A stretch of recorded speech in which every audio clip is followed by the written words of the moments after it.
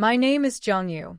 I woke up in an abandoned factory, surrounded by a nightmare from my past. The leader of the thugs grabbed my hair, mocking me, and the others laughed, ready to humiliate me. It didn't feel real. I had died in my previous life after destroying Forbidden Island and sacrificing myself. Yet here I was alive, thrown back to a time 2 weeks before the apocalypse began. At first, I was shocked and weak. My body was malnourished, and I wasn't the powerful fighter I had become in my last life. But I wasn't helpless. When the thug leaned in close, I threw dust into his eyes and used the chaos to stab his neck with a nail clipper I'd taken from his waist. He collapsed, bleeding out. The other men panicked, but they came after me. Knowing I couldn't overpower them directly, I used my wits. I lured them into a dark warehouse, where I picked them off one by one, using whatever I could find as weapons. By the end, they were all dead. One of them confessed before I killed him. It was all a scheme by Li Wei, a vile girl from my school, who had paid them to ruin me and record it.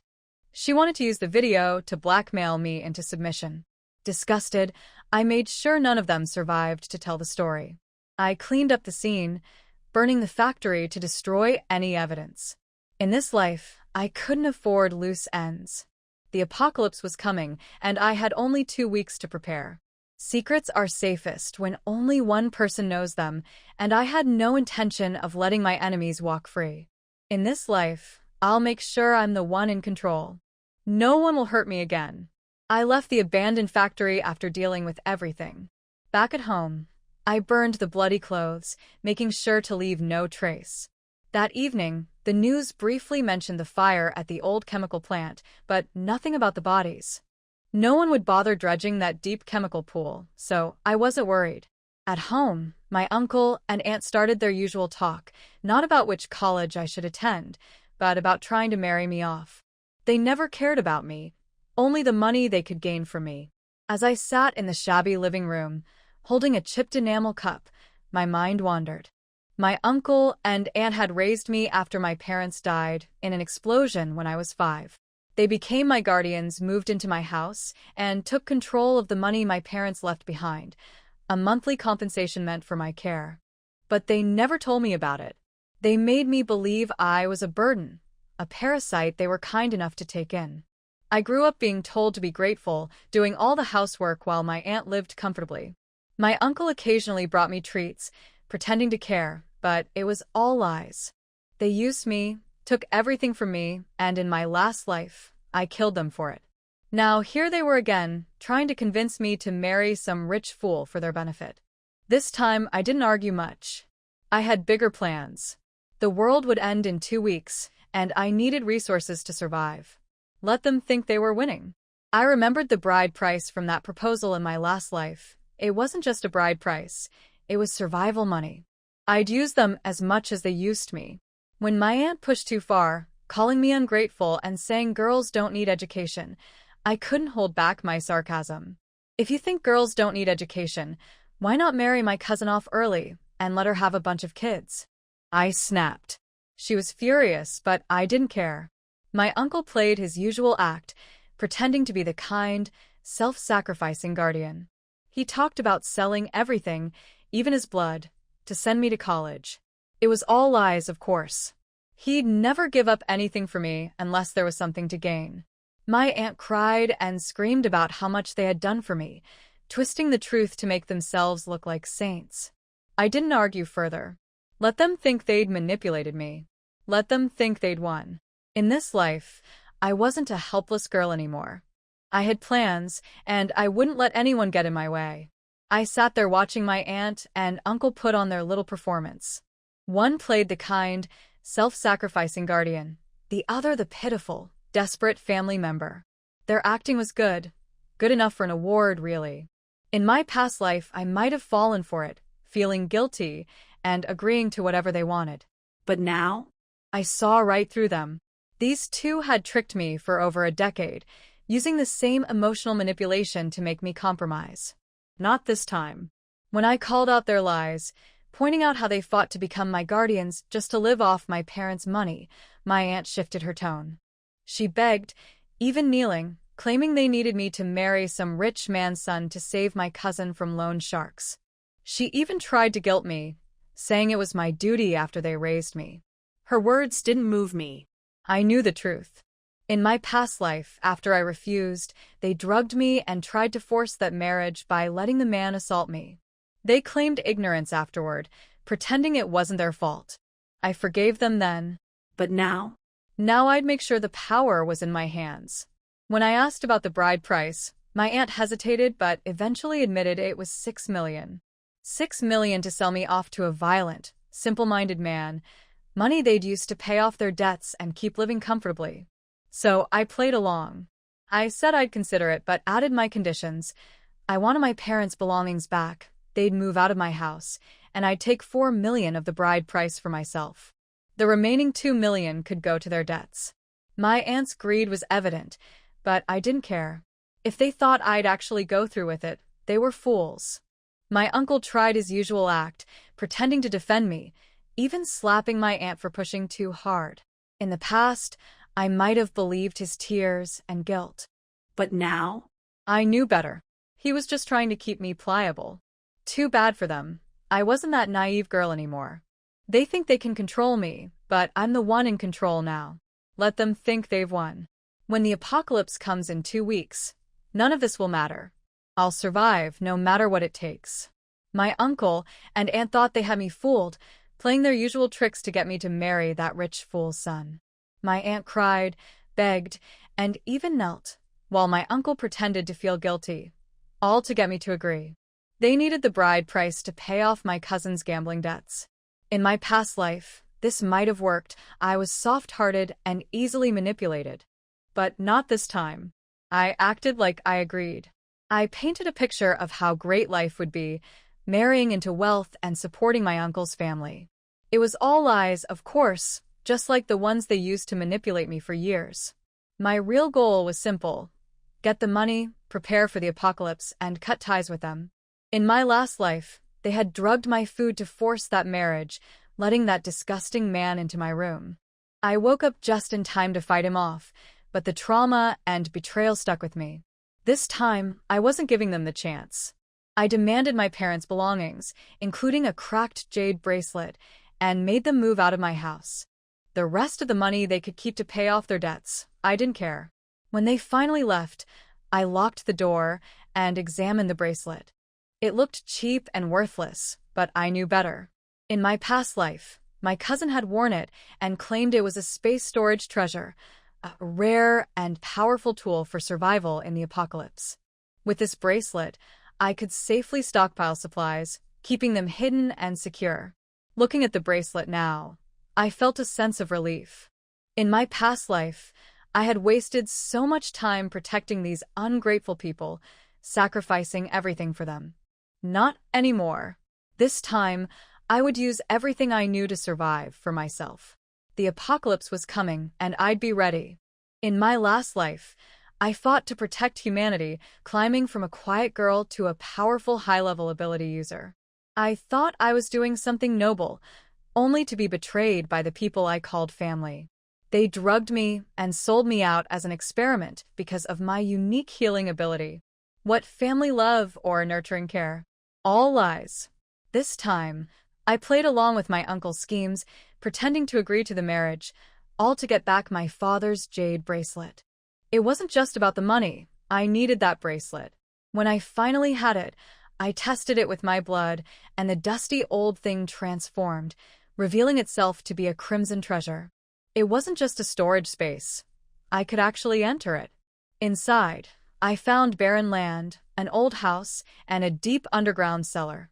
Exploring further, I realized the underground space had a unique power. Time there was frozen. Anything I stored inside, food, supplies, would stay fresh forever. This was beyond anything I imagined. I could prepare for the apocalypse without worrying about resources expiring. Testing the space left me dizzy, but I learned its limits. Humans like me couldn't stay inside for long, but small animals could live there.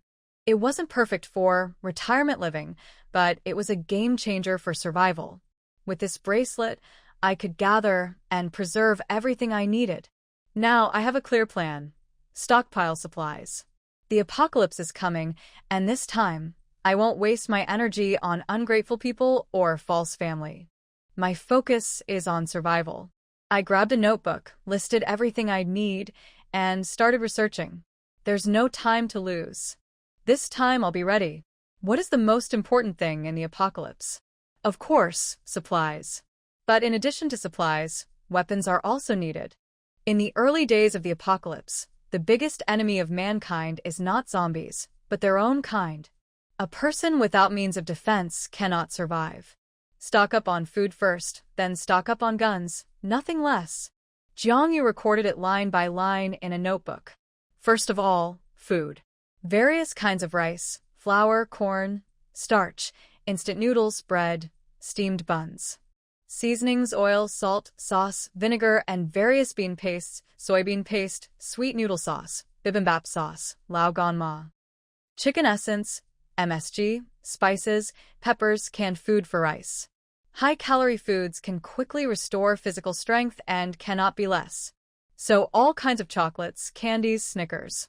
Since there are conditions, snacks are also necessary: snail noodles, duck feet pot, spicy strips, pickled pepper chicken feet, pig's trotters, crisp noodles, biscuits, cakes, various carbonated drinks. Lose weight? Go to Hades. High calories mean high energy. Medicines are also needed. After the apocalypse, the most lacking thing is medicines: various antibiotics, anti-inflammatory drugs, hemostatic drugs, cold medicines. Clothes, socks, pants, shoes for spring, summer, autumn, and winter. Especially winter clothes. You can wear less when it's hot, but when it's cold, you won't have enough clothes, but you'll be freezing to death.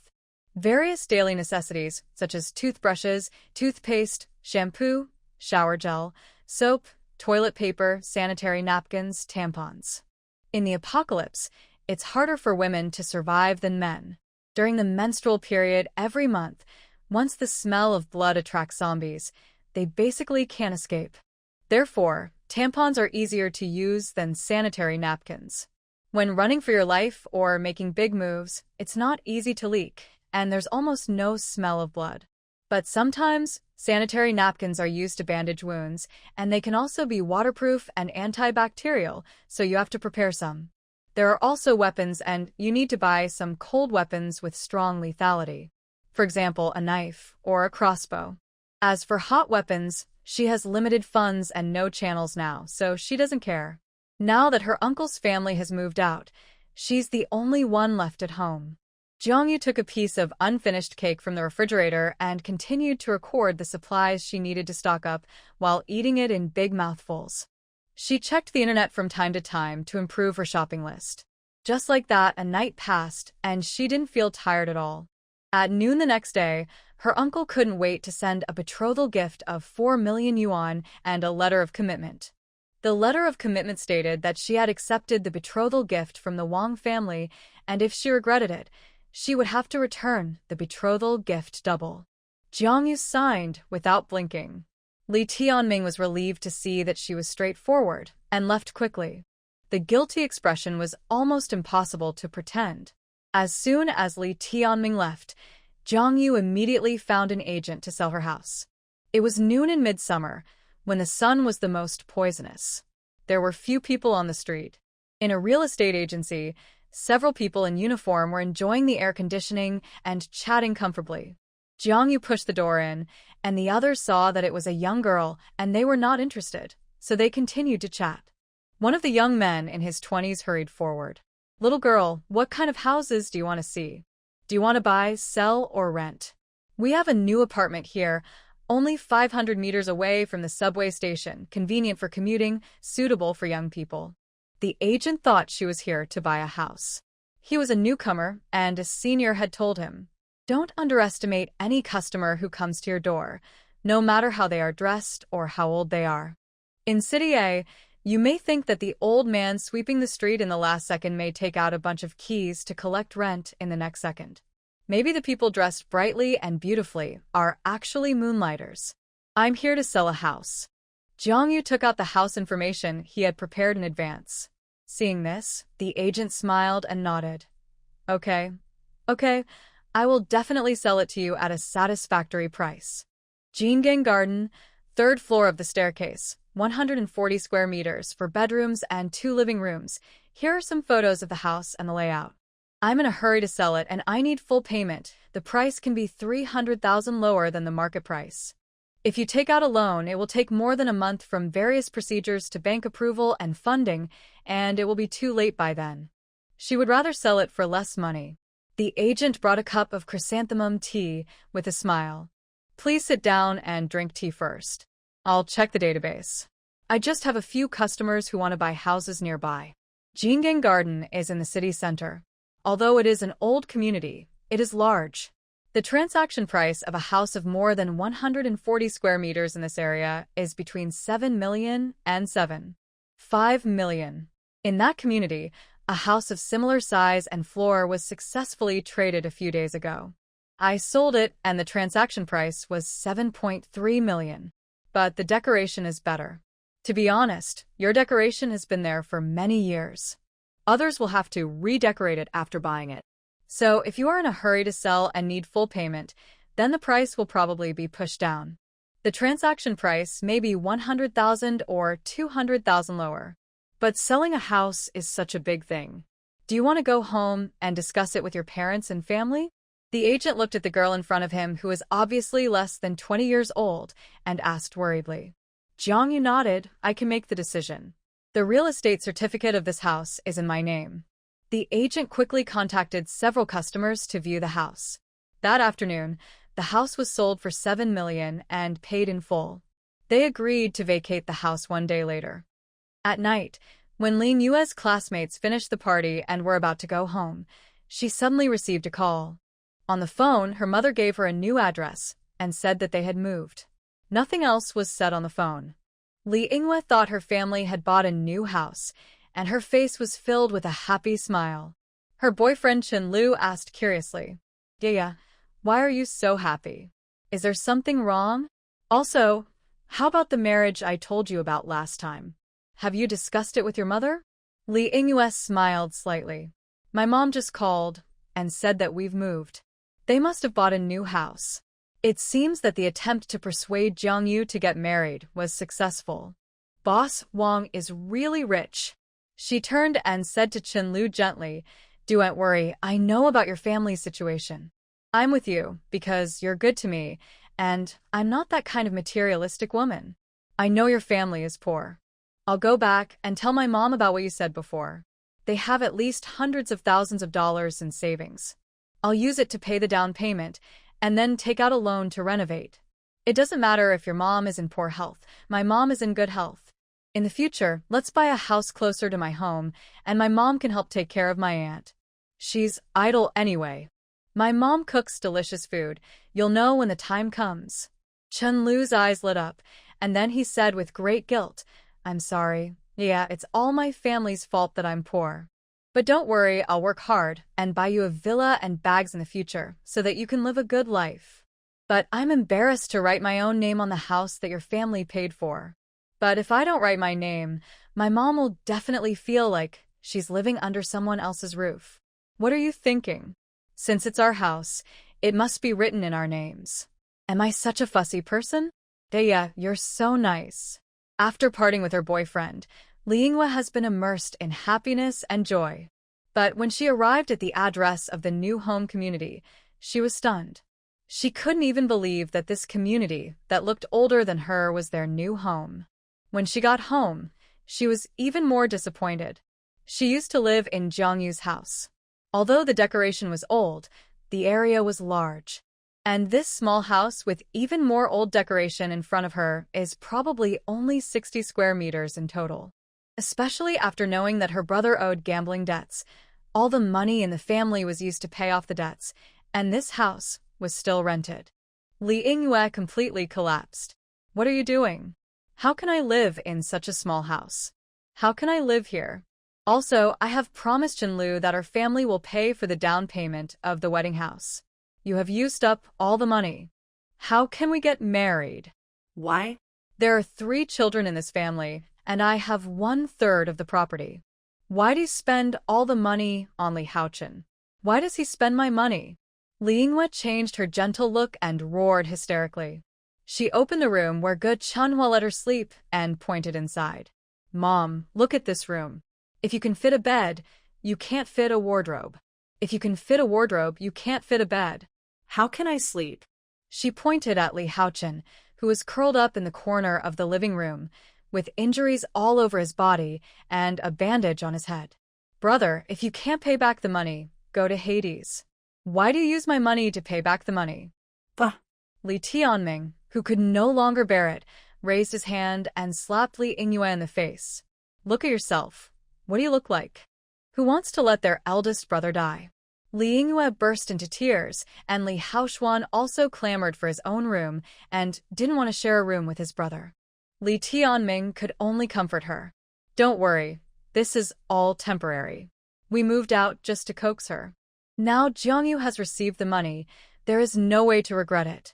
She signed the agreement with her own hands, and it is a done deal. If she regrets it, Boss Wang will not let her go.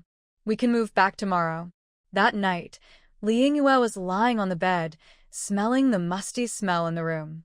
The more she thought about it, the angrier she got. Why? Why did Jiangyu kick them out? She had lived in that house for more than 10 years. Why should she move out? On the other side, Ge Chunhua and Li Tianming also talked all night. Anyway, they had already got the money, and their son was rescued. Originally, the move was just to coax Jiangyu to agree, and he had only paid 1 month's rent for the house. Now that Jiangyu has accepted the betrothal gift, the matter is settled. They can move back tomorrow. They're used to living there, why should they move out? A little girl thought they were really not going back. It was ridiculous. That night, when Li Yingwe was counting her dressing table, she found that the bracelet was missing. The bracelet, although it was ugly and of inferior quality, she didn't know why she felt that the bracelet belonged to her the first time she saw it. She wanted it very much, so she asked her father for it. Although she didn't wear the bracelet many times, she remembered that it had been kept in a box before. But now it suddenly disappeared. She asked Li Tianming and found out that in order to coax Jiangyu to agree to marry, he returned the bracelet to her. He also promised to buy her a gold bracelet in the future. Logically, Li Yingwe should be happy. After all, the gold bracelet is much more expensive than the street stall goods.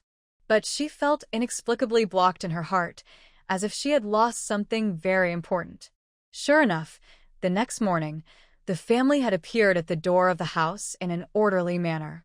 Jiangyu heard a noise at the door before he opened his eyes. Jiangyu, I know you are in there. You have the ability to change the lock. You have the ability to open the door.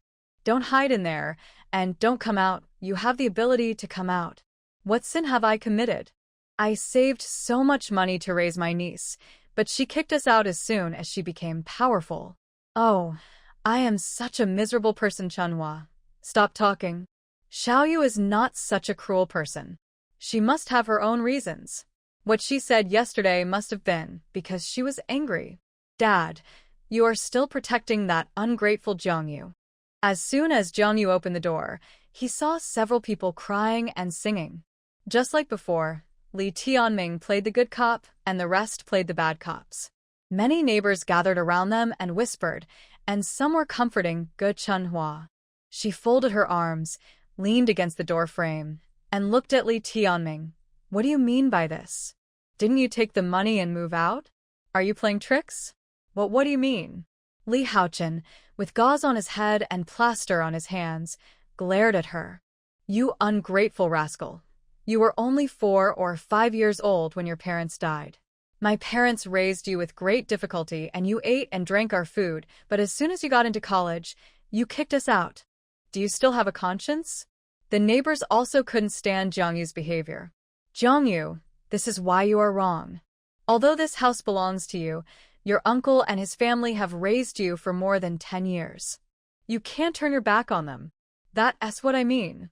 If you can't raise a child for someone else, it's useless to be nice to her.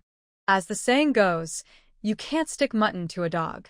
Li Tianming also looked at Jiangyu with a bitter face. Xiaoyu, I'm sorry, it's your uncle's fault. He didn't stop your aunt and his family. As he said this, he squatted down with his head in his hands in pain. Li Tianming is like this, always pretending to be a good person, always leaving a ray of hope for things. Jiang Yu looked around and saw the neighbors who claimed to be righteous and were pointing fingers at her. She was just too busy to deal with them, and this family came to her door. Although she didn't want to kill them so quickly, it would bring her a lot of trouble. After all, it's still a peaceful era. But it's okay to vent her anger. Over the years, Ge Chunhua has been claiming to the outside world that they are raising Jiang Yu. Every time Li Tianming heard these words, although he never admitted it directly, he also looked like he had his reasons. As time went by, many people really believed it. I didn't tear my face with Li Tianming yesterday in order to get the bracelet smoothly. Now that I have no scruples, Jiang Yu will not be a punching bag. They raised me? What a joke. Their family has lived here for only 13 years. What were they like when they moved here? I'm sure some people still remember it, right? They were so poor that they only had a few bags of rotten clothes. The two little ones were malnourished and pale, and the two big ones were facing the lust from the front and their backs to the sky, almost like refugees. Now, the three children are clean-skinned, and the couple has a sense of superiority as city dwellers. I'm afraid they don't even remember how they looked like refugees back then. If it weren't for me, could they have lived such a good life? Li Yingyue raised her hand to slap him. What are you talking about? You ungrateful rascal. Jiang Yu was quick-witted and dodged, then swung his hand and slapped him a dozen times in a row, taking care of both sides of his face. It was very symmetrical. Li Yingyue's face was swollen like a pig's head, and she was stunned, with a buzzing head. Shut up. You have no right to speak. Jiang Yu said coldly, these years, the couple has never gone out to work, and they have been eating and waiting to die at home. Where do you think the money they eat and use comes from? The neighbors also looked at Li Tian and his wife in confusion. Li Tianming and Ge Chunhua were both shocked. What did Jiang Yu mean by this? Did he know about the compensation? They were about to speak to stop him. But it was too late. It's my parents' compensation. My parents died in a factory explosion, and the boss signed a compensation agreement. At that time, I was still young, and in order to avoid a large sum of money at one time which would bring me disaster. So it was planned to give me 30,000 yuan a month for living expenses until I was 18 years old. Over the years, they used my parents' compensation, lived in my house, spent my family's money, and called it raising me. This family is the real parasite. Shameless trash. Jiang Yu, you are talking nonsense. Ge Chunhua rushed up with red eyes and wanted to tear her apart. Jiang Yu raised his hand and slapped her twice. You know whether it is nonsense or not. Li Haochen also rushed up to fight, but Jiang Yu kicked his plaster off. My hand. The plaster on Li Haochen's arm was kicked to pieces, and the hand bones showed an abnormal bending arc, which was obviously broken again. Li Haochuan spit at her. You bad guy. White-eyed wolf, eating for free. My mother is right. You are a beggar. Before Jiang Yu raised his hand, Li Tianming immediately dragged Li Haochuan back and quickly covered his mouth. The neighbors were so excited to watch the fun that they didn't want to leave. There was even an old lady who turned around and took out a handful of melon seeds from the house. The weather is very hot. Let's go back and turn on the air conditioner. Jiang Yu said to everyone, and at the same time quickly stretched out his hand, grabbed Li Yingyue, who had been slapped more than a dozen times and was in a daze, and threw her into the house. Then he looked at the others. What? Do you want me to continue talking at the door? Seeing this, the other people walked into the house with different expressions. Li Tianming and Ge Chunhua looked at each other and understood each other's thoughts tacitly. There were many people outside, so it was difficult for them to take action. But since Jiang Yu was looking for death and they let them in, don't blame them for being rude. There were 5 of them, not counting the injured Li Haochen and the young Li Haochuan. There were still 3 adults. And Jiang Yu was just a little girl. 3 against 1. Since she was looking for death, they would have plenty of ways to deal with her after the door was closed. Let her know the dangers of society later. It seems that she was so lawless because she was too good to her in the past. She thought she could change anything by herself? It was just wishful thinking. At this point, Li Tianming didn't pretend anymore. He walked at the end with a cold face and even closed the door and locked it considerately. Then the family of five stared at Jiang Yu sinisterly, ready to use force to force her to let them live in. These days, it's too easy to deal with a little girl. Li Tianming changed his previous kindness and said with a cold face, Jiang Yu, even if we used your parents' compensation money, we have taken care of you over the years. Otherwise, you would have lived alone as a little girl and died without knowing how. Now that things have come to this, I, as your uncle, do not want to argue with the younger generation. What happened in the past will be the same in the future. Apologize for what you did wrong, and we will still be a family in the future. Li Yingyue had recovered by now. Her cheeks were red and swollen, and she was still bleeding under her nose. She looked a little embarrassed. She stared at Jiang Yu viciously. I have worn that bracelet for several years. It's mine. Give it back to me. You witch, you dare to steal my things. Why didn't you get blown up with your parents? Jiang Yu turned around and kicked her to the ground. I have stepped on the earth for more than 10 years, and I dare not say that it is mine. A bracelet you wear for a few years is yours? Shameless thing. Do you think it is a tumor on your body? It is yours if it grows on your body. Then, before she could even talk back, he chopped her on the back of the neck with a knife. Li Tianming rushed over with his fists swinging, but Jiang Yu slapped him a few times, grabbed the vase on the table next to him, aimed it at his head, and smashed it.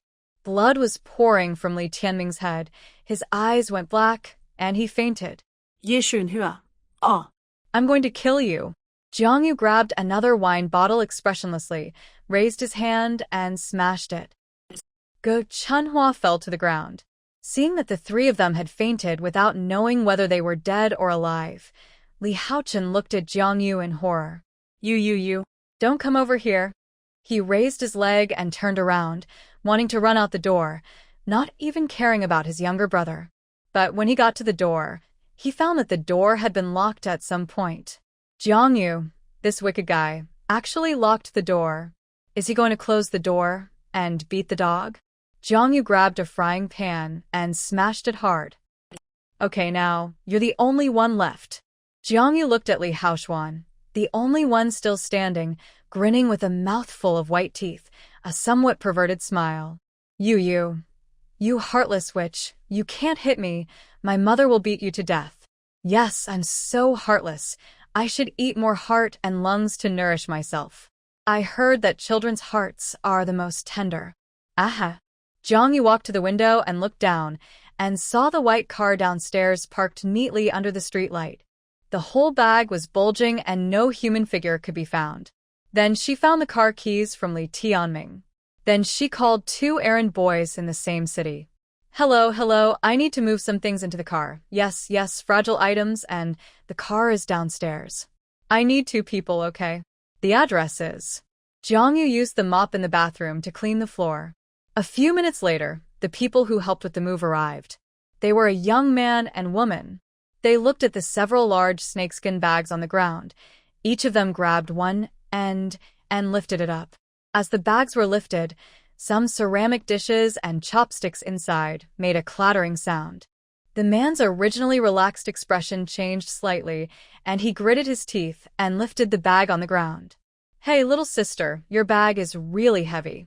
From the sound, you have put all the pots and pans in it? The woman rolled her eyes at him. What do you know? This is called living. If you don't move, you'll have to spend money to buy new places. The last time we moved, I didn't take a few casseroles in the kitchen, and I have been regretting it. Jiang Yu smiled. Save when you should, spend when you should. While they were carrying things downstairs, the aunt next door opened the door while eating melon seeds. Jiang Yu, what are you doing?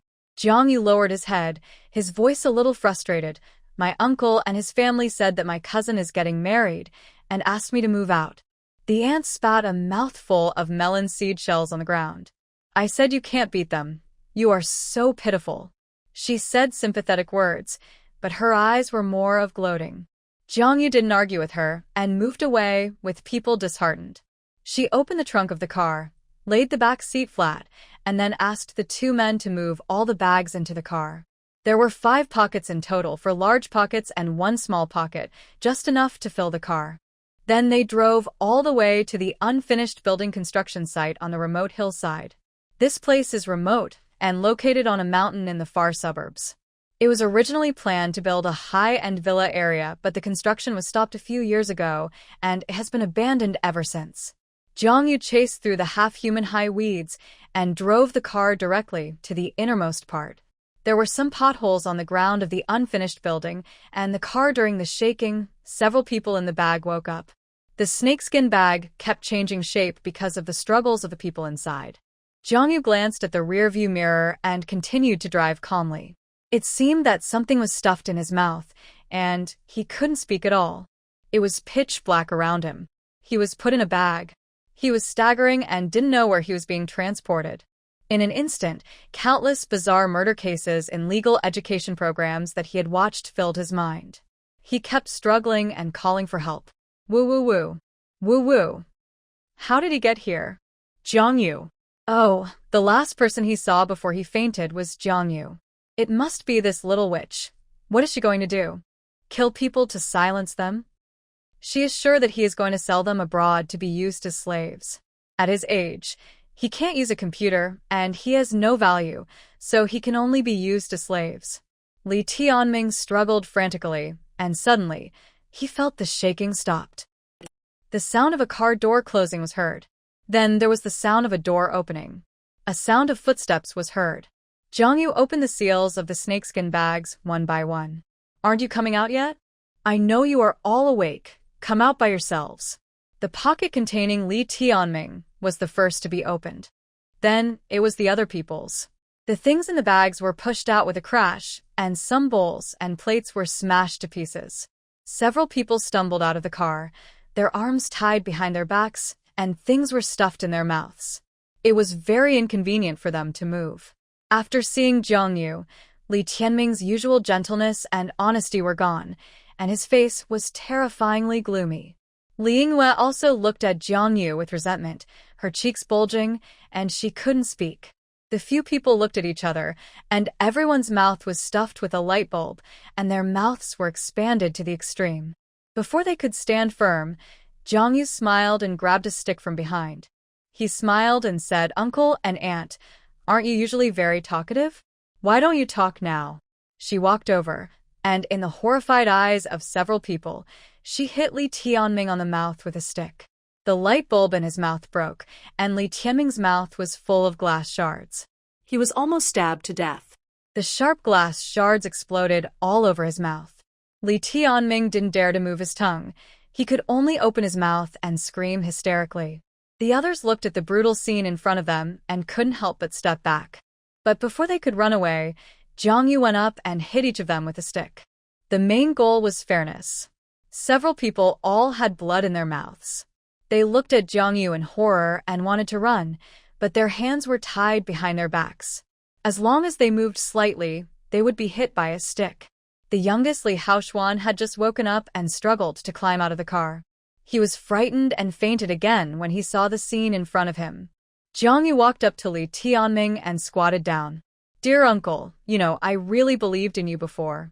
We are a family, and you are the best uncle to me in the world.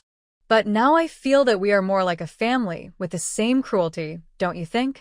Do and tremble. Don't be afraid, I won't kill you. I just want to vent my anger. After all, if you die, the police will be the first to suspect me." Li Tianming stared at her. Blood kept flowing from the corners of his mouth. His tongue was pierced by the glass. He couldn't say a word, and he didn't dare to say anything. It hurt so much when he moved his mouth. The broken glass shards of a light bulb were thin and thin, piercing into the flesh, like drilling into the heart. How on earth did this little witch think of such a vicious method? He looked at Jiangyu in horror. His lower body smelled fishy, and his trouser legs were wet. "Uncle, you guys just wake up your brains. Where's the car? I'll drive away. You can take a taxi back later. It's very fast down the mountain, and if it doesn't work, you still have a mobile phone in your hand. By the way, if you want to call the police, I will fully cooperate. But if I get arrested, you will be the first to suffer. Boss Wang's money is not so easy to get. It depends on whether you want to fight to the death, or let me vent my anger, and everyone live in peace. After all, if I marry into the Wang family, there will always be times when I need help. At that time, maybe you and your uncle will also be able to rise to the top, ha ha ha. Li Tianming's eyelids twitched, and his face became even more ferocious. Jiang Yu saw through him and took out a mobile phone from Li Tianming's trouser pocket. When he turned it on, there was indeed a recording. Uncle, you are as cautious as ever. It doesn't matter. Keep the recording and use it to blackmail me later. I will be the daughter-in-law of the Wang family in the future. I will lack other things, but I will never lack money. Ha ha ha ha. Uncle, I'm waiting for you to blackmail me. There are no eternal enemies, only eternal interests. Uncle, you're a smart man. You know how to use this recording to maximize the benefits. Seeing that woman holding the car keys and swaying away triumphantly, several people's angry eyes wished they could cut her into pieces. In the hospital, several people finally cleaned the glass shards in their mouths and walked out of the hospital. Li Haochen said angrily, "Dad, this witch is really crazy. Let's call the police. She hung us up like this and beat us like this. It's illegal. Yes, let's call the police. Don't let her go. If she has a criminal record, how can she go to college?" Li Yingyue and Ge Chunhua also nodded in agreement. "Call your mother's police." Li Tianming roared, but his mouth tasted blood again when he was excited. He covered his mouth and looked at his children with regret. "Idiot. If we call the police, can Boss Wang's son get married smoothly in a month? Apart from anything else, we also took 2 million as a betrothal gift. What will we use to pay it back when the time comes? The money has been used to pay off your debts. That Boss Wang is not a good person. If you owe him money, you will not be able to chop off your hands and feet. Your kidneys will be cut off." The more he thought about it, the angrier he became. That witch saw this and dared to do this to us. The more he thought about it, the angrier he became. But this witch is right. If they delay Boss Wang's business, they will have nothing to worry about. Li Tianming was so angry that his eyes were red. He was careless. He shouldn't have given the money to Jiang Yu and promised her to move out. This witch must have planned it in advance. But don't look at her arrogant look. Isn't she afraid of going to jail? She didn't even dare to delete the recording and kept it in my hand as a handle because she was afraid that I would call the police. She is right. When she marries into the Wang family in the future, I will rely on this recording. Our family will still have no worries about food and drink for the rest of their lives. Then let's just forget about the beating. The corners of my mouth were split open. Li Yingyue's eyes were red, unwilling. Li Tianming glared at him. "Do you want to call the police to vent your anger now? Or keep her, and maybe use the recording to ask for a wedding house for you in the future? The Wang family has plenty of money." Li Yingyue thought about how she and her boyfriend didn't even have a wedding house, and she could only endure the pain in her mouth for the sake of love. "Then I want a large flat, not less than 180 square meters. The others were silent. They chose to endure in the face of greater interests. Jiang Yu saw through Li Tianming, so she let him record the video, letting him hold the self-righteous evidence and think he could control her for the rest of his life. These people can't die now. If Li Tianming's family died, she would be the only survivor. She would be the first to be the focus of attention, which would be very detrimental to her subsequent stockpiling plan. On the other hand, Li Tianming covered his mouth and knew for the first time what it meant to be dumb and unable to speak out. Li Tianming even thought about how to use this recording to plan his future. But what they didn't know was that they would never wait for the day when they could extort money with the recording. By then, keeping this recording would only be for the zombies to listen to. When Jiang Yu returned to the community, the news that she had been kicked out had spread all over the community. A group of old men and women who were enjoying the cool under the trees watched her walk into the unit door with either sympathy or gloating, and turn around to talk more unscrupulously. Jiang Yu ignored those complicated looks and went upstairs directly to put her personal belongings into the space, and then moved. She rented a new house. The beginning of the end was a rainstorm. An unprecedented torrential rain lasted for 3 days and 3 nights across the country. In many places in City A, the areas below the 5th or 6th floor were completely flooded. She didn't know much about the situation in other cities. After all, she had been staying in City A at that time, and she knew some things from the news and the internet. In addition to the urban area of City A, the low-lying villages in the rural areas around the city were also completely flooded. But this does not mean that you can sleep soundly if you live in a high-lying area. Mudslides and landslides also occurred frequently in a few days. Therefore, when renting a house, you cannot live on the lower floors, and it is easy for zombies to climb up on the lower floors, and people can also climb up. She rented a small one-bedroom and one-living-room house through an agent. It was the 23rd floor of an elevator building. After the apocalypse, the power system was paralyzed. In the absence of elevators, the higher the floor, the fewer people and zombies. She didn't mind the height, nor was she afraid of climbing stairs. Anyway, she had lived on higher floors. In those deserted cities, you don't know where your fellow human beings or zombies with evil intentions are hiding. Therefore, when she went out alone to search for supplies and rested at night, she always tried to choose a high floor, so high that most people would be too lazy to climb up, but it was safer. After solving the housing problem, the next task was to purchase. The 4 million friendly sponsorship from Boss Wong, plus the 7 million from the sale of the house, totaled 11 million. Although there was a large supermarket downstairs. But when it comes to stockpiling, of course, you have to buy the most things with the least money, and you have to be affordable. The things in the supermarket are more than a little more expensive than the wholesale market, and they are also easy to attract attention. Only fools will go to the supermarket to stock up. Jiangyu went directly to the largest wholesale market in City A. As a local, she was familiar with most of the routes. On the way to the wholesale market, she rented a warehouse as a transfer position for materials. The warehouse had to be rented for at least 3 months, so she rented it directly for 3 months. The wholesale market is very large, and there are grains, oils, side dishes, daily seasonings, grains, including vegetables and fruits, fresh and frozen food. The weather was hot and dry, and the scorching sun was so hot that the air was distorted. In the wholesale market, the owner of the grain store, wearing a sweatshirt, turned on the air conditioner and drank oolong tea. When I looked up, I saw a little girl lifting the air conditioner curtain and walking in. "Little girl, what do you want to buy?" He was a little lazy. This young girl was a stranger. Judging from her clothes, her family didn't look rich, so she was not his target customer. If we only buy a little here, the retail price is the same as outside.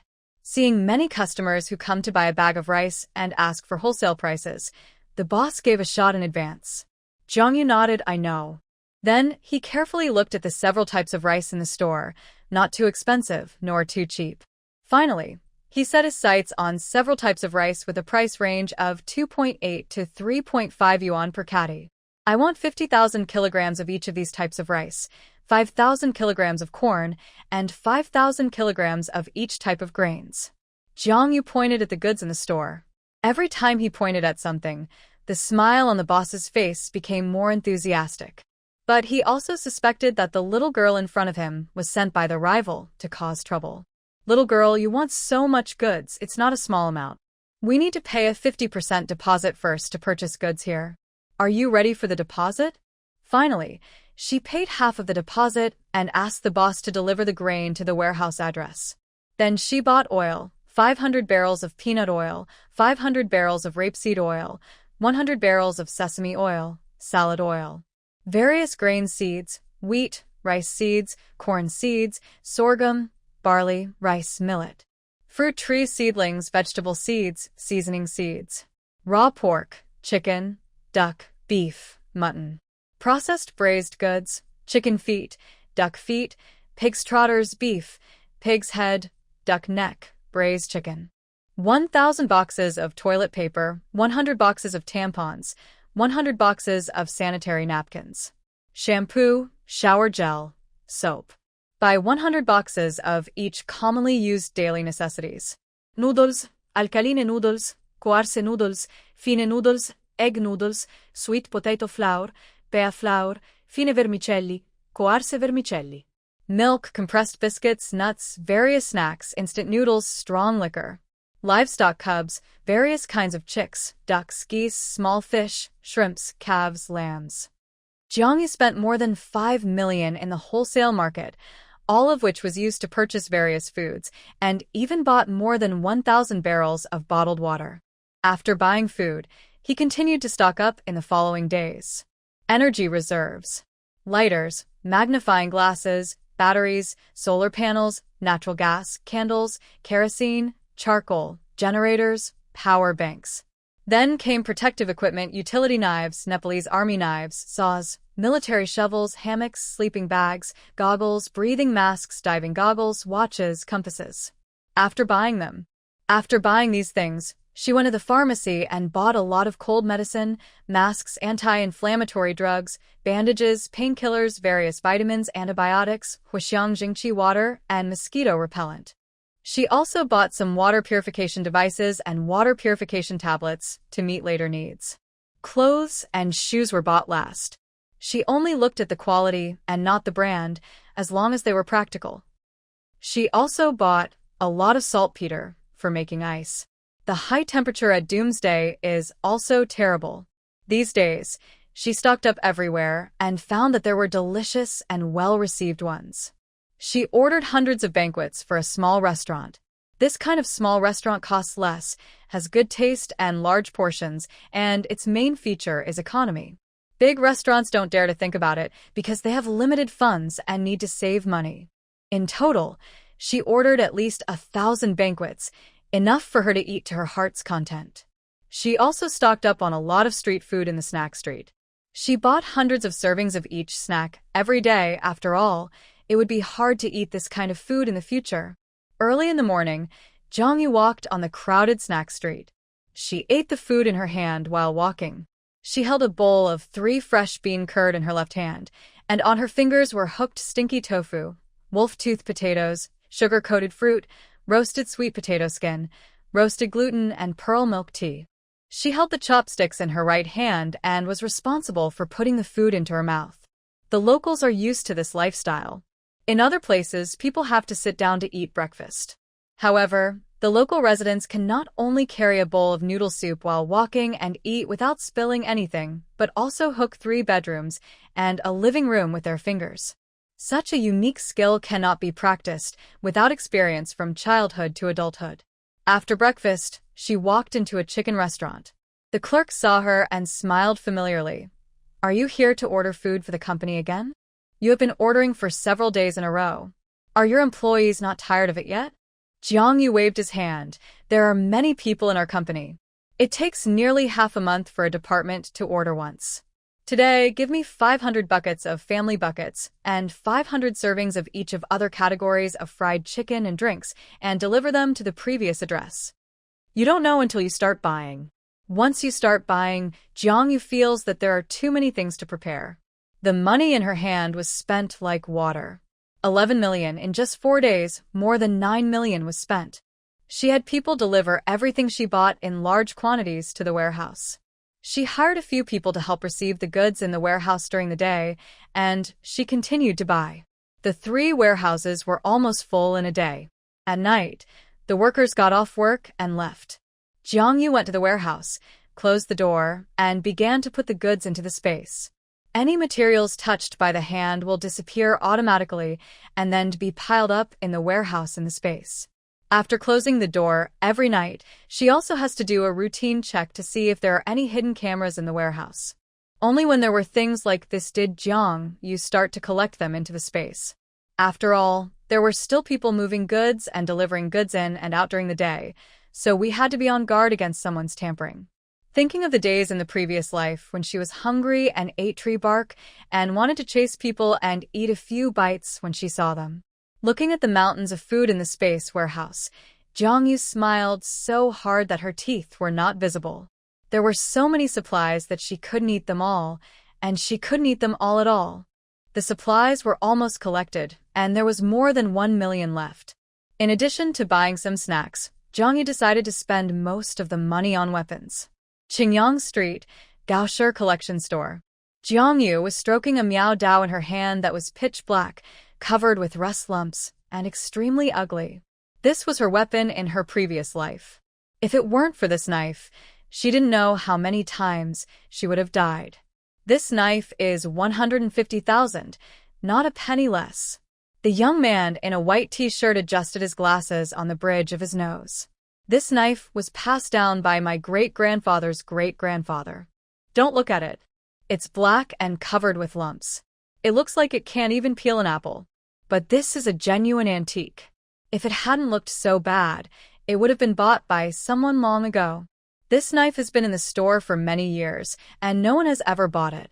But his father had long said that antiques should rather be left there to languish than sold at a low price. Jiangyu smiled slightly. Don't worry, little brother, I don't mean to bargain. I want this Miao Dao. But can you introduce me to a shop that can customize weapons, not the kind that are just for show, but the kind that are really lethal? People who deal in antiques have many ways and must know. The young man looked at her doubtfully. You are a little girl. Why do you want to make that kind of thing? Besides, who dares to make that kind of lethal thing these days? Aren't they afraid of being imprisoned? You asked the wrong person. I don't know. The young man waved his hand impatiently. Jiangyu didn't say anything. After paying for the Miao Dao, he swiped another 1,000 yuan. The wealth treasure has arrived. 1,000. I won't let you open your mouth for nothing. Jiangyu looks cute and has a gentle smile. With the red envelope of 1,000 yuan, the young man felt that she was much more pleasing to the eye. He then changed the subject and said, Young girl, you have good taste. You didn't ask the wrong person.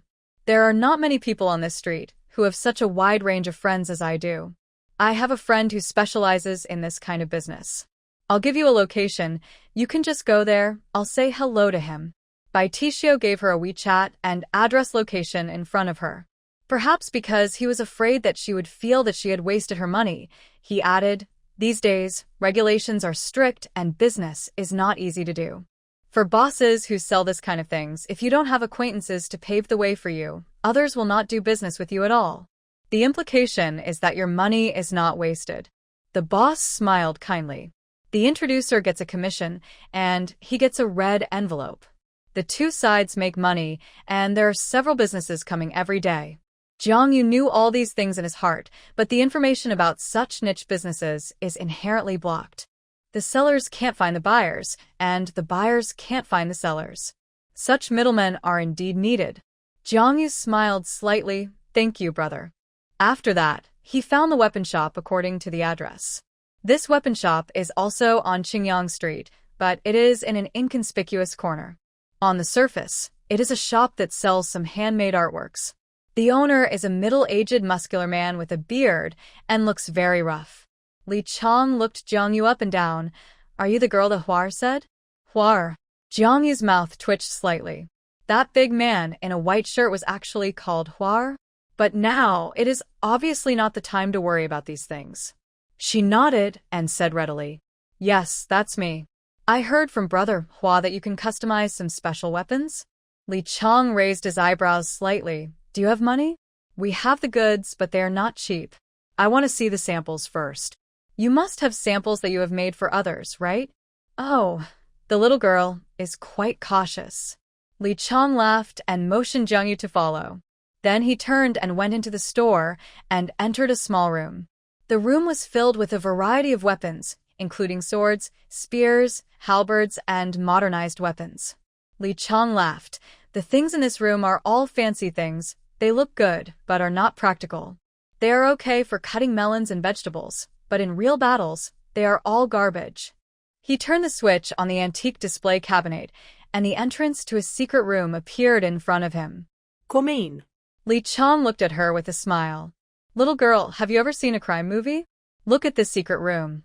Doesn't it look like a cage? He stood in the dim light, and his smile seemed gloomy. His temperament was very punishable. Jiangyu looked around, found the switch, and turned on the headlights directly. As the lights came on, the terrifying feeling disappeared in an instant, and Li Chong's bearded face smiled awkwardly. Ha, just a little joke. Ha ha, don't you think it's funny? I didn't expect you to be so humorous. Jiangyu nodded politely. Haha, I do have a little humor bacteria in me. He was quite proud, laughing as he walked into the secret room first. Jiangyu followed behind him. After entering, all he saw were neatly arranged crossbows, long swords, short swords, and bows and arrows. You could tell at a glance that these things were completely different from the ones outside, and they were shining with cold light.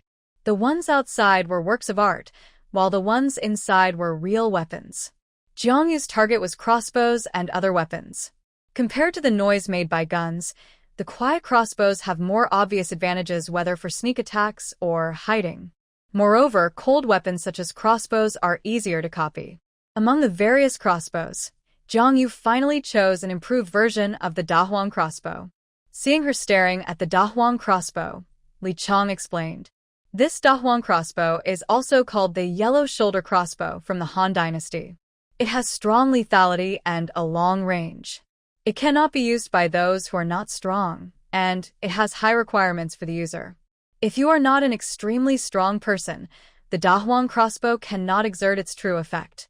The original range was about 400 meters, but I combined the advantages of the Dahuang crossbow and the Shinbi crossbow, taking the essence and removing the dross. After the improvement, this big yellow crossbow is smaller and lighter than before, and its range can reach about 600 meters. And it can load 10 crossbow arrows at a time, and can fire 10 arrows in a row. I ask you, is it awesome? Although my improved big yellow crossbow is larger than the wooden warehouse, it is not as convenient to carry as the hand wooden warehouse, but its power is really not much smaller. Li Chong introduced his work with some excitement. When he was excited, he suddenly saw the thin Jiangyu with his peripheral vision and sighed with some disappointment. But the big yellow crossbow still has more stringent requirements for the user. Little girl, this kind of crossbow is suitable for strong men. I think you can choose a lighter crossbow. Li Chong picked up another sleeve arrow with a smaller size and delicate shape. This one is more suitable for girls. Look, it is small in size, and I also painted it pink. Does it look good? Jiangyu frowned, looked at the pink sleeve arrow in his hand with disdain, and pointed at the large yellow crossbow and said, I want this one. Seeing that she was not giving up, Li Chong moved a wooden stake as thick as a bucket from the corner and raised his eyebrows. If you don't believe it, you can try it first to see if you can control this crossbow. It's not that I look down on her. It's hard for him to use this big rhubarb crossbow. Not to mention a skinny little girl. Nowadays, these little girls, in order to lose weight, probably eat vegetable leaves every day, right? They are so thin, as if they are malnourished. When she tries the big rhubarb crossbow herself, he will give up. It is only suitable for real tough guys. Li Chong was secretly waiting to see this overconfident little girl suffer a setback. But before he could laugh, Jiangyu grabbed a small crossbow next to him, immediately aimed at the target, and shot out an arrow. With a swoosh, the arrow went through the wooden stake and was firmly nailed to the wall behind him, with the tail end buzzing. Li Chong's surprised expression had just appeared when she moved in a direction and quickly shot out 2 more arrows. Chong. The other 2 arrows were also firmly nailed to the wall. Li Chong walked closer and took a look, and his pupils shrank instantly. At the tip of the arrows, a cockroach was pierced through the chest. If he remembered correctly, this little girl had almost no hesitation for a second from aiming to shooting. The whole process was as natural as eating and sleeping. Although the crossbow she used was not a big yellow crossbow, the accuracy was simply invincible. Even he had only seen 1 or 2 people with such accuracy and skills. And those 2 were the top special forces, but the girl in front of him looked no older than 18 or 19 years old. After seeing Jiangyu's skills, Li Chong immediately concealed the contempt in his eyes. He stared in shock at the girl in front of him who looked only 17 or 18 years old. At this age, she probably just finished the college entrance examination this year, right? Are kids nowadays so fierce? Jiangyu said lightly, skills can be trained, and so can strength. Just because I can't use the big yellow crossbow now doesn't mean I can't use it tomorrow or the day after tomorrow. In one sentence, I'll give you money. Will you sell it? If you don't sell it, I'll find someone else. I don't believe it. You're holding the money, and you're afraid you won't be able to spend it. She hasn't gotten enough nutrition yet. She's a little thin, and she hasn't started to train her strength yet. After strengthening her training, she can completely master the big yellow crossbow. The man quickly concealed his shock, shook his head, and said with a look of pity, I didn't expect that the cockroach I raised for 8 years would eventually die in your hands, alas. He sighed pretentiously. Sell. Of course, the customer is my ancestor. Hee hee. Jiang Yu raised the corner of his mouth slightly, very satisfied with the performance of the crossbow. He also ordered 2 of these small crossbows. Then he set his eyes on the bows and arrows. She tried a few more bows and arrows, and finally chose one that suited her. What's the price of the crossbow and arrows I just tried? 20,000 for the crossbow and arrows, and 25 for each bow and arrow. Jiang Yu frowned slightly. I'm not the kind of buyer who only buys 1 or 2. I need 50 crossbows and arrows. 50 bows and arrows, and some arrows are needed, so I think you can adjust your price. She still has more than 1 million in her hand, but according to the price given by Li Chong, it is obviously not enough.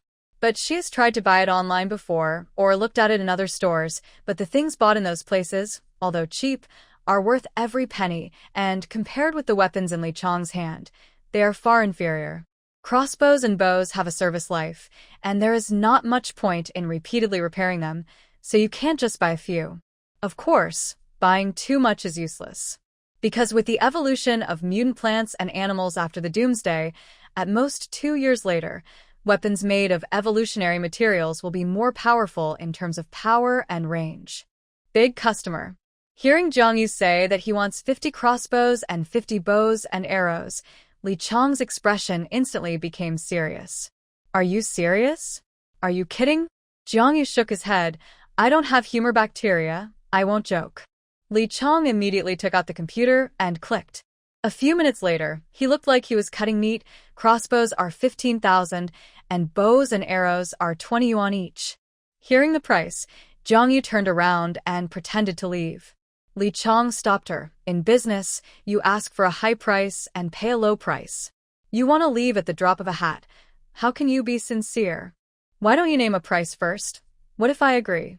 In an era dominated by hot weapons, this kind of cold weapon, no matter how well it is made, does not have much room for survival. Especially with strict controls, who would buy this stuff home? Except for some enthusiasts, Li Chong's business here can be said to be deserted. He is not like Xiaohuer, who does antique business, which is closed for half a year, and makes a living for half a year after opening. He is a craftsman who makes a living by his craft. If he didn't like to study these things, he would have quit long ago. Li Chong is having a headache as he has already owed rent for several months. Seeing a big customer coming to the door, he admitted that he was a little bit arrogant and the price he asked might be a little high, but how could he just leave? You should bargain first. Although the quantity is large, he has many colleagues who can help. As long as you give the money, no matter how much goods you have, he will rush them out. Jiang Yu thought about how good Chunhua bargained when he went to the vegetable market to buy clothes. There is also the golden rule of bargaining cut in half. After hesitating for a while, he said, bows and crossbows are 10,000, bows and arrows are 10. Is it too much to bargain? There are not many people who can make sophisticated cold weapons these days. She wants to find other ways for a while, otherwise it will be a simple matter. As a result, before she could raise the price, Li Chong nodded without hesitation. No problem. This straightforward attitude made Jiang Yu feel indescribably depressed. Even if he hesitated for a few more seconds, he would not regret it so much. Jiang Yu, the price is too high. Li Chong. Fortunately, there is some profit. In the end, 50 bows and crossbows with strong lethality and 50 bows and arrows were customized, with 20,000 arrows each. Pay half of the deposit first, and pick up the goods 1 week after the agreed time, and pay the final payment. Zombies are creatures with keen hearing, and sound is a natural navigation for them. Therefore, the smaller the sound of the weapon, the better. This kind of bow and crossbow is not an ornamental toy. As long as the accuracy is good, killing a person with 1 arrow is not a problem at all. The key is that it is not as noisy as a wooden warehouse, so it is easy to buy. It is simply a must-have for home and travel. However, after paying the deposit, Jiang Yu looked at the tens of thousands of yuan left in his hand and fell into deep thought. Bullets. Not enough. At night, Zhongyu killed a few chickens and soaked the rusty black lumpy Miao Dao in chicken blood. In her previous life, she broke into an abandoned antique shop to avoid zombies, and all the other usable weapons in the shop were taken away. Not even a kitchen knife. Only this Miao Dao, which was covered with bumps and looked like a stick covered with barnacles, was left there. She had no choice but to take this knife. Later, the knife saw blood and broke out of its cocoon and was reborn. After those black bumps like barnacles fell off, a silver long knife appeared, which could cut iron like mud. Before her superpowers awakened, she survived with this weapon. That night, Zhongyu searched all the major online loan platforms, looking for happy loans. Casually borrow every day. Even some super black-hearted loan platforms that borrowed 10,000 yuan but actually received less than 5,000 yuan after deducting the handling fee were not spared. In short, all the loans that could be borrowed were borrowed. In the end, several local loan sharks were contacted, and a lot of money was borrowed. More than 700,000 yuan was borrowed. A week later, Zhongyu met Li Chang again. After checking the quality of the crossbow and bows and arrows he customized, he immediately paid the balance. Now there are 2 days before the end of the world. All the money that can be spent has been spent, and all the goods that should be collected have been collected. Zhongyu only had more than 200 yuan left in her pocket, and she decided to go shopping in the supermarket. At 4 o'clock in the afternoon, the sun in the sky was still dazzling. As soon as Zhongyu came out of the air-conditioned room, she immediately felt a wave of heat coming towards her, as if she had entered a steamer. Less than 5 minutes after going out, the clothes on her body were soaked with sweat. There is a large shopping mall a few hundred meters away, and the supermarket is on the underground first floor. Zhongyu walked quickly to the supermarket with an umbrella. Along the way, the greenery on both sides of the road was sunburned and turned yellow, and the originally green trees on both sides were sluggish. Needless to say, the roadside lawns were all withered and yellow. Some flowers in the flower beds were even dried up under the continuous high temperature. As soon as I entered the supermarket, I heard a few ants complaining. This weather is so hot, isn't it? The highest temperature during the day is 45 degrees. There was a power outage in our community last night, and the air conditioner couldn't be used. It was so hot that people were about to melt. I was talking about it. My nephew in the countryside planted dozens of acres of cabbage. It was so hot in the greenhouse that the cabbage rotted in the field. And my nephew who raises fish in my hometown has more than a dozen large fish ponds, and the fish are all floating on the water with their stomachs turned upside down. It's so sad. This summer was rated by experts as the hottest summer in history. High temperature warnings were frequently issued across the country. All the buildings under construction were stopped. After all, with such high temperatures, it would be really hot to death on the construction site. There were almost no people on the streets. Some passers-by lowered their heads and walked hurriedly. Or they were fully armed, with parasols, sunglasses, and sun protection clothes covering their entire bodies. With this outfit, even if a couple met on the street, they would probably not recognize each other. Zhongyu pushed a shopping cart and wandered around the supermarket aimlessly. He was not buying anything, but just wanted to enjoy the feeling of shopping in the supermarket with people coming and going for the last time. The price of meat in the meat area soared because the high temperature caused various infectious diseases to break out in farms in many places, and many farms could be said to have been wiped out. Pork, which usually costs 9 yuan a pound, now costs 38 yuan a pound. Beef has soared to more than 80 a pound. The prices in the vegetable section have also risen alarmingly. Cabbages that usually cost 50 cents a pound are now 8 yuan a pound. Watermelons cost 7 yuan a pound, tomatoes cost 8 yuan, garlic sprouts cost 35 yuan, and bananas cost 10 yuan a pound. Everyone is complaining that they can't afford to eat, or that everything is rising except wages. The Andes who buy vegetables want to peel off 3 layers of the skin of the vegetables before weighing them, and they keep complaining about the thick skin of bananas when buying bananas. Zhongyu put snacks into the shopping cart while shopping, and his brows were wrinkled into 2 twists. The sudden outbreak of the doomsday in her previous life, coupled with the fact that she was always immersed in studying or working, did not notice the abnormalities in the outside world at all. But after living a new life, she observed carefully and found that the coming of the doomsday seemed to have been foreshadowed. The large-scale death of crops and livestock, and the high temperature that continued to break through the red, all indicate something. Did the people above really not notice anything unusual at all? Hey, Jiangyu, what a coincidence. How did I run into you here? A pretty voice interrupted Jiangyu's thoughts. She looked up and saw that the person who spoke was a girl with short hair. Behind that person were 2 boys and 1 girl, and they all looked like students. Jiangyu remembered this person. After all, Li Wei had been her nightmare during her student days. Even Chun Ren from the chemical plant last time was ordered by her. It just so happened that she didn't have time to look for them, so they came to her on their own. Come and see, this person is the one with the best college entrance examination score in our class this year, but what's the use of having good scores? I heard from Li Yingyue that you're going to marry a fool, right? Haha. Although the girl put her arm around Jiangyu's shoulders intimately, the words she said were not so intimate. Jiangyu, are you going to sleep with that fool again in the future? Do you need to teach him whether he drools or not, and how to sleep? Oh, by the way, you will definitely give birth to a few little fools in the future, haha.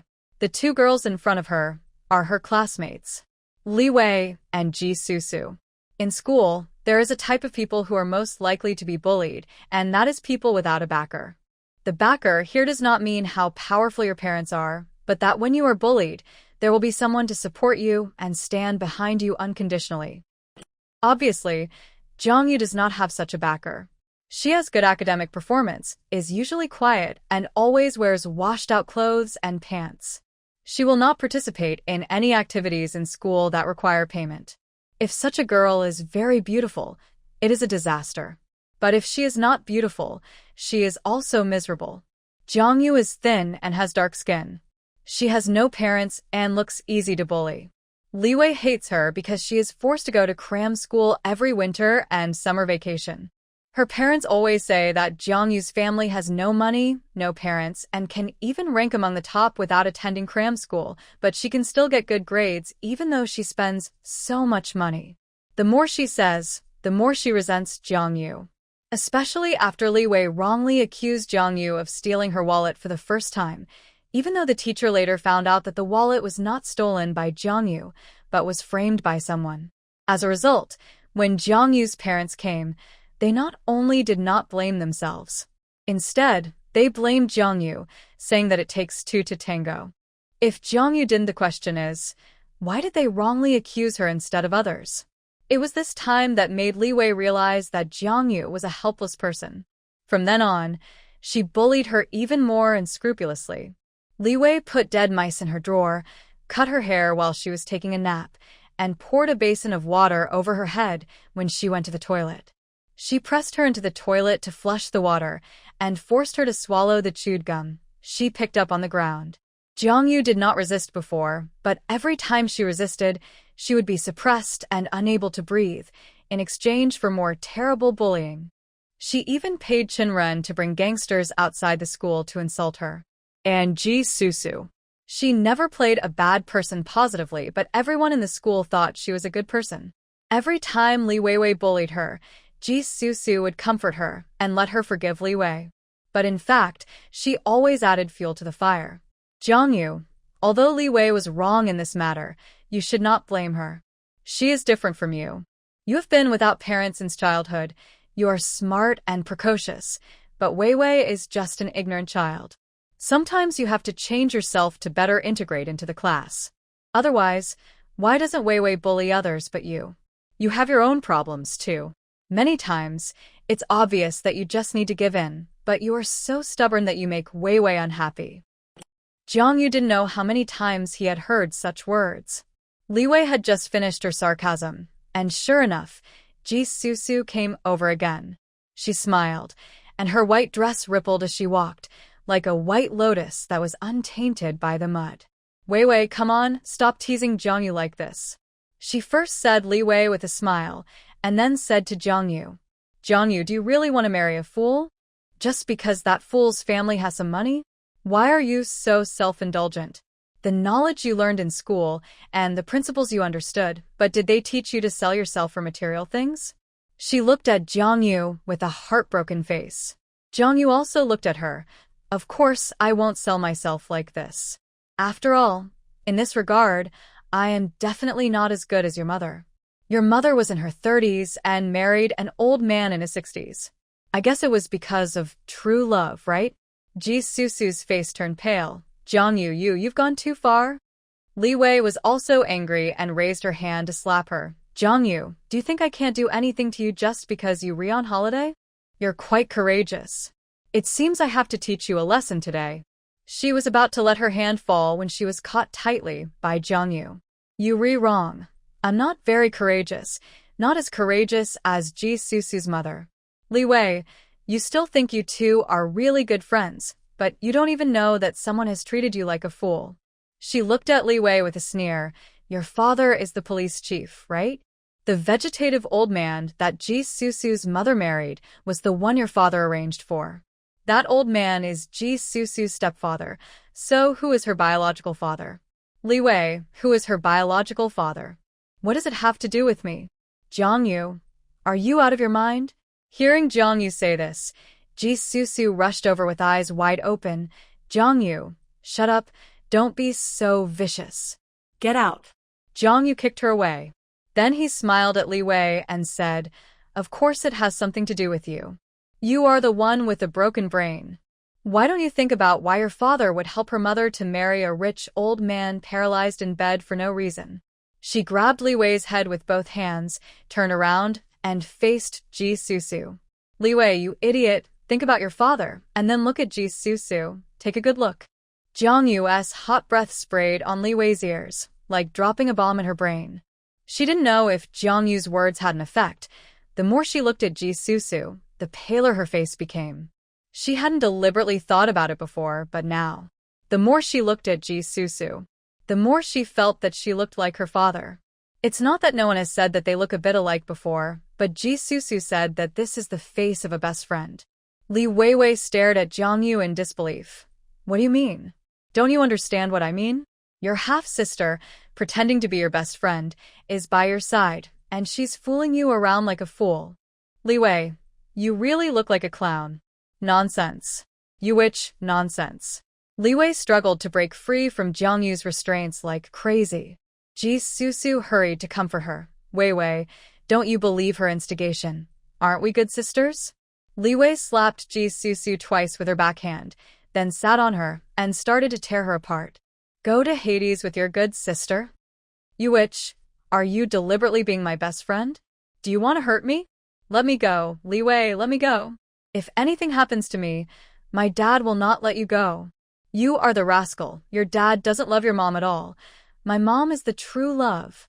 Jiang Yu spent half of her high school life injured. It was all thanks to the two people in front of her. Now, watching the two people fighting in the supermarket, she smiled slightly, not to mention how satisfied she was. Although Ji Susu is a delicate and weak white lotus, she didn't expect that she would be so ruthless in a real fight, and specifically pick on painful places.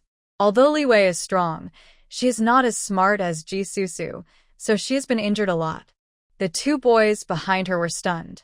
They originally wanted to go up to help their girlfriends, but they were shocked by the shocking news revealed by Jiang Yu.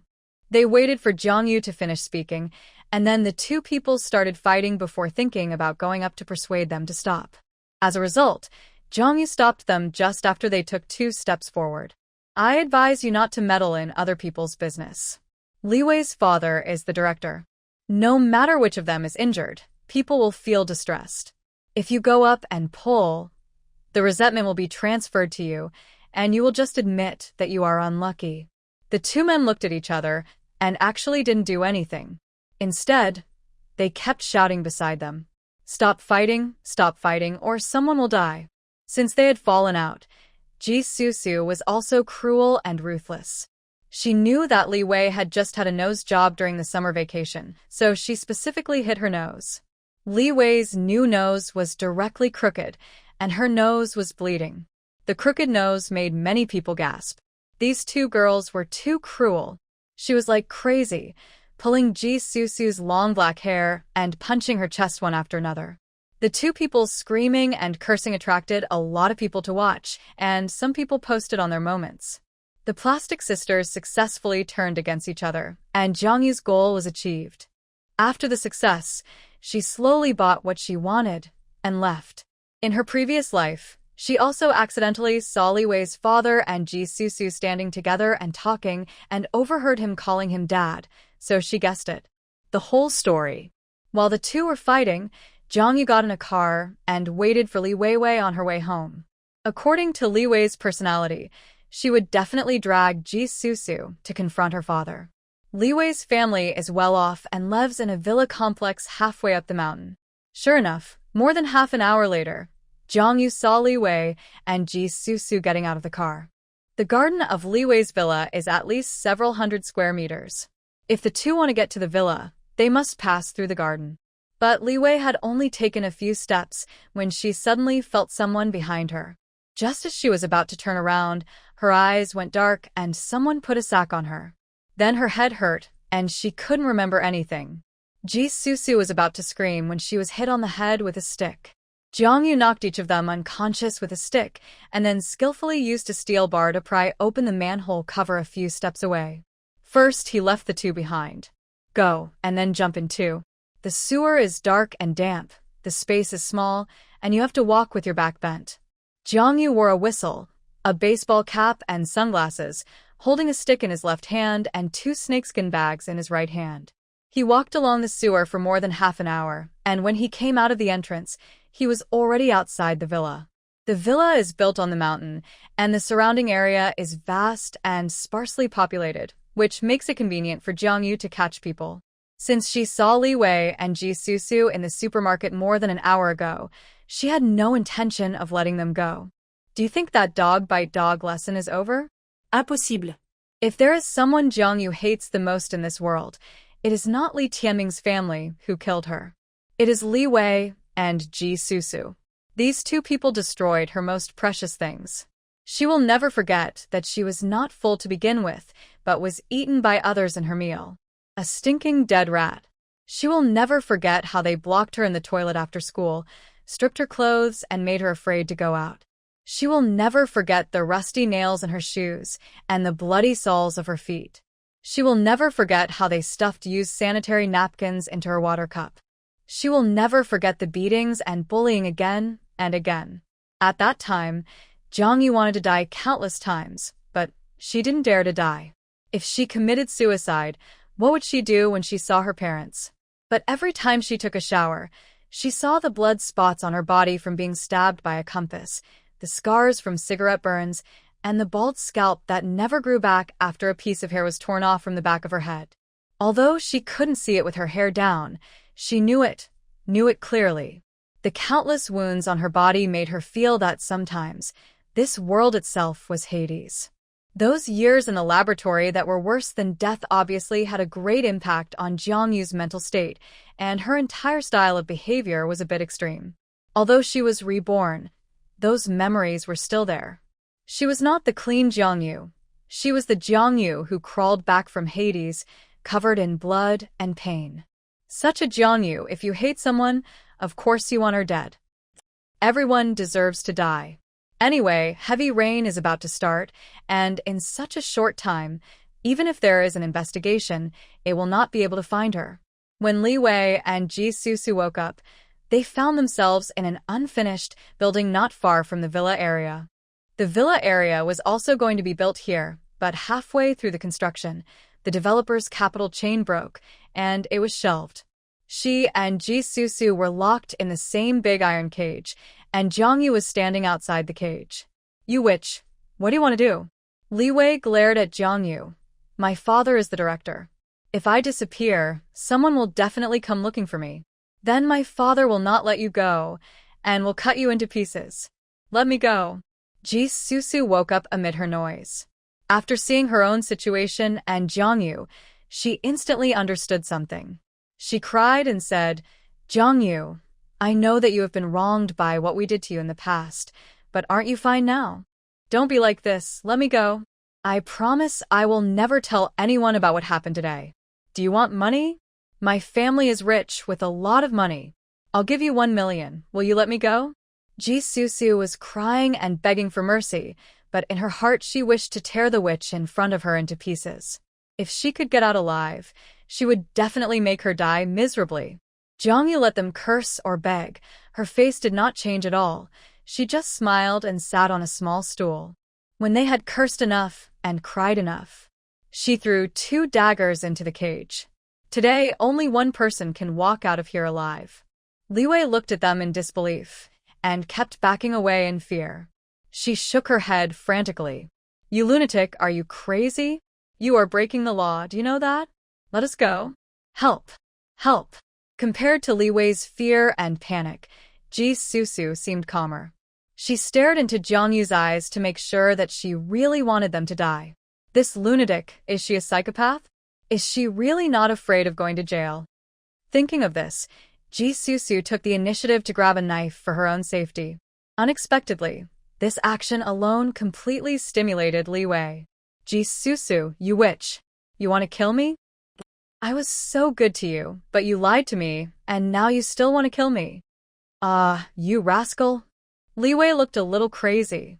She grabbed the remaining knife on the ground and rushed towards Jisusu. Jisusu hid and regretted at the same time. She should have grabbed both knives when she had the chance. But Li Wei didn't care about that. Her heart and mind were full of anger and fear, and she seemed a little unconscious. She took the knife and tried to stab Jisusu madly. Jisusu was also slightly injured and was afraid that she would really die here, so she started to fight back. More than 10 minutes later, Li Wei was lying on the ground, with no idea how many times she was stabbed with the knife all over her body. Jisusu had wounds on her face and body, and blood was flowing. She was stabbed several times in the stomach. She grabbed the iron railing with her bloody hands and looked at Jiangyu weakly. Save me quickly, you promised that only one person can go out. If you let me go, I really won't tell anyone, I swear. Blood kept flowing from her stomach, and Jisusu's face became paler and paler. Her white dress was stained red. Jiangyu stared at her for several minutes before speaking. Jisusu, I was right about you. You are really a ruthless person. You killed my best friend of more than 10 years without any hesitation. Do you think I don't know? Li Wei is a fool. She targeted me because you were the one who instigated her behind the scenes. There were 2 classmates before. One was forced to jump off the building and committed suicide by you, and the other dropped out of school due to depression. It was all your fault. Jisusu, you are the real poisonous snake. I said that only one person can leave here alive, but that person is me. Jiangyu smiled slightly and stepped back in Jisusu's desperate eyes. Let me go, let me go. It's enough that you killed Li Wei. No, it was you who killed Li Wei. Jiangyu raised his clean hands. From the beginning to the end, you killed her. What does it have to do with me? Look at the knife in your hand. Jisusu, you killed her. While Jiangyu was speaking, Li Wei behind him was obviously not dead yet. She grabbed the dagger and used her last bit of strength to stab it into the back of Jisusu's neck. Which, don't even think about leaving. She looked at Jisusu with resentment, and then took her last breath. Jisusu fell down, covering her neck with blood splattering, and died with her eyes open. Jiangyu looked at his hands with a strange light in his eyes, and then he walked away from the abandoned building. After spending the last coin at the supermarket, Jiangyu carried several large shopping bags back to the 23rd floor where he lived. The abandoned building was forgotten as if it had never happened. The first thing he did when he got home was to turn on the air conditioner and the TV. Then he lay on the sofa and kept changing channels, watching local news from various places and central news. But after looking around, the major news was just to appease the people and ask them not to spread false rumors. Jiangyu turned on his mobile phone and went to the forum. Many posts on the forum were discussing the recent high-temperature issue, and many people were saying that this was a sign of the end of the world. Jiangyu looked through these posts one by one. Finally, he saw a post posted by a person named Know My Heart. This post is now the most discussed. Listen to me, this time I'm not kidding, it's really the end of the world. This is a life-saving post. I hope those who see it can remember what I said. The end of the world is really coming. If you encounter zombies, don't be afraid. Zombies move slowly in the early stage. As long as you are brave, an adult can kill them. If you want to kill a zombie, you must destroy its brain stem. Otherwise, even if you cut it in half, it will not die. Also, remember to stock up on supplies. Everyone can see that the weather has been abnormal recently. You must stock up on more supplies at home to be prepared. Finally, at the end of the world, you must worry about your own kind, especially your friends around you. Don't trust anyone. Jiangyu read the post word by word. The information recorded on it was very accurate. She couldn't help but wonder if this person was reborn like her. As a result, when she saw the last sentence, the serious expression on her face almost collapsed. No, my heart added a link and a sentence at the end of the post. If you want to know more about the survival rules of the end of the world, click this link and read the Tomato Novel Network's I Am Invincible After Rebirth in the End of the World. This is actually an advertisement. This feeling is like someone is proposing to you seriously, and just when you are about to accept the ring, he tells you that today is April Fool's Day. There are probably many people who feel the same as Jiangyu, because there are a lot of complaints below. Turning off the phone, Jiangyu took out a braised pork, an eggplant with minced meat, and a winter melon meatball soup from the space. 2 dishes, a soup, a bowl of rice, plus the cool air of the air conditioner. Jiangyu's tense nerves were relieved a lot. She watched the TV program aimlessly and ate dinner, enjoying the delicious meal. There is a saying that only after you really go hungry, you will know the preciousness of food. She is eating now, that is not a grain of rice would fall to the ground. In order to ensure that she would not be bored in the future, she has bought 10 second-hand tablets on the second-hand platform. There are also many memory cards. After all, it is impossible to watch TV programs after the outbreak of the Doomsday. Therefore, she spent a day downloading all the TV series, movies, various variety shows, and many standalone games that can be downloaded to the memory card and tablet. After dinner, Jiangyu went to the space. A moderate amount of activity after a meal is more conducive to nutrient absorption. So today's after-meal activity is to plant the last 100 orange trees. These days, in addition to downloading movies, she has been busy planting trees in the space. After all, there are so many spaces. It would be a shame if she didn't plant something on the land. She still had plenty of food, so she decided not to plant any for now. Besides, planting and harvesting food was a very troublesome problem. However, she had planted a lot of saplings of various kinds, and she didn't know how many fruits this large piece of black land in the space could produce. Jiangyu bought some of the saplings or seeds she could buy. Apple trees, orange trees, dragon fruit, plum trees, chestnut trees, peach trees, cherry trees, jackfruit, durian, wax apple, sugar apple, grapes. Jiangyu's way of planting trees was simple. Just plant trees of the same type in a piece. I don't know if it's because the black soil in the space is nutritious or her rooting powder works well. Normally, a sapling will have a transition period of several days, and the leaves will turn yellow. It will slowly recover when its roots adapt to the new soil. But these saplings have no transition period at all. The leaves are lush and green. She wanted to take a bite. Jiangyu opened up a small vegetable garden in the fenced yard, but there were no green vegetables. She only planted a dozen small tomatoes and strawberries. She is a strawberry fan and has loved strawberries since she was a child. But every time the family bought strawberries, Chunhua would pick out the best ones for her 3 children, then the worst ones for herself and Li Tianming. The remaining few green butts that no one ate were hers. But even with this little bit of food, Chunhua kept muttering to herself as if she was doing a favor. How expensive are these strawberries? It's hard enough to have one more mouth to feed our family. The key is that this person has no sense at all and only picks the expensive ones to eat. He is so shameless as a person who eats free food. So, Jiangyu didn't dare to eat those green strawberries. When she was young, she was greedy and secretly picked up and ate the strawberry butts left by Li Yingyue. But as she grew up, she vaguely knew that this was wrong. From then on, she would rather die of greed than touch the strawberry butts left by others. On the land near the yard, Jiangyu built dozens of wooden fences to enclose livestock. Although these livestock are still cubs, their destructive power should not be underestimated. In the open space outside the fence, Jiangyu planted many fruit tree seedlings. The seedlings were only a few dozen centimeters high and could not withstand the ravages of livestock. If they were released, it is estimated that those half-human high seedlings would definitely be eaten clean by lambs, calves, pigs, etc. We have to wait until the saplings grow taller before we can let these guys out. But it shouldn't take long, as the plants in this space grow much faster than outside. The saplings have only been planted for 2 days, and they have obviously grown about 10 centimeters taller. If they continue to grow at this rate, all these saplings will be grown in 2 or 3 months at most. Then there will be no need to restrict these livestock. Jiangyu held a little yellow chicken in his palm.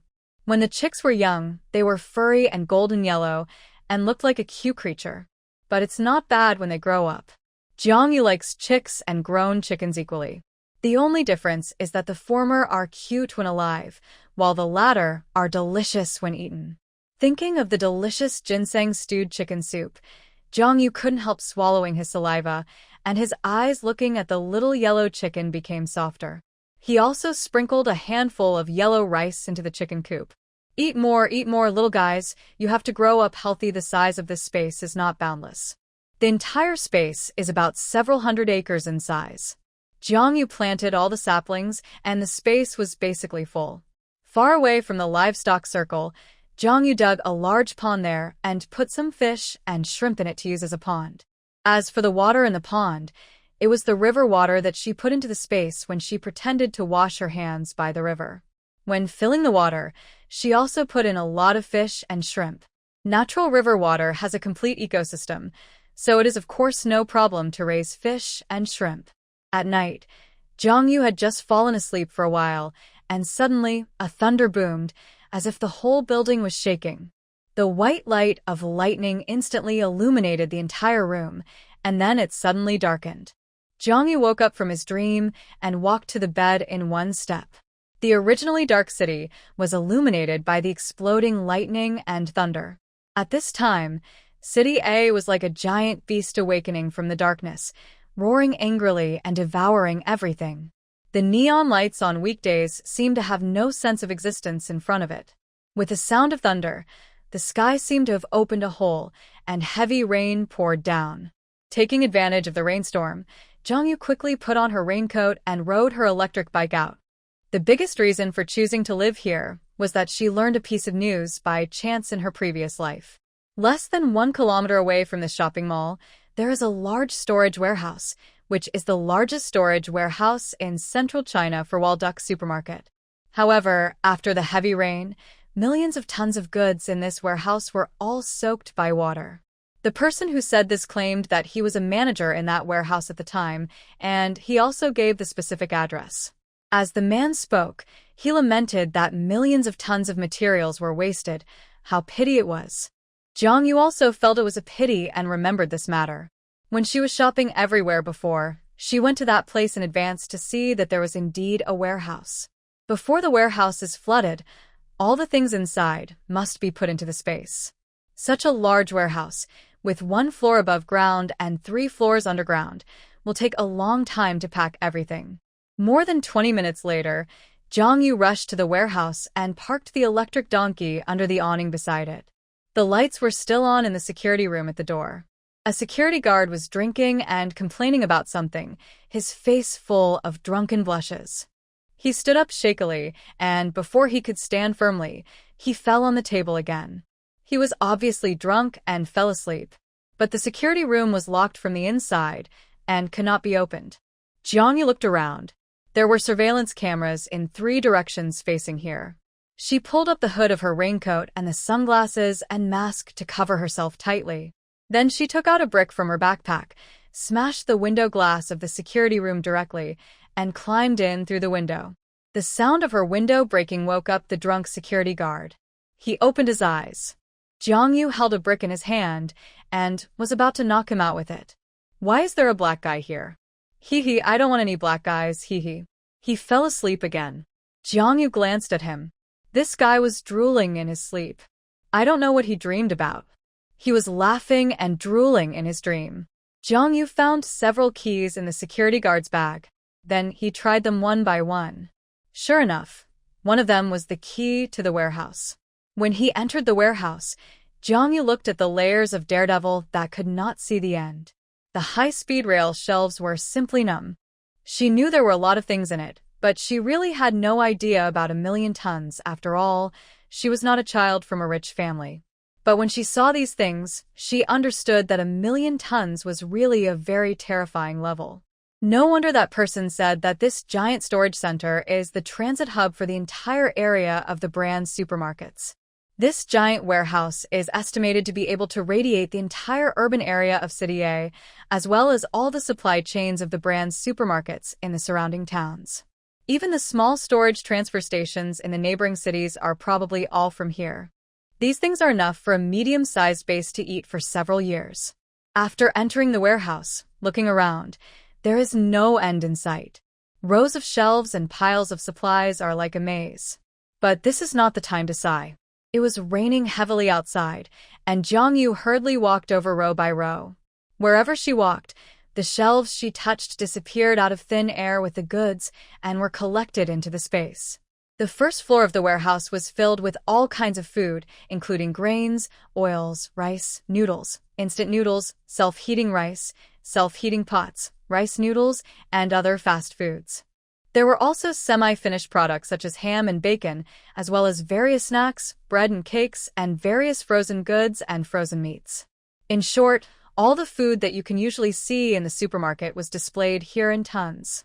It took her half an hour to pack up this floor alone. The second floor was full of all kinds of clothes, pants, shoes, socks, bedding, daily necessities. The third floor was all kinds of unopened electrical appliances and whatnot. Refrigerators, televisions, air conditioners, microwave ovens, electric fans, various panels and batteries, outdoor sports equipment, and even unassembled furniture. When the third floor was halfway through, water was already pouring in from the stairs. Jiang Yu quickly accelerated her movements and quickly put all the remaining goods into the space.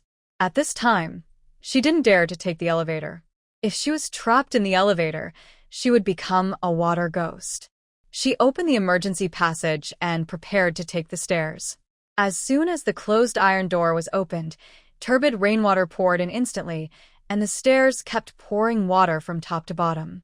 Jiang Yu didn't dare to delay, and hurriedly climbed up while wading through the water and holding the handrail of the stairs. When she climbed to the first floor, the water below had already flooded more than half of the underground first floor, and she hurriedly left through the gate. The water on the road on the ground was already as high as her knees. The door of the security room opened outwards. At this time, the water level was high, and it couldn't be pushed open. There was heavy rain and thunder and lightning. The security guard was completely sobered up by the scene and hurriedly climbed out of the window. As for why the window was broken, he no longer had the heart to think about it. When Jiang Yu came out, he saw the security guard running out in the water. At this time, the water level had reached his waist. The electric donkey could not be driven. Jiang Yu took out a motorboat from the space and climbed on it. A few minutes later, the motorboat left a long watermark on the water and then went farther and farther away. The rainstorm was so heavy that only the sound of rain remained between heaven and earth. Visibility was very low, and Jiang Yu did not dare to drive too fast. But no matter how slow, the motorboat was faster than the electric donkey. On the way, he met many people coming out of their homes. Some of them were carrying large and small bags of luggage, and some were wearing swimming rings around their waists, looking in good spirits. Along the way, Jiang Yu also went to a large shopping mall near the community. The underground floor of the shopping mall was a supermarket, and the second underground floor was a car exhibition center. The 3 floors above the ground were all various kinds of luxury goods such as clothes, pants, jewelry, bags, etc. With the rumbling sound of thunder and lightning, the buildings in the city seemed to be shaking, as if the end of the world had come. Everyone hid at home, and the staff on duty in the mall saw that something was wrong and ran away. After all, with a monthly salary of 3,500 yuan, who would risk their life to fight for it. When Jiangyu entered the underground first floor, the water on the underground first floor had already reached her knees. She quickly collected the things in the supermarket and then continued to collect the items on the first, second, and third floors along the stairs. All the edible and useful things were put into the space. As for the fourth and fifth floors, they were basically entertainment venues and restaurants, so she didn't go there. As soon as she walked out of the mall gate, Jiangyu heard several sounds of glass being smashed. She hid in the corner and looked in the direction of the sound. She actually saw a van smashing the glass directly and driving into a gold shop selling gold jewelry. Several people wearing hats and masks got out of the van one after another, and after breaking into the gold shop, they began to loot the jewelry inside. Even from a long distance, Jiangyu could hear the crazy and extremely complacent laughter. After they robbed the gold shop, they broke into another luxury store selling famous watches. The alarm sounding in the store seemed meaningless on this rainy night. But what's the point of robbing these things? After the apocalypse, whether it is branded luxury goods or jewelry, all have lost their meaning. Except for the special metal properties of gold, there is a certain demand in the process of making weapons, and it still maintains a certain degree of liquidity. Everything else is garbage. Even if the gold properties are used on a large scale to make weapons, it will be at least half a year later. Who can still live with so much gold that cannot be eaten or drunk when the end of the world is imminent? Jiangyu sank into the shadows and changed the direction to leave the shopping center. Although he saw a lot of things along the way, Jiangyu only chose to clear out 2 pharmacies. The underground warehouse of the space is the same area as the ground, and now the entire underground warehouse is almost full of various supplies. Although supplies can still be piled on the ground of the space, there is no need. She can't eat all the things in the underground warehouse alone in her 10 lifetimes, and there is no need to be greedy anymore. After arriving at the community, Jiangyu drove the motorboat directly to the underground garage and climbed up the stairs. There are only 2 surveillance cameras at the entrance of the underground garage, but they have been broken and have not been repaired. But the elevator was different. There were people on duty in the security room. The surveillance in the elevator was good, and even if she destroyed the elevator surveillance, the background program in the security room could see which floor this elevator went to. For safety reasons, she took the stairs directly. Although Jiangyu was reborn, the killing skills she had trained had formed conditioned reflexes, but the physical fitness of this body was there after all. The thinness caused by long-term malnutrition could not be made up in just half a month. On the 23rd floor, when she climbed to the door of her house, she was already sweating all over her body, and she wanted to stick out her tongue and breathe. Although tired, it also meant that no one would often climb so high to cause trouble in the future. Back home, she took off her raincoat, took a shower, and changed clothes. At this moment when the doomsday was really coming, she was not surprised by her rebirth. Jiangyu sat on the sofa, took out a fruit candy from the space and held it in her mouth, staring at the rain outside the balcony in a daze. The rain was getting heavier, but the thunder stopped. In the second half of the night, the owner group was stripping. When she rented the house, the security department asked her to scan the code to join the group so that she could be notified of any news later. So she was also in the group.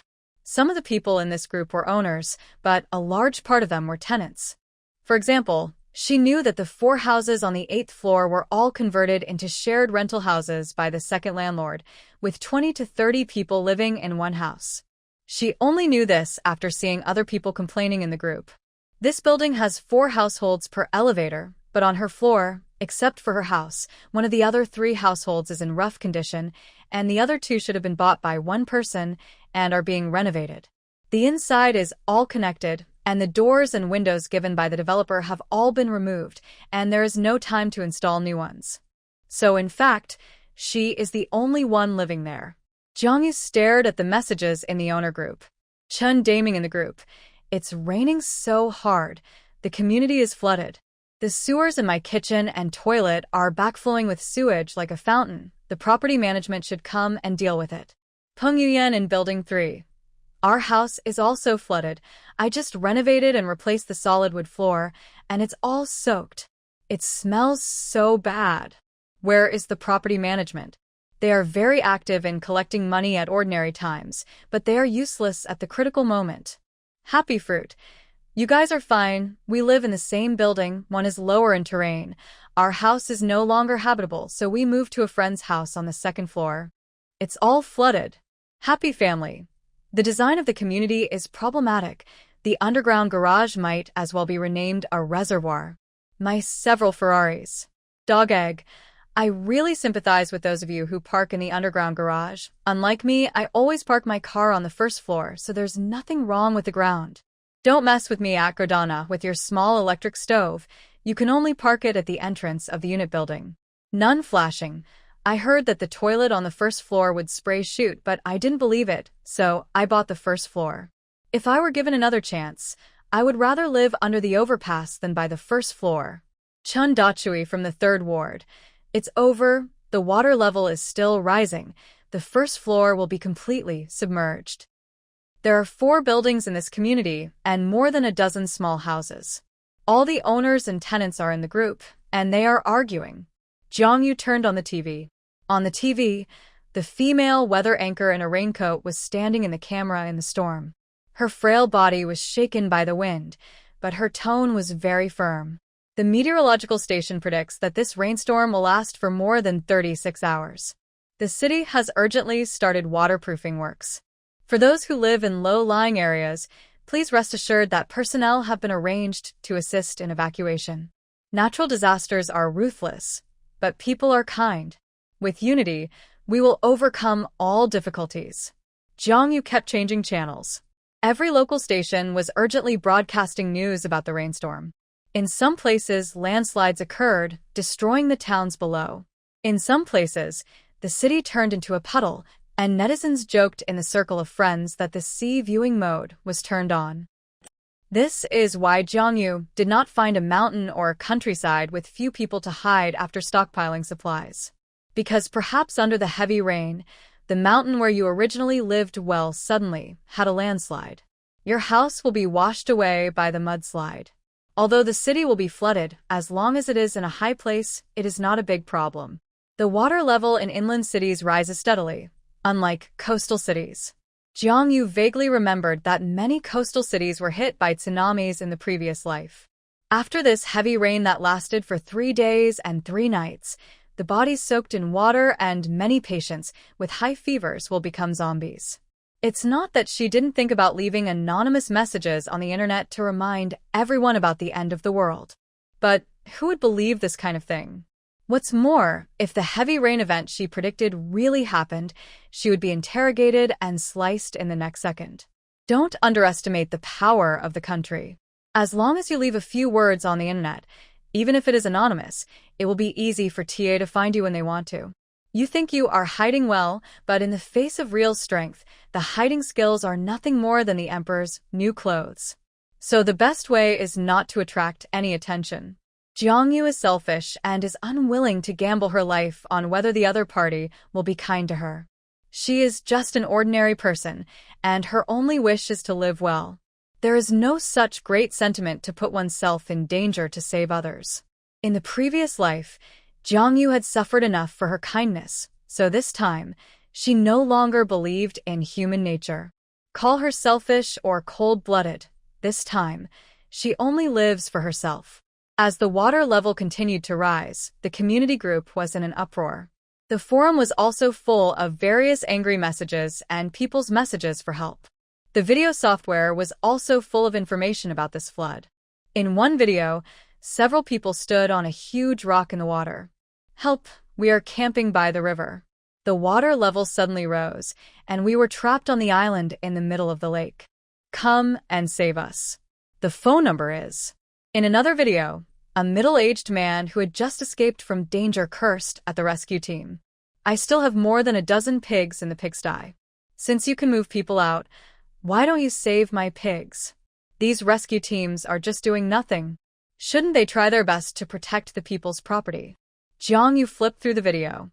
In the face of danger, the brilliance of human hearts is particularly dazzling, and at the same time, the ugly side of human nature is also exposed. Some people pushed the exhausted rescuers and asked them to jump into the dangerous, deep water to salvage their belongings or find their pets. Some people also rose to the challenge and lent a hand to strangers in danger. Some people even pushed their friends into the abyss of death for a glimmer of hope. Insignificant kindness is not enough to mend the huge, ugly hole in this broken world.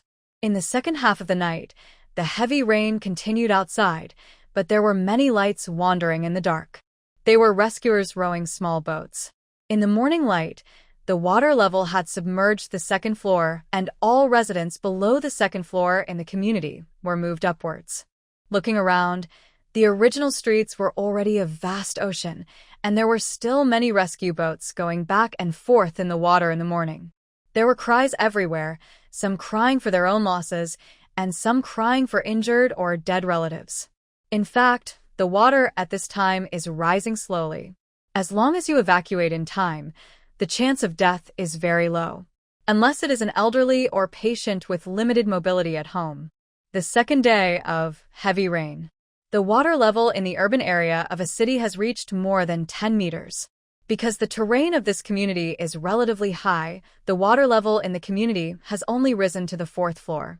Many people realized that this is not an ordinary heavy rain. At the same time, many places in the city began to lose power.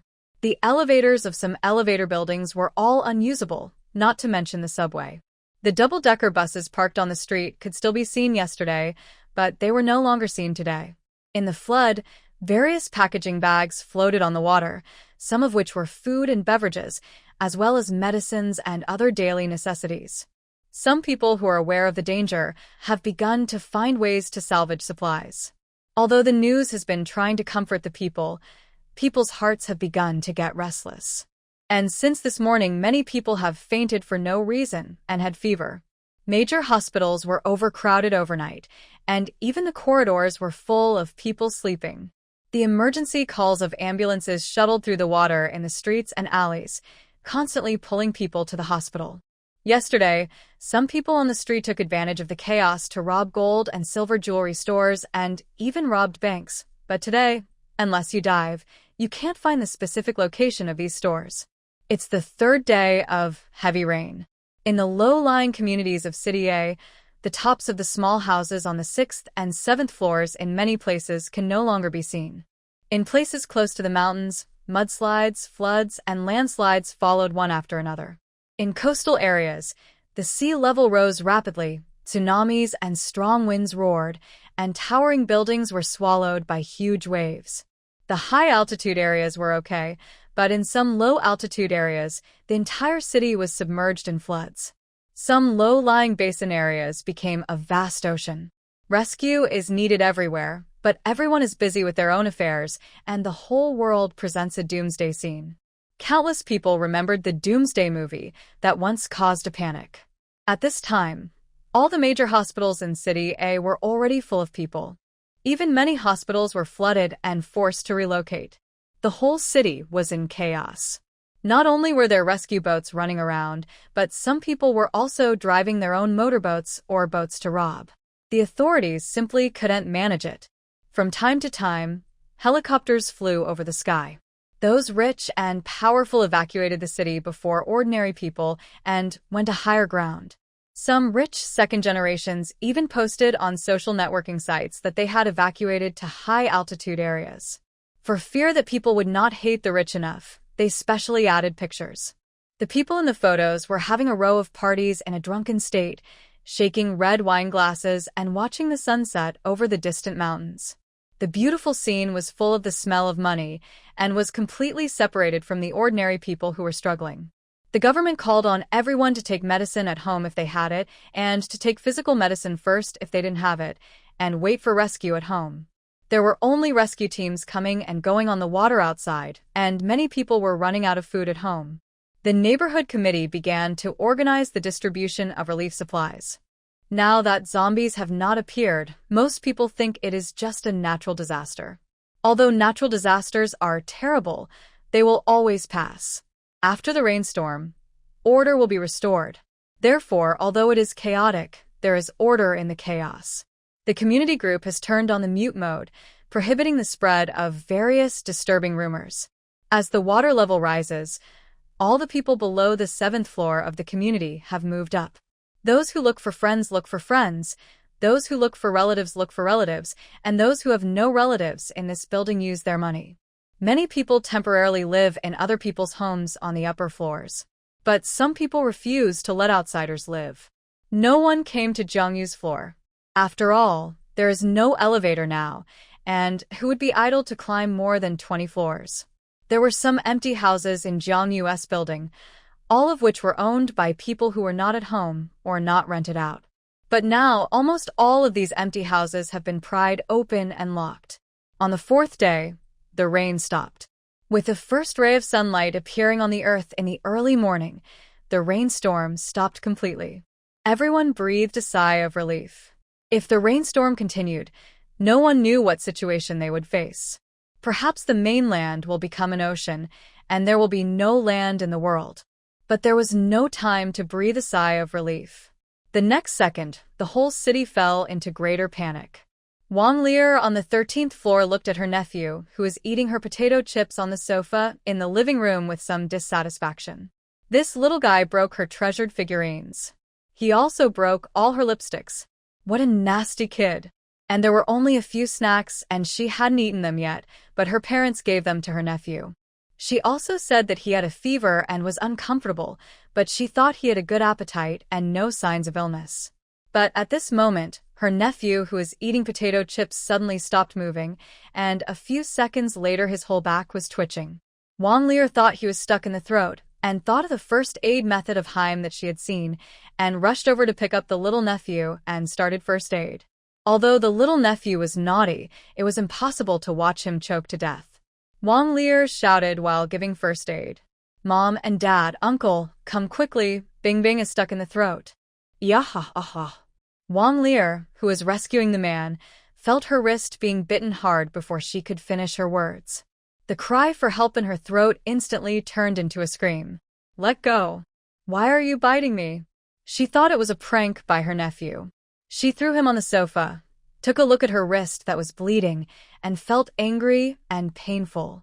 She was shaking with anger. "What are you doing? There should be limits to pranks." She turned her head away as she spoke, and the rest of the words in her throat got stuck in her throat, and she couldn't say them out. His originally round eyes had lost their luster, and his eyeballs had turned gray and severely protruded. His cleanly trimmed fingernails had also turned dark blue and were as sharp as an animal's claws. He looked very much like the biochemical zombies in American TV series. Bing Bing opened his mouth and roared at Wang Lear. His hands and feet were bent, his back arched, and he was in an attacking state, and then he couldn't wait to pounce on her with his bloody mouth wide open.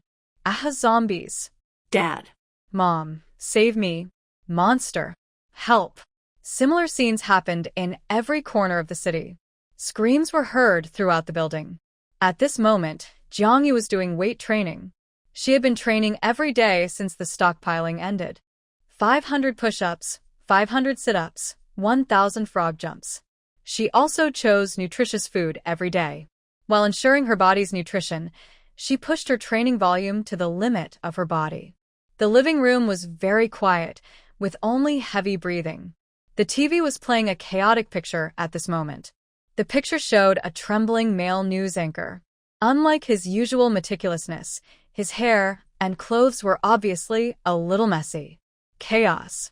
He was sitting in a helicopter, and the view below the helicopter was of a hospital, with half of the floors of the hospital submerged in water. There were many sick people these days, and the hospital was already overcrowded. After the zombie outbreak, it became the first center to fall. Screams were heard incessantly, and patients in hospital gowns were densely packed and chasing people everywhere. Helicopters kept landing on the top floor of the hospital, and those who came out were all armed forces with guns to rush in for rescue. The screams, cries for help, and the sounds of gunfire mixed together, making people's scalps numb. The drone that was filming left the hospital, revealing various places in the city under the camera, and the host couldn't help but he kept reminding everyone on TV to save themselves. The doomsday broke out suddenly, and even a large number of zombies broke out in the army. Soldiers have been training for a long time, and their physical fitness is not comparable to that of ordinary people. But once such people become zombies, they are not something that ordinary people can deal with. At this time, the whole thing collapsed, and no one could be taken care of. There was no way to launch a large-scale rescue, and everyone could only actively save themselves. Under more video footage, Jong-yu saw people everywhere jumping into the water from high places in panic, swimming desperately in the water. There were also more people shouting for help and screaming. And there were not only people escaping in the water, but also zombies chasing and gnawing at people. These zombies fell into the water. After that, their movements became even slower. They had no reason, only instinctive appetite. Therefore, most of them could only float in the water and go with the flow. But if there were living people passing by and disturbing them, they would instinctively struggle and open their mouths to bite and grab. But when there were no living people, they would float on the water like dummies, or sink into the water. As for whether the zombies would drown, of course not, because they were dead in the first place. How could they die again? Zombies that sank deep into the water would only fall into hibernation. Zombies don't need to breathe. And now, the water in this city is probably full of densely packed sleeping zombies. Jong-yu finished the last sit-up, rested for more than 10 minutes, relaxed his muscles, and then started frog jumping again. Open the door, help. A rapid knock on the door sounded. I know there are people inside. Please open the door, and let us hide. There are zombies chasing us. Jong-yu held the long knife in his right hand and looked out through the cat's eye with his left hand. There were two young people, a man and a woman, at the door. The woman was terrified, and the man was covered in blood, holding a kitchen knife in his hand. I'm the resident downstairs, not a bad person. Please open the door. Jong-yu spoke through the door. I won't open the door. Instead of wasting time here, you might as well run somewhere else. In the doomsday, the most terrifying thing is not the zombies, but their own kind. Who can guarantee that after opening the door, they will not kill her because she is a woman? She has learned this lesson before.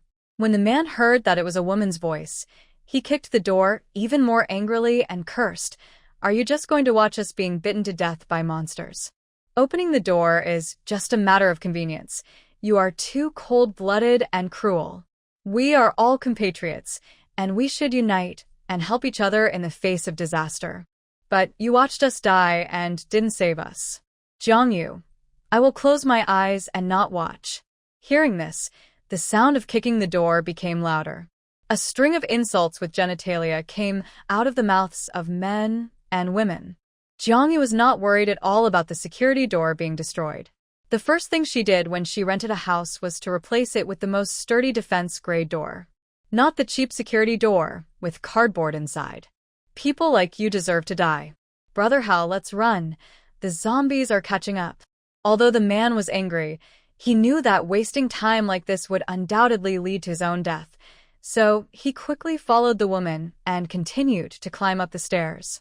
Less than a minute after the man and the woman left, Jong-yu saw two zombies climbing up from downstairs with twisted limbs through the cat's eye. First, they sniffed at her door, then growled a few times, and followed the smell of blood in the direction of their escape. A man and a woman climbed up desperately. Not only could they not let the zombies behind catch up with them, but they also had to guard against the zombies that might appear in front of them. But sometimes, the more you fear something, the more it will appear. They had just passed a corner, when two zombies suddenly appeared in front of them. The woman was so scared that her face turned pale. Brother Hao, what should I do? She retreated to the man helplessly. Now there were zombies in front and behind, and she couldn't run away. The man was holding a kitchen knife in his hand, and he was trembling with fear at this time. No, there is no way. The corners of the man's mouth trembled, and suddenly his eyes fell on the woman. No, it's not that there is no way at all. The woman looked at him in surprise. Brother Hao, I knew you had a way. But as soon as she finished speaking, she was chopped on the neck. The man's face was grim. If there was a bait, it is not impossible to run away. The woman looked at him in disbelief. Brother Hao. Rong, don't blame me. Blame the world. Husband and wife will run away when faced with disaster. Not to mention that we are just boyfriend and girlfriend. Seeing the zombies getting closer and closer, he chopped the woman's face beyond recognition with a few more knives and then pushed her to the zombies behind him. There was a group of zombies behind him and only 2 in front. If he could use Rongrong's body to hold back the zombies behind him, then he would have a chance to run away. Sure enough, the zombies behind him saw the fresh corpse and scrambled to bite it. The girlfriend who was beautiful just now was torn apart and eaten in an instant, and there were even several zombies fighting to bite the organs in her stomach. The man smiled coldly. If a man does not work for himself, he will be punished by heaven and earth. Then he grabbed the stainless steel handrail of the stairs with one hand, jumped hard, and jumped directly over the stairs behind, and jumped down. The group of zombies were fighting for the woman's body. The 2 zombies above wanted to chase him, but they were also blocked by the group of zombies eating, and they were making angry roars. The man finally escaped. He turned back and stood in front of the door just now, with a cold smile on his lips. If I heard it right, it was a woman's voice coming from inside, and judging from the voice, she was not very old. If this was a man or a more powerful member of the family, it would be impossible for a little girl to reply. So there is only one reason. That is, there is only one little girl in the family.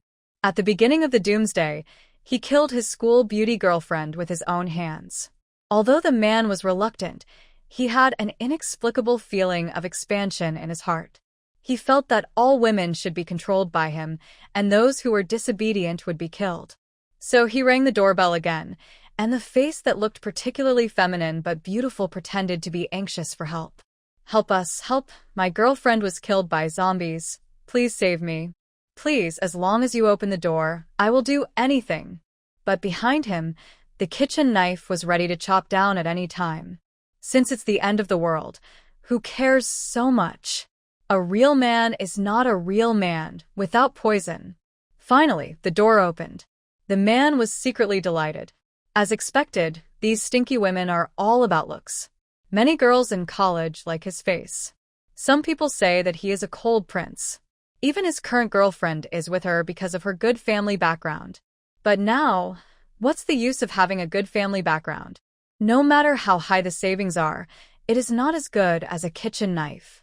He stared at the security door, ready to break in and kill the girl as soon as the door opened. As a result, the door opened, and he just showed a cruel smile, and he didn't have time to pull out the kitchen knife behind him. The next second, the cruel smile was cut off by a knife. "Since you are willing to do anything, then go to Hades." A sharp meow Dao cut the man in half from the center of his brow, and the blood line on his brow quickly split and stained with blood. The meow Dao cut through iron like mud, and the man's whole body seemed to be cut from top to bottom by a laser weapon. His internal organs were clearly visible. The 2 halves of the body fell at the door. Zhangyu looked at the blood on the ground and frowned slightly. "It's so annoying. I have to clean up again." She closed the door with her backhand. Anyway, the group of zombies came down and would definitely eat the food at the door. After they finished eating, she would clean up herself. She didn't deliberately clean up the zombies in the corridor. After all, with zombies roaming around, fewer people would break in. She turned around and went back to the TV, wiped the bloody Meow Dao with a towel, and then started doing frog jumps around the sofa in the living room again. Just like she had just stepped on an ant to death at the door, the training plan was not disrupted at all. When doing frog jumps, she tied a 5-pound sandbag to each ankle. First it was a sandbag, then a stone, and then an iron block. She has her own way of exercising, and she slowly increases the weight on her legs according to her training results. In her previous life, she was more than a month later. The Awakened Wind Power. The wind power looks pretty awesome in the early days of the apocalypse. No, not just the wind power. In the early days of the apocalypse, as long as it is a power, everyone will think it is awesome. But later on, compared with the powerful lightning power, the scarcity of water power, the healing ability of plant power, some powers seem ordinary. For example, the wind power. Although the wind blade of the primary wind power has lethality, it is still difficult to kill with one move. The wind blade is more like a sword without much power. The natural power of wind, fire, thunder, and lightning is at a low level. The the wind power has the lowest attack power compared to the other three. This is something that cannot be denied. But once it evolves into a high-level power user, it will undergo earth-shaking changes. When the wind power reaches a certain strength, it can do a lot of things, and the attack ability is also very violent. Not to mention the wind power, the entire natural power can produce the ability to destroy the world after evolving to a certain level, in theory. The premise is that the level is high enough and can operate enough basic volume. Otherwise, it's all empty talk. Unfortunately, the natural ability is also the most difficult ability to evolve in level among all the ability series. Later, someone analyzed that the more powerful the ability is, the more energy is needed to advance, just like an endless pit. This is the way nature checks and balances all creatures. When a creature is too powerful and far exceeds other creatures, the balance between creatures will soon be broken. Just like the overdevelopment of human beings, the living space of other creatures on the planet is constantly compressed, causing the entire planet's ecological system to be completely unbalanced. Many people speculate that this may be the reason for the advent of the doomsday. Nature is reshuffling and establishing a new balance. Of course, it will not allow the balance to be broken again. Since the force value is not enough, Zhang simply found another way. Mainly training speed. She kept practicing, using the wind ability to assist herself when escaping to achieve acceleration. Therefore, when facing a life and death crisis that she couldn't beat, she would run away immediately. She still has some experience in escaping. If she hadn't had a brain short-circuit in her last life and had been taking care of her uncle's family, she wouldn't have been easily injured with her speed of escaping. In this life, she has to strengthen her training, not only to run faster, but also to have stronger strength. Zhang sighed. Continue her training plan. After dinner at home every day, in addition to watching TV and surfing the internet, she would train. She would never open the door when someone knocked. No matter how bloody and violent it was outside, she would not see or hear it. Now no one dared to break the door by force, because everyone was afraid that the sound would attract zombies. Therefore, if someone knocked on the door for help, she would not open it. At most, the other party would curse a few words, kick a few times, and run away quickly, without too much entanglement. But in 2 days, she will not be so gentle. After completing the frog jump, Zhang started practicing on the vertical boxing sandbag in the middle of the living room. Punches landed on it one by one, and the sound echoed in the living room. The sweat on the forehead flowed down the neck. Until the sky was dim and the red clouds covered the sky, the day's training was declared over. Zhang took a shower and lay on the sofa. The TV in the living room was still on, but the signal was very bad. While using the fascia gun to relax herself, Zhang took out her mobile phone. At this time, she found that someone had changed the original owner group to Wild Boar Group.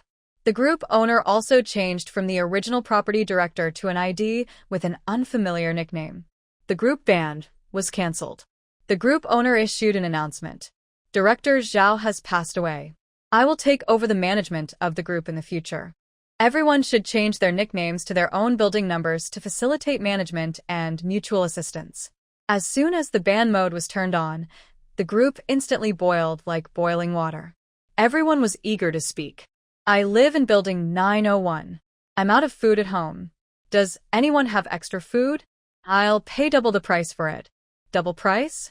You think you're prettier, don't you? There are monsters everywhere outside and the water is so deep. Who dares to go out to find food?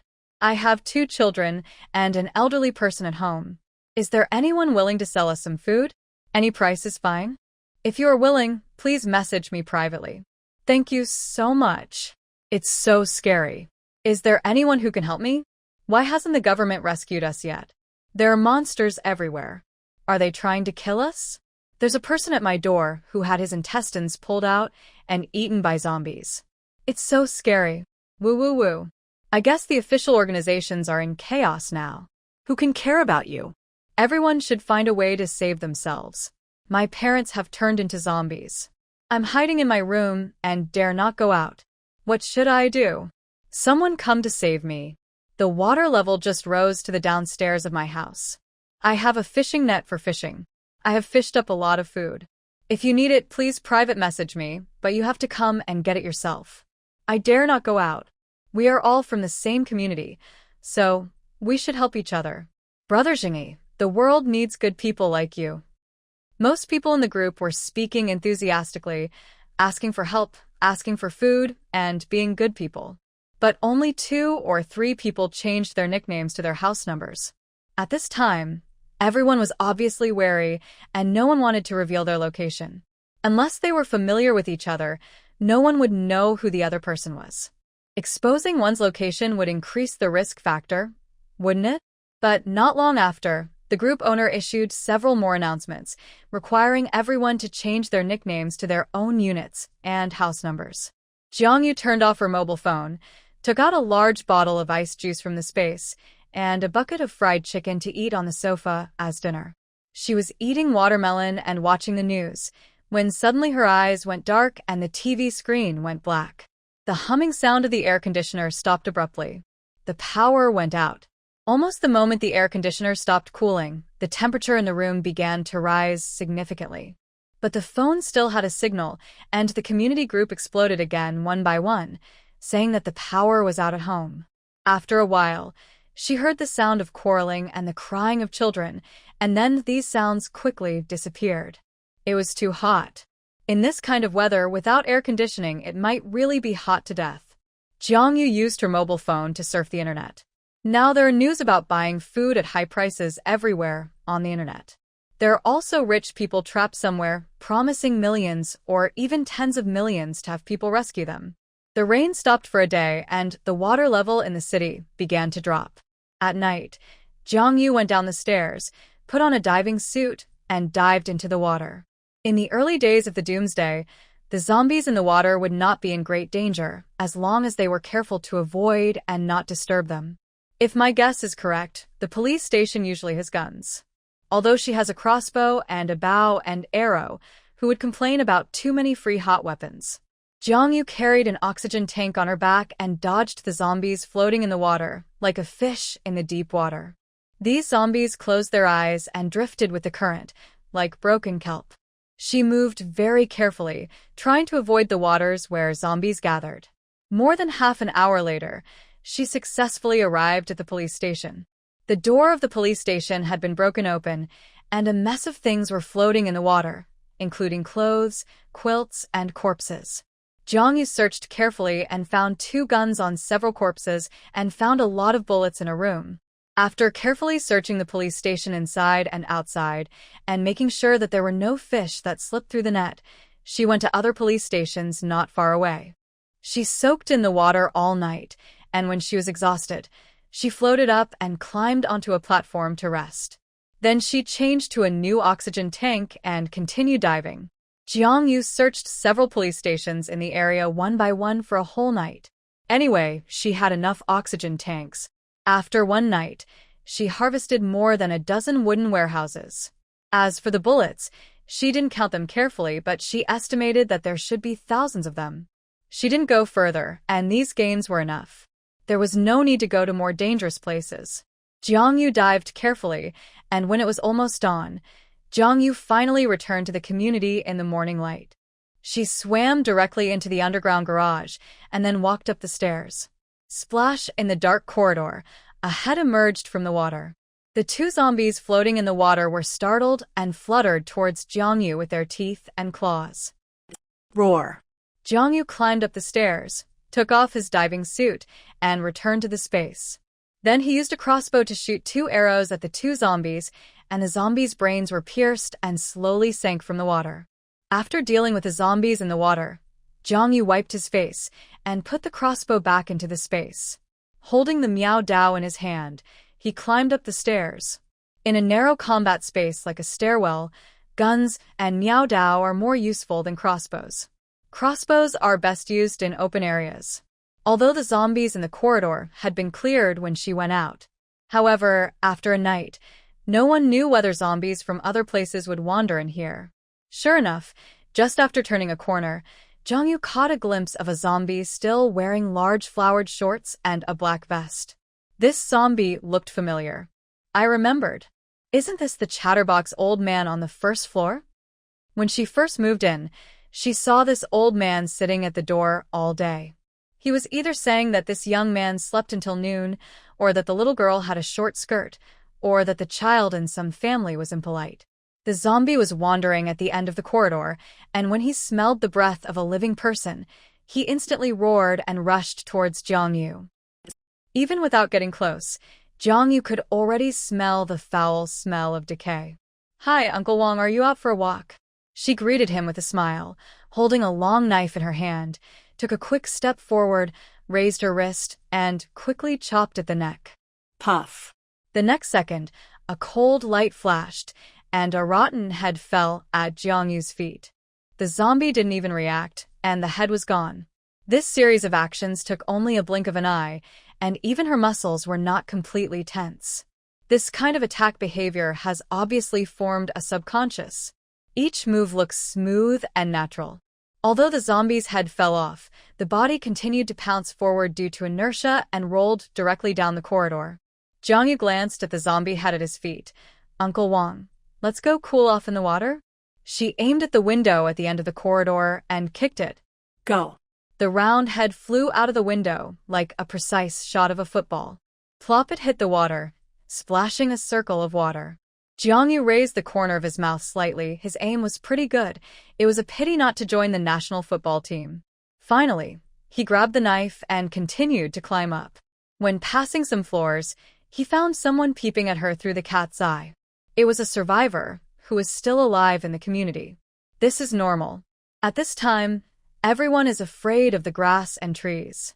Jiangyu did not shy away from other people's eyes when it came to chopping zombies. Showing her strength appropriately will save her a lot of trouble. After all, a single girl will attract hungry wolves. Especially in the doomsday, without the constraints of the law, the dark side of people's hearts is infinitely magnified. At that time, weakness became a sin. The laws of the civilized era disappeared, and people would subtly formulate new rules of survival. The eternal law of the jungle in nature will be interpreted to the extreme in the doomsday. She doesn't make trouble, but it's better not to have anyone provoke her. It was still the first day of the zombie outbreak. Many people hid at home and dared not go out. In addition, there were supplies distributed by the community before. Although the family lacked food, they would not starve to death. But there will always be people who can't help going out first. Jiangyu encountered several zombies along the way, 2 of which looked familiar and should be residents of this building. But at this time, these were no longer human. She raised her knife and chopped off all of them directly. This knife cuts iron like mud, and it is also very smooth to chop off heads. When she returned home, Jiangyu's body was already stained with a lot of black and smelly blood. But she was used to it. In the previous life, in order to avoid zombies, she even gritted her teeth and smeared the rotten flesh of zombies on herself in an attempt to cover up the smell of living people. What's this stain? The first thing to do when you get home is, of course, to turn on the air conditioner. How can you live without air conditioning in such a hot summer? But now there is a power outage, and there is no air conditioning. Jiangyu shook his head, then went to the bathroom to take a shower and change clothes. Then he took out a tablet and selected a comedy movie to go with rice and started playing.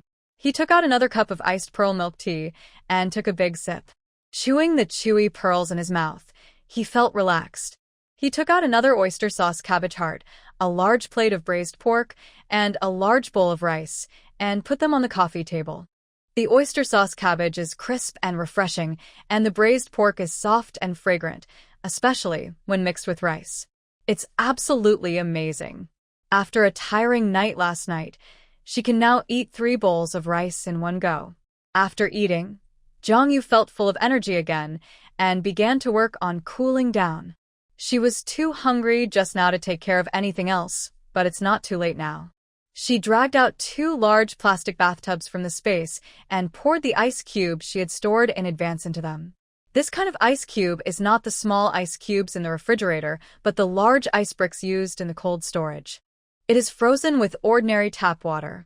It cannot be eaten directly, but the water melted by the ice cubes after cooling can be used for bathing, mopping the floor, and flushing the toilet.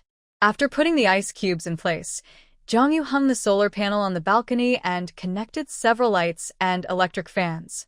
There is a backup generator in her space, but if the backup generator is used to connect to the power supply, one is that the sound of the motor is obvious and easy to attract attention.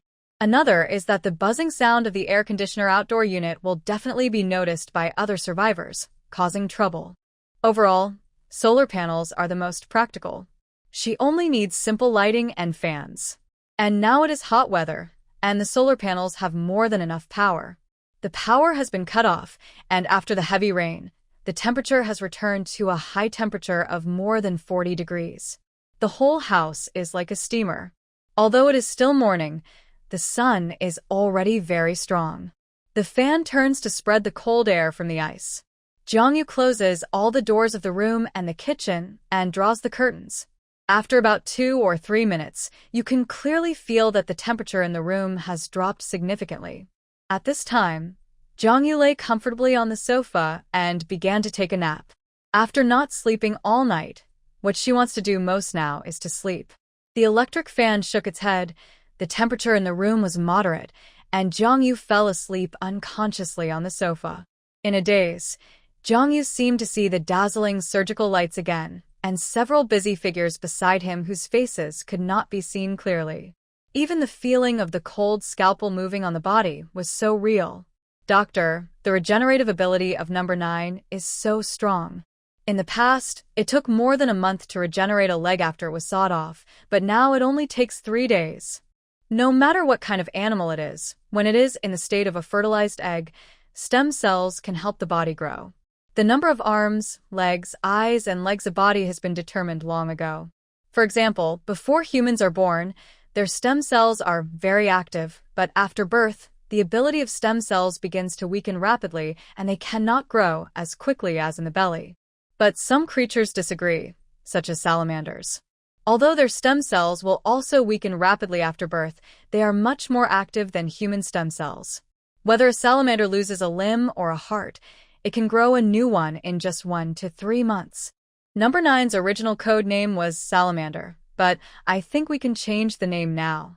After our continuous experiments and improvements and the integration of genes from other organisms, she is no longer a salamander. Number 9's regenerative ability is even more abnormal and faster. Doctor, Number 9 is already perfect. The potion made from her flesh and blood has a very powerful healing ability, and it has been approved by the higher-ups. We can start preparing. No, not enough. Not enough. Not perfect yet. I want her to be as perfect as a planarian. I want her to have the most perfect omnipotent stem cells. Just like a planarian, it cannot be killed by a knife, and it can be resurrected infinitely. Even if it is chopped into meat paste, it can be regenerated into infinite individuals. The main organs that affect human lifespan are the heart, liver, kidneys, lungs, and digestive system. If I can make Number 9 into a perfect multifunctional stem cell carrier and then extract the stem cells in her body and graft them onto aging or damaged human organs. Use the multifunctional regenerative ability of perfect stem cells to repair and transform or regenerate organs. Then the limit of human lifespan will be broken. Everyone will remember my name. I am the father of mankind. Ha ha ha. The lifespan of those high-level evolvers can be extended, and they can live longer. So she is not perfect yet. She recovers too slowly, too slowly. After waking up from the nightmare, Jongyu was already sweating profusely. She drank a glass of ice water to calm down and stared blankly at the ceiling. Her eyebrows were almost twisted into knots. How could she have such a dream? After her rebirth, she had never dreamed of the things in the laboratory. But tonight's dream seemed to pull her into that Hades again. At this time, it was almost dark. She walked to the balcony and looked down. The water rose quickly and receded quickly. Now the water level is still between the 2nd and 3rd floors. It is estimated that in another day, the water will be completely gone. There were motionless zombies floating on the water, various pots and pans, various beverage bottles, and puffed food bags. She saw a man in the opposite building holding a long bamboo pole with a fishing net under the bamboo pole. He was standing on the balcony on the third floor and constantly salvaging food from the water. Beside him, there were several people helping to pick it up. Jiangyu turned on his mobile phone. The group was sending a salvage video, and the protagonists were several people in the opposite building. Unexpectedly, after a night of power outage, these people's mobile phones still had power. I salvaged a lot of food and drinks. Anyone in our building who needs them can come to my house and get them. Thank you, big brother. You are such a good man. What a good man. If you have the guts, you should have brought them to my door. There are still zombies outside now. If you let me go out, I will be asking for death. What are you thinking? That's right. Who dares to come? There are man-eating monsters outside. Who has a power bank? My phone is running out of battery. Apple, it uses up power so quickly. Me too. Mine is running out of battery too. I dare not say anything. Hee, my domestically made mobile phone is still powerful. It can be used for several days on a single charge. I saw a crazy woman. She actually killed people. She killed all the neighbor zombies wandering in the corridor. That woman seemed to be from our building number 1. Although she turned into a zombie, she is still our neighbor. She can kill people whenever she wants. Be careful, everyone. If you kill zombies today, you can kill people tomorrow. Yes, I saw it too. The guy above is crazy. Those have all turned into zombies. What are they neighbors? If you think they're your neighbors, why are you hiding at home? Go out and say hello. Idiot. By the way, can the boss who kills zombies take me with him? I am obedient and strong. The discussion in the group was heated. Jiangyu took a quick look and then threw her phone away. Today is the second day after the heavy rain, if I remember correctly. There was a power outage yesterday and all networks will be paralyzed today. Tomorrow, everyone will find that the water flowing out of the tap has a foul odor. The reservoir is full of corpses. When the flood recedes, those corpses will swell, stink, and rot under the high temperature of the sun.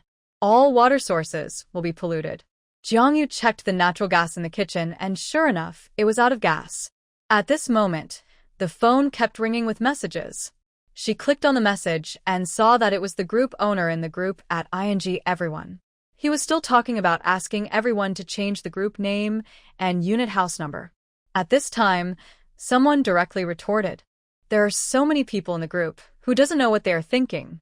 Let everyone reveal their house numbers. Are you sick? Just quit the group." I was thinking that everyone in the group could help each other. It seems that I am too naive. I will quit. But I think what the group owner said is right. We should mark our house numbers. In case of any problems, we can help each other. I support the group owner. My wife has a fever. What should I do? I am so afraid that she will become a zombie. Now I lock her in the room and dare not let her out. Some people were scolding the group owner, and some people directly quit the group. However, at this moment, the group owner, who had been asking everyone to change the group nickname, finally said something else. A series of long voice squares. Jiang Yuxian was also idle, so he clicked on the voice to listen. As a result, he heard a man cursing. "What time do you think it is now? And you are still nagging. Change your nicknames if I ask you to change them. Be obedient. Don't refuse to drink the wine. Do you still think you are the owners? Now you are just a bunch of wild boars. Shame on you, those who just scolded me. Just wait for me. I will not let you go. I, Wang Jinbao, used to be a security guard, and you all looked down on me all day long. Haha, no matter how much money you have now, what's the use of it? Those grandsons who just scolded me, clean your necks and wait for me. Dong Lingling, from the 6th floor of building number 1, I have liked you for 3 years, but you refused the flowers I sent you every time. Which? You just look down on me and want to find a rich man. Dong Lingling, I know you are still alive. Just wait for me. I will show you what a real man is. The group leader kept making harsh remarks. Jiangyu frowned and then turned off his phone. In the early days of the apocalypse, the biggest enemy of mankind is actually themselves. The zombies' attacks are at least on the surface and they are prepared. But it is hard to defend against their own kind. Just like this security guard named Wang Jinbao, she has lived here for half a month and has seen him many times. He has dark skin and a pair of shifty eyes. You can tell at a glance that he is not a good person. but he is tall and strong. Every time you pass by the security booth, you can see him chewing betel nuts while looking at his phone. When he smiles at you, although he is very enthusiastic, the black smoke-filled teeth at such a young age are really uncomfortable. Before the apocalypse, such people were basically at the bottom of society. But now that order has collapsed, and no matter how much money or how big a house they have, it can't determine their status, they seem to feel that they're doing well again. The group quarreled again, and the others who were scolded as wild boars naturally didn't want to do it, and they directly cursed at each other. Jiangyu has obsessive-compulsive disorder of eliminating red dots. Looking at the reds that kept appearing, he felt a little irritated and simply quit the group. In a house on the 7th floor, 5 men were sitting around a boiling hot pot. 2 of them, wearing security uniforms, were holding bowls and sitting obediently on the side, watching the others eat. The other 3 men had crew cuts and were wearing prison clothes, and were obviously criminals who had escaped from prison. The men wearing security uniforms were the original security guards of this community, Wang Jinbao and Liang. The 5 men gathered together to eat the hot pot. The 3 fugitives were eating with oil dripping from their mouths, but Wang Jinbao and Liang did not dare to move their chopsticks at all. They had to wait until the other 3 had finished eating before they dared to eat the rest. Wang Jinbao scolded almost everyone in the group, and finally felt that the resentment he had accumulated over the years had eased. He spat on the ground in anger. Bah, these dogs look down on others. So what if she lived in a high-end house before? She is still hungry now. After saying that, he looked at a man flatteringly, Brother Scar, the Dong Lingling I just mentioned. Even though she has given birth to a child, every time she walks, her ace shakes. It's so cool. Brother Scar, if you're interested, I will show you the way later. I have been a security guard here for almost 5 years. I know who lives in every household. He tried hard to prove his worth. Liang next to him also nodded in agreement. Yes, yes. Scar Man is just as his name suggests, with a hideous scar running from his left brow to the corner of his mouth. When he smiles, the scar twists like a centipede. He has deep-set eyes to begin with, and the cunning and cruel light in them always gives people a chilling feeling when he smiles at others. Add to that the scar, and people feel even more frightened and uneasy. Scar picked up a piece of meat with a smile and put it into Wang Jinbao's bowl, as if it were a reward. I didn't realize that Brother Jinbao is quite smart. He knows that we haven't had meat for a long time. This is a good arrangement. He then looked at the other 2 brothers. Huangxi, Mazi, let's go chop 2 zombies after dinner to stretch our muscles and have a good rest at night. When the word rest was mentioned, the 3 of them laughed tacitly. Hearing that they made chopping zombies sound so easy, Wang Jinbao became even more frightened, and the smile on his face became even more flattering. Liang also hurried to laugh. He was afraid that he would not be able to keep up with the pace, just like his previous colleagues. Wang Jinbao and his men met Scar after the zombies appeared yesterday. At that time, he and several other security guards were carefully salvaging food from the water in the corridor. At that moment, several heads suddenly popped out of the water. They were so scared that they dropped the poles they were using to salvage supplies and turned around to run. As a result, they were pointed at with guns and dared not move. The ones who emerged from the water were none other than Scar and his 3 companions. The 3 were covered in blood and still wearing prison clothes. The blood had obviously attracted the zombies sleeping in the water. Right behind the 3, a group of zombies were struggling to float up from the water. Fortunately, the zombies swam slowly, otherwise the 3 men might not be able to escape. But no matter how slow they were, they could not withstand the large number. When Scar and his 3 companions saw them, their eyes lit up instantly, and they used their guns to attack them.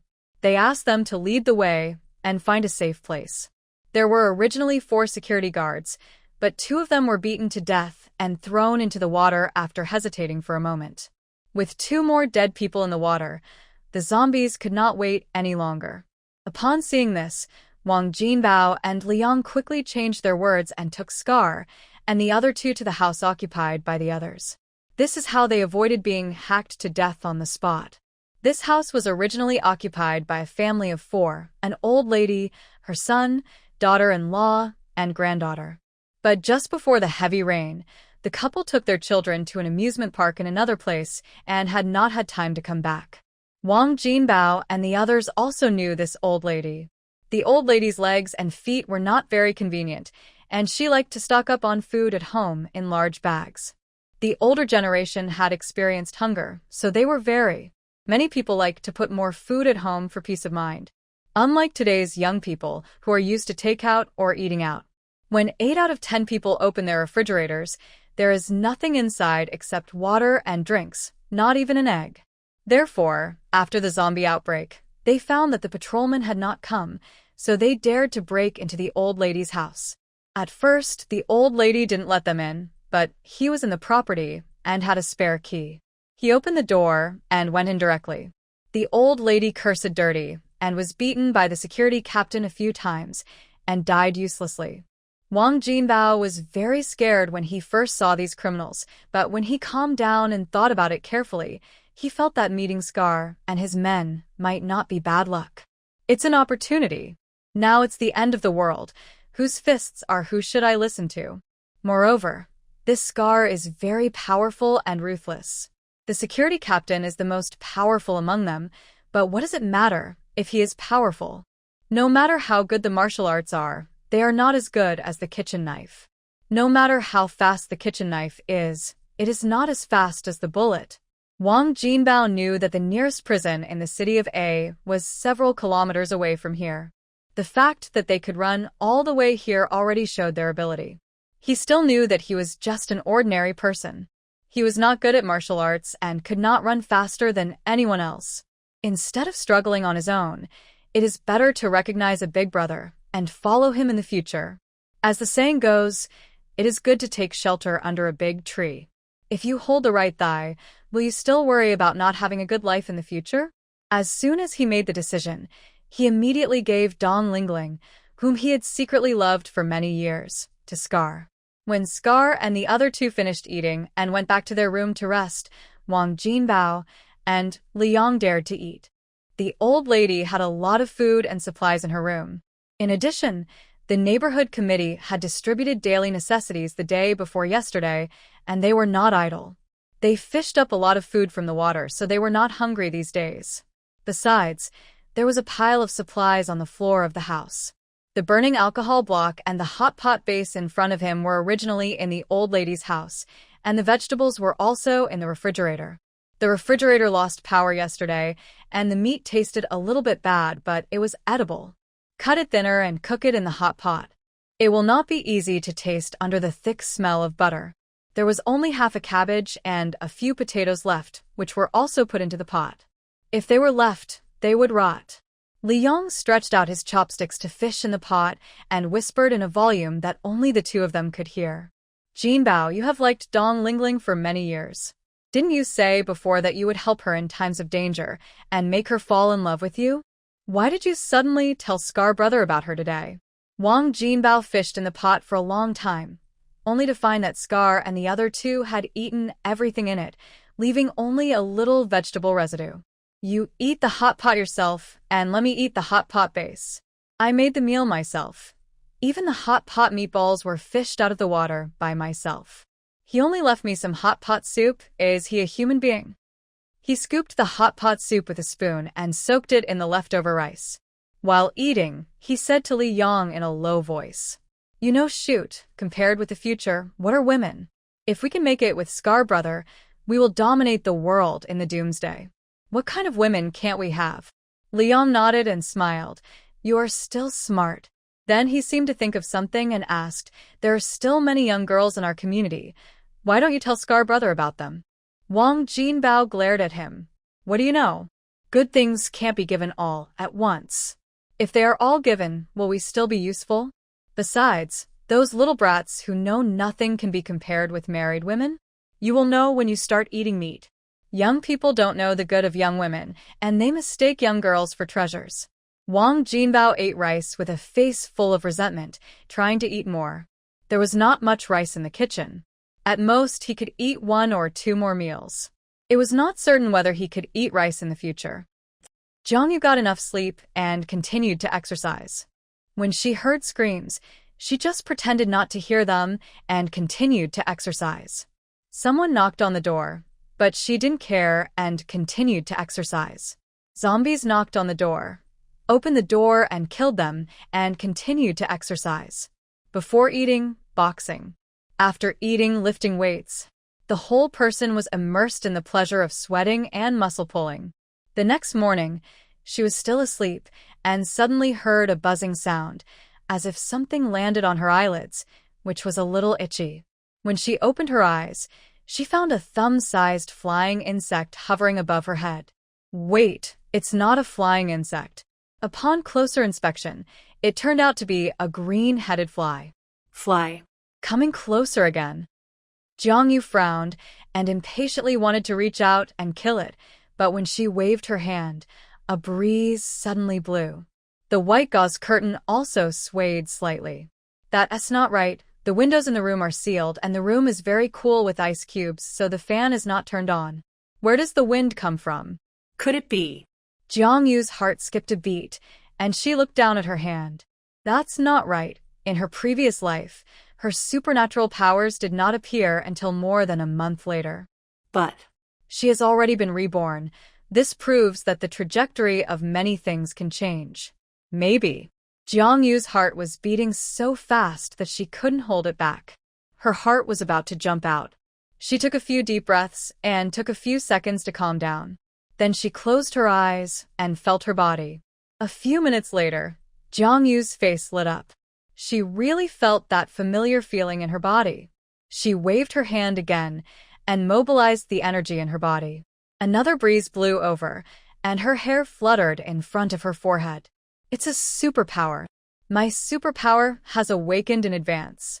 Jiangyu stared at her hands in disbelief, but after seeing this, she was completely stunned. She was immersed in the shock of the superpower awakening in advance and didn't notice it, but now she calmed down and took a look. She found something very strange. The pair of hands in front of her with delicate skin, no traces of frostbite, no calluses, and even no scars. Are they hers? In the photos of Jiangyu when she was a child, she looked quite fair. After her parents died, she was malnourished and her aunt made her help out at a relative's stall because of a disagreement. She was exposed to the sun all day, so her skin became more and more yellow and darker. Then the apocalypse broke out. It was good to be alive in the apocalypse. Who would care about the skin? So she went out in the wind and rain every day, and her skin became darker. The black was as black as charcoal. When she stood in the sun, it could reflect light. But now her hands are very white, whiter than those who have been dead for 3 days. It's like, on the Forbidden Island, the doctor fused the genes of various unknown creatures to her, and she became sickly white. Jiangyu's heart was like a storm. She hurried to the bathroom mirror and looked at the person in the mirror.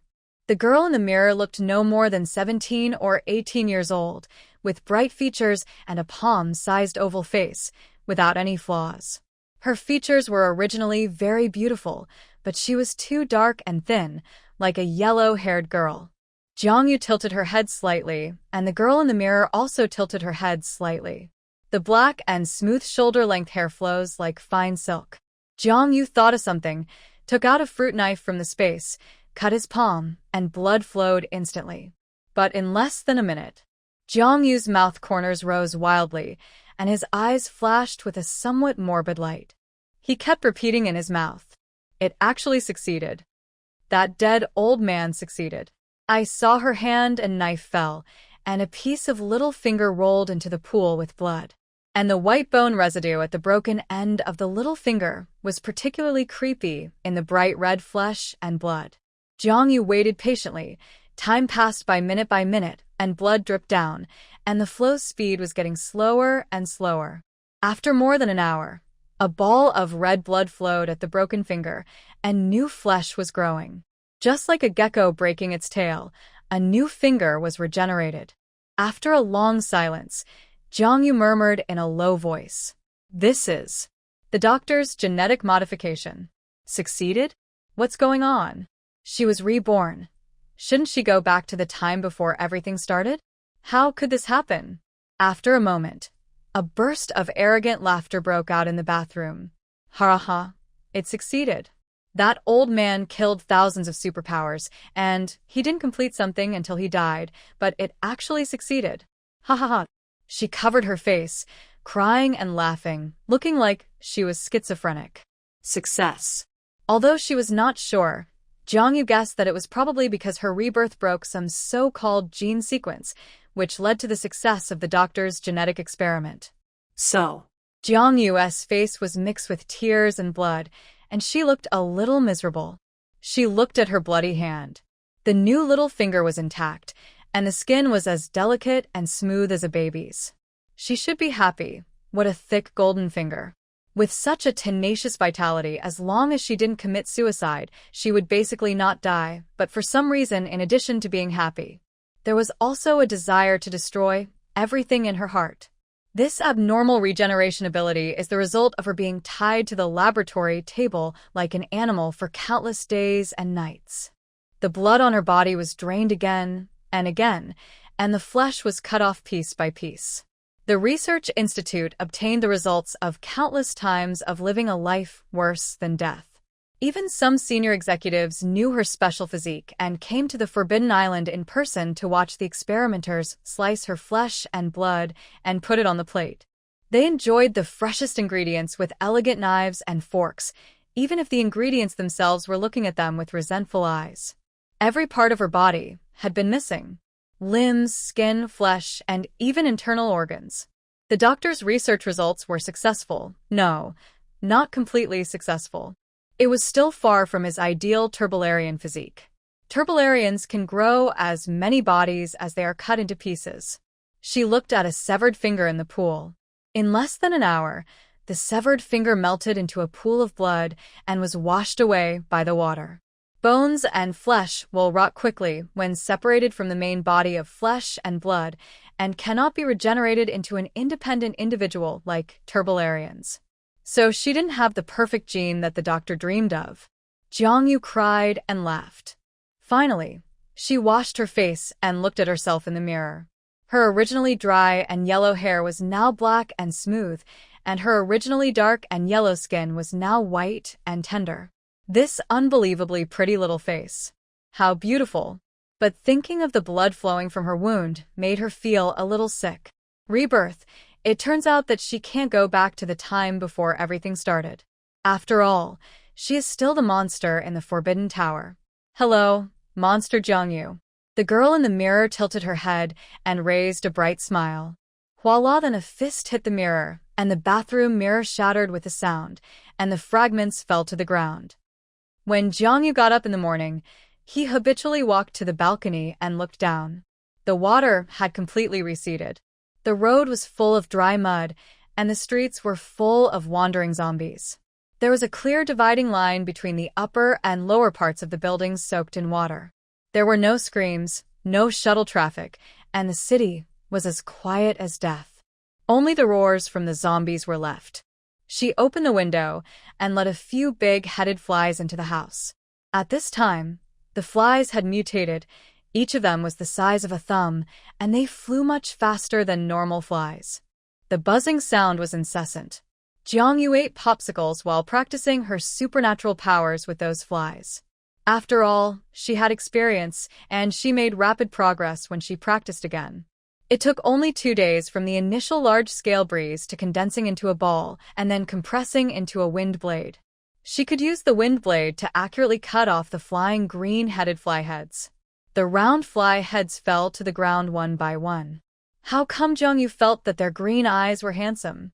Although she has mastered the accuracy, she cannot use it too many times due to the level of her superpowers, and the distance will not exceed 10 meters, so she can only attack at close range. But for the initial evolutionists, this is already the limit. Although the doomsday has broken out, it does not mean that mankind will perish. Organisms will find their own way to survive. When zombies break out, even small animals such as flies and mice can mutate, let alone humans. There are also people among humans who awaken various superpowers that are different from ordinary people. These people with superpowers are called superpowers. There are 4 main types of superpowers. The first type is the Body Enhancement System Superpower, including strength enhancement, speed enhancement, smell, hearing, vision, and other five senses enhancement, as well as body enhancement and sound enhancement. The Enhancement System Superpower is also the most common superpower. The second type is the Elemental Superpower, including gold, wood, water, fire, and earth. The third type is the Natural Superpower, wind, thunder, lightning, and ice. The fourth type is the non-sequence superpower. This superpower has no sequence, no rules, and is completely awakened randomly. And it is extremely rare. The known non-sequence superpowers in the previous life include psychic superpowers, healing superpowers, invisibility superpowers, space superpowers, etc. The superpower levels are divided into 6 realms and 3 levels. F is the primary level, and so on. A level is the highest level. There may be superpowers beyond a level, but she has never seen one. When Jiangyu died, he was an A3 level superpower. In a small base, it is enough to have an A3 level superpower sitting in charge. When she was practicing superpowers, a lot of things had happened outside. Some people were braver than other survivors from the beginning. After the water receded, they walked out of their homes with weapons and fought the zombies to the death. Then they found that this kind of monster was not so scary in the early stage. As long as they were brave and careful, they could still deal with it. So they went out to search for supplies at risk. This group of people walked at the forefront and took the advantage of being the first to come in terms of finding supplies. Some people hid at home until they ran out of ammunition and food, and then they mustered up the courage to face the monsters. But it was too late. The edible and easy-to-find supplies had already been taken by others. More and more people have overcome the initial fear and are trying to survive. Because of the previous heavy rain and flooding, many supplies have been soaked. Most of the various foods exposed outside have been soaked and rotten. Only those well-packaged foods or canned drinks have not been damaged. It's just that at this time, as long as it is food, even if it is moldy and rotten, it can still be eaten when you are extremely hungry. There are millions of residents in the entire city of A. Even if half of them become zombies, the remaining population is still a terrible number. There are more wolves than meat, and the disputes are naturally more cruel. Every corner of the city is playing scenes of killing or being killed all the time. Some are relatives, some are friends, and some are strangers. Regardless of whether these people were white-collar workers, rich people, workers, or bosses before, at this time, no one mentioned their assets. The only useful thing is the weapons in their hands. Whoever has the bigger fist can speak. Between life and death, husband and wife turn against each other, brothers kill each other, and sisters become enemies. The drama is happening every moment. The trust between people has dropped to the freezing point. Jiangyu was not in a hurry to go out. She had stockpiled supplies by herself. In addition, she had previously acquired the largest foreign supermarket chain warehouse in the city. Now the supplies in her space were enough for her to eat for several lifetimes. As for the zombies, it is estimated that the current zombies have not grown crystal cores in their brains, so there is no hurry to start. Crystal cores are a kind of energy body in the brains of zombies. Not only zombies, but also mutant beasts, mutant plants, and even superpowers. As long as it is an evolved creature, there will be such an energy crystal in its brain. This is a concrete manifestation of the convergence of superpowers. Absorbing crystal cores is good for any creature. Superpowers can help advance by absorbing crystal cores. Mutant animals, plants, or zombies can evolve faster by swallowing crystal cores. Even ordinary people can have the opportunity to awaken superpowers by swallowing and absorbing crystal cores, but ordinary bodies cannot bear the power of crystal cores, so there are only 3 results of doing so. One is to break through the limit between life and death, awaken superpowers, and become a superpower. The second is to explode and die. The third is to be infected and become a zombie or other monster. Compared with the latter, the possibility of becoming a superpower is less than 5%. But even this 5% possibility is enough to drive people crazy. After all, in the end times, strength is everything. A gunshot rang out. Liang's body was lying on the ground. His head was blown up by a bullet, and only a mass of flesh and blood remained where the bullet pierced his left eye. Blood sprayed out from the back of his head and dispersed into mist. Although he was dead, his right eye was still staring at Wang Jinbao. Wang Jinbao was already scared out of his wits. Wang Jinbao's pupils widened, his legs trembled as he knelt on the ground, and beads of sweat rolled down his face. The corners of his mouth twitched, and he looked at Scar in horror. "Brother Scar, what's wrong? Why are you angry?" He was standing close to Li Yang just now, and his face was covered with blood. But he didn't dare to raise his hand to wipe it off. "Brother Scar, what's wrong with you? Did Li Yang do something wrong?" Seeing his cowardly look, Scar sneered. "Wang Jinbao, I think you are just like your brother. You have had enough of living. How dare you have evil intentions towards us? Why didn't you tell us that Li Jie had a gun at home? Huang Si is dead. I think you want to die too." Wang Jinbao kowtowed quickly, trembling all over. "What? Li Jie's wife actually has a gun hidden in her house? Is she a drug dealer?" "I don't know. I really don't know. Brother Scar, I swear I really didn't mean it. I didn't know that ugly woman actually had a gun in her house. I used to see her going in and out of the community. She was just a normal woman who knew she was so bold, hiding guns at home and even drugs. If I knew this, I wouldn't dare to hide it from you, Brother Scar, even if I had the courage of heaven. Really, believe me, Brother Scar, I am your dog. You point east, and I dare not go west. You let me catch dogs, I will never chase chickens. Really, I am the most loyal, Brother Scar. Please forgive me. Give me another chance. Please. I don't want to die, Brother Scar. I don't want to die." These days, Scar and his men go around chopping zombies and searching for supplies during the day. In peacetime, these people are desperate criminals, but when the order is in chaos, they become the first to adapt. After killing the first person, these people have become arrogant. No one can control them. They feel that their time has come. They search for supplies and kill zombies nearby during the day. At night, they go to the location provided by Wang Jinbao for entertainment. In the doomsday, most women are timid, especially those who live alone.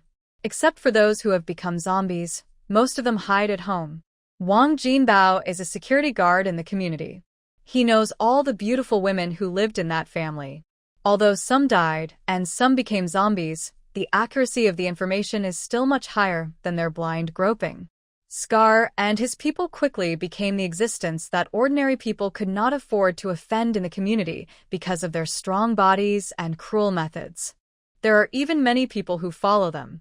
Some of these people are survivors from outside, and some are survivors in the community. There are both men and women, and soon a small force with Scar as the leader is formed. Every night, they will find a woman to have fun with. Scar not only slept with her himself, but also let his men take turns to insult her. Some good-looking men were favored by Scar, but they could not escape. He is a man who doesn't care about food. Many of the good-looking women and men under his command have physical relationships with him. Those who are not good-looking have unexpectedly escaped. These people are cruel and perverted, and almost no one can survive a night. But yesterday, they went to the home of a young woman mentioned by Wang Jinbao as they did the previous 2 days.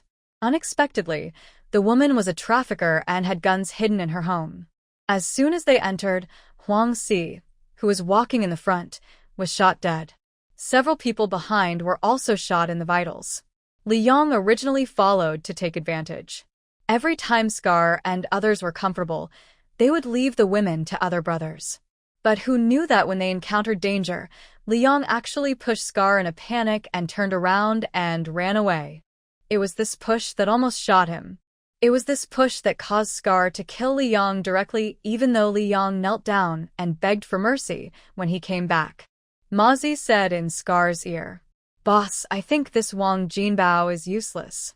We kept him because he knew the identities of the previous owners of the community, but now it's in chaos. Many people died, and there are still many survivors from outside. His information is no longer accurate, so there's no point in keeping him. Yes, there's no point in keeping this Wang Jinbao.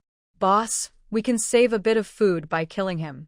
A man wearing glasses said to Scar flatteringly. No. No. Scar, I'm your most loyal dog. Let me go. Really, I'm really obedient. Look. Woof, woof, woof. I'm really sincere. Spare my life. Scar? Hearing several people discussing killing him without hesitation, Wang Jinbao was so scared that he trembled all over. Boss, there are many people who want to be dogs. There is no need to keep a useless one. A subordinate said to Scar. Scar nodded. You are right. Useless dogs. Don't keep them. With a gunshot, Wang Jinbao's head exploded, and he fell to the ground with his eyes wide open.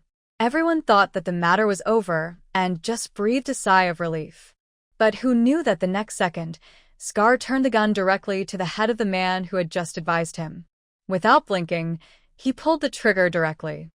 Another gunshot. The man's forehead was pierced by a bullet. Everyone was stunned, not understanding why he suddenly killed his subordinates. But at this time, no one dared to speak.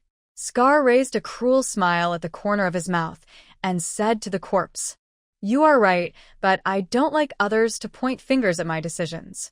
After speaking, he looked around at everyone. I don't like people questioning my decisions, even if they are wrong. I hope that next time, I won't hear similar voices. Scar's cruelty once again impressed everyone, and others nodded quickly. Scar then sat on the sofa with satisfaction. He reached out and took a can of fruit, opened it and ate it.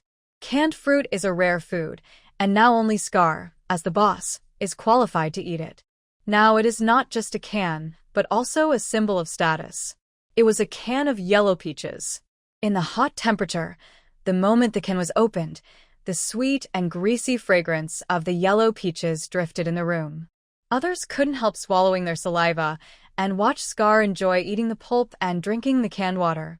The room was so quiet that only the sound of Scar eating, smacking, and drinking soup was left. Scar ate while observing others, smiling with satisfaction. In the past, he was just eating and waiting to die in prison. There was no threat of zombies, and he was originally a life sentence. He was not afraid of anything. No one dared to mess with him in prison, so he lived a good life. But Scar likes it now, because now he has the power to decide the life and death of others, and he feels like the king of this world. Whether it is delicious food or beautiful women, he can choose them.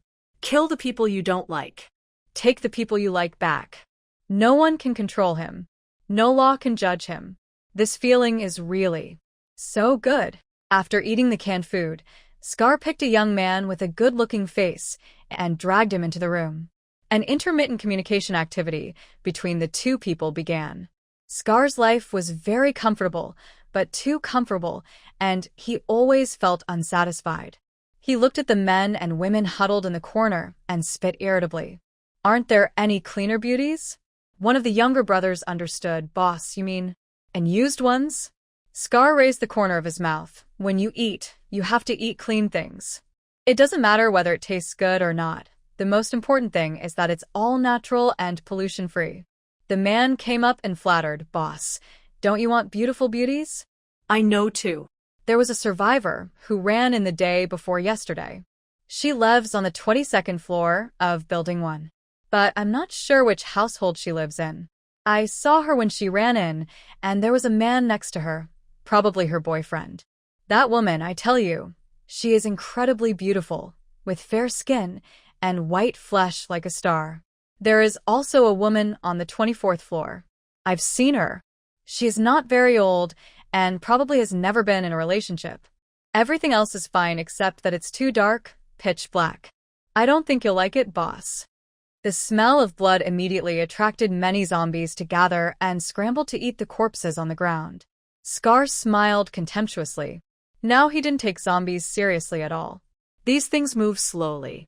As long as their heads are chopped off, they will lose their mobility immediately. They are not too difficult to deal with. At night, Scar led a dozen of his brothers to the 22nd floor of Building Number 1. Originally, there were 4 households per elevator, but now the doors of 2 houses were destroyed. The houses were in a mess, and there were rotten and smelly corpses. The doors of the remaining 2 houses were closed. Scar retreated to the back and signaled the younger brother in front to knock on the door. After being ambushed by Li Jie last time, he became more careful. After all, The world is in chaos now, and he is not the only one with a gun. Therefore, when there is danger, the younger brother will lead the way first, and he will not feel sorry for the death of the cannon fodder. When there is benefit, he will go first and the younger brothers will line up and divide it very clearly. Such a person, what good people can there be under his command? They are all a group of survivors who have done all kinds of evil. They were oppressed by Scar, but when they turned around and faced other survivors, their methods were no less cruel than Scar's. Scar has two hobbies in his life. One is gambling and the other is women. Now it is the end of the world, and those beautiful women who were high up in the past and whom he could hardly meet are just objects that he can easily get. 23rd floor. In Jiang Yu's living room. Buzz buzz buzz. A group of thumb-sized green flies were flying around the house. Jiang Yu skillfully controlled his supernatural power, and wind blades accurately cut through the fast-flying green flies, and the flies fell to the ground one by one. Some lost their heads, some had their wings cut off, and some were left with only an ace. There were all kinds of ways to die. These flies were small in size and flew fast, so they were the best for practicing accuracy. However, in the Doomsday, the first group to evolve were not humans. Instead, they were small insects such as flies and cockroaches. It's just that after they evolved, except for their larger size, faster speed, and stronger destructive power, their habits have not changed much. Otherwise, no one would be able to survive if these insects attacked humans alone. In the city's sewers, the number of insects is much greater than that of humans. Jiang Yu counted every time a fly was chopped off with a wind blade. 101.122.126. When the last green-headed fly flying in the living room fell to the ground, Jiang Yu's supernatural power had been used up completely. She took a broom and a dustpan and swept the bodies on the ground into a ball, but she didn't have time to dump them into the trash can. The next second, there were 2 gunshots. She turned her head and looked. Although there was nothing unusual about the security door from the inside, she was sure that the bullet hit her security door. Shameless thing.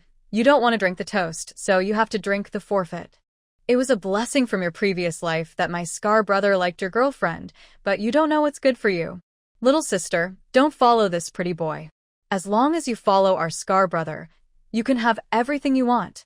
Jiang Yu looked out through the peephole and saw more than a dozen men blocking a man and a woman in the corridor. The man and woman were obviously forced to flee all the way up from downstairs. The people who surrounded them were holding guns in their hands. It is estimated that they were the ones who fired the shots. Jiang Yu is not a good person. When she saw someone in danger, she had no intention of helping. She just stood behind the door silently, looking at the outside world. At most, after the people left, she would go to clean up the garbage at her door. Feng Yunyan grabbed the kitchen knife in her hand in horror and looked at Scar, who was in the lead. Angrily, "You're dreaming. Even if I die, I will not be with a despicable and disgusting thing like you." Han Jiang had many wounds on his body, and he was shot in the stomach again. Blood gurgled out, burning along his trouser legs and wetting the ground. But even though he was seriously injured, he still protected Feng Yunyan behind him. "Yunyan, don't be afraid. If we die, we will die together. I promised you that I would take you to find your parents, and we will be together forever." Feng Yunyan's eyes were filled with tears. She bit her lip and nodded. "Yes. We will be together even if we die." Seeing the two of them being affectionate, Mazi spat on the ground with a look of contempt. "Showing affection in front of me. Boss, why don't you just kill this pretty boy?" Scar laughed. "Why kill him directly? These days, I've played with at least 8 out of 10 women and men, but I've never seen a couple with such a good relationship. Those couples, all cowards in front of bullets. This is the first time I've met someone with such a backbone. They have such a good relationship, I like it. Ha ha ha." He looked at Han Jiang and Feng Yunyan with some admiration.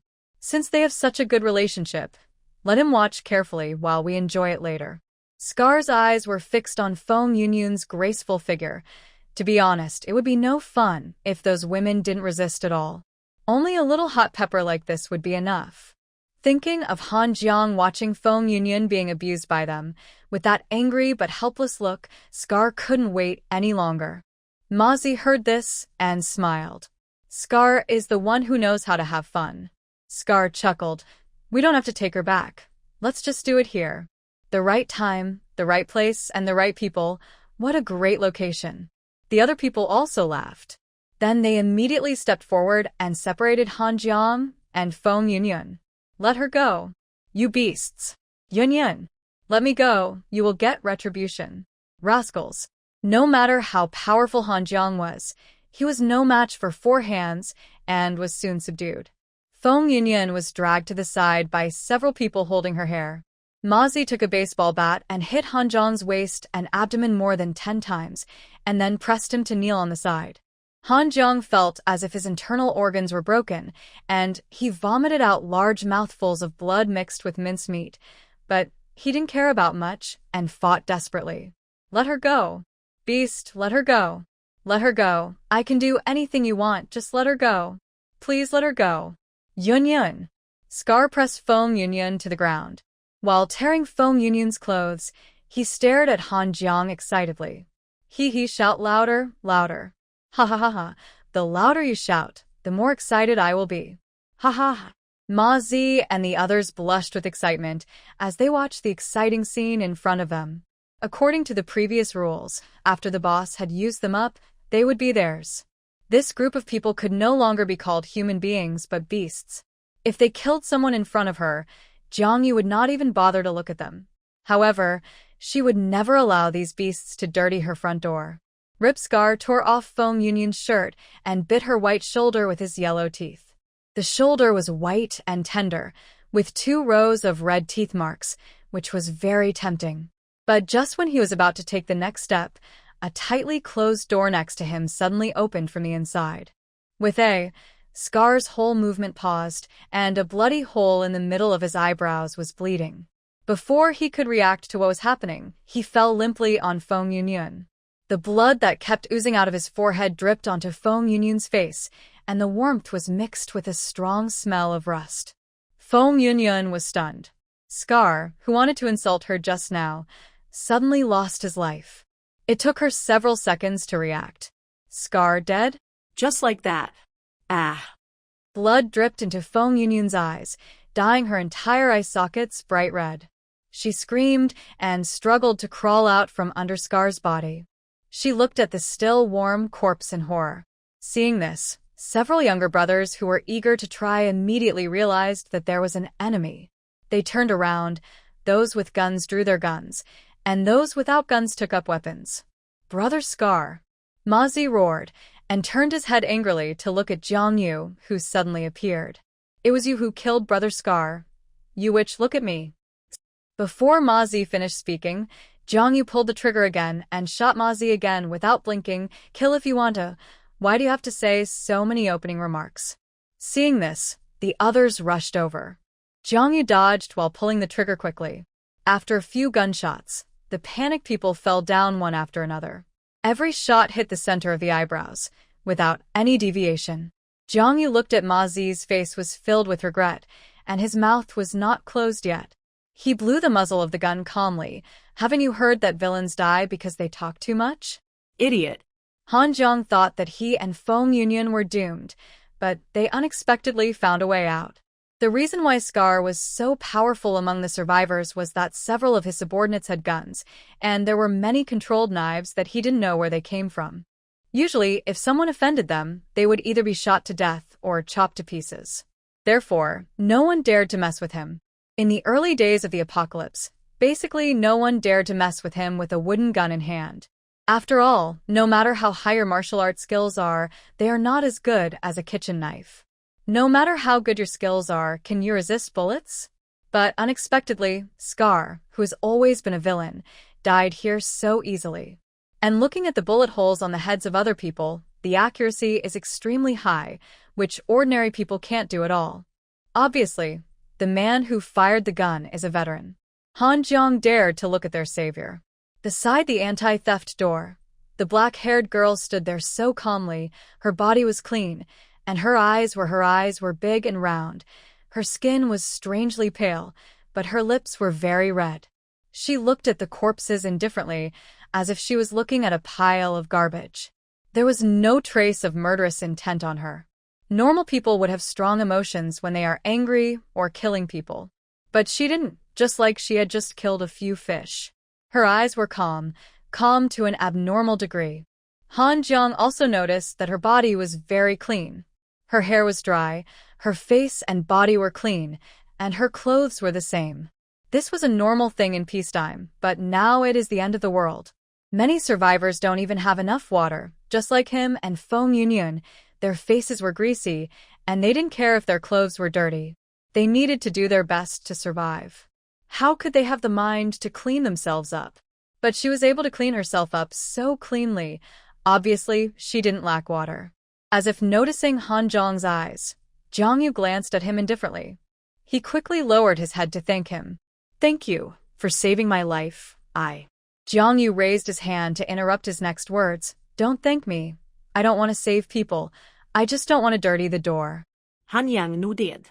If he hadn't seen it with his own eyes, he would never have believed that it was a little girl who killed so many people in one breath. But after he finished speaking, Han Jiang saw her walking straight towards Feng Yunyan. Han Jiang quickly got up, supported his chest, and took 2 steps at a time to quickly crawl to Feng Yunyan's side, blocking Feng Yunyan from moving sideways. He knew that the person in front of him had just saved him, but no one could guarantee that she would not suddenly change her mind and kill them again. Han Jiang couldn't see through this woman who suddenly appeared in front of him. When she killed people, indifference is more terrifying than Scar's violence. Violence at least proves that this person is angry, but calmness means that she has become accustomed to it, accustomed to killing. Feng Yunyan grabbed Han Jiang's hand and looked at the woman who suddenly appeared with some horror. Seeing her raise the barrel of the gun, she subconsciously closed her eyes. She was desperately waiting for death. Her closed eyes kept shaking, and tears slid down the corners of her eyes. Feng Yunyan is beautiful, and she looks beautiful when she cries, but at this moment, at that time, Jiang Yu was not the kind of person who could appreciate beauty. She waited for a long time, but there was no gunshot. She opened her eyes hesitantly, and after seeing the scene in front of her, she took a breath of cold air, and then her eyes widened. Jiang Yu suddenly kicked Scar's body over, and then, without blinking, he stomped Scar's lower body more than 10 times with 1 foot. With a sound of smacking, Scar's buttocks were already a bloody mess. Without looking, Feng Yunyan knew that the thing must have become a pool of meat paste. She looked at the ruthless Jiang Yu. The fear in her eyes disappeared, and a kind of excitement gradually rose. Yes, step on it. Step hard. Crush them all. Then Jiang Yu, like a little pervert, stepped on each of her younger brother's tools into meat paste. These people had been beaten to death, and their bodies were shaking slightly as she kicked them one after another. Some people even died, with their eyes open. Although this person saved both of them, they didn't know why. Han Jiang just subconsciously clamped his legs together, feeling a little pain somewhere. This woman is so scary. Not only does she kill people, but she also whips corpses. Feng Yunyan came back to her senses and saw her boyfriend, who was covered in scars and had a pale face, and she grabbed his arm worriedly. "Han Jiang, are you okay?" "I'm fine, luckily you're okay." Han Jiang spat out a mouthful of blood as soon as he opened his mouth and stroked Feng Yunyan's face with a pale face. "I'm fine. I won't die." After saying that, he turned to look at Jiang Yu and was about to thank her again. "Thank you for saving my life, Before she finished her words, the black muzzle of the gun was pressed against her forehead. Han Yang swallowed silently. This big sister seemed to have a bad temper. Feng Yunyan's relaxed mood immediately tensed up, and she looked at Jiang Yu in horror. "You, what are you going to do? Clean up the garbage at the door and leave quickly." Jiang Yu said indifferently, "I saved 2 of your lives. It's not a big deal to clean up my door, right?" Han Jiang pointed the black muzzle of the gun at his head. No. Feng Yunyan also nodded quickly. "We will clean it up. Thank you for saving us. I can't repay you for your great kindness. Forget about promising yourself. I don't need you to work like a cow or a horse. Just clean up and leave quickly. I don't like strangers showing up at my door." Jiang Yu didn't like dealing with people very much, so she turned around and went back after saying these words. Before entering the room, she threw the bloody slippers on her feet at the door. Please throw away the slippers for me too. They are disgusting. The two nodded repeatedly. Okay, okay. The door was closed, and Han Jiang and Feng Yunyan looked at each other. Han Jiang, this woman is a bit strange. Feng Yunyan, which boss doesn't have a temper? Shouldn't capable people be different? She didn't feel that it was wrong at all. She had escaped death, and her savior now just asked her to clean up. Make sure it is done well. Feng Yunyan stood up with her knees, looking at the corpses on the ground. She felt indescribably happy in her heart. These beasts are finally dealt with. They deserve it. These rascals will go to Hades after they die. 13 people from life to death in just a few seconds. Many of them didn't even have the chance to draw their guns and shoot. The boss's moves were clean and neat. She slapped Scar's body a dozen times as if to vent her anger, and then stripped off everyone's clothes. Yunyan, why are you taking off their clothes? To make a rag. Didn't you ask us to clean the door just now? How can you clean the floor without mopping it? Feng Yunyan said.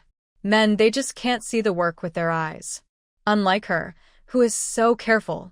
After resting for a few minutes, corpses fell to the ground one by one from a great height. The sound of bangs landing attracted the zombies wandering nearby. One of the unlucky zombies wandering right below was even hit by the corpse and couldn't even get up. Next to the flower bed, the two wandering female zombies looked up at the sky, and then at the dozen fresh bodies that suddenly appeared on the ground. The two zombies looked at each other with their gray eyes. Roar, roar, roar. The takeaway is here. Then they rushed to the dozen corpses. The other zombies noticed the movement here and became agitated. After a while, only a bloody skeleton remained of the dozen corpses on the road. As for the clothes that were stripped off, Feng Yunyan knelt on the ground and wiped the ground with these clothes, wiping it clean. Wipe it clean. If it is not clean, what will they do if the big boss is in a bad mood and collapses? Yunyan, this woman looks very powerful, how about? After cleaning the ground, Han Jiang looked at the closed door hesitantly. Although he didn't say the rest of the words, Feng Yunyan knew what he was thinking. Han Jiang felt that if they could get in touch with this powerful woman, there would be countless benefits. At least Yunyan would not be alone if he encountered such a thing again in the future. Feng Yunyan quickly covered his mouth. Han Jiang, don't think about anything. It's a great favor that she saved us, and her attitude is very obvious. If we lick our faces and pester others, it would be repaying kindness with enmity. Her eyes were a little red. I know you are worried about me, but a capable person like this. If we don't know what's good for us, she could have saved us before, and now she can kill us.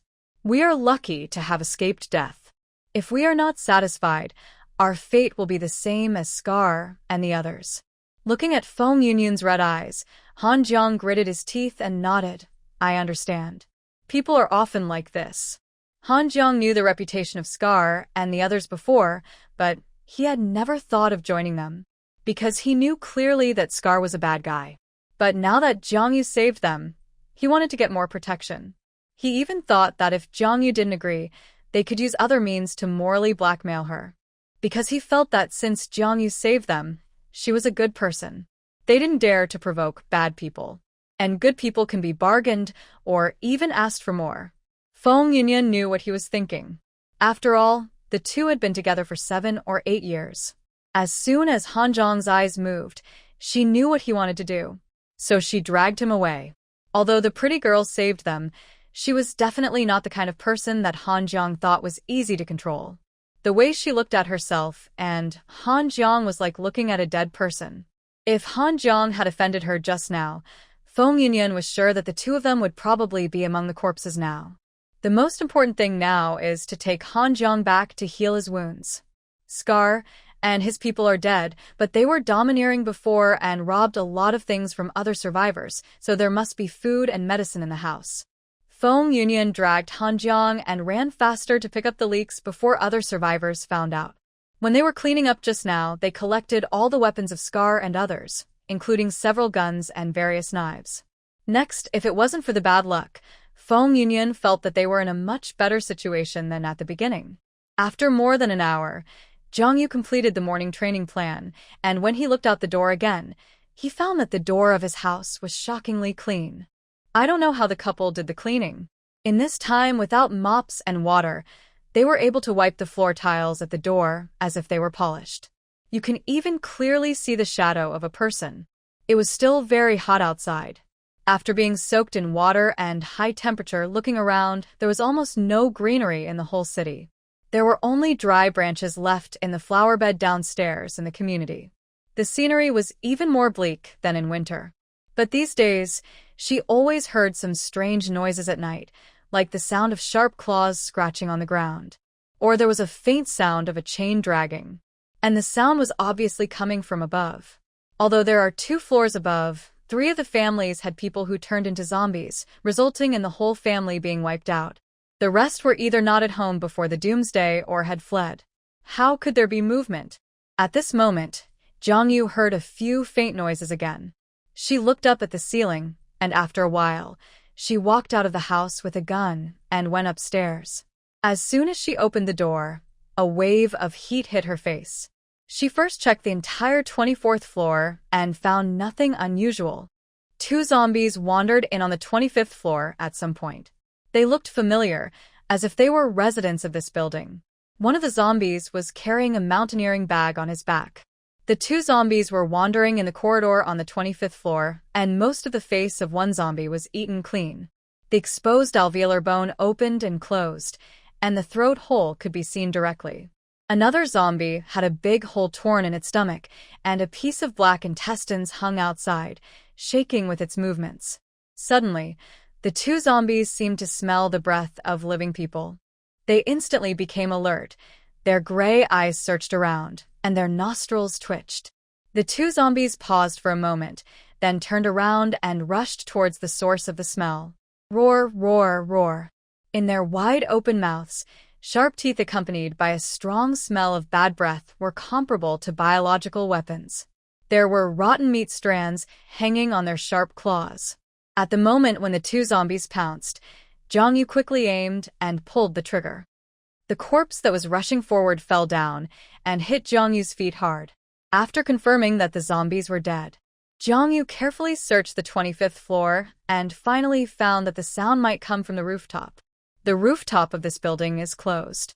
When the developer was building the house, a separate household was built on the rooftop with an area of 500 to 600 square meters, which naturally became the private garden of that family. The other floors have 4 households per floor, but the rooftop has 1 household per floor. Generally speaking, houses like this are given away or sold to people with connections. She walked up the stairs to the top floor, and the first thing she saw was a security door. Jong-yu used a gun to punch a circle of holes in the lock position, and then raised his foot to kick it, ready to kick a hole. As a result, he kicked it down and heard a crash. The whole door fell off the door frame.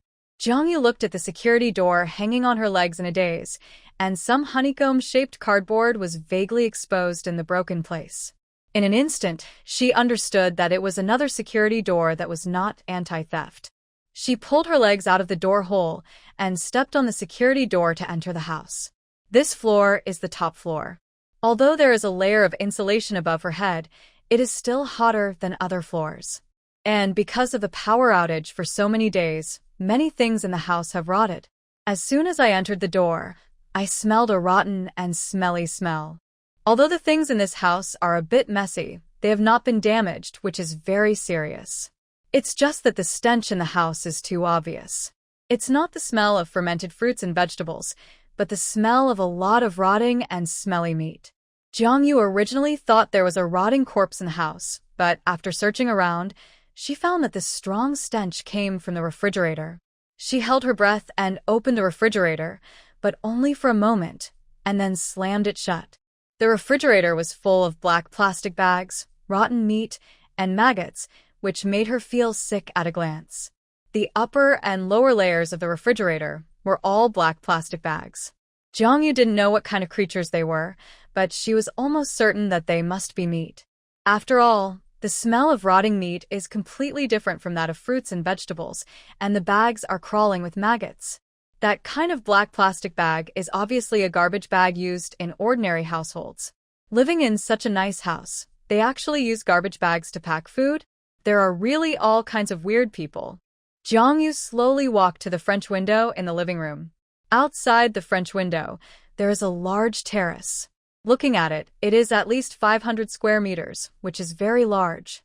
In addition to the terrace, there are two zombies. The two zombies, a man and a woman, were knocking on the door listlessly. Hee. The rotten face pressed tightly against the glass, and the claws kept scratching, making a scratching sound that made people's teeth ache. These two zombies are probably the owners of this house. The scratching sound that Jiangyu heard from time to time was probably made by them. The male zombie was wearing a suit, but at this time the suit had been scratched to pieces, like a piece of cloth. The female zombie was wearing a red dress. It seemed that the two were probably dating before they turned into zombies. As if they smelled the scent of a living person, the two zombies moved more urgently. The rotten face was squeezed on the glass and deformed, and a low roar kept coming out of its mouth. Jiangyu looked behind the two. On the table on the terrace, there were messy food, red wine glasses, and overturned candlesticks. It seemed that the two were probably having a candlelight dinner before they turned into zombies. It is estimated that these two zombies have not eaten, and coupled with the sun exposure, their bodies are very thin, and even their strength seems weak. The decoration style of this house is very beautiful and has not been damaged. The simple log style is integrated with some exotic styles, plus the large terrace that she just glimpsed. She suddenly had the urge to move. No, why move? This is my home. So she originally planned to kick the glass door directly to get rid of the two zombies, but she searched in a room for a long time and found a spare key. She opened the glass door from the inside, kicked the two zombies back with 2 kicks, and then fired 2 shots in succession. The splattered brain matter and smelly black blood did not stain the house.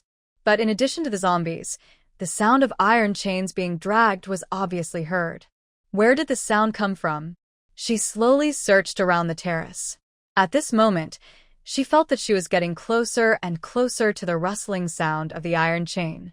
This terrace is very beautiful, with many green plants planted around it, although they are all dead, and the ground is paved with antiseptic wooden platforms and terrazzo floors.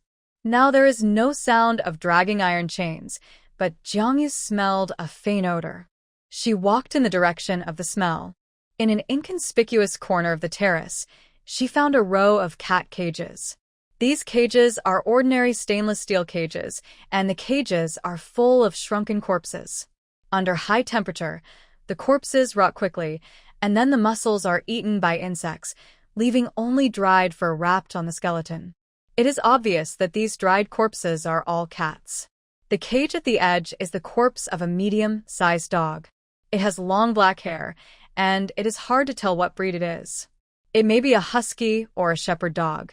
She thought that there were cats raised by 2 people in it, and they should be cat lovers, but after looking at the corpses carefully, she found that almost all of them were incomplete. Although the bodies were deformed to a certain extent due to decay and drying, it was obvious that they were not complete. The gaps in the cages were very small, so the zombies could not get their hands in at all. Moreover, they were locked from the outside and had never been opened. This proved that the bodies were not destroyed by zombies. Some bodies had steel bars piercing their heads, some were missing arms, and some were missing legs. The worst was a cat in the corner, whose body had obviously been skinned. And outside the cat cage, there was a pile of smelly fur. Jiangyu also found a tripod for filming in the corner and a well-arranged platform, which was covered with black blood stains, and it looked like it had been there for more than a day or 2. Jiangyu didn't know what he was thinking of, and his face was a little dark. The blood stains on the platform and a pile of rusty and rough tools were obviously not used to treat animals. For some reason, Jiangyu thought of her experience in the laboratory. She could even see the scene in her mind, just like when she was on the operating table. They were all beasts at the mercy of others. Voila, at this moment, she heard the sound of the chain dragging again. Jiangyu had seen countless scalp-numbing eyes, but they were all seen on people, especially in the Taboo Tower, where such eyes were countless. The eyes of wild beasts may be fierce, but they are not as vicious as those of humans. And now, Jiangyu saw such eyes on a cat for the first time. It was like a perverted murderer staring at you, with not only cruelty, but also madness and inexplicable weirdness in his eyes.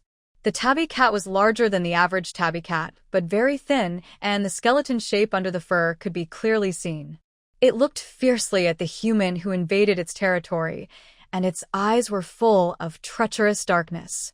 It hated every human who approached it equally. There was a thumb-thick iron chain tied around the tabby cat's neck, and the chain rattled when it moved. Although it is a bit wrong to describe a cat as ferocious. But for some reason, Jiangyu thought of this word the first time she saw the cat.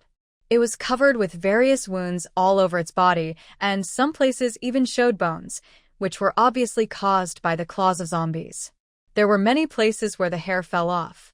Although it was skinny and had a fierce look in its eyes, it was easy to tell that it was not easy to mess with. Meow. The cat's hair stood up, its body arched, and it suddenly pounced towards Jiangyu. Jiangyu then discovered that there was blood on the cat's mouth, and there were a few pieces of blackened meat with bite marks on the ground next to it.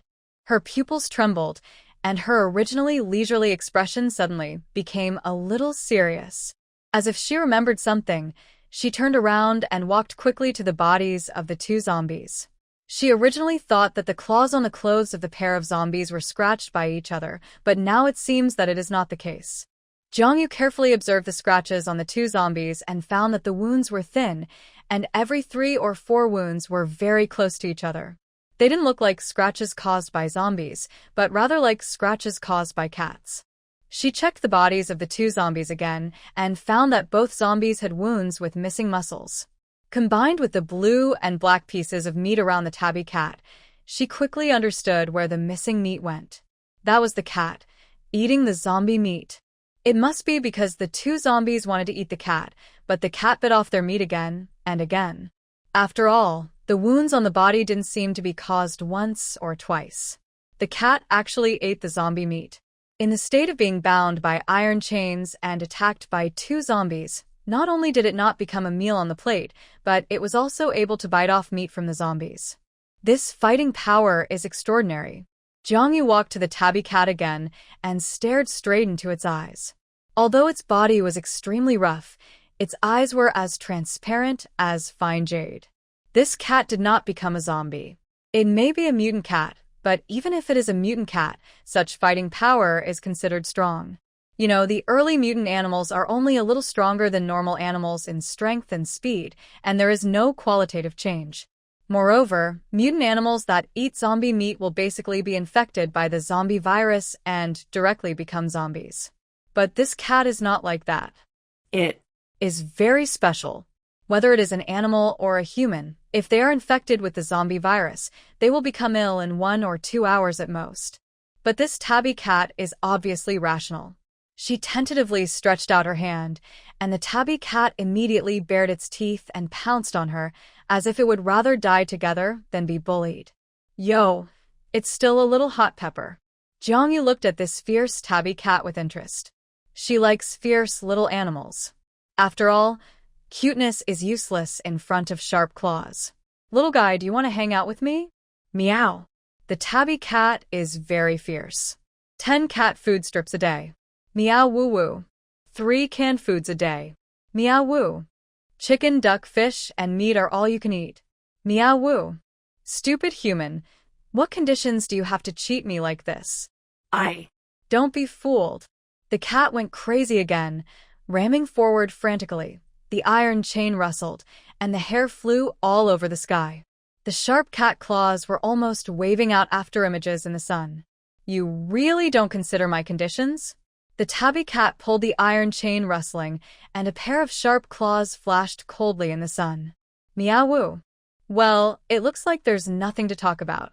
So in the following days, Jiangyu was not bored. She moved, put all the things that could be moved in the house into the space, and then moved to the top floor. After all, the large terrace on the top floor is more suitable for her to exercise. And the anti-theft door was repaired again. While cleaning up, she found a hard drive. After plugging it into her tablet, she discovered many videos that were very uncomfortable to watch. Most of the content was about abusing cats or dogs. In these videos, each animal has a separate folder. She found the folder about the tabby cat, named number 353. There are 2 videos in this folder. They took a fancy to this wild and untamable tabby cat, so they bought it back, prepared to tame it, and then tortured it. The second video was the daily life of the cat after it came home. Jiangyu watched other videos and found that the couple specifically looked for wild and untamable cats and dogs that were very wary of humans, and then brought them home, tamed them with good food and drink, and started to torture them after the cats completely trusted them. There are videos for this series of processes, and they will even customize the content according to the customer's requirements. Jiangyu frowned and threw away all the furniture and personal belongings in the house. After the general cleaning, she replaced the new bed and sofa stored in the space. As for the stinky refrigerator, she looked downstairs and saw that there was no one, so she threw the refrigerator down from the top floor without any sense of public morality. She didn't even want to put this thing in her own space. It was too disgusting. A group of zombies who had just eaten the takeaway that fell from the sky were wandering aimlessly. Hearing the noise, they thought another takeaway had arrived and scrambled to run to the place where the food fell. Roar, roar, roar. The zombies rushed to the takeaway airdrop site impatiently. But there was no food on the ground, just a broken refrigerator in pieces, and the rotten ingredients smelled. In an instant, all the flies nearby were attracted. The zombies looked at the refrigerator on the ground in confusion. Huh? It's not a takeaway. Before they could leave, a bunch of things fell from the sky again. The zombies raised their heads excitedly waiting for food, but a large black shadow fell from the sky. Beds, cabinets, pillows and quilts, wardrobes, sofas, coffee tables, zombie bodies, pots and pans. After a loud, there was a cloud of dust. There were more than a dozen zombies that were smashed before they could escape. The other zombies growled angrily, and when they found that there was no takeout, they swayed and continued to wander to other places. Jiangyu spent a day tidying up the room on the top floor. Now, there are brand new soft sofas, big beds, and white wool carpets in the room, and the cat cages on the terrace have all been dealt with. The dry plants were uprooted, and she replanted some strawberries and cherry tomatoes. Jiangyu completed the day's training plan. In addition to cleaning the house, it was already night when he came to his senses. Jiangyu took out a barbecue grill from the space and sat on the terrace to barbecue in the evening breeze. Although it was night, the temperature was no cooler than during the day. The outdoor thermometer showed that the temperature was 46 degrees. Jiangyu pressed the head of the tabby cat, untied the chain that bound it, and then let it go. She liked this stubborn little thing. But since it didn't like to follow her, Jiangyu didn't force it. The chain broke, and the moment Jiangyu let go, the tabby cat let out a high-pitched cat cry, jumped up, and disappeared into the darkness. Jiangyu placed lamb skewers, squid, grilled gluten, eggplant, pork belly skewers, and fresh grapes on the table.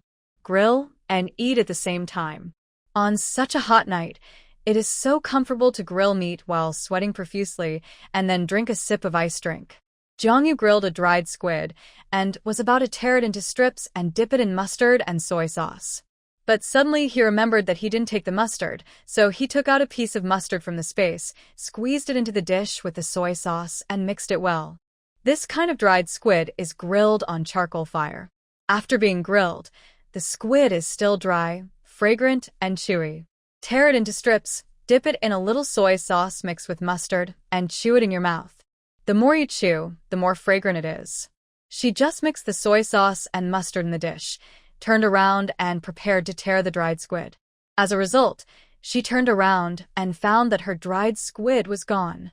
Jiangyu looked under the table to make sure that her dried squid did not fall on the ground. My squid?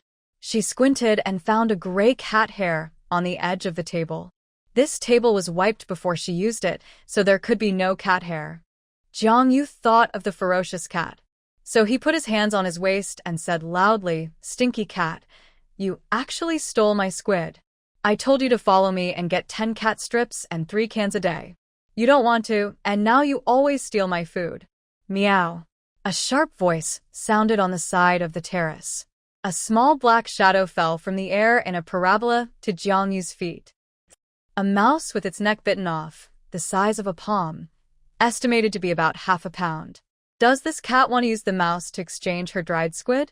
Jiangyu laughed and said, A mouse is like exchanging a dried squid for me. You are dreaming. As soon as the voice fell, a black shadow was thrown up from somewhere and fell at Jiangyu's feet. It was another mouse that was bitten to death. She was right. This cat really understood what she meant. Jiangyu laughed. This little thing let it go and it came back? It was probably attracted by the smell of food. But there were so many ingredients here, but it didn't take any, just the dried squid. Jiangyu tried to take out a few small yellow croakers, roasted them, and put them on the plate on the table. Then he said loudly, Oh, what's wrong with my stomachache? Then he ran back to the house. When he came out, the 3 small yellow croakers were gone. Instead, there were a few more mice on the ground. Jiangyu looked at the pair of mice, and the corners of his mouth twitched. She won't eat this stuff. Jiangyu kept testing while eating. After a few days of testing, the cat's preferences were almost confirmed. It likes to eat all kinds of grilled fish, but not raw ones. It likes to eat cooked ones, such as Christian carp, yellow croaker, mandarin fish, and squid.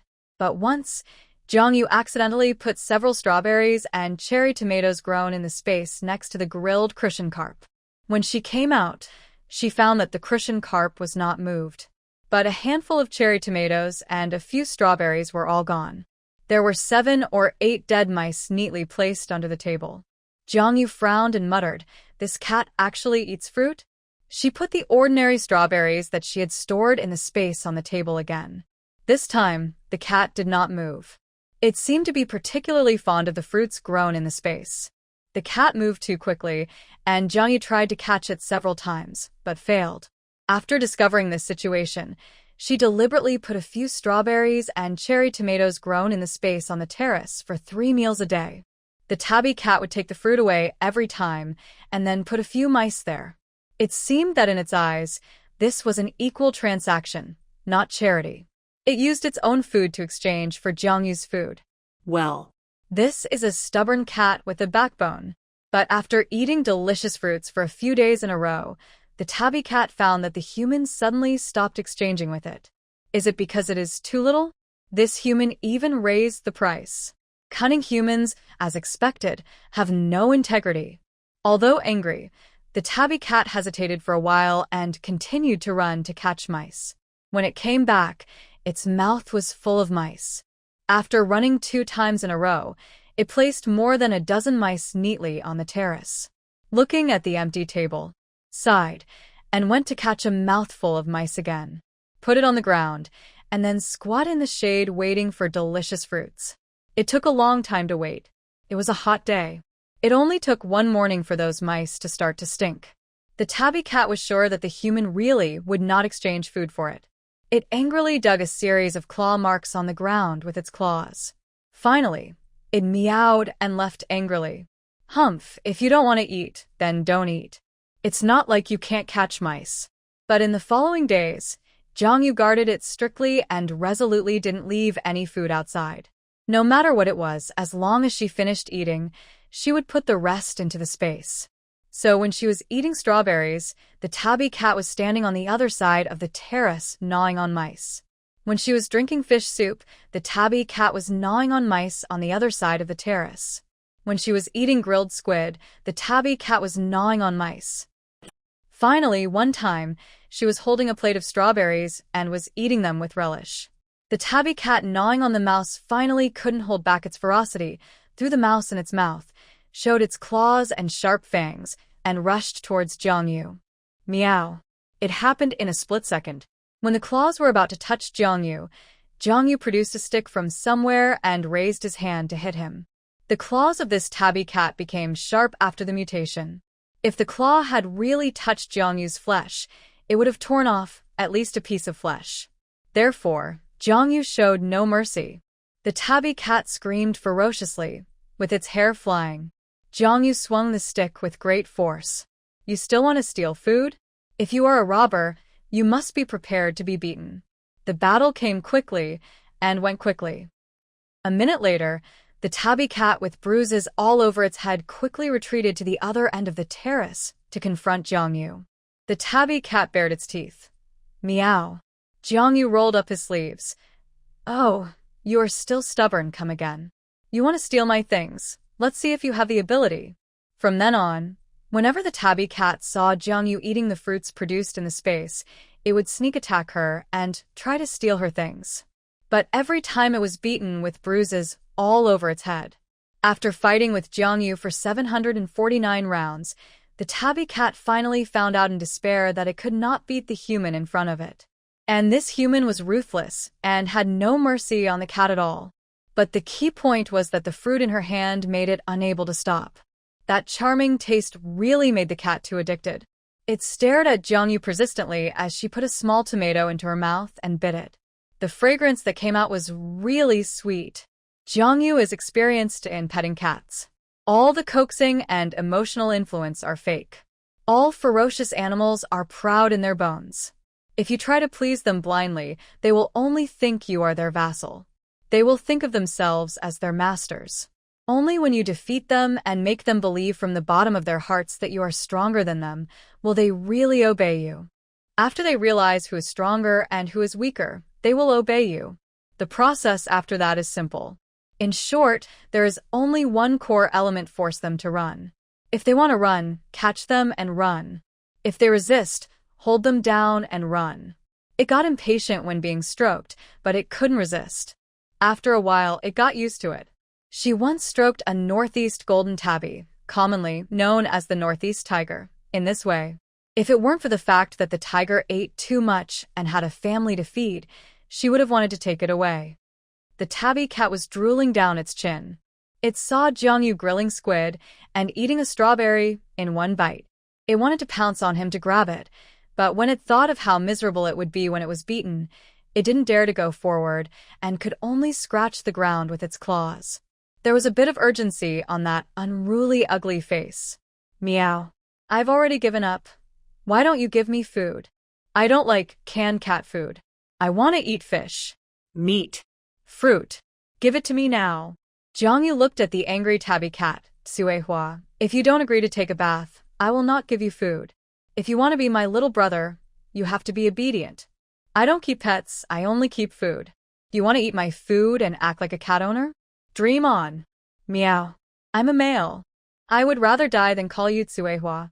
Jiangyu was eating skewers, staring at the tabby cat that suddenly jumped up with a confused look on his face.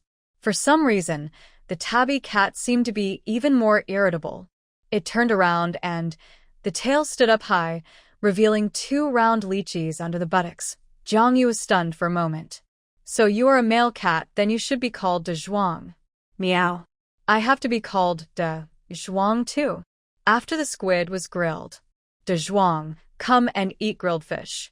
Meow. Since moving, Jiangyu feels that his vision has been broadened a lot. Although the top floor is very hot, which floor is not hot in this temperature in summer? She exercises on the terrace every morning, takes a half-hour nap at noon, goes out to chop zombies in the afternoon, and rests on time at 10 o'clock in the evening. She enjoys this regular schedule, which makes her feel at ease. Now the days are long and the nights are short. It starts to get dark after 8 o'clock in the evening, but it is already light outside at around 4 in the morning.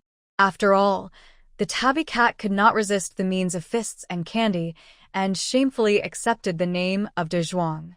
With a look from Jiangyu, it knew that it was time to take a bath again. De Zhuang is also busy every day, busy catching mice. As a rural cat, its favorite staple food is still mice. Especially after the doomsday, mice have become more than twice as big as before, with more meat and chewy texture, which makes it even more satisfied. Of course, the dried fish and fruits that Jiangyu roasted for it are the most delicious, but this kind of fruit can only be eaten when it behaves well. De Zhuang doesn't understand what humans like, but the preferences of creatures in this world are roughly the same. It decided to share some of its favorite food with its new boss. It spent a night catching the fattest mouse in the community, and while Jiangyu was sleeping, it placed it next to her pillow. The boss must be very happy to see such delicious food as soon as she opened her eyes, right? So the next morning, when Jiangyu opened her eyes, she saw a pair of red bean eyes, and her eyes met. It was a suffocated mouse, fat in body, estimated to be at least 2 pounds. She took a deep breath, grabbed the gun next to the pillow, and rushed out the door. De Zhuang, you die right here. De Zhuang, who was still waiting to eat dried fish, saw that something was wrong, and with a meow, he jumped from the edge of the terrace and disappeared from sight with his body jumping flexibly. Why was the boss so angry? Did he dislike the food for not being fresh? Or did he think the color was not good looking? He disappeared angrily in an unknown alley. Humans, they are so troublesome. Just as troublesome as the old lady who used to tie him up to prevent him from beating the dogs in the village. Thinking of the old lady with a cane who suddenly lay quietly in the box one day, her wrinkled face no longer had that warm expression. De Zhuang was in a low mood. Forget it, human life seems to be very fragile. Be nice to her if she dies. You won't be able to eat that delicious fruit. It doesn't matter if you don't like this mouse. It will catch some other colors. At night, Jiang Yu was eating. De Zhuang turned back from the terrace. There were at least 5 or 6 mice in its mouth, and the bare tails of the mice were still struggling and making squeaking sounds. It threw the mice into a fish tank. The fish tank was very large, more than 1 meter high, and the water inside had long been dried up, leaving only a few fish bones. After being thrown into the fish tank, the mice panicked and ran around, trying to escape. De Zhuang looked at Jiang Yu very proudly. Meow, poor human, you choose. You can eat anyone you want. At this time, several mice were irritable in the fish tank and wanted to climb up, but the smooth glass could not hold their claws at all, so they were squeaking one by one. Jiang Yu looked at these mice and silently drew her gun again. She was wrong. It would be so good to be alone. Why would she need another cat? Meow. As if sensing the murderous aura, De Zhuang jumped quickly and disappeared from sight again. Everyone in this city was fleeing, and there were swords everywhere.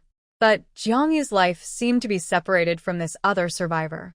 When she was free, she even planted some catnip on the terrace for De Zhuang's silly cat.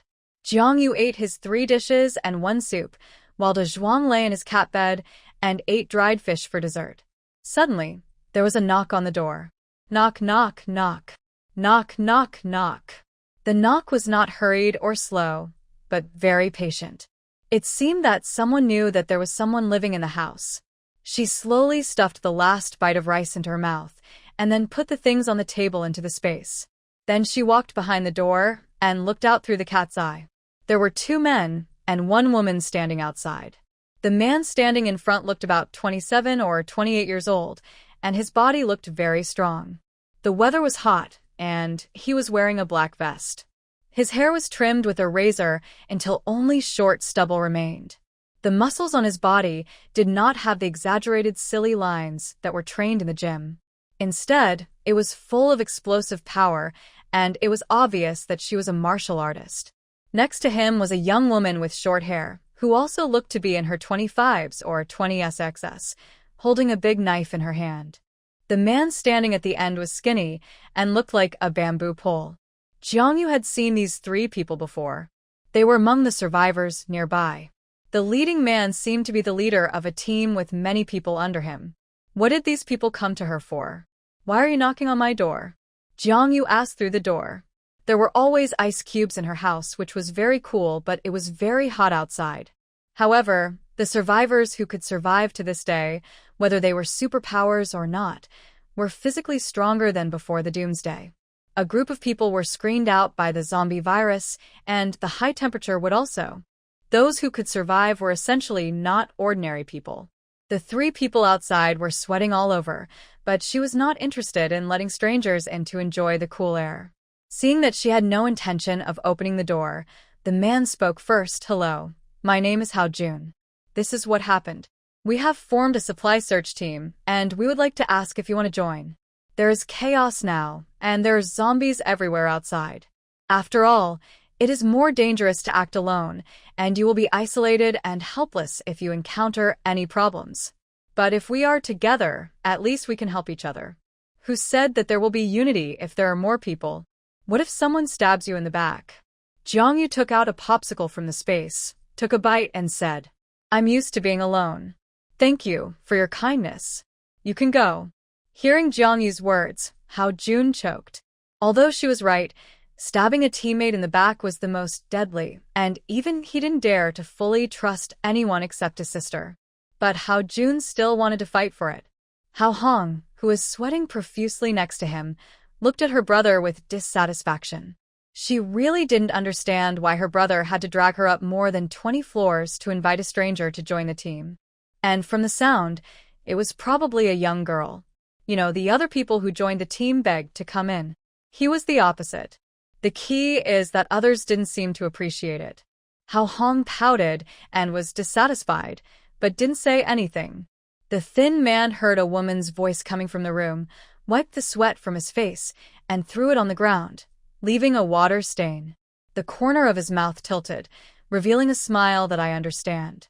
"Brother Jun," I said, "how could you suddenly find here when you are fine? It turns out that you have a lover here." He laughed. Hao Hong's face was not very good after hearing what Monkey said. Now, the supplies are already tight, and the people in the team are all survivors who have been screened and have strength. If her brother brings back a vase, it will bring a huge burden. Other people in the team will definitely not accept it. There are already several people in the team who want to stand out. If a burden is brought back now, you can imagine how chaotic it will be. What Hao Jun didn't say was that he was chased by a group of zombies 2 days ago and fled to a nearby high-rise building, only to find that there was a woman living on the roof here. At that time, he looked through a telescope and found that the woman looked very young, probably less than 20 years old. And she looked fair and clean. It is conceivable how difficult it is for a little girl to live alone in the end of the world.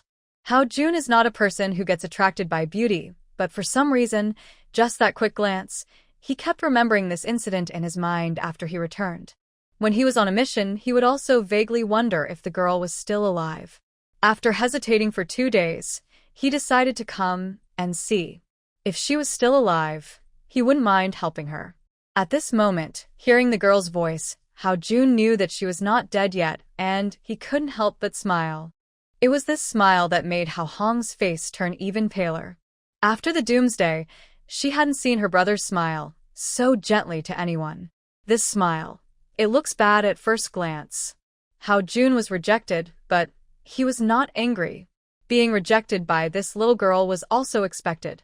After all, at this time, it is probably hard to find a naive person who trusts others casually.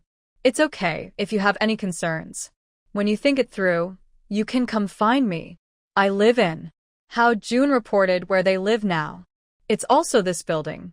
Most survivors like to live in groups. The more people live in a building, the more people there are. If no one lives there, then basically no one will live there. Join a team? In the doomsday, it is extremely dangerous for survivors to travel alone. So many survivors have the idea of living in a group. It is even more common to form a group with people around them. But Zhongyu doesn't have this idea now. She likes to be alone. She has no interest in joining other people's teams. She can do whatever she wants by herself. If she is in a group, it is inconvenient to do whatever she wants. The actions must be unified, and the plan must be agreed by everyone. The most important thing is that when there are more people, she has so many delicious foods in the space. How inconvenient is it to eat secretly? We are all in the same team. If others are hungry, can you eat alone? You must share. She doesn't want to use the supplies she has hoarded to feed a group of people. Moreover, these people may eat your food today and be grateful to you. Tomorrow they may think that you gave too little and there must be more, and then they will kill you with a knife. People's hearts are the easiest to change. She may need subordinates, but not partners. Subordinates and partners are two absolutely different concepts. Becoming a partner means being bound and imprisoned. They may eat your food and discuss equality with you, question your decisions, and go against you when the ideas are not in line. But subordinates are different. It is an unequal relationship from the beginning. She can guarantee absolute right to speak, absolute control, and absolute status. She can either be a lone wolf in the doomsday or the alpha wolf. If the alpha wolf's subordinates betray, there is only one result. That is death. What's the matter with joining someone else's team? It's not like I'm crazy. Moreover, this person's origin is unknown. As soon as she arrived, she invited her to join. It was obvious that she knew something about her before. Don't think about it, just go. Jiangyu refused. Hao Jun sighed and wanted to continue to say something. The thin man behind sneered again. Oh, you are quite noble. You want to be a saint even though you are a witch. If it weren't for Brother Jun's love for you, do you think we need another mouth? There are many beautiful women out there. They will listen to you as long as you eat something casually. In the eyes of the thin man, this woman is just playing tricks. She must have hooked up with Hao Jun in private and waited for others to invite her, and then retreated to advance. He has seen many similar tricks. What's the use of women, no matter how beautiful they are? They are all the same when you close your eyes. I advise you to step down when you have a way out. Don't let yourself get embarrassed and come to us with a licking face. That would be funny. I have seen many women like you. Don't you just want more privileges? As long as you serve Brother Jun happily, you will have food and drink. Hao Hong looked at the thin man with dissatisfaction. Thin man, watch your mouth. Then she pulled Hao Jun. Brother, since they don't appreciate it, let's go.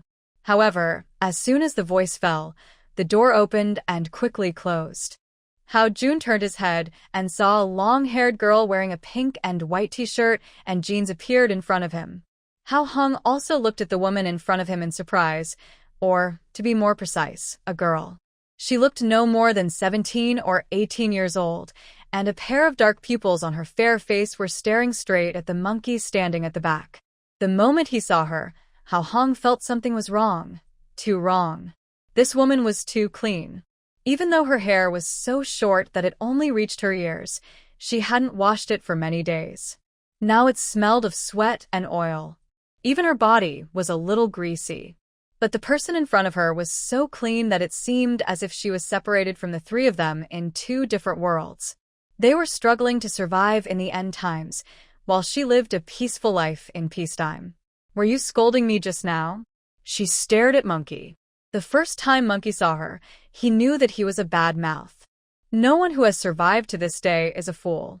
This woman was clean all over, and her shoulder-length hair was as smooth as if it had just been washed. It was obvious that she lived a good life. Such people either have their own strength or are protected by powerful people. Looking at the three of them, Hao Jun subconsciously wiped his hands, which had not been washed for several days, on his pants and stretched out his hand. Hello, I'm Hao Jun. Hao Hong looked at her clean little face, thinking that she could still wash her face and hair with water when she didn't even have enough water to drink, and pursed her lips without saying anything. She felt that her brother's idea of being a hero and saving the beauty was probably going to fail. Jiangyu ignored Hao Jun, looked straight at the thin man, and asked again, "What did you scold me just now?" The thin man choked his neck. "Who scolded you? Isn't what I said the truth? You are a woman, and you can live to this day. Isn't it because of men? Don't think you are great because you have a backer behind you. I tell you, I am not a vegetarian." Hao Yun Faunel, Lohin Men, shuts up. Hearing this voice, Jiangyu nodded. "I heard it right, it's your voice."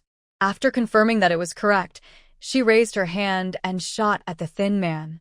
Hao Jun found something wrong the moment she raised her hand, and suddenly pushed the thin man away to avoid her bullet. "What's wrong with you? You shoot at every turn." The thin man has a bad mouth, but he doesn't have bad intentions. He just said something unpleasant. Why do you want to kill people at every turn? You are so cruel at such a young age. Hao Hong held a long knife and looked at Jiangyu defensively. Hao Jun also shook his head and said earnestly, "In the end times, humans should stick together for warmth." He made mistakes, but his crime does not deserve death, right? Little girl, don't. Before he finished speaking, a tabby cat suddenly jumped out from the corner. Meow. With a sharp cry, the cat showed its sharp claws and scratched directly at Hao Jun's face. The cat attacked directly as soon as it appeared, without delaying for half a second. Hao Jun was disturbed and could not take care of the thin man for a while. Hao Hong also rushed over to help her brother. Between the thin man and her own brother, of course, she would choose her own brother. After all, it is unknown whether the cat carries the zombie virus. What if it is scratched and infected? Seeing this, the thin man reflexively wanted to run downstairs. That crazy woman has a gun in her hand. Jiangyu supported the stair railing with one hand, jumped up, and landed behind the thin man.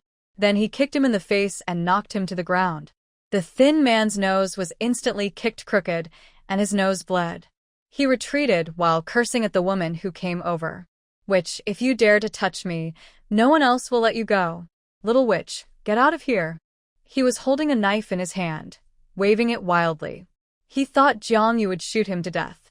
But she suddenly put away the gun and stepped forward with bare hands.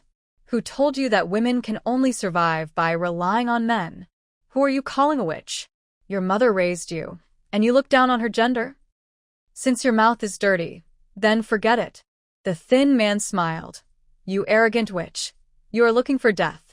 But the next second, his half-twisted mouth was grabbed by a slender hand. Jiangyu pressed him to the ground and grabbed his mouth with one hand. They said you are not guilty of the death penalty, and I am not an unreasonable person, so just kill your mouth and we will be done with it. After saying that, she bent her 5 fingers into claws, and her nails dug into the skinny man's lips and began to tear them hard. The skinny man's nose bridge had not healed yet, and then he felt a tearing pain on his face. This crazy woman, didn't I just say a few words?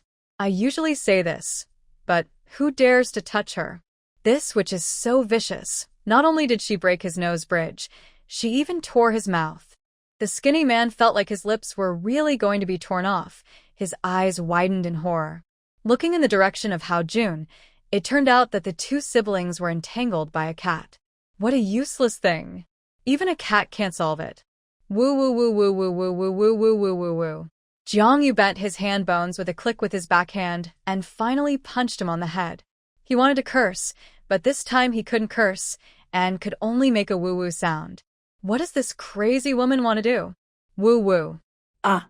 On the ground, there was a bloody piece of meat, and on that piece of meat, there was a torn mouth. Although the two had seen a lot of murders in the apocalypse, and they had also encountered various brutal perverts. But this was the first time they saw someone tearing someone else's mouth. Usually when people quarrel, they would say something like tear your mouth off, but that's just talk. Who would be so perverted as to actually tear someone's mouth off? Jiangyu stood at the door of her house, slowly wiping her fingers with a wet tissue. De Zhuang also stood beside her, staring at the 2 siblings with a fierce look. Meow. It was the first time that Hao Hong had seen such a cruel woman. She tore the thin man's mouth. In this doomsday, without any medical conditions and with uncertainty, what was the difference between this and killing him? Although the thin man was a bad mouth, Hao Hong never dreamed that one day he would really be lipped. This woman, I'm afraid she has a problem with her brain. Not only is she mentally ill, but she is also very strong. Although the thin man likes to talk nonsense, he is not bad in strength, otherwise he would not be so reckless.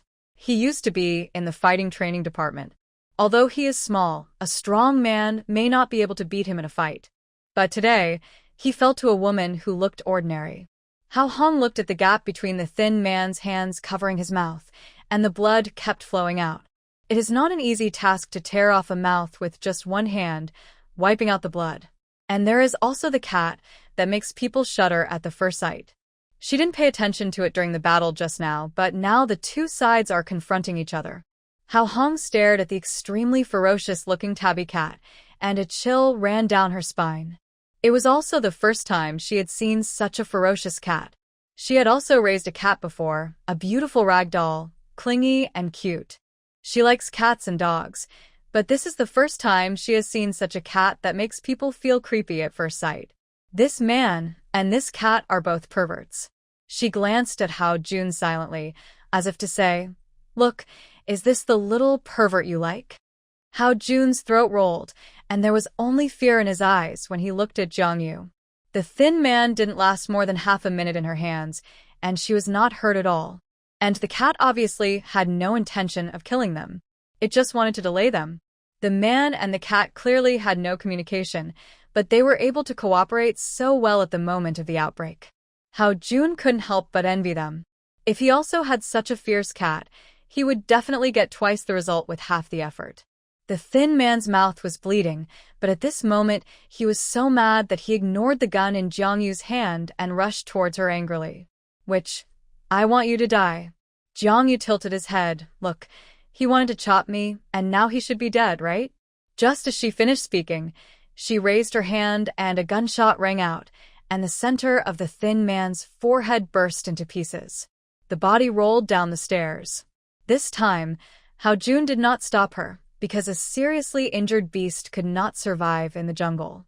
The thin man usually liked to joke with all the female survivors in the team without any care, which had caused a lot of friction, but he was suppressed every time. This time he finally died because of his mouth. Jiangyu looked at Hao Jun. Do you want me to join your team? It's not impossible, but if I hear a curse at me, can you tear my mouth? She asked, even with a sincere smile on her face. If it were before, Hao Jun would definitely nod impatiently. But after seeing the thin man's mouth that was torn off alive, he was silent. Perhaps this little girl did not need his protection. And he didn't want to see a few more mouthless members in his team. He shook his head quickly. I'm just asking. If you don't have this idea, forget it. Whose team is so idle that they want to find such a pervert. She had seen many living saints and bodhisattvas, but this was the first time she had seen a living devil. And she actually had a gun in her hand. People with hot weapons in the doomsday undoubtedly had greater say. Hao Hong couldn't help but think that if she really invited this god back, she was afraid that she would say something quickly and then her mouth would be torn for no reason. She subconsciously touched her plump lips and then looked at the piece of meat torn off on the ground and shuddered. Such a beautiful mouth should only look good on the face. The two said goodbye to Jiangyu and turned to leave. But they heard a cold voice behind them. Take away the garbage you brought. So, Hao Jun carried away the thin man's body. Hao Hong hesitated for a moment, but still endured the nausea and picked up the thin man's mouth on the ground. After sending the two away, Jiangyu closed the door and continued to make salted fish. So far, she has only met people with superpowers once or twice outside. But the more time passes, the more people will awaken superpowers. Jiangyu held a telescope and lay on the rooftop. After a while, he saw the figures of Hao Hong and Hao Jun. The thin man's body was no longer on their backs. They skillfully killed the zombies rushing over and quickly disappeared between another building. Recently, a small team came to the community. There were quite a few people in the team, estimated to be more than 100 people, and there seemed to be several superpowers among them. A few days ago, that team cleared the zombies wandering in the community and closed the gate again. It was when they were clearing the zombies that Jiangyu saw a fire superpower, a lightning superpower, and a plant superpower. These three were what she saw. Maybe there are superpowers who haven't taken action yet. This community was originally a closed community. The gate was damaged before and no one cleaned it up and repaired it. So many zombies wandered in from outside. But since that team came in, there are obviously fewer zombies wandering in the open space, and occasionally 2 or 3 can be seen. Just like when Hao Jun and Hao Hong rushed over just now, they only encountered 2 zombies rushing over. That group of people cleared the zombies in the community with great fanfare and then occupied the 3-story building of the service center. These days, Jiangyu has been observing with a telescope on the rooftop when he has nothing to do. Many survivors have already gone to join the team. Jiangyu's rooftop has a great view. She can see the words Thunder Squad sprayed in red paint on the first floor of the 3-story building with a telescope. She changed direction and looked outside the community wall. This community is not big, with only 3 elevator buildings and a row of small Western-style buildings with stairs. Therefore, the view outside the community wall is particularly clear. The big iron gate was closed again, and several zombies wandering from the road lay on the iron gate and scratched with their claws. But as long as they are not attracted by special things, these zombies usually will not be agitated. She watched for a while and found it boring. She put on gloves and started to hit sandbags and do combat training.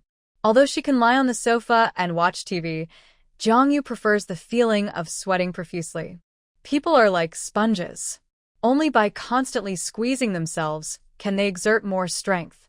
After training, Jiangyu started to wash. The water melted from the ice cubes in the plastic bathtub in the living room was cool and just right for washing. She took a shower first and then let Dazhuang take a shower. Dazhuang hated taking a shower. Every time he took a shower, Jiangyu would force him to splash in the water. But after taking a shower, he felt very comfortable and even didn't want to finish. The water used by Dazhuang could be used to water the vegetables, mop the floor, and flush the toilet. There would be no waste at all. The top floor of the 25th floor was very high, so high that you couldn't see the situation on the ground without a telescope. Jiangyu's daily way of relieving boredom was to watch movies and look around with a telescope. A zombie was chasing people on the street. Then a grumpy survivor shot a zombie in the head. Moreover, the weather was hot and there was no electricity, so no one closed the windows in the daytime. As long as there were people living in the house, the windows were open for ventilation. Therefore, Jiangyu could see many scenery that others could not see. She was not afraid of the sun. During the years in the dark of the Forbidden Tower, she especially liked the feeling of the sun shining on her body.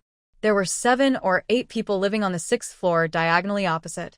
The couple had just finished being intimate, and the man left, and then another brother performed a thief's trick. As a result, after the woman left, the 2 men rolled together again. She stared at the family. Her brain CPU was spinning so fast that it was about to burn, but she couldn't figure out the complicated relationship between these people. It's too complicated when there are too many people. It's better for her to be alone. Jiangyu blinked and started looking at another building. A family in another building would have several fights every day. Calculating the time, it should be about the same. But this time, after she turned the telescope over, she sighed in disappointment. Oh, there was blood everywhere in that house, and several zombies were wandering aimlessly inside. One of them was one of the survivors before. It seems that she has lost another channel. She is watching others here, and it is possible that others are spying on her in the dark. Jiangyu looked at the roof of a high-rise building not far away, and a dazzling reflection flashed by. She pouted boredly, looked around for a while, and moved the broken vertical sandbag on the terrace to the corner next to it. She went back into the house, brought out a new sandbag, did some warm-up exercises, and then started exercising again. Jiangyu did a plank on the mat. After a while, she was sweating all over and her arms were shaking slightly. Dazhuang called out disdainfully, walked over with a cat-like step, and lay down in front of her. That vicious face was full of contempt, as if saying that it? Jiangyu rolled his eyes at it, then suddenly grabbed Dazhuang's tail and said, "Since you are free, come and train with me." Meow. Dazhuang's hair stood up and he struggled desperately, but it was too late to leave now. Jiangyu grabbed its tail. "Don't struggle, come and train with me." That smile was like a street bully. After the apocalypse, everyone else was getting thinner and thinner, but it was completely the opposite for her. When she was just reborn, she was like a bean sprout, dark and thin. But now, with good food and daily exercise, she has obviously gained some meat on her body. The whole body looks much more symmetrical. The only thing that made her feel a little uncomfortable was her skin color. The perfect stem cell experiment results gave her body the ability to regenerate and repair differently from ordinary people. Even though she was exposed to the sun on the balcony every day, her skin was still as white as if she had been dead for 3 days and had not been buried. This was no longer ordinary cold white skin. White skin is beautiful, but the abnormal paleness is not only not beautiful but also looks weird. Even if she stayed up all night, she could not see any dark circles when she woke up in the morning. The old wounds on her face and body had long disappeared, and her skin was so smooth that she felt that a mosquito would split its legs if it got on. If this kind of experimental result was in peacetime, even if there was no regeneration ability, just relying on the amazing beauty effect, it could break out of the world. In the afternoon, after taking a shower, Jiangyu went to the space to inspect as usual. The saplings she planted were already half a person tall. It was estimated that in half a month, the livestock would no longer need to be kept in captivity and could be released. She picked some strawberries and cherry tomatoes in the yard and ate them while walking to see the food she raised. The little yellow chicken has grown a lot, and the little chicken leg looks very strong. The pot chicken made from it must be very chewy. The little sheep has grown a little, and the thick wool piled on its body looks like clouds. It must be delicious to roast the whole sheep. The little duck is fat and strong. Jiangyu seems to have seen the sizzling Beijing roast duck. She picked all the strawberries and small tomatoes that she didn't finish eating and fed them to the livestock.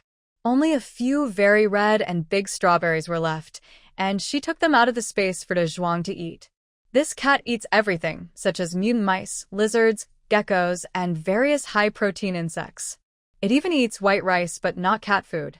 When Jiangyu took out the cat food for the first time, De Zhuang rolled his eyes to the sky.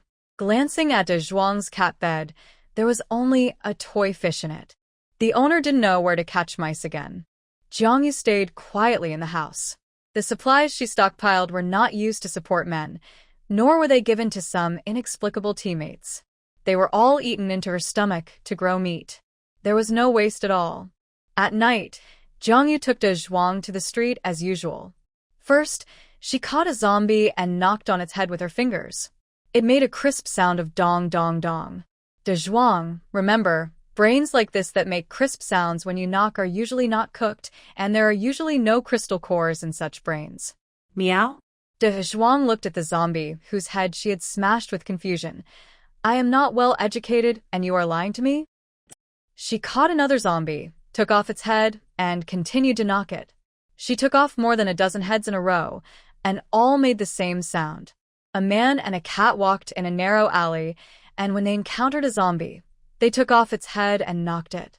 In the distance, a dark shadow had been quietly following her. Just when Jiangyu was ready to go home disappointed, suddenly, a dark shadow suddenly jumped out of a window and rushed straight towards Jiangyu. Meow. De Zhuang felt the crisis, and his hair stood up instantly. He jumped up and directly confronted the dark shadow. While De Zhuang was fighting, Jiangyu saw the appearance of the dark shadow clearly. It was a skinny zombie, and the whole body shape had shrunk a lot.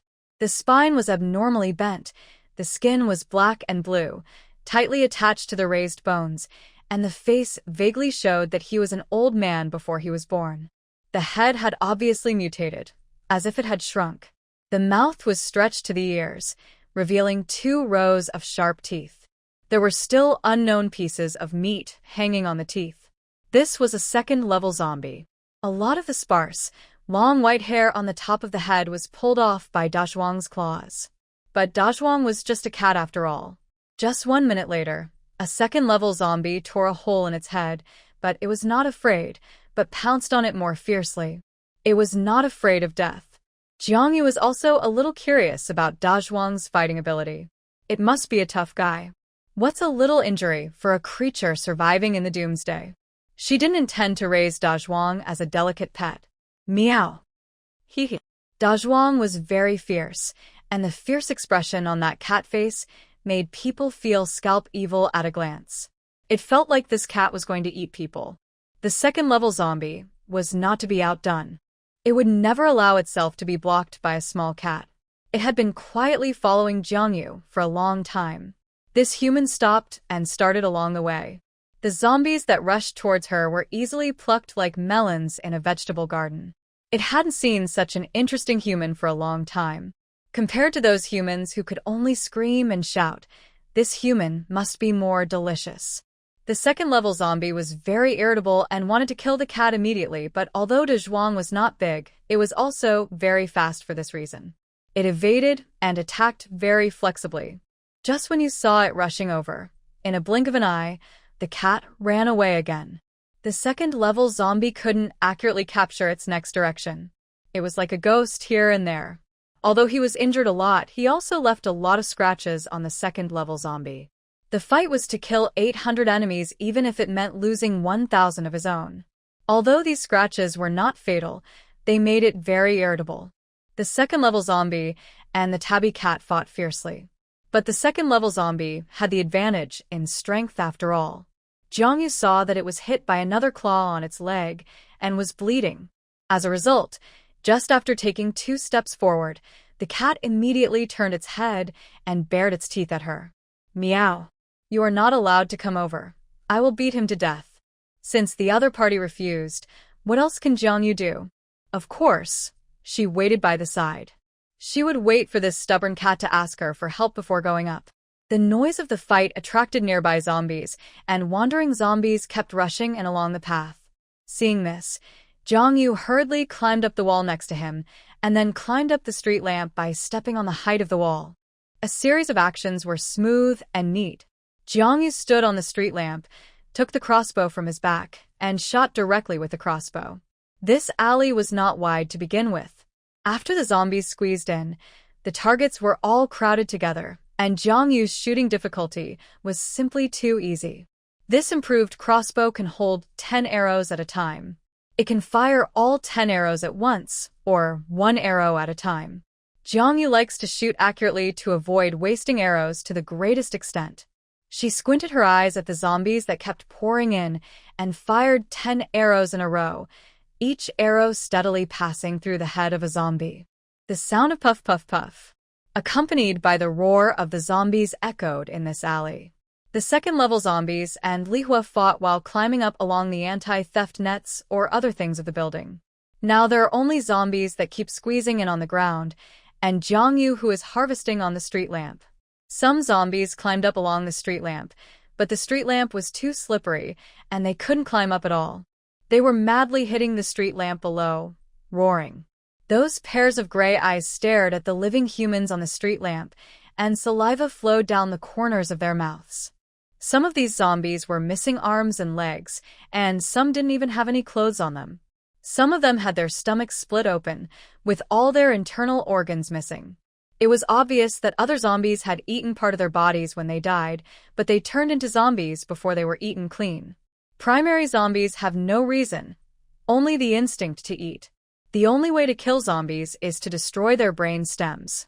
Otherwise, even if you cut it in half, the other half of the body can still continue to crawl on the ground. She kept taking out arrows from the space and shooting them with a crossbow. The crossbow has great power. Jiangyu didn't regret the arrows. Although the arrows were shot out, she would pick them up after the battle and use them next time. Moreover, these zombies kept rushing into the alley, and the arrows were concentrated in this area, so it was convenient to pick them up.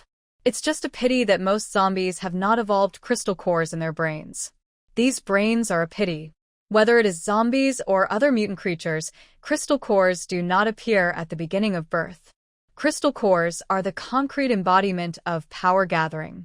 The prerequisite for its formation is to have enough energy. The early zombies are not strong enough in terms of movement speed and strength, so how can they condense crystal cores? Only when they continue to evolve will crystal cores slowly condense in their bodies. The same is true for psychics. The psychics who have just awakened have weak abilities, and it is impossible for them to have crystal cores. The stronger any mutant creature is, the more powerful the crystal core in its body will contain. And vice versa. Jiangyu kept shooting, and the arrows decreased like running water. There were more and more zombie corpses on the ground, and even at the back, the zombie corpses in front covered the ground, and the zombies behind stepped on the corpses and crawled in, forcibly piling up the ground by several meters. At this moment, Jiangyu heard a cat cried shrilly. She turned her head and saw a bloody tabby cat quickly jumped out of a window on the 5th floor and fled in her direction. Behind it, a second-level zombie was chasing closely. Jiangyu thought the tabby cat was quite pitiful, but when she saw after seeing the second-level zombie, she had only one thought. Tu, cao min cao. Was this zombie hit by a truck? The dark blue skin that was originally stretched tight on the bones was full of wounds caused by cat claws, like a rag bag, and black blood kept oozing out from the wounds. Only a few strands of sparse, white hair were left floating in the wind, and most of the scalp was torn. One of the blood-red eyes of the second-level zombie was gouged out, and there was a narrow wound on the other eye. In addition to scratches, there were many bite marks on the body. Pieces of flesh were missing from the bloody wounds. My goodness, this tabby cat didn't suffer any loss.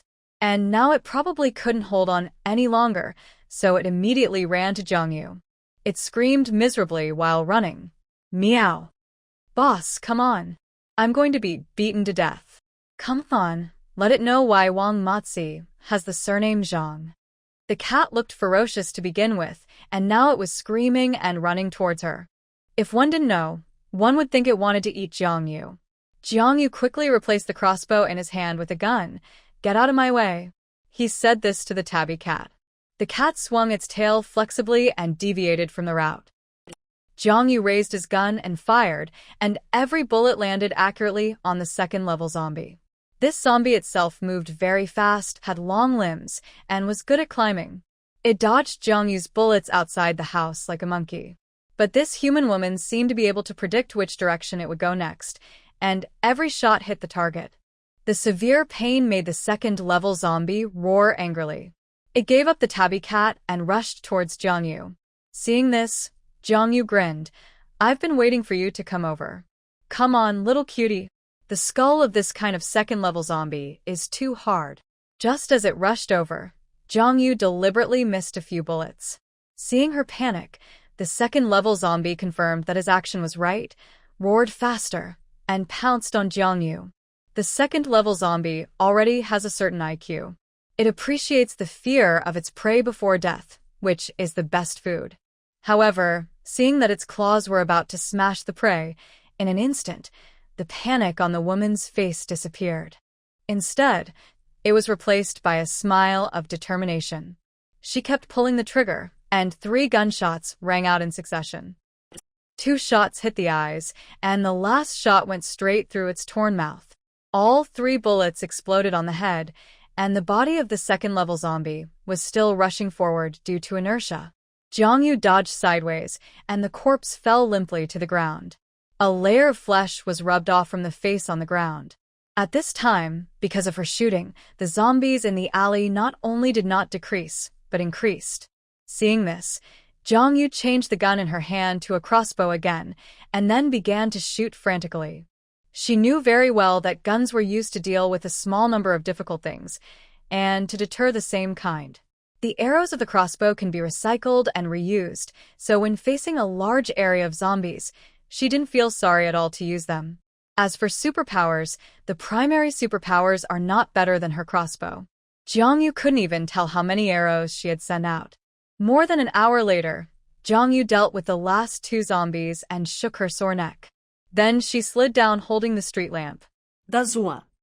"Are you still alive?" Meow. "I will not die." A tabby cat limped out from the corner. Although it was covered with wounds, its eyes were like a victorious general. To it, fighting against the second-level zombies was a complete challenge across levels. It was already very proud to be able to fight like this. In addition to the wounds on the cat's face, there was also a ferocious smile. "Meow. What? Was I ferocious just now?" Jiangyu stared at its miserable appearance and couldn't bear to watch it. Meow. De Zhuang seemed to understand Jiangyu's eyes, and he became angry. Then he found the body of the second-level zombie and pounced on it, waving his sharp claws. It seemed that he wanted to regain his lost face here. Although the second-level zombies had thick skin and flesh, they could not withstand such a method of being cut into pieces, and soon their heads were no longer visible. Since there are no zombies besieging them now, it is time to reap the rewards. Jiangyu drew out his Miao Dao, walked to the side of the second-level zombie, and nodded at De Zhuang. "De Zhuang, get out of the way."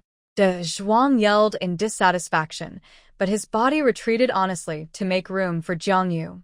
This guy has the toughest mouth in his body. Jiangyu raised his lips and smiled, swung his knife, chopped open the head of the second-level zombie, dug inside for a long time, and indeed found a crystal core the size of a peanut. In his blood-stained hands, the transparent crystal core was pure and bright. Who would have thought that such an ugly zombie would have such a pure thing in its brain?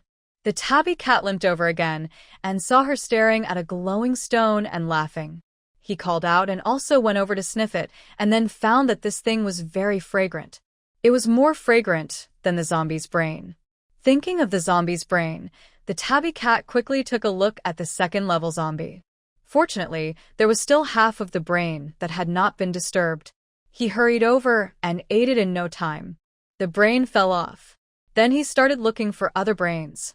As a mutant cat with character, De Zhuang only eats the most essential part of zombies, the brain.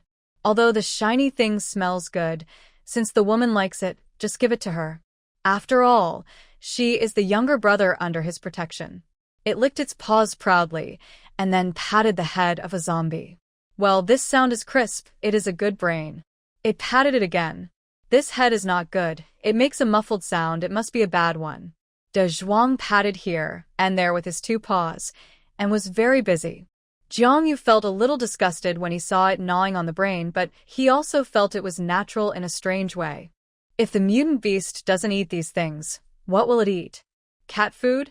Just when it was busy patting the brain in a short time, Jiang Yu collected the crystal cores of the second-level zombies into the space, and then began to collect the arrows one by one. These arrows could be directly pulled out. Some arrows were stuck in the zombies' brains, so Jiang Yu stepped on the zombies' heads and pulled the arrows out with force.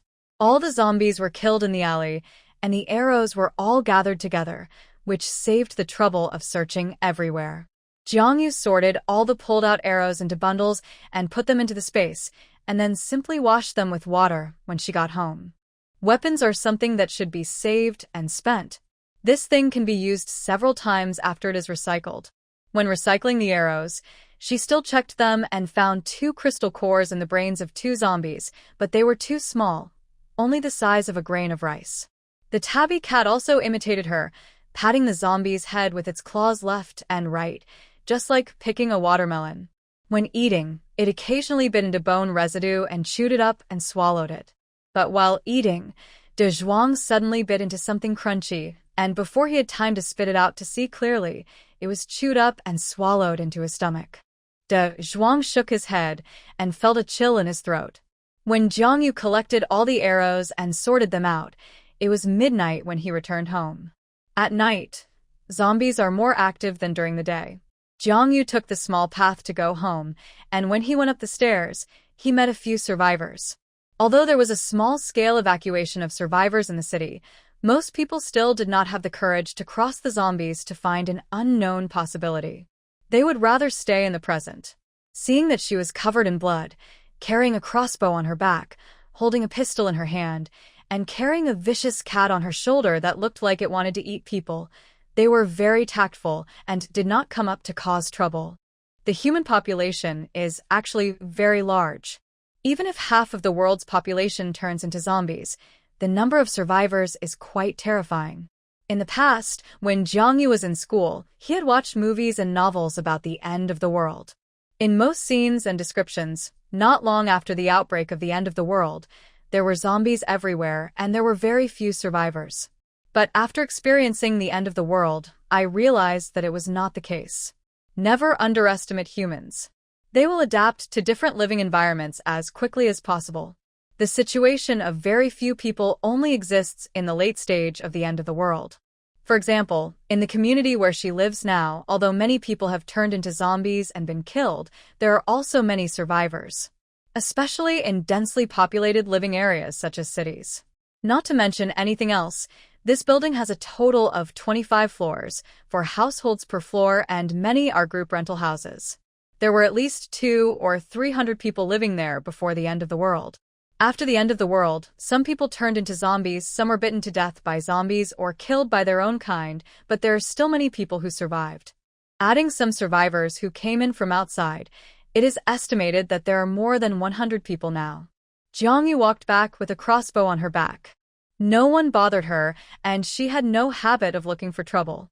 After returning home, she closed all the doors skillfully and then placed a bathtub full of ice bricks in the living room. She turned on the solar fan.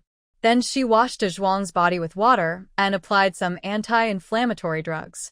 A cat that can fight against a second-level zombie is definitely not an ordinary cat, so as long as it is not a fatal injury, there is almost no need to worry about it being infected and dying. But at this moment, De Zhuang's body was covered with various wounds. After applying the medicine, how to bandage it became a problem. Jiang Yu felt that this cat was a talent among cats for being able to eat its belly so round in this situation.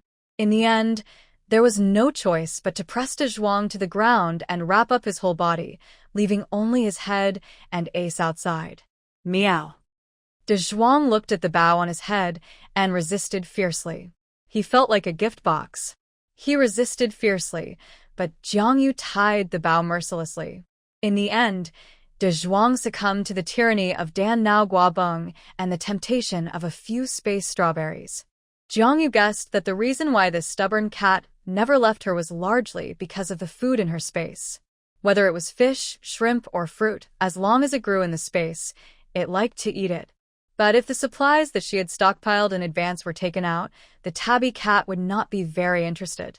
After bandaging it, Jiang Yu went to the bathroom to wash herself. There was no water in the faucet now, and even if there was, it was contaminated. The contaminated water source was extremely smelly and could not be used at all. She had considered the problem of bathing when she was stockpiling supplies before.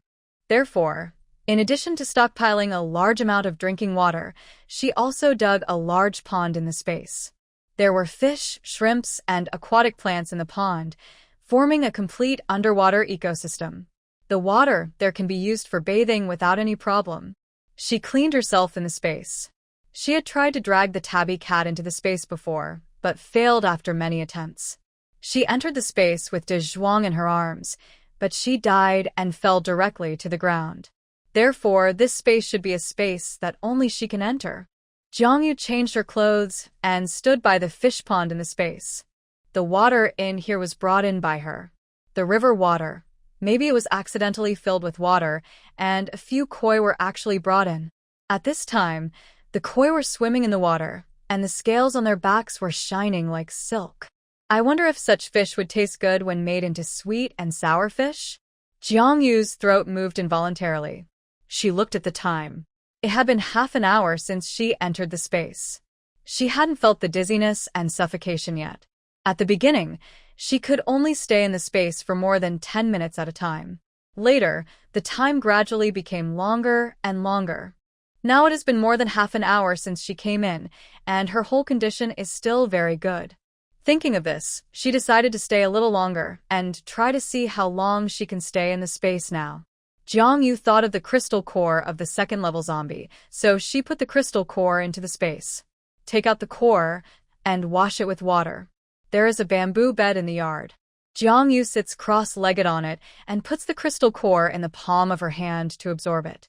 A pure energy slowly spreads from the palm of her right hand along the veins to her whole body. That feeling is like charging every muscle in her body. It feels so comfortable. Jiang Yu looked at her hand, waved it in the air, and a bamboo pole not far away was cut in half. She moved her fingers slightly, feeling the wind on her fingertips slowly wandering between her fingers. After a long time, she compressed the wind into a small ball and then flicked her fingers in the air at the small tomatoes in the vegetable garden. After a light puff sound, the tomato suddenly exploded as if it was hit by a bullet. Jiang Yu looked at his masterpiece and smiled. There were still 2 rice-sized, gray primary zombie crystal cores left, which Jiang Yu didn't want to use. Compared with second-level zombies, the crystal cores of primary zombies contain too many impurities, and they are easy to absorb impurities while absorbing energy. If you absorb too many crystal cores of primary zombies, those impurities will be like chronic poisons accumulated over time, corroding your body. Of course, high-level zombies or mutant beasts and mutant plants will also have turbid crystal cores, but rarely. Turbid crystal cores are called pollution sources and are usually not absorbable. Absorbing the pollution source of high-level mutant creatures is equivalent to a person eating arsenic as a meal, which is directly seeking death. Jiang Yu looked at the 2 somewhat gray crystal cores.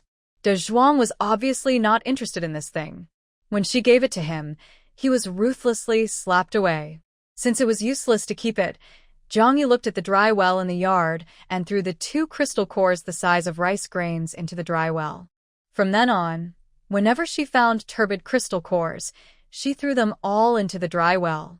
This dry well became a garbage can for polluted crystal cores. When Jiang Yu came out of the space, the temperature in the living room had dropped. De Zhuang was lying in the cat bed with a bow bandage on his head, chewing on a strawberry ace. He actually tied it up for himself, but he didn't dare to take it off. If he took it off himself, would this human be angry and stop hanging out with him? But the scars on his body, as a purebred tabby cat, those scars are proof of his strength. The first time I bandaged it, I always felt a little weird. Should I take it off or not? It glanced at the human not far away. Forget it, if I take off the bandage, I will definitely be beaten, and I won't even be given the fruit to eat. De Zhuang struggled repeatedly between dignity and desire. Finally, he succeeded in convincing himself. It didn't resist, not because its strength didn't allow it. Instead, it gave in to the human. After all, she was under its protection, so why should it bother with her? De Zhuang prepared himself mentally and lowered his head to continue chewing the strawberry. When it eats what it likes first. After it has finished eating what it likes, it will consider other things. The same goes for eating strawberries. It eats the tip first, chews the tip, and then eats the strawberry ace and the strawberry leaves that have not been picked clean.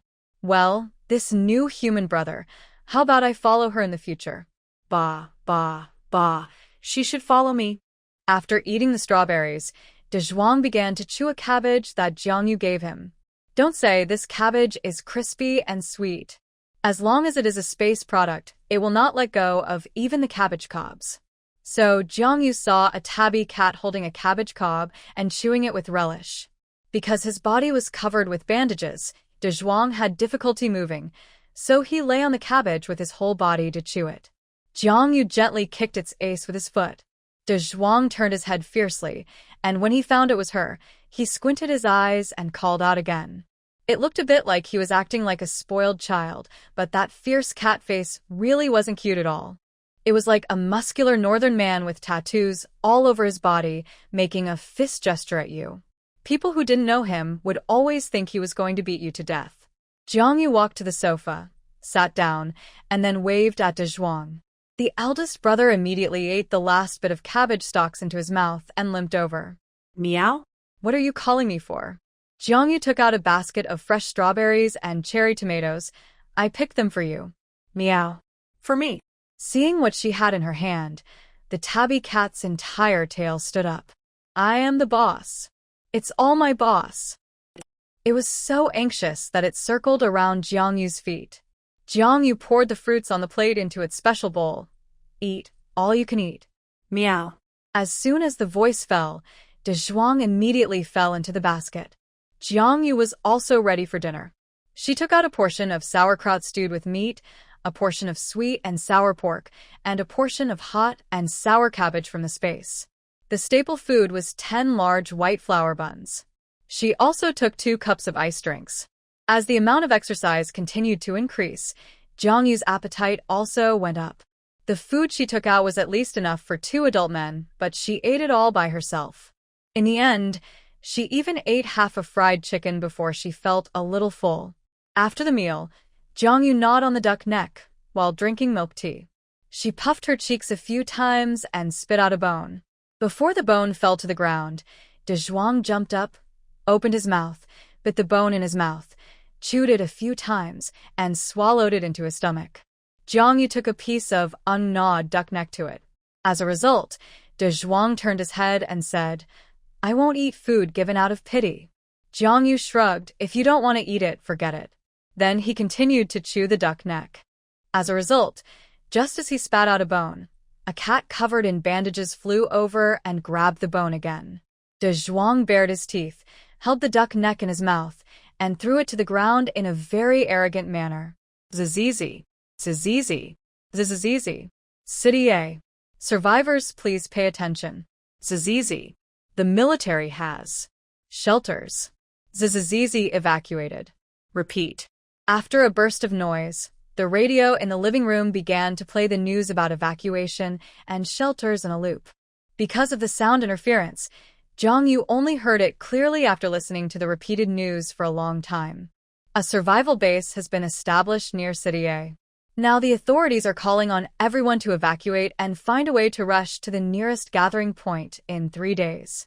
Enter the base and you will get shelter. There are 4 gathering points, one in the east, west, south, and north of the city. At that time, there will be troops stationed at the gathering points, and the survivors need to find a way to reach the gathering points by themselves and then go to the base together.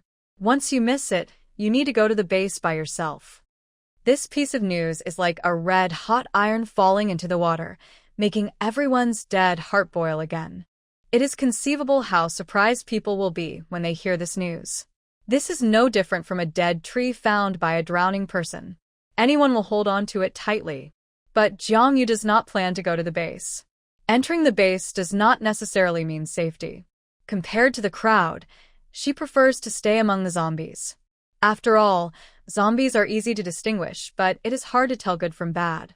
Where there are people, there are rivers and lakes, and there are disputes. In her previous life, after she heard the news of the evacuation, she took Li Tianming and others to catch up with the last time of the evacuation and set off with the army. The evacuated survivors gathered together and naturally attracted many zombies along the way. In addition, there were open and secret struggles among the same kind, so there was no peace along the way. They escaped death many times, and Jiangyu was constantly injured and grew up during that time. And after entering the base, it was not as good as imagined. There was a shortage of food and clothing in the base. If you want to get food, you must have your own value. The status of the superpowers is slightly higher, and they can go on various missions, at least they can support themselves. But ordinary people's lives are not easy. There are many survivors who starved to death or killed each other in the base. Li Yinghua has a space, but she dare not expose it. Li Haochen has superpowers, but he dare not face zombies. There are 6 people in the group. The funny thing is that the person who goes on the mission is always Jiangyu, an ordinary survivor who has not awakened superpowers. Ge Chunhua treats her very well. It seems that after experiencing a series of things, she suddenly sees the light and accepts this niece, and even treats her as her own daughter.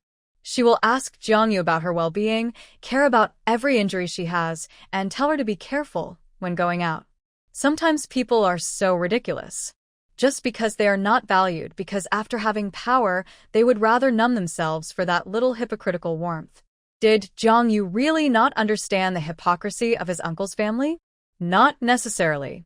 If it weren't for the fact that they had collected some supplies and put them in Li Yinhua's space, I'm afraid that several people would have starved to death. Later, Jiangyu found out that every time she went on a mission, she fought between life and death just to bring back some food. In fact, there were still a lot of uneaten things in Li Yinhua's space, and their family hid and ate them secretly. Every time she brought back supplies, Li Yinghua would always hide a little secretly. Anyway, her space was invisible to others, and it was impossible to count. Later, the teammates who went on the mission together said unintentionally that Li Yinghua was very beautiful and seemed to live in 2 different worlds from her, so Jiangyu became suspicious. She observed carefully and found that the 2 siblings were indeed much healthier than she looked. Obviously, everyone ate similar things. The better supplies she brought back were eaten by the youngest Li Haoxuan and her uncle and his wife. She, Li Yinghua, and Li Haochen all ate similar things. Why didn't those 2 people lose weight at all? Is it because they are both superpowers and have better physical fitness? A horse cannot grow fat without night grass. He must have eaten secretly. Jiangyu looked down at the red mole on the inside of his wrist. Now that the space is in his hands, he doesn't know if the family can still wait for food at home like in the last life. Li Yinghua has the ability of space? Hee that liar. On the other side, Li Yinghua scratched her hair, which had not been washed for many days, in annoyance. The long and smooth hair that was originally waist length was now greasy and stinky. Ge Chunhua stuffed a pair of scissors into her hand. Yeah, how many times have I told you to cut your hair, but you just didn't listen. What time is it now? There is not even enough water to drink. Where can I get water to wash your hair? Ge Chunhua sier helt plutselig. He looked much thinner, and his hair was gray. Compared with before, he felt at least 10 years older. Li Tianming and Li Haochen ran back to the house one after the other, and then quickly closed the door with their backhands.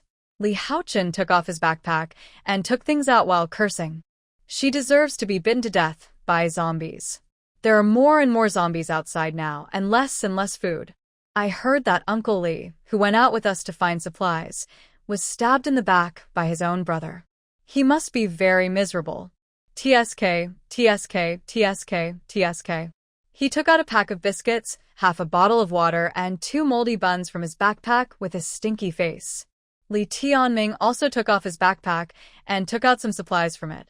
There was a small amount of food, and most of it was other daily necessities. These things were almost all dirty, all covered with dried yellow mud. Li Tianming explained, "This steamed bun was soaked in water before, and it's all black, but it should be edible. I saw them take moldy rice back to eat before, and it was fine." Good Chunhua nodded. The flood before, a lot of things were flooded. Anyway, if they don't die of poison, they will starve to death. What are you picking? Li Yingyue saw the supplies on the ground and curled her lips in disgust. Mom, I want to eat that unopened package of biscuits. The other things are soaked in water. I won't eat them. Among the small pile of supplies, a package of unopened biscuits was particularly conspicuous. It was the only clean food. Yeah, don't be ignorant. Your father and brother have to fight zombies every day. They need to eat good food and have physical strength. These clean foods are definitely for them to eat. Be good, and the same goes for us eating other foods. There are many people who don't even have anything to eat right now. Li Haochen looked at Li Yingyue with a sneer. Li Yingyue, don't look for trouble. If you want to eat delicious food, you can go out and find it yourself if you have the ability. There is food everywhere outside. It's easy to find. He said sarcastically. Do you think I like to eat the garbage you bring back? If you are useless and can only bring back a little garbage every time, would I be so hungry? Others can come back with a lot of garbage, but you and Dad can only pick up some garbage that others don't want every time. I tried my best to find garbage, right? If you have the ability, go out and find it yourself. I want to see how capable you are. Anyway, I am more capable than you, so I won't bring back a bunch of garbage. That's the best. If you have the ability, don't eat garbage. Li Haochen was already full of anger. He didn't understand why his father always dragged him out with him. The zombies outside were too scary. It was obviously much more convenient for his father to go out alone, but he had to drag him to adventure every time. If he didn't go out, he wouldn't give himself a little food. On the other hand, the other people in the family could stay at home with peace of mind. Why? Li Haochen didn't understand Li Tianming's painstaking efforts. He loved this son the most. Li Haoxuan was too young. He himself was old, and he wanted his eldest son to live as long as possible, so he had to let him adapt to this world as soon as possible. But Li Haochen couldn't figure out these things. He was only angry after escaping death. If he hadn't reacted quickly today and pushed a woman who had robbed them before into the zombie group behind as a scapegoat, he would definitely be eaten now. He grabbed the only package of biscuits that was well packaged, tore it open, and stuffed it into his mouth frantically. While eating, he looked at Li Yingyue warily. Thinking of the scene just now, he was scared. However, before he finished eating the biscuits, he suddenly found that Li Tianming was not right. He and Li Yingyue quarreled for so long, and Li Tianming didn't say a word. This was not normal. Dad, what's wrong with you? Li Tianming squatted in the corner without knowing when, and his whole body was shaking. The other three immediately thought of a possibility. Gu Chunhua's face turned pale, and he immediately asked Xiaochen, "Was your dad caught by zombies outside? Scratched by zombies?" They had seen people who were scratched by zombies before, and almost without exception, they were infected and turned into zombies. Now Li Tianming was actually scratched by a zombie. Thinking that he would become a zombie, Li Yingyue was about to ask, but she couldn't help but retract her steps and asked carefully, "Dad, are you okay?" Li Haochen reflexively grabbed the machete beside him and looked at the trembling figure with a defensive look. Dad, what's wrong with you?" He opened his mouth and let out a low roar, and his black and white pupils stared at his relatives like a beast, as if looking at a few delicious animals. The sticky saliva at the corners of his mouth was pulled. Although it was not the first time he faced this kind of monster, Li Haochen still felt scared from the bottom of his heart. He grabbed the knife and was about to step forward. Suddenly, he caught a glimpse of Li Yingyue with a pale face. There was also Gu Chunhua, who was looking at him in panic. "Xiaochen, hurry up. Your dad has turned into a zombie. Brother, what are you still standing there for? Come and protect me, ah." Both of them put their hopes on him. In fact, when the apocalypse broke out, their family was very lucky and no one turned into a zombie. The youngest, Li Haoxuan, didn't have to die, but he was too noisy, and he would make a fuss and make a fuss when he disagreed. They didn't think there was anything wrong with Li Haoxuan before, and it was normal for children to be a little naughty. But when Li Haoxuan's unreasonable troubles would put their lives in danger, and he would not change after repeated teachings, the bear child became particularly hated. Especially after Li Haoxuan got into trouble once and almost killed Li Haochen. Li Haochen decided to get rid of this black sheep. One night, Li Haochen got up in the middle of the night and tricked Li Haoxuan out of the house. He said there was delicious food next door. But in fact, the neighbor who had turned into a zombie was locked up next door. He opened the door and pushed Li Haoxuan in. Then he went back to the house, closed the door, and went to sleep. When everyone found out, Li Haoxuan had already had one arm bitten off and turned into a zombie. However, except for Li Haochen, everyone else thought that he was naughty and opened the door and ran out.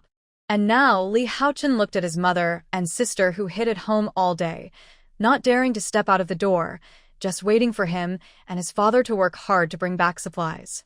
Do they know how dangerous it is to go out to bring supplies? Do they know how difficult it is to find supplies? Obviously, he has seen other female survivors. Others are not afraid of death and are self-reliant, but they can hide at home all day. These are two burdens. If it weren't for them, Dad wouldn't have taken the risk of going to the supermarket to bring more supplies today, and he wouldn't have been scratched by zombies. Now that Dad is dead, the task of finding supplies in the future will definitely fall on his head. He looked at Li Tianming, who had turned into a zombie, as if he saw his future self. All these thoughts were in a flash. Li Haochen made up his mind, stepped back a few steps calmly, and retreated to the door. He quietly reached out and grabbed the door handle. Li Haochen, what are you doing? Hurry up and do it. You want to kill us? Ah! Li Yingyue roared in fear, and in a blink of an eye she noticed Li Haochen's actions. Her eyes suddenly widened. After all, they were siblings for many years. She only needed one glance to tell what Li Haochen wanted to do. She screamed sharply, Li Haochen, what do you want to do? With this shout, Ge Chunhua also noticed Li Haochen's actions and looked at him in disbelief. Xiaochen Yu? Tears instantly streamed down her old face. How could she not know what her own son was thinking? She just felt despair in her heart. Mom, I'm sorry, I don't want to, but it's hard for me to live alone now, and I really can't take care of you. He left a word, then quickly opened the door and ran away. At this time, Li Tianming also completely lost his mind and rushed towards the two of them. Yeah, run quickly. I'll stop your dad. At this critical moment, Ge Chunhua not only did not hide, but as if he had figured it out, he resolutely rushed towards Li Tianming. Holding his waist tightly, he shouted to Li Yingyue resolutely. Run. Run with your brother. Ha! Ha! Zombies naturally would not hesitate to bite the food that was delivered to their door. At this time, Li Tianming had completely turned into a zombie, without any reason. Ge Chunhua was not an old couple to him, but fresh food. Tearing the raw meat with blood, the chewing sound accompanied by Ge Chunhua's screams made Li Yingyue a little unable to react. People are unable to react in a severe shock. Li Yingyue was in this state at this time. She wanted to run, but her legs were weak, as if she had lost control and couldn't move at all. Li Yingyue watched in horror as Li Tianming tore off Ge Chunhua's flesh bite by bite, like a hungry beast. Yeah, run. Run. Run. Ge Chunhua's shrill voice echoed in Li Yingyue's mind. She suddenly woke up, then turned around and ran, kept running, and kept running. The last appearance of Ge Chunhua kept replaying in her mind. Although Ge Chunhua was fierce, she was really good to her children. Especially unlike Li Tianming, who liked his son, she did not have the concept of favoring boys over girls, and was no worse to Li Yingyue than the two brothers Li Haochen and Li Haoxuan. Sometimes she was even more patient with girls. Li Yingyue's face was full of tears, and she climbed up the stairs with her hands and feet in a panic. She didn't dare to run outside, because there were zombies everywhere. Because there were survivors passing by frequently in the stairs, zombies were often cleared, which was safer. She kept knocking on the door one by one. Open the door. Save me. Please open the door and let me in. Save me. Help. Please save me. My parents are dead. Save me. She knocked on door after door, but no one was willing to open the door, no matter if there was someone inside or not. Who would let a stranger into their house? This is not the first 2 days of the apocalypse, and some people have not yet learned the lesson of being bitten back. When she ran out, Li Yingyue only thought about escaping and forgot to close the door. Gu Chunhua and Li Tianming, who were now zombies, chased her out and followed her closely. She climbed up in a panic, and the 2 zombies behind her also ran out with drooling. Half of Gu Chunhua's face was bitten off, and the bones were exposed. Black blood dripped as he walked. Just when Li Yingyue was desperate, she suddenly bumped into a tall man. Her chin was stuck by a rough big hand, and the man even looked at her face calmly. "Little thing, why are you running?" The man's voice was deep and hoarse, and very magnetic. "Save me. I'm willing to do anything. Please save me." Li Yingyue met the man's gaze. After all, she was an adult. She understood the desire in the man's eyes almost instantly. She hurriedly wiped her face twice, grabbed a sleeve, and said in horror, "My parents have turned into zombies, and my brother doesn't care about me and has run away. Save me. As long as you save me, I'm willing to do anything." Li Yingyue was originally good-looking. At this moment, her face was full of tears. Although it was a little dirty, her eyes were tearful, and it can be seen that she was a beauty. "Willing to do anything?" The man laughed. I am willing to do anything." The man pulled Li Yingyue behind him, grabbed a tang sword, took a few steps forward, and slashed with the sword. The 2 zombies behind him were separated. "Come with me, little girl." He turned and left. Li Yingyue followed the man step by step and walked back. At this time, a survivor opened the door. The person who opened the door was a girl. When the apocalypse broke out, all her family members were infected. She was the only one left with her young brother. In order to prevent herself and her brother from dying in the apocalypse, she, like other survivors, risked her life to go out and find supplies. She even traded her body for food again and again. Li Yingyue laughed at her several times. "You are so despicable. Anyone who gives you something can sleep with you? Don't you feel dirty when you close your eyes at night? Oh, it stinks. Is there a public toilet that came to me?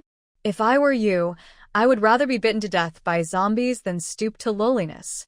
At this moment, seeing Li Yingyue leaving with the man, her eyes were full of gloating. "Aren't you very noble? Wouldn't you rather die than sell yourself out? But now, she is selling herself fast." The woman sneered. She knew the man who rescued Li Yingyue. He had several brothers under his command, all of whom were ruthless. She had traded with that man before and almost didn't leave alive. Although the man gave a lot of supplies and looked decent, he liked to abuse women, and he played a lot and let his brothers share. He was very perverted. If I saw it right, Li Yingyue actually looked at the man with admiration. Did she think she met a good man? What a stupid woman.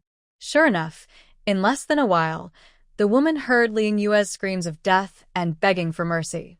Not only her, but the whole building could hear it. But she was not worried, because the door of the unit downstairs had been repaired long ago, and the zombies could not get in. After waiting for a few hours, the woman saw Li Yingyue again. She walked out of the man's house barefoot, wrapped in a loose and ill-fitting dirty clothes, and every step she took was extremely slow. The woman looked at Li Yingyue's trembling legs, her shaky appearance as she leaned against the wall, and the blue and red scars on her exposed skin. She returned all the words Li Yingyue had said to her before. "Oh my, some people are really mean. Do you think anyone will sleep with you if they give you something?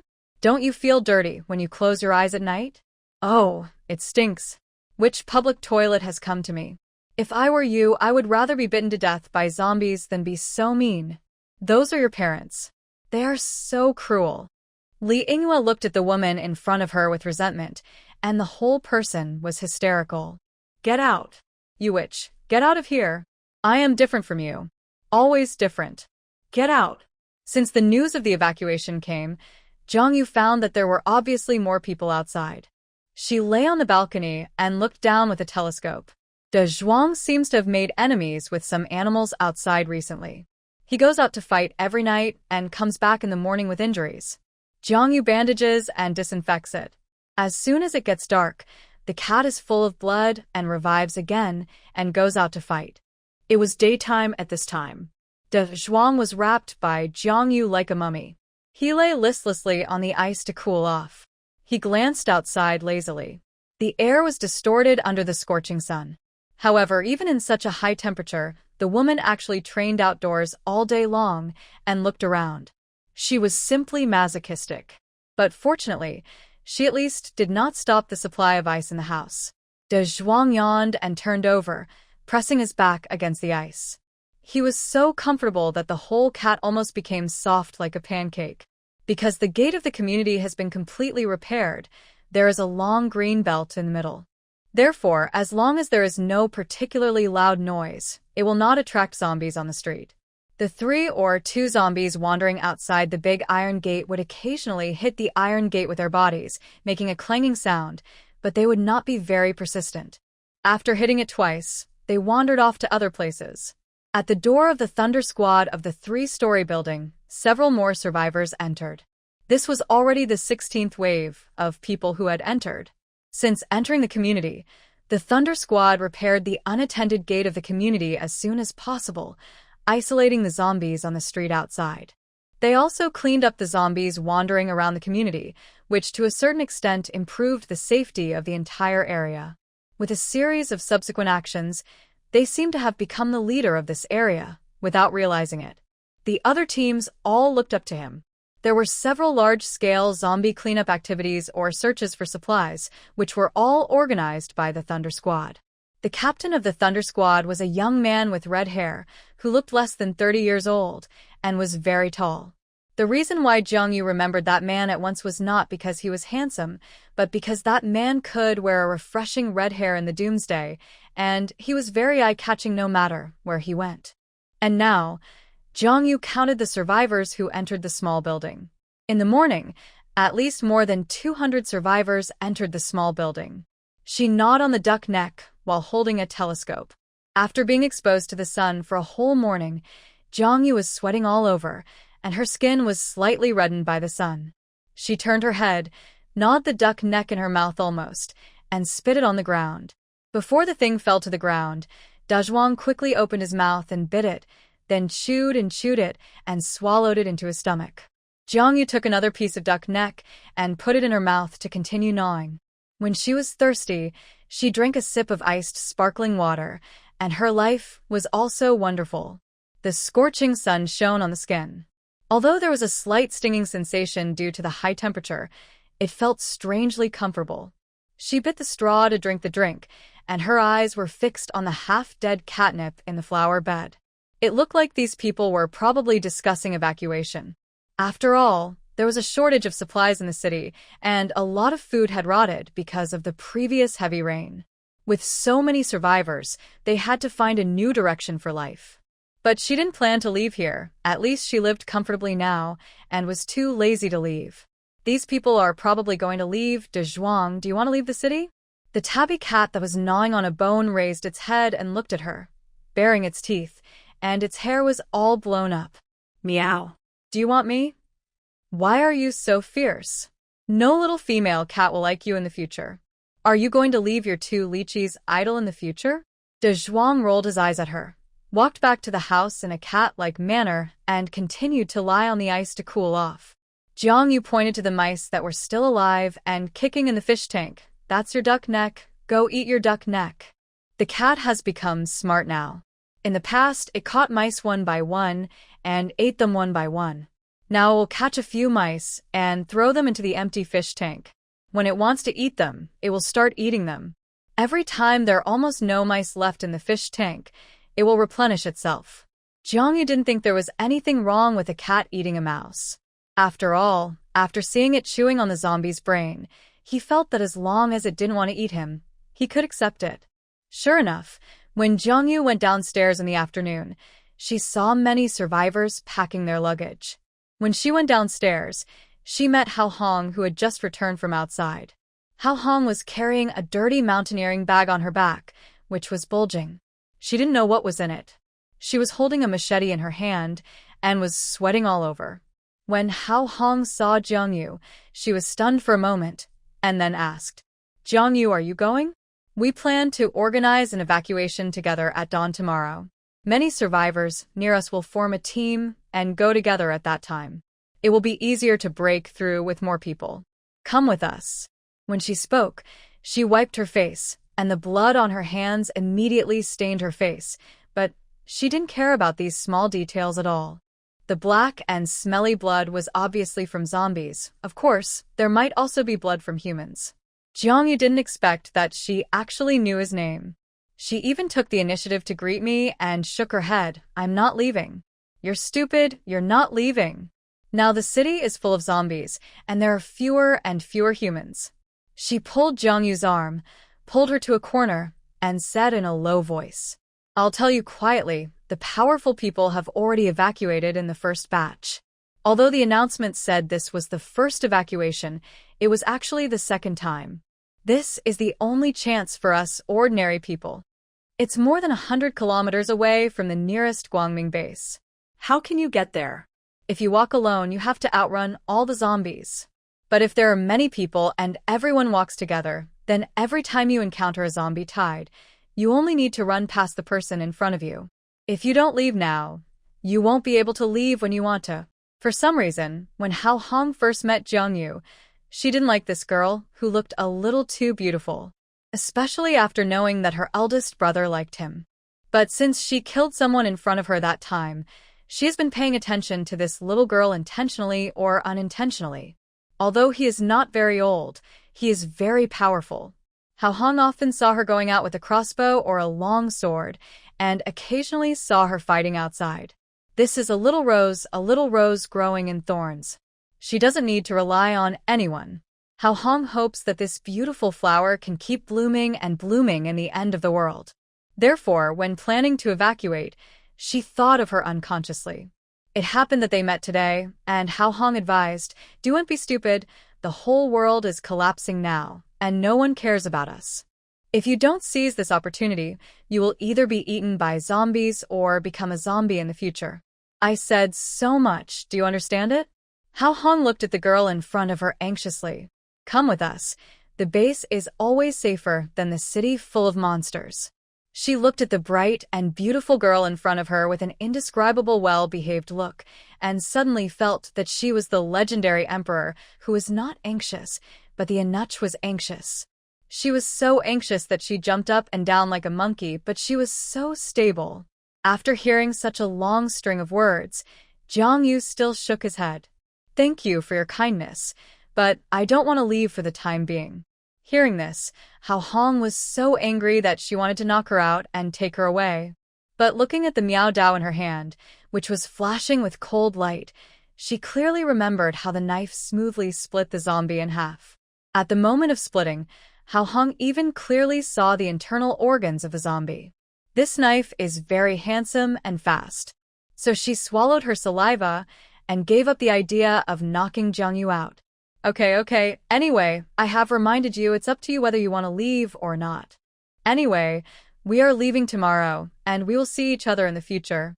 Well, goodbye. Jiangyu waved politely and left.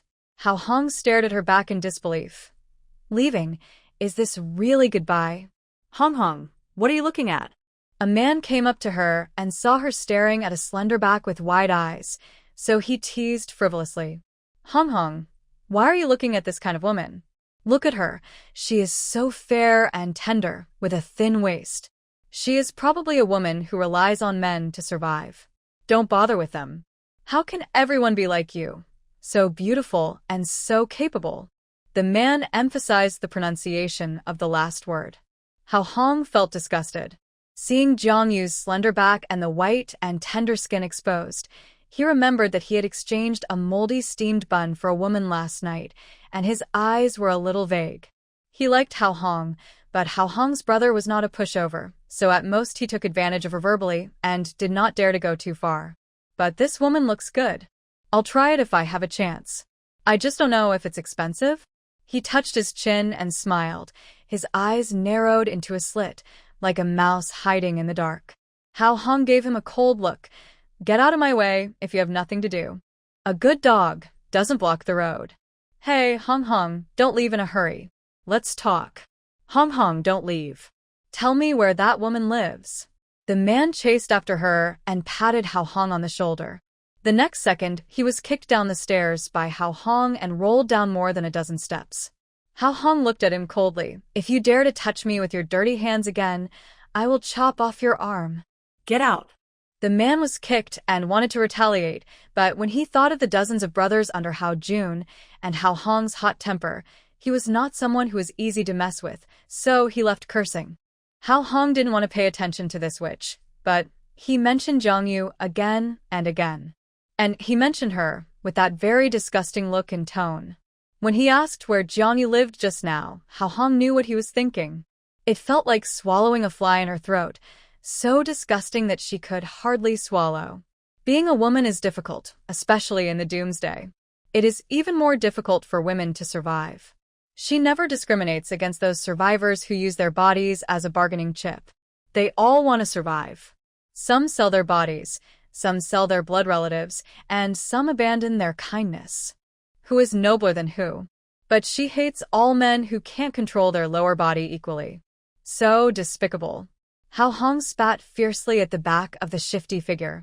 Since the outbreak of the doomsday and the collapse of order, in less than a month, Hao Hong felt as if she had seen all the disgusting things she would encounter in her life. Born in a peaceful era and living for more than 20 years, she never thought that people could be so disgusting.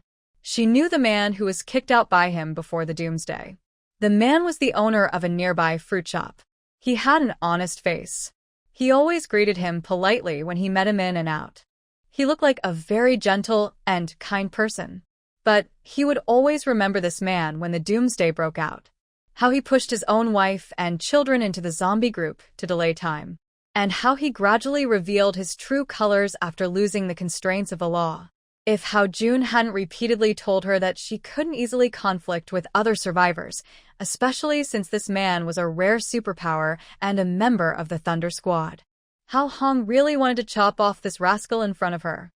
On the other side, Zhang Yu walked to the wall of the community, stepped on the edge of the flower bed very skillfully, jumped hard with his feet, climbed over the wall with his hands, and flipped out. She was too lazy to go out through the gate. Going out through the gate, she had to unlock and lock the door, which was very troublesome. There were a few zombies wandering at the gate like idiots they would only say when they saw people. Zhang Yu's front foot had just landed on the ground. A zombie next to her noticed her falling from the sky. "The takeaway has arrived?" The zombie rushed over with his mouth open excitedly and was about to eat. The next moment, a cold light flashed, and half of his mouth fell to the ground and opened and closed. Zhang Yu stomped on the head on the ground and then walked away. The second-level zombie she killed yesterday finally allowed her to find the first crystal core, so she came out today to look around and try to find a few more second-level zombies. But second-level zombies are not cabbages. How can they be so easy to find? She walked lightly and quickly, and the upper of her shoes made almost no sound when they landed on the ground. In the end times, walking with a thumping sound is not a good habit. You have to be like a cat, landing lightly, starting quickly, and moving silently. Zhang Yu still tried her best to avoid zombies, unless a zombie discovered her and took the initiative to attack. Otherwise, she would not take the initiative to provoke zombies, mainly because she was too lazy to cut them. She felt like a fruit farmer waiting for the fruits to ripen. These first-level zombies were the green fruits on the trees that could not be eaten yet. She was waiting for them to grow up and ripen. When the zombies become second-level zombies, she could start picking fruits. Unfortunately, the old man zombie yesterday seemed to be a rare opportunity. She wandered around outside for a long time today and did not find a second-level zombie. The superpowers among humans are very weak at the beginning, and the zombies are also weak at the beginning. This is a chance for nature to keep humans alive so that the power gap is not too big, which will lead to extinction. A zombie came over with long teeth and grinned. Zhang Yu raised his knife and quickly chopped off the head, then pushed the body away and was about to leave. Suddenly, but just as she raised her eyes, she found that something seemed to move on the third floor opposite and then quickly slipped into the window. Not sure, let's take a look. The French windows in that place were all broken and the whole house was exposed. It was definitely not occupied by people. And just now she saw a black shadow passing by the balcony. Judging from the size, it couldn't be a human. Could it be another form of a second-level zombie? Or a mutant animal? If it is a second-level zombie, it would be the best. Just dig out the crystal core. If it is a mutant animal, just catch it and give it to the Zhuang as a snack. This guy loves to eat it the most. Jiang Yu immediately raised his legs and ran towards the building opposite. The building used to be a 5-star hotel. When Jiang Yu entered, he met 2 survivors who had just come out of it. One of them was a middle-aged man in his 40s with wounds all over his body and a swollen face. It was obvious that he had been beaten. After seeing Jiang Yu, he was stunned for a moment. Jiang Yu? The man called out uncertainly, Jiang Yu, is that you? I'm Teacher Qin. Jiang Yu glanced at him, then turned his head calmly and walked straight upstairs. What are you doing? Another companion pulled the middle-aged man. Do you know that person just now? The man shook his head in confusion. I must have seen it wrong. I thought it was one of my former students. The man thought of the dark and thin students in the school who wore old clothes every day and the girl who looked white and clean, as if she lived before the end of the world, and felt that he must have recognized the wrong person. The companion looked at the direction where Jiang Yu left with some envy. If I'm not mistaken, the woman just now should be a psychic and the kind with more powerful psychic powers. You can see that she dares to run around alone and her body is still clean. The boss I followed before was a fire psychic who could attack zombies with fireballs. It was so awesome. It's a pity that he died at the hands of his own brother in the end. Alas, these days, brothers can't be trusted. Stop talking. Let's go. We have to meet up with the boss and the others before dark, and then we will leave together at dawn. This is the only chance to evacuate. If you can't leave, you may never be able to leave again in the future. The voices of the 2 people gradually faded away. The man limped, and judging from the injuries on his body, he probably wouldn't live long. Jiang Yu really recognized the man who greeted her just now. The man was her school's math teacher. After school one day, Jiang Yu saw him and a girl in the multimedia classroom. He even touched her thigh, and the girl's eyes were red as if she was crying. Children of that age should have understood what they should have understood long ago. So Jiang Yu immediately went to the principal's office to report him. But in the end, the teacher said that it was Jiang Yu's false accusation. Even the girl at the time testified that she had some questions she didn't know after school, so she went to ask the teacher for help. Jiang Yu had misread it. Jiang Yu knew she was lying because she found Jiang Yu afterwards and threatened her not to tell the matter to anyone. Of course, he would not let her go. She was actually not sure what happened after they entered the multimedia classroom, nor did she know how the 2 of them got entangled. She just wanted to do something within her ability based on what she saw. As a girl, she is more vulnerable than boys since she was a child. But many things in this world are inherently complicated, not simply right or wrong. Since then, the math teacher has been targeting her. She was obviously attending class well, but was punished to run around the playground. It was obviously someone else who threw the paper ball at her, but the math teacher saw the whole thing, but still accused her of cheating. He would say in front of her classmates that she was as stupid as a pig and spread the news that she wronged herself. And he scolded her with all kinds of extremely insulting words. From that time on, she probably understood one thing. That is, mind your own business and respect the fate of others. It has been a long time since the incident happened. For her, who has lived 2 lives, many people who she resented when she was young are actually just like that. It was like looking at a stranger, without any emotional fluctuations. Jiang Yu had just climbed to the 3rd floor when she heard a scream. She looked out of the window of the corridor and saw that Teacher Qin and another man had just walked out not far. Because they ran slowly, they were soon surrounded by a dozen zombies. Although the 2 fought hard, the resistance of 2 humans seemed particularly weak in front of a group of zombies. Especially when one of them was injured. One of the man's arms was torn off alive by the zombies and bitten wildly. The smell of blood made the surrounding zombies even more excited. Roar.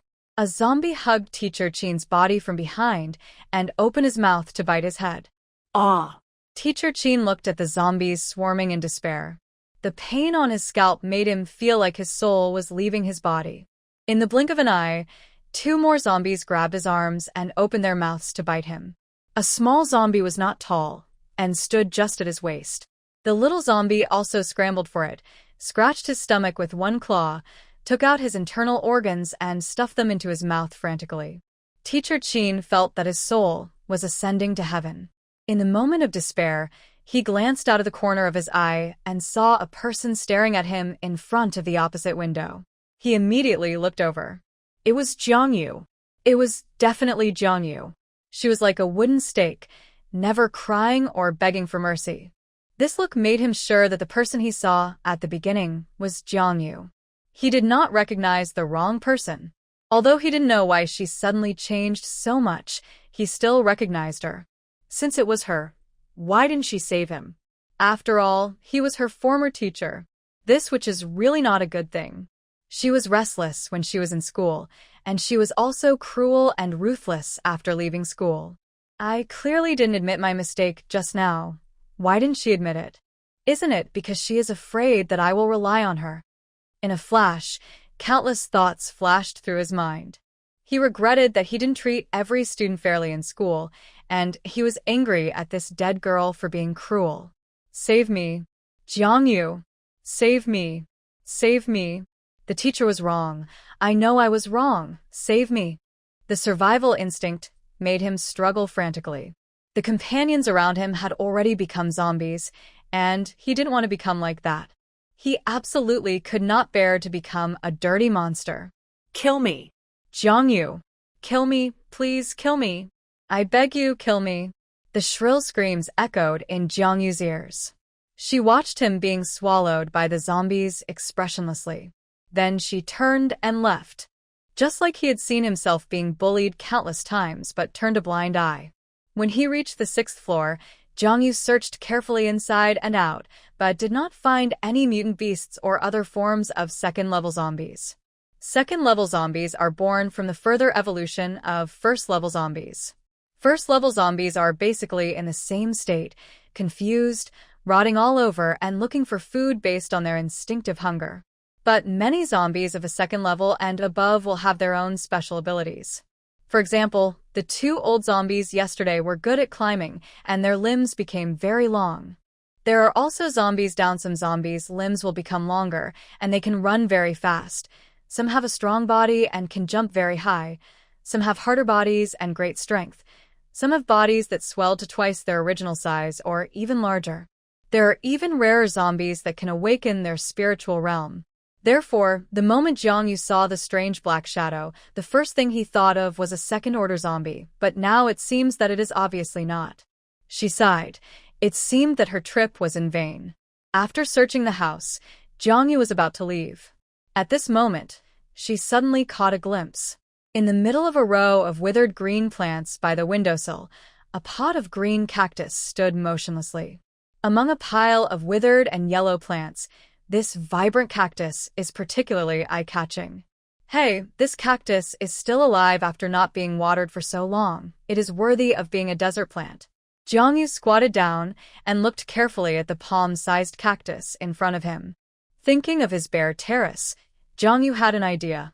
Based on the principle that a thief should not leave empty-handed, he reached out and picked up the potted plant.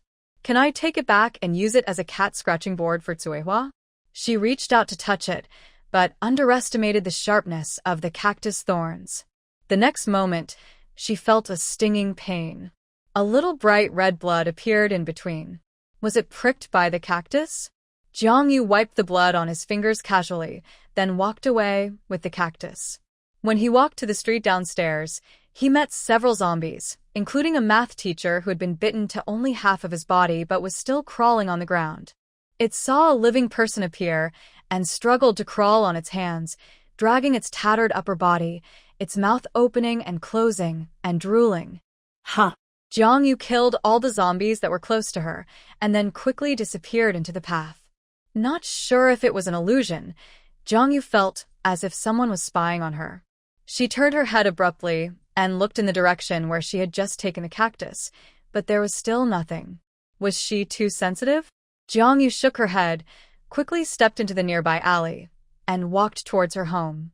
When she was far away, a zombie with a strange shape slowly crawled out of the darkness and hung upside down on the ceiling. This zombie was a baby zombie, its head severely shrunk into an inverted triangle, its two bulging gray-white eyeballs rolling around, its limbs very long, like spider legs, and its feet bent into claws. This baby zombie crawled quickly on the ceiling. If Jiangyu were here, she would definitely recognize that this was a second-level zombie. This zombie was originally a child of this family. After becoming a zombie, it has always stayed nearby and never left the building. Just now, it felt that someone had broken into its house and originally wanted to eat that human. But for some reason, it was a little scared. The little spider zombie climbed onto the balcony and watched the human take away its potted plants. Just as it was baring its teeth and growling, the man suddenly looked back at it. It was so scared that it quickly shrank back into the corner. This human is a bit scary. When it returned to the community, it was already dark. She climbed over the wall, passed through the withered green belt, then opened the iron door of the unit and began to climb the stairs. Now, Jiangyu goes up and down several times a day and is used to the height of the floor. It didn't feel that difficult. On the way upstairs, there were survivors coming in and out. Some of these people were residents of the building, but most of them were outsiders. An old lady saw Jiangyu coming back from outside alone again, rolled her eyes implicitly, and packed her things angrily. When she met Jiangyu before, she asked her to borrow some food, but this dead girl not only didn't lend it at all, but also beat her up. Didn't she just scold a few words? She didn't lose a piece of meat, but she actually fought with her directly. She is such a black-hearted woman. She deserves that no one wants to team up with her. Ever since I entered the corridor, I have been hearing noises. The power is out now, but fortunately there is plenty of moonlight tonight, and the corridor is not a sealed corridor. There are large French windows at every corner, and every step can be clearly illuminated. No, we have to take this pot with us. Without it, what will we use to heat up the food? We have to take this basin too. It will be useful. We have to take the quilt too, it will be useful, and we have to take this too, and this, you must not throw this away. Are you sick? We are taking so many things with us. We are fleeing, do you think we are going on a trip? If you take so many things with you, when you encounter zombies, you will not be able to run as fast as others, and you will be the one to be eaten. I'm not leaving. Why should I leave? There are monsters everywhere, who knows what's going on outside? Maybe it's even scarier. Aren't we doing well now? The zombies in the community have been cleared out. We are much safer than outside. Why take risks? No, don't leave. Are you going to stay here and wait to die? When everyone is gone, we will be the only ones left, who will be able to clean up the zombies in the community on a regular basis. You or me. Dad, I want to take my toys with me. What the Hades? If you don't listen, just stay here with your toys and wait to die. Jiangyu was silent all the way. She had a crossbow on her back and a blood-stained long knife in her hand. The black and smelly liquid on the long knife was obviously from zombies, so no one took the initiative to provoke her. Except for a few blind people. Lu Ping, who was beaten up by Hao Hong in the afternoon, was dragging a woman into the house by her hair. You're so shameless. I like you, so you should just lie down obediently, but I have to catch you myself. You're just a woman, you just stay here and serve me. It's easier than other people who go out there and risk their lives, right? You can't even think straight. You don't want to trade with me, you want to go out and find food by yourself? You're crazy. Huh. Let me go. Let me go, I don't want your food, I don't want it. The woman struggled frantically. Her hair was pulled by Lu Ping and dragged into the house. She grabbed the handrail of the corridor and shook her head in horror. I don't want it, I won't go in. Let me go. You killed my sister, and now you want to insult me. I will never let you go even if I die. Aren't you afraid of retribution? Rascal, you will go to Hades. You beast. He threw a black lump of food that could not be identified at the woman's feet. You said you don't want to, so you don't want to? Do you think I need your consent? Which, if you don't let go, I'll cut off your hand. This is food for you, come in quickly and cool me down. As soon as he finished speaking, Lu Ping glanced and suddenly saw a familiar figure. Then his eyes lit up. Isn't this the woman who talked to Hao Hong in the morning? She is much prettier than other stuff. He didn't notice the knife in her hand at all. So he picked up the black lump on the ground again and pushed the woman next to him away. Go away. What the Hades, I don't want you anymore. Then he stretched out his arm to block Jiang Yu's way. Seeing that he had a new target, the woman hurriedly grabbed the railing and looked at Lu Ping defensively. Hey, what's your price? Lu Ping threw the food in his hand and stared at Jiang Yu with lustful eyes. Brother, I'm a little angry now, and I like you. Can you help me calm down? There are at least dozens of women in this building, but I only like you. I hope you don't know what's good for you. Jiang Yu frowned slightly and stared at the man who blocked his way. Angry? Jiang Yu went out for a long time, but didn't find a second-level zombie. She was already full of anger, and now there were some blind guys bumping into her. She was really angry. She looked at the wretched man in front of her calmly. What if I don't want to? Little witch, don't refuse a toast, and then drink a forfeit.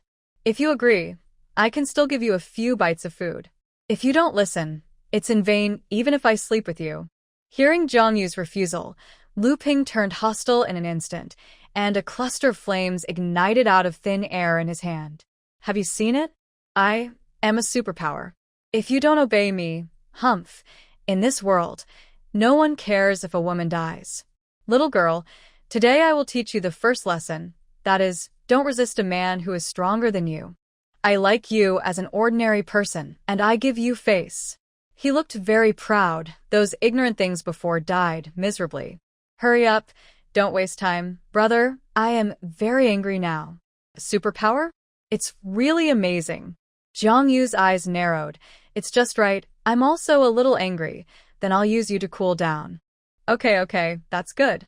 Hearing Jiang Yu's words, Lu Ping thought she agreed, and he was happy at the moment. He squinted his eyes and smiled very charmingly, and was about to go down to pull her. As a result, just as his hand reached out, the next second, the woman who was like a little white rabbit in front of him suddenly raised a knife and chopped. A cold light flashed in front of his eyes. Before Lu Ping could react, he felt his arm cold, and one arm fell neatly on the stairs. When a person is lightly cut by a knife, the pain will be particularly obvious. But when a person is seriously injured, the brain's reaction nerve center will affect the nerve endings and reduce the pain. A few seconds before the severe pain begins, there will be a feeling of numbness. After the numbness, the pain quickly spreads throughout the body.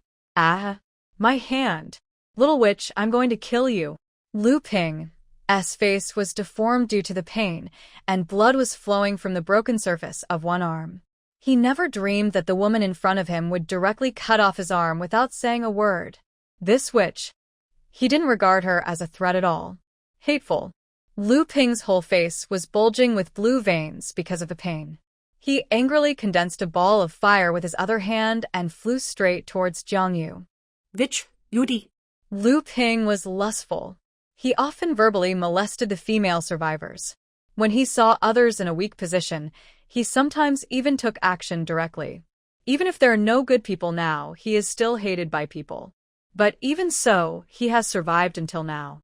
The biggest reason is that he is a superpower. If ordinary people offend him, he will burn them to ashes. Moreover, he has joined the Thunder Squad. No one dares to mess with the people of the Thunder Squad. Now, seeing that his arm was cut off, many people felt relieved. There are many people present who have been bullied by Lu Ping openly or secretly. This guy used to be restrained, fearing to anger the public. Since joining the Thunder Squad, relying on the power of the Thunder Squad, the whole person has become very arrogant. Before, a survivor just accidentally bumped into him while walking, and he burned the person's whole body with fire. Although he was not burned to death on the spot, such a large area of burns, in this time when there is almost no medical treatment and even the most basic sanitary conditions cannot be met, is basically the same as death. Sure enough, the burned survivor died of pain that night. Lu Ping looked like a very honest man before his death. No one expected that he would be so cruel. He can't always do whatever he wants with his superpowers. There are also people he can't beat.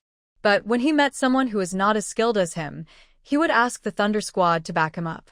The strength of the Thunder Squad was known to all survivors, and no one was willing to provoke the Thunder Squad for a moment of anger.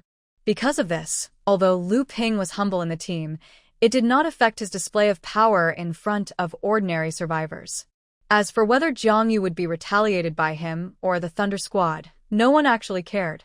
Are all fire-type mutants so angry?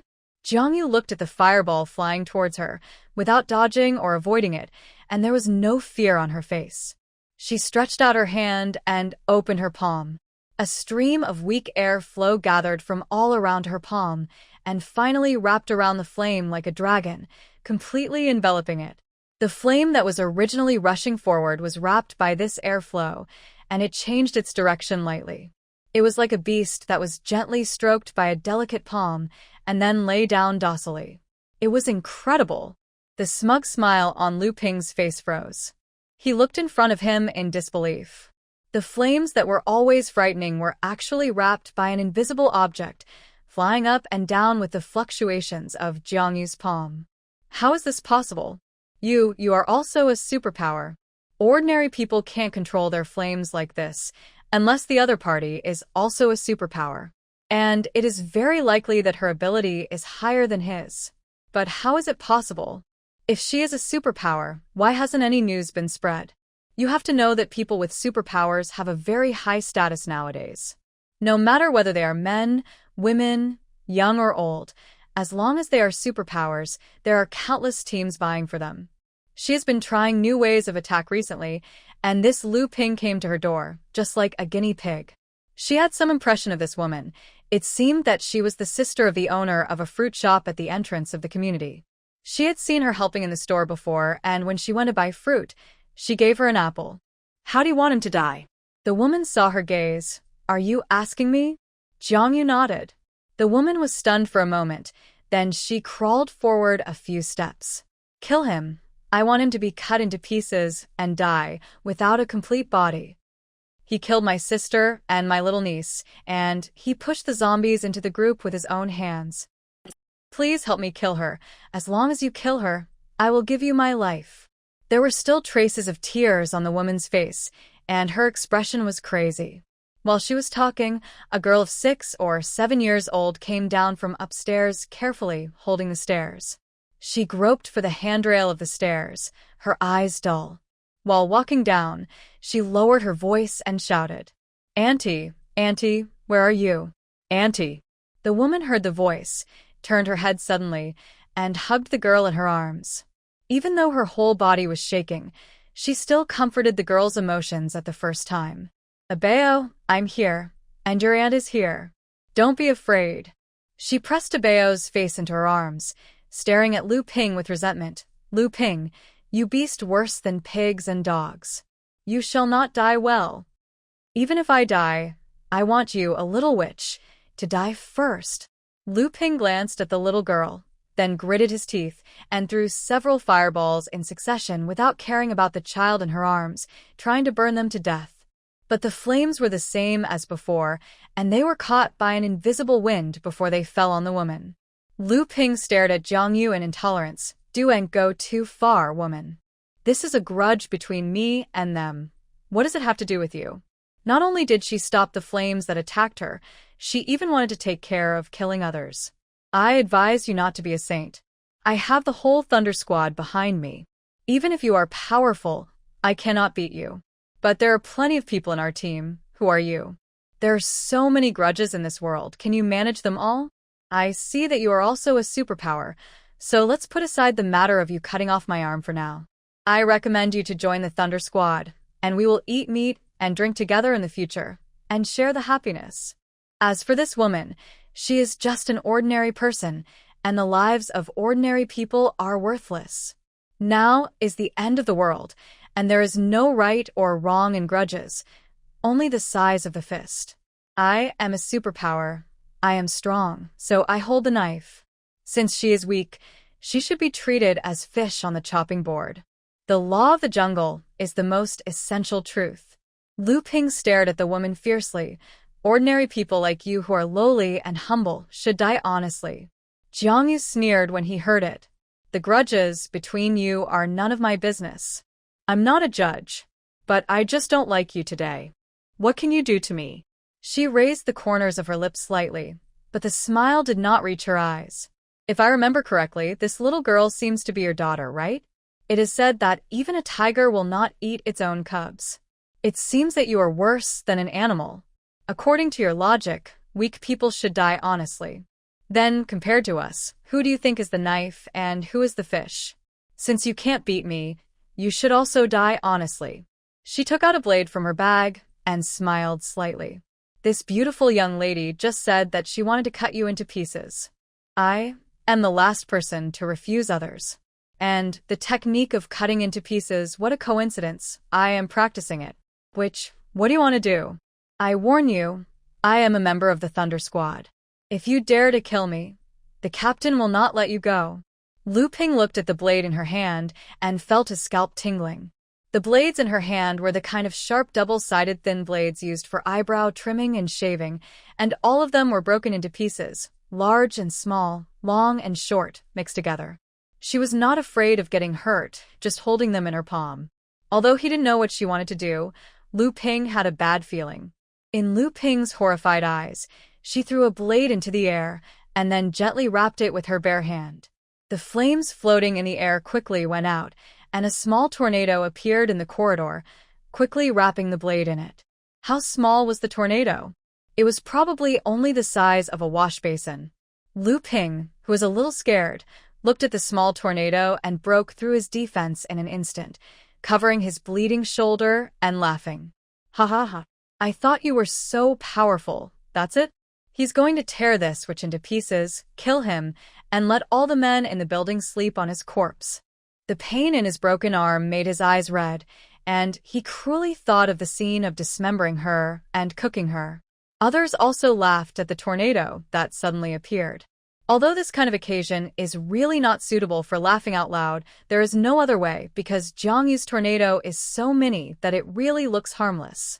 It's just like playing. Ha ha ha. Little girl, your tornado. I'm afraid it will be pulled out for a walk before it's a full month. Ha ha. That's right. Why did you release this small ball of wind? The wind on my grandma's grave when I burned paper money on Qingming Festival was more than this. Ha ha ha. Little girl, listen to me. Kneel down and apologize to Lu Ping. Serve him well. Maybe he'll forgive you.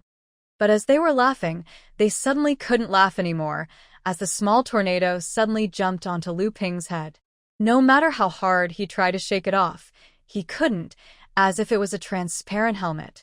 Lu Ping's hair was blown all over the place by the wind, and all that was left in front of his eyes was the sound of the wind.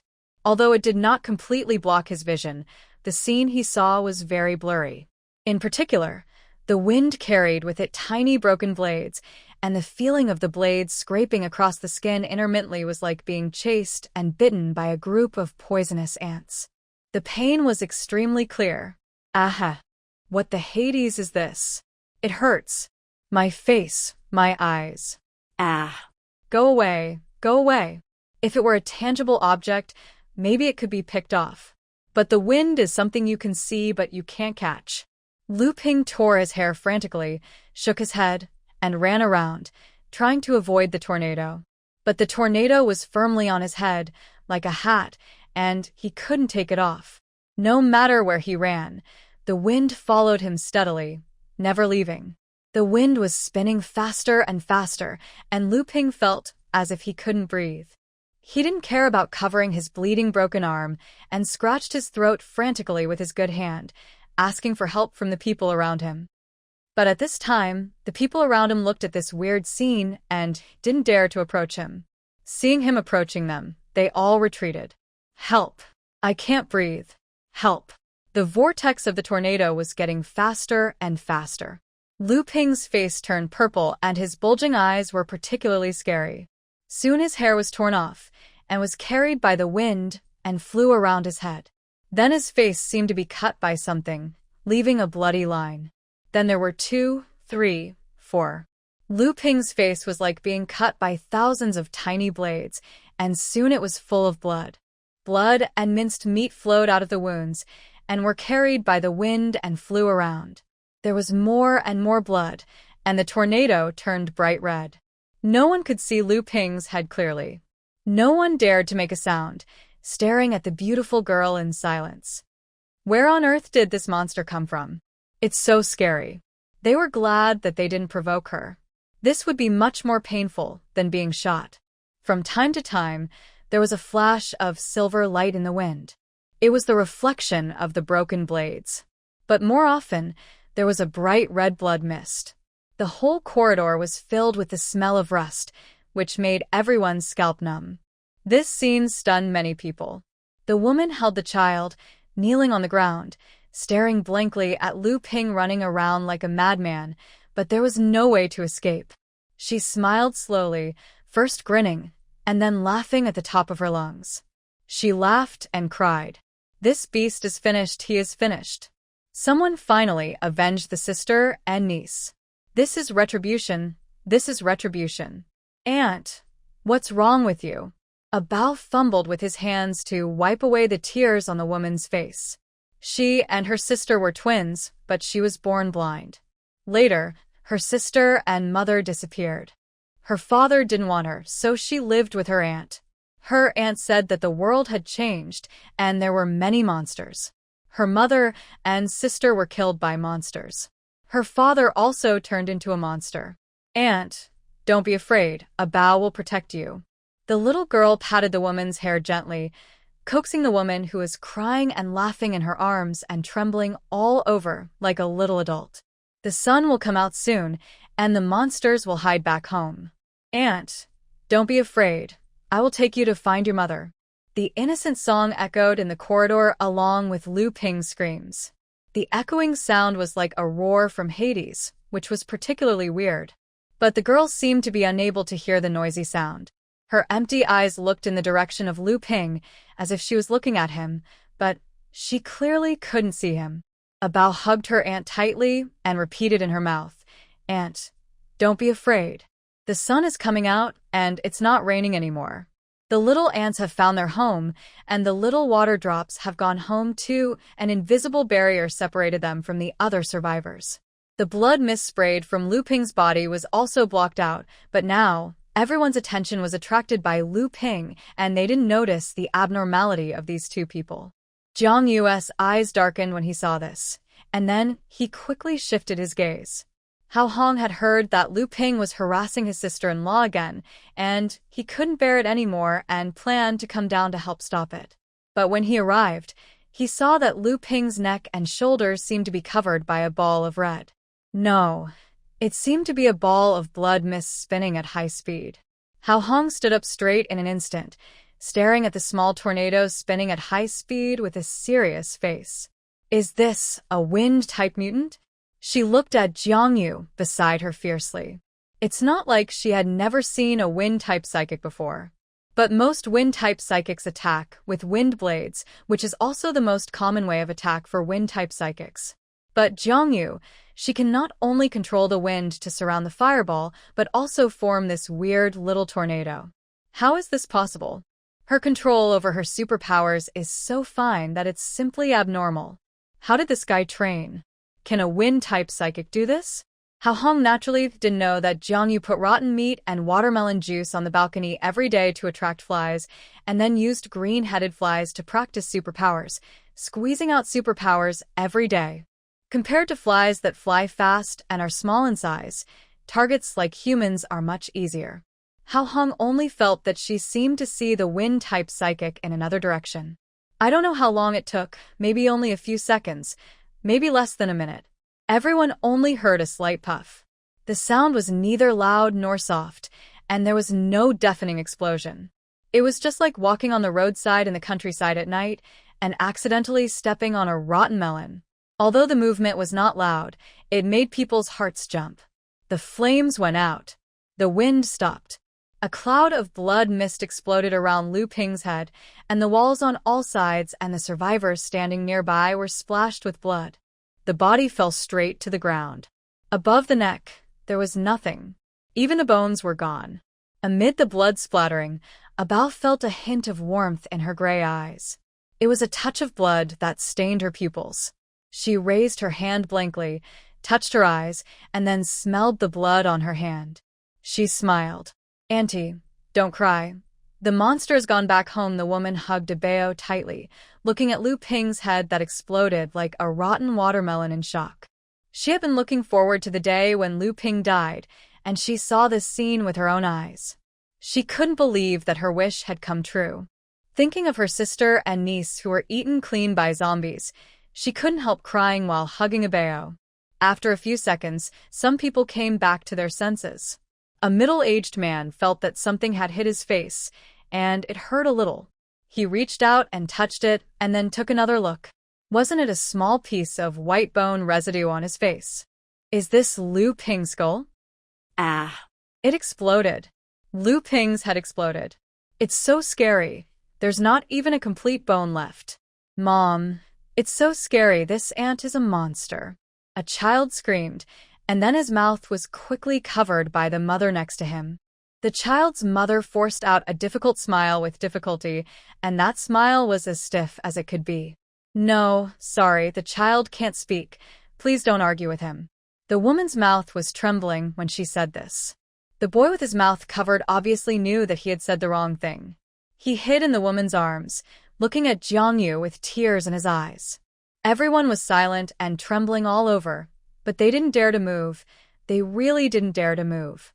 Who knows if this terrible woman will use that weird method to smash their brains the next moment.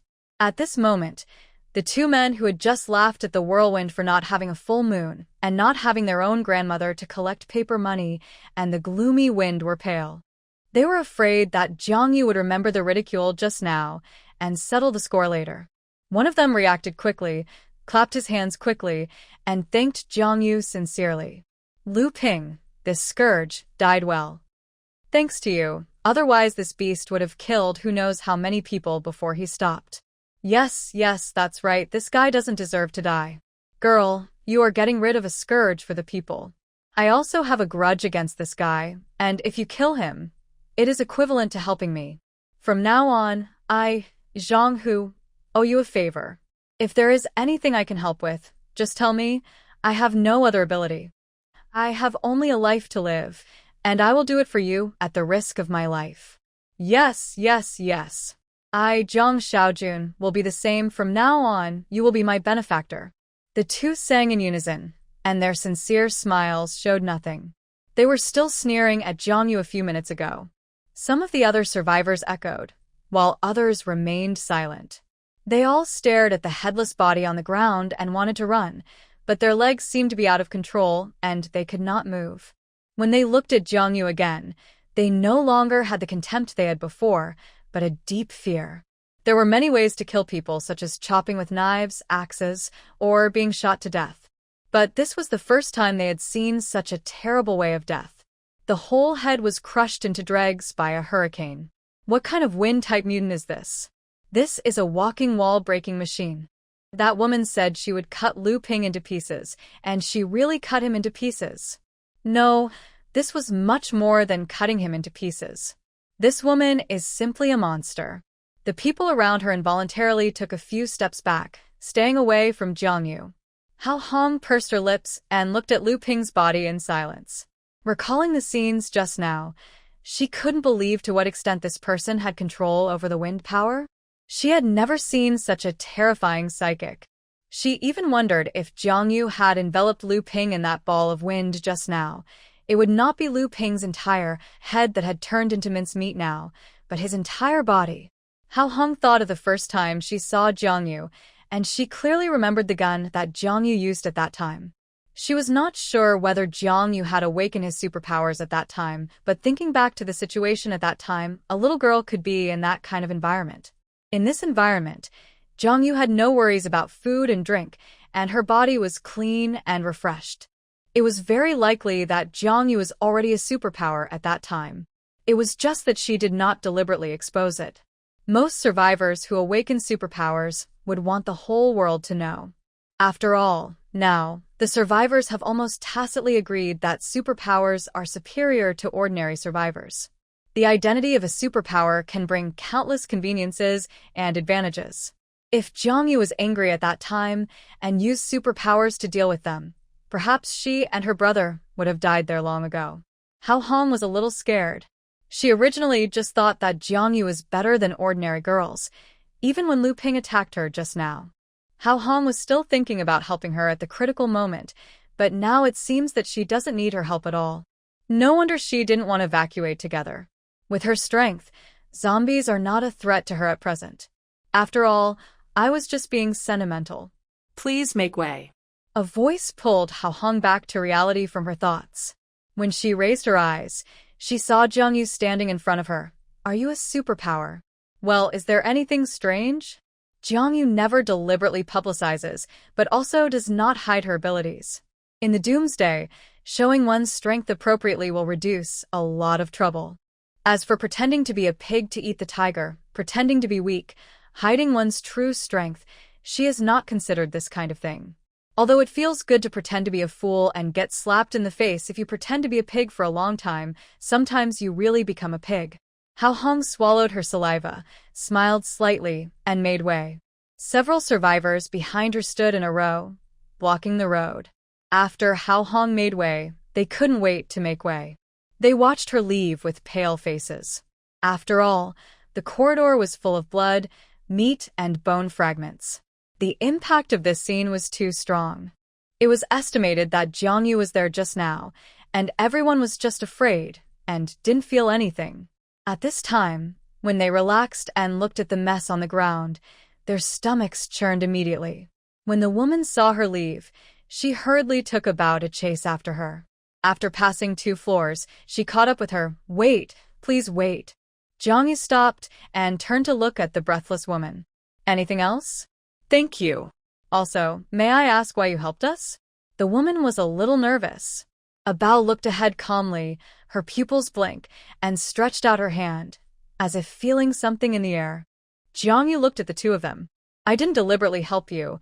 It just happened that Lu Ping offended me. I don't have the habit of being a good person if you insist that I helped you. Then consider it as a thank you for the apple you gave me at that time. You are right, that kind of ugly apple is really delicious and sweet. After speaking, Jiangyu turned and left. Surprisingly, just because of an ugly apple? She couldn't even remember when she had given Jiangyu a fruit. She helped in her sister's fruit shop and habitually gave the other party some small favors after the customers bought the fruit, hoping that they would continue to patronize next time. She had given things to too many people, and she really couldn't remember Jiangyu. "Aunt, I remember this sister." Bao pulled the woman's hand. "This sister has a very special smell." "Is it perfume?" "No, there is a fragrance on her body, an indescribable fragrance. I can't describe it, but it's a bit like the smell we smelled on the mountain when we went hiking." The woman touched Bao's head. Bao couldn't see, but she had a unique way to remember the people around her. She lowered her head and smiled bitterly. She didn't expect that one day she would be helped at a critical moment because of a fruit she gave away. What she didn't know was that Jiangyu didn't help her just for that ugly apple. On the other side, a group of people stared at Lu Ping's headless body on the ground. It took several minutes until Jiangyu's figure completely disappeared. Then someone dared to speak. Who was that woman just now? Her ability is so powerful.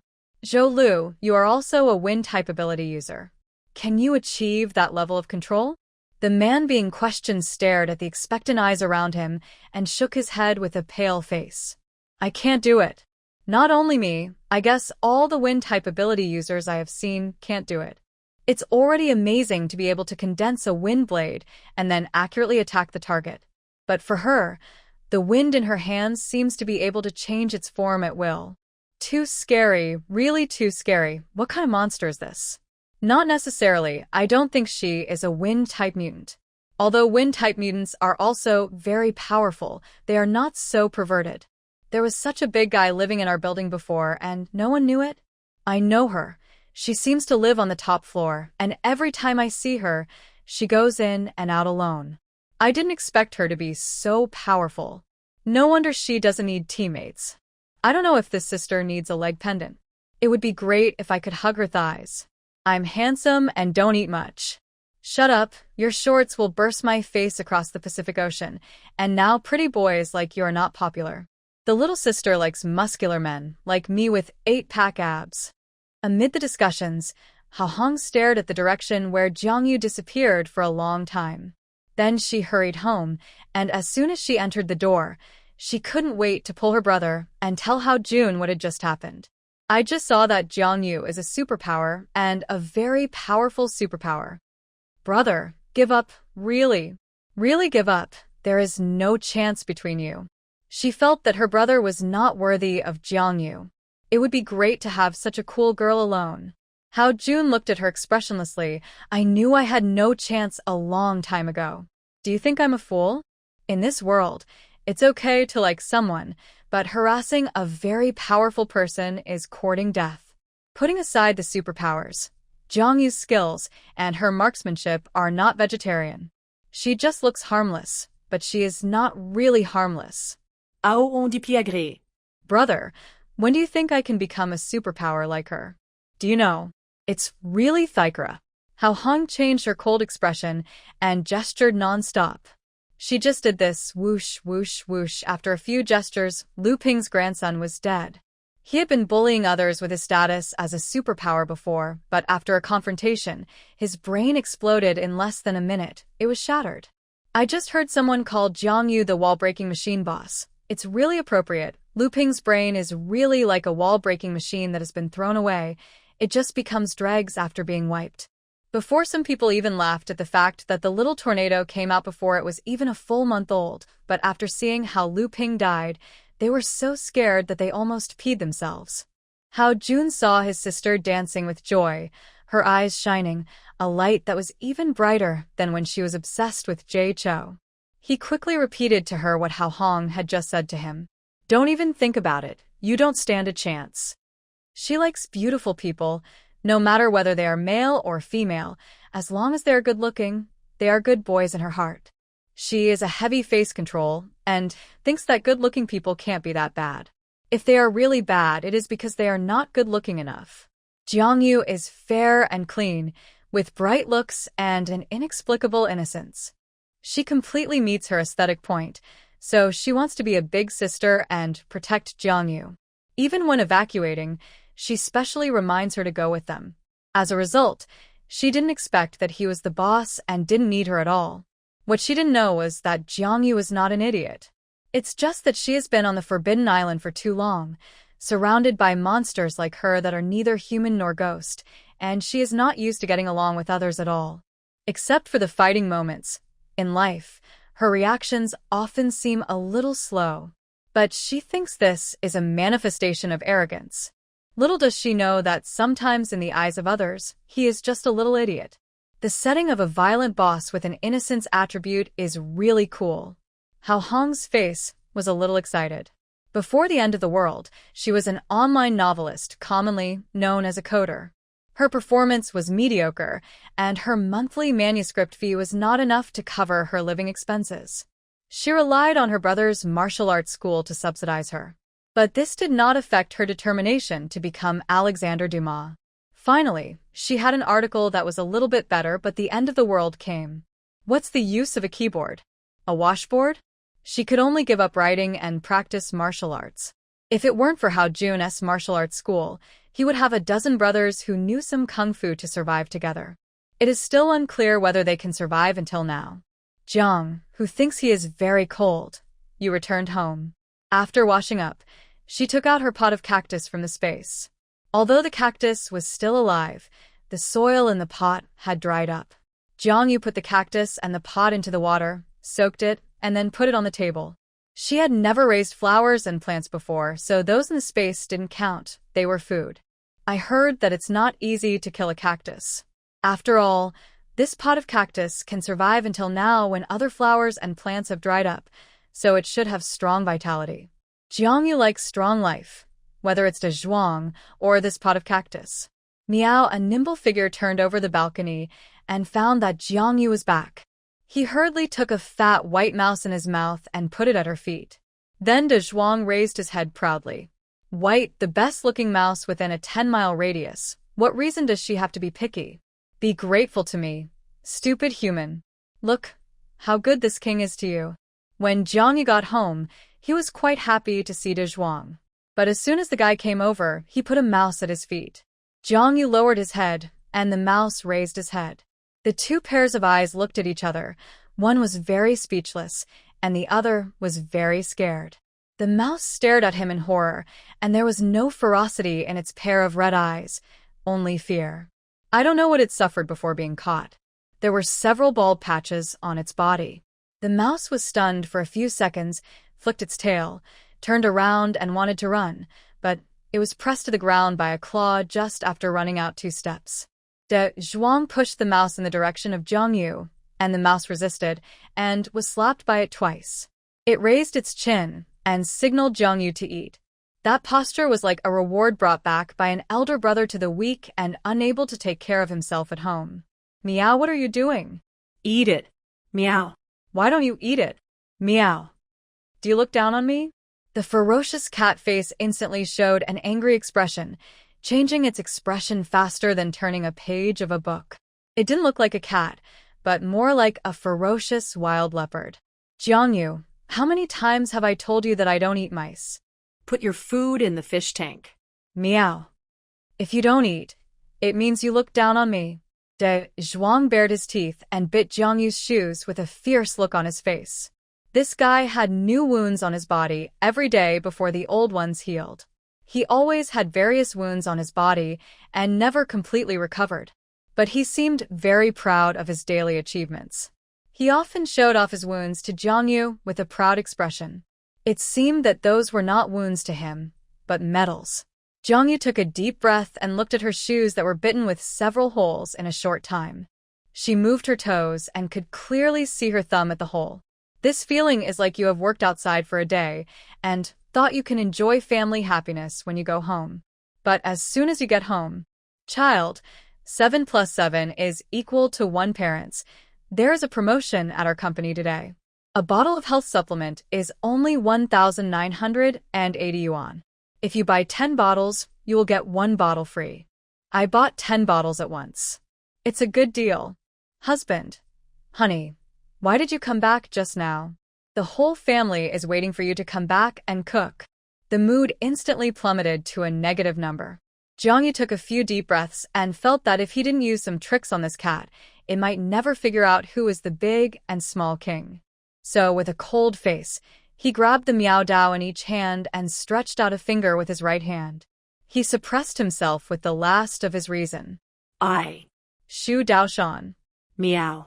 As soon as the voice fell, the cat immediately threw the mouse into the fish tank, then jumped out of the balcony and disappeared into the night. Humph, if you don't want to eat it, then don't eat it.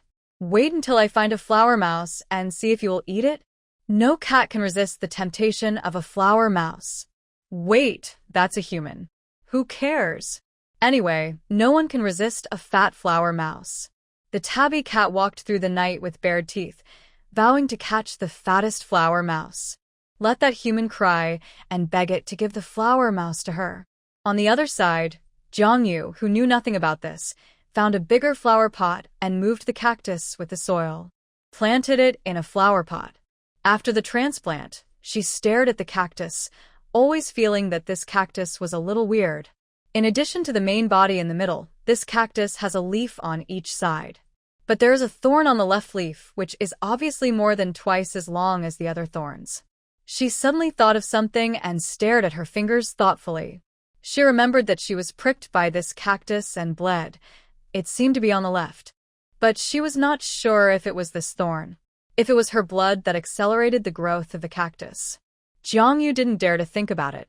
The perfect stem cells and ultimate biological evolution that the mad doctor talked about all day long.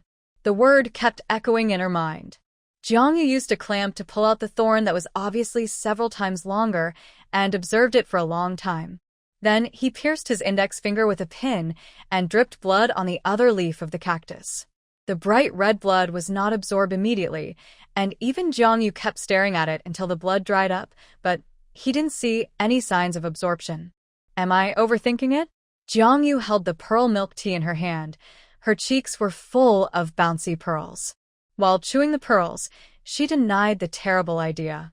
I must have thought too much. The doctor's perfect stem cell experiment was only a semi-finished product. It was impossible. Success. She didn't even dare to think about it if the doctor's research results were successful. Since her blood can accelerate the evolution of plants, then the doctor's original idea was not a complete failure. Although he did not have the abnormal splitting and regeneration ability of planarians, his genetic experiment went in another unattainable direction: evolution. How thick would the golden finger be? Thicker than the beam of the house. This night was destined to be a restless sleep. She dreamed of the monsters on the Forbidden Island again, and dreamed of herself on the experimental table. By the end of the experiment, her recovery ability was already very strong. They were not afraid of her death at all, so the experiment was even more unscrupulous. In a daze, Jiangyu saw the dazzling surgical light again, and several people gathered around the operating table, and the cold scalpel cut her abdomen. Accompanied by the heart-wrenching pain and the tearing feeling in her stomach, she saw them take out her organs one by one, and then sewed some strange organs into her stomach. Jiangyu was desperate in the pain, but she couldn't get rid of such a nightmare. Even if she knew it was just a dream and tried desperately to wake up, she just couldn't open her eyes. Every time she opened her eyes, she was dragged into the dream again in the next second. In the end, she was like a bystander, numbly looking at the incomplete body on the experimental table. Jiangyu woke up just as the sky was getting light. Sweat soaked a large area on the sheets and pillows under her. She frowned slightly. I'm dreaming again. She scratched her hair in annoyance, took out a bottle of water from the space, gulped it down in one breath, and then let out a long breath, and the whole person was completely refreshed. When going to bed at night, Jiangyu closed the door of the room and put a bathtub full of ice bricks in the room to cool the room. As for the living room, no one was there at night, so there was no need to waste ice cubes. When she got up in the morning, Jiangyu took a look at the bathtub. The ice bricks in it had melted more than half, and the remaining ice cubes were floating in the water. She scooped a ladle of water into the wash basin with a ladle and washed her face. The water was very cold, and the towel was wet with water. Once it was applied to her face, the whole person's sleepiness disappeared. Jiangyu couldn't help but shiver, and felt that his skin was much tighter. After washing his face, he dragged the bathtub filled with ice cubes into the living room. Closed the door of the room. During the day, cooled down the living room.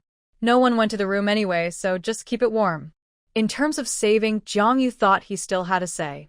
As the saying goes, when you ride a bicycle to a bar, you should save where you should, and spend where you should. The solar-powered electric fan in the living room was turned on and blew towards the ice cubes.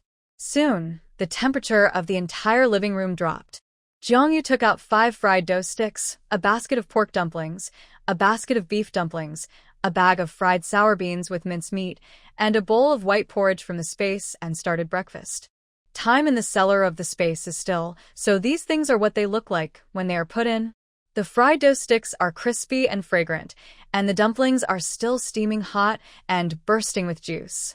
The sour beans and minced meat are garlicky and appetizing, so she couldn't help but drink 2 more bowls of white porridge. The appetite of a superpower is naturally larger than that of an ordinary person, plus the intensity of her daily training. After eating all these things, she was just full, not bloated at all. After eating and drinking, Jiangyu touched her slightly bulging belly and smiled with satisfaction. After dinner, she walked to the balcony, ready to take a look at the cactus she brought back last night. As a result, she glanced at it from the corner of her eye, and her pupils dilated instantly. She was completely confused. Her mouth opened unconsciously. This. What's going on? Jiangyu took the water bottle and walked to the cactus. The cactus was symmetrical yesterday, but today the right part seemed to have mutated and was much larger, which was extremely uncoordinated. She picked up the potted plant and looked carefully at the part where the blood dripped yesterday. The thorns on that small piece were at least several times longer than last night, and the leaf flesh had grown a lot. She looked at her fingers and then at the cactus. It was confirmed that it was her blood that accelerated the growth of the cactus. The doctor's experimental terminal has only two purposes. One is to divide and regenerate without sequence like a planarian. The other is the direction of biological evolution. At present, it seems that the planarian gene of non-sequential division and regeneration has obviously failed. The perfect stem cells she carries are only semi-finished products. Although they can quickly repair their own bodies, they cannot divide and regenerate individuals. But the direction of biological evolution seems to be successful. The gene sequence in her body can help plants evolve. In order to confirm whether all creatures can do it, or only plants can. With the cactus as an example, she quickly went to the space to find a few saplings to try. It was still the same thumbtack and the same unlucky index finger. But not long after the blood dripped on it, she found that the sapling in front of her grew taller and longer in an instant, grew leaves, and then blossomed and bore fruit, and then died, withered, and turned into a rotten dead wood. The degree of decay was as if it had been dead for decades. The kind that turned into dregs in a handful. Jiangyu tried several more plants, and without exception, all of them completed the process of rapid growth and then death within a few minutes. This situation is not evolution, but more like accelerating the process of a creature from birth to death, overdrawing life in advance. Could it be that the plants in the space are not good?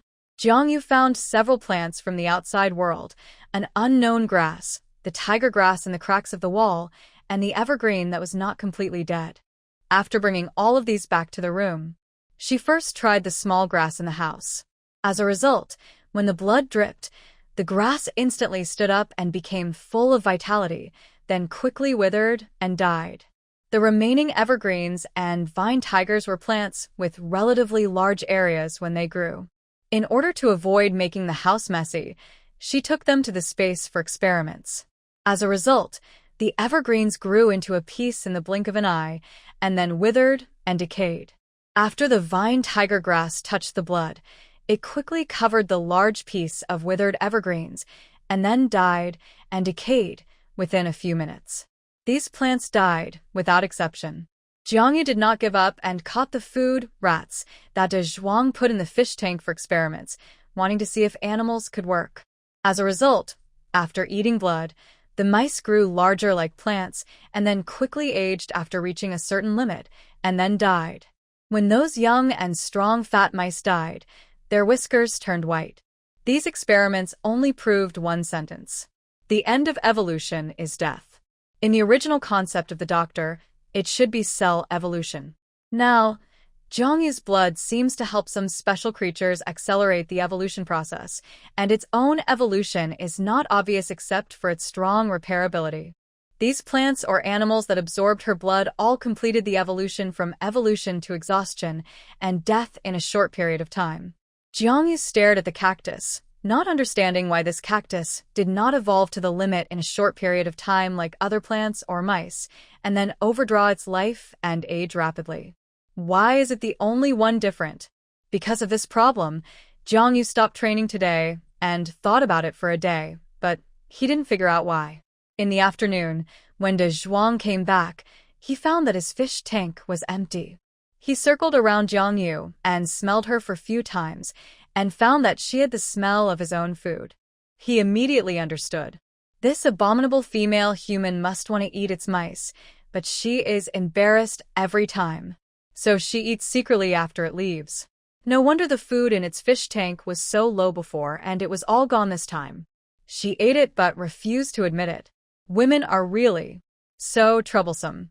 But since you are under my protection, I will definitely not let you go hungry. De Zhuang meowed a few times domineeringly and then jumped out of the balcony with a heroic leap. This time, all the mutant mice nearby suffered. Jiangyu looked at it in confusion. I wonder what this cat is busy with all day long? Forget it. Leave it alone. It will come back anyway. Jiangyu held the cactus and looked left and right. Apart from being green, there was nothing special about this cactus. Why is it different? Since you can't figure it out, just let it go. In the end, the answer will always appear. This time she mixed a drop of blood in the water and watered the cactus. and decided to water it like this every day in the future. I want to see what it will look like. As for De Zhuang, I don't know if this cat has a big appetite recently. He catches a lot of mice and puts them in the tank every day. He also looks defensive, expected, and prepared, waiting.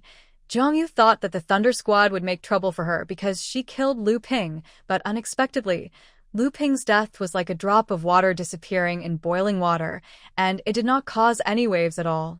Maybe everyone was busy planning the evacuation. At this critical moment, who cares whether a team member, who is not very important, dies or not? When De Zhuang came back, Zhang Yu was holding a cactus-potted plant on the balcony in a daze. Miao De Zhuang held a flower mouse that was struggling wildly in his mouth and put the mouse at Zhang Yu's feet very domineeringly when he entered the door.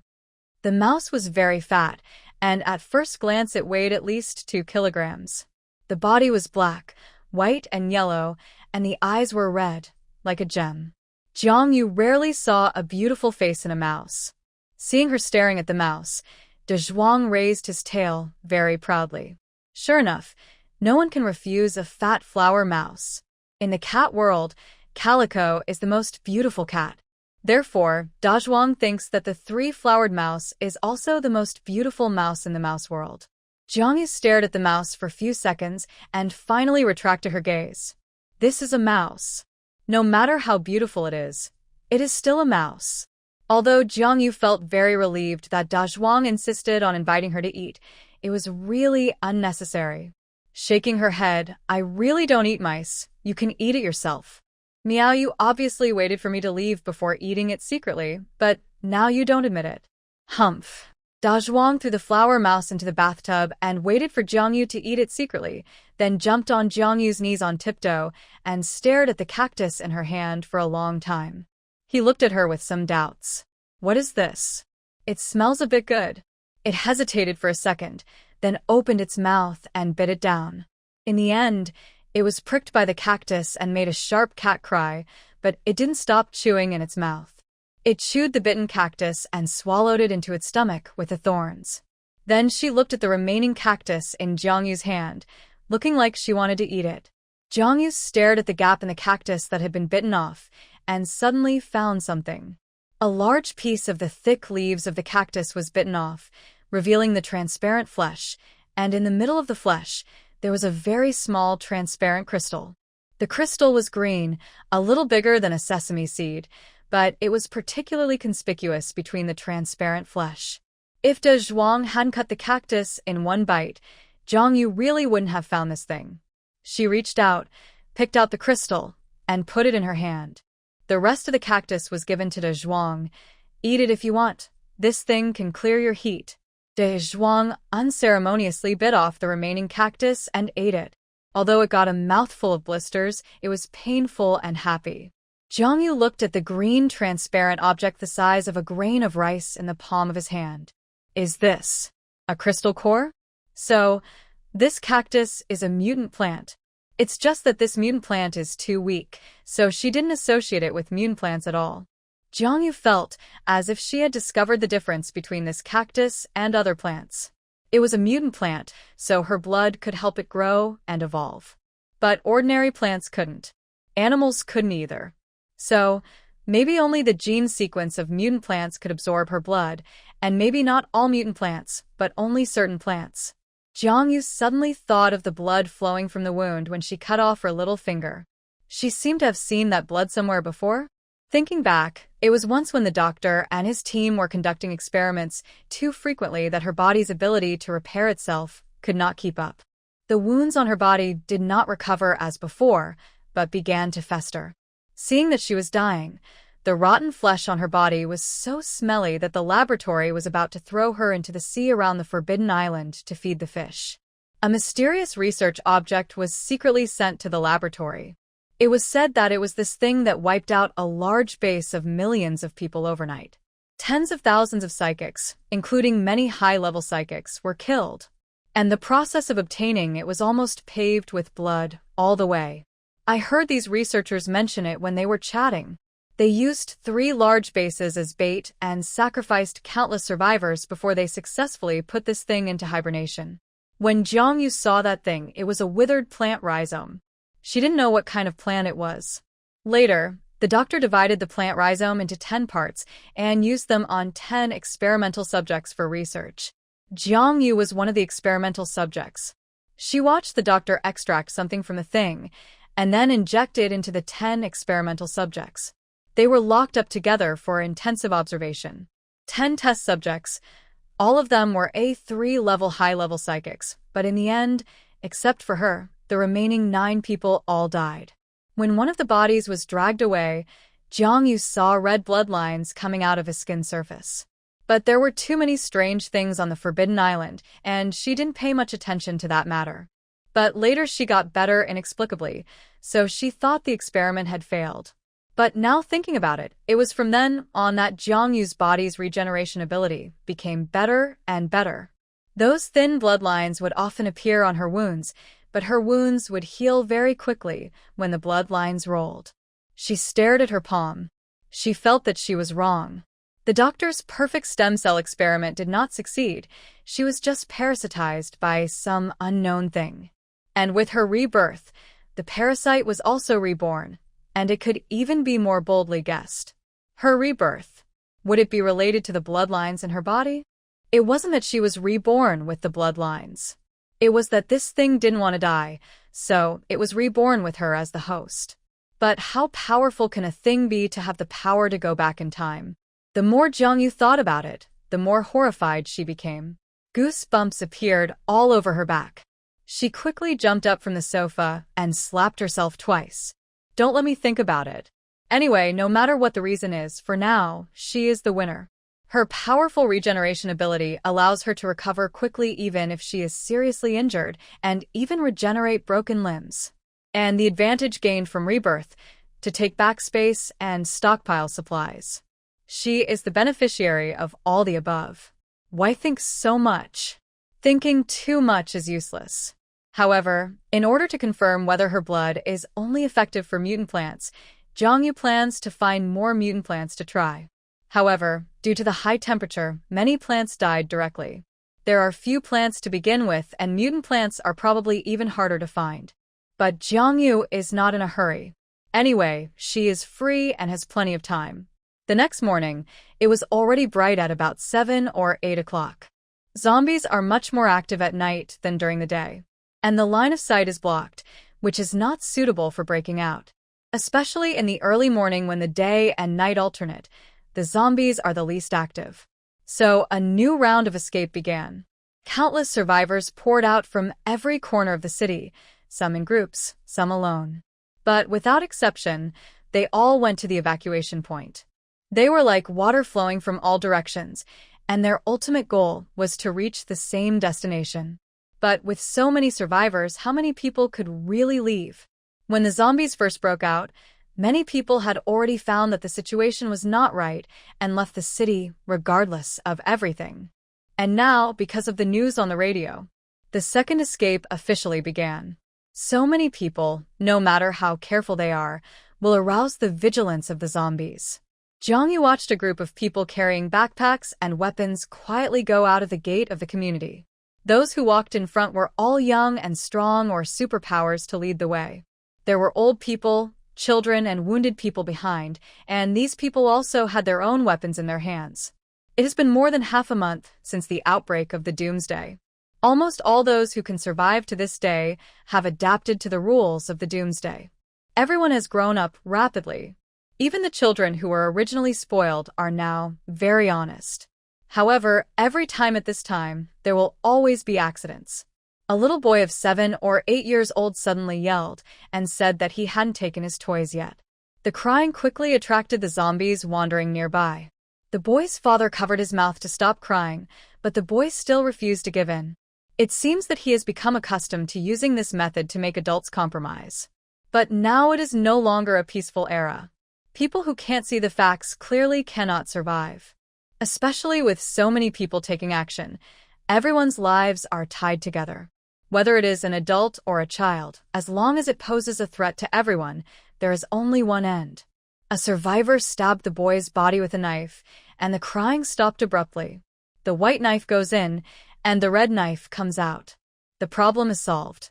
The boy's father's eyes were red, but he still quickly caught up with the others with his family. And the boy's body was eaten clean not long after. Humans are no longer at the top of the food chain. While everyone was scrambling to escape the city, Jiangyu was training on the terrace. The zombies' roars became more and more frequent, and there were gunshots, bombs, cries, and quarrels. But after reaching the 25th floor, there were only shadowy sounds, which sounded unreal. The radio kept repeating the final gathering date and location, and the many benefits inside the base. As the sun rose, the temperature on the terrace approached 50 degrees. There was no wind today, and there was no airflow. Jiangyu felt as if she was in a big oven. There were more and more beads of sweat on her body, and her cheeks became more and more red and hot. Her bent legs began to tremble. 506, 507, 508. She was counting on the yoga mat while doing sit-ups. Since her body's ability to repair itself is so good, why not train herself to death? In the past, she followed the training plan she made, but now the original training plan is obviously no longer suitable for her. It was probably after 10 o'clock in the morning that everything was in chaos. There were gunshots and screams everywhere. I don't know where the fire started. It was a strong wind at this time. A large cloud of smoke blew in from a distance, carrying a strong smell of burning plastic. The pungent smell of burning plastic on the terrace brought her training to an end. Jiangyu stood up, wiped the sweat from her forehead, and looked in the direction of the smoke. It was too far away, and she really couldn't see where the source of the smoke was. At this moment, dense gunfire sounded in the direction of the assembly point. Has the large army started fighting? Jiangyu frowned, feeling that something was a little strange. But he couldn't figure out what the problem was. Seeing that it would take time for the fire to go out, Jiangyu simply stopped training. He put on his shoes and went downstairs. When he went downstairs, the corridor was in a mess with abandoned supplies everywhere. But there was no survivor to be seen. Those who could walk had all left. And there were not many zombies, probably all of them were attracted away. After about 20 minutes, Jiangyu finally met a group of fleeing survivors, a dozen men and women, some of whom were in the rear, and some were in the vanguard. They cooperated very well while killing zombies and running towards the evacuation point. Among them was an Earth-type mutant. He was using an Earth cone to kill the zombies around him. Jiangyu saw them, and they saw Jiangyu, but they just glanced at each other and did their own things. Jiangyu's target direction was not the evacuation point, but another direction. The more survivors at the evacuation point, the more zombies there would be. On the contrary, there are fewer zombies in other places. At this time, if you go around, you may get unexpected gains. Jiangyu's goal is no longer to collect supplies. What she wants to find more is mutant plants or second-level zombies. Crystal cores can help advance superpowers, so the more the better. The crystal core of the second-level zombie before was not enough to fill the gap. Jiangyu passed by a gold shop with intact glass. The door was opened, and she glanced inside. She found that although the various gold, silver, and jade articles on the display counter were in a mess, there were still many left. Thinking that the gold would be useful for forging weapons in the future, Jiangyu walked in and prepared to collect the gold. A tall zombie was wandering in the store. The zombie wore a red helmet on his head and a vest on his body. His dry skin was full of tattoos. The most important thing was that his neck and hands were full of various gold chains, diamond necklaces, watches, and other things.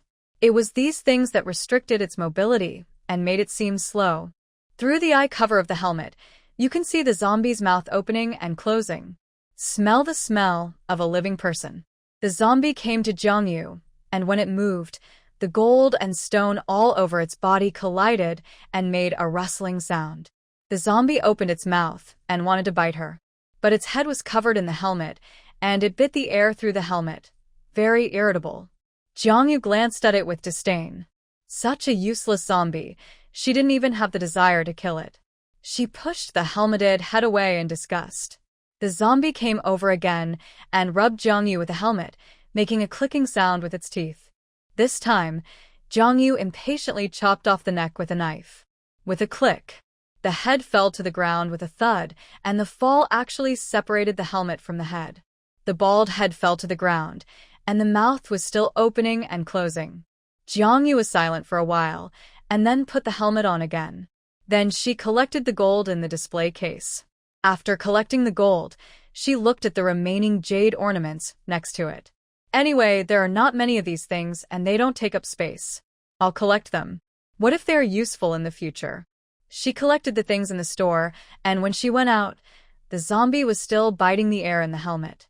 After walking around outside for a while, she didn't gain much, so she went home. This time, she revised her training plan. In the past, she took a step-by-step approach because she was worried that excessive training would lead to muscle damage or damage to joint ligaments. The body is the greatest asset. Excessive training that causes physical damage is tantamount to forcing growth, which is not worth the loss. But now, Jiangyu wants to push herself.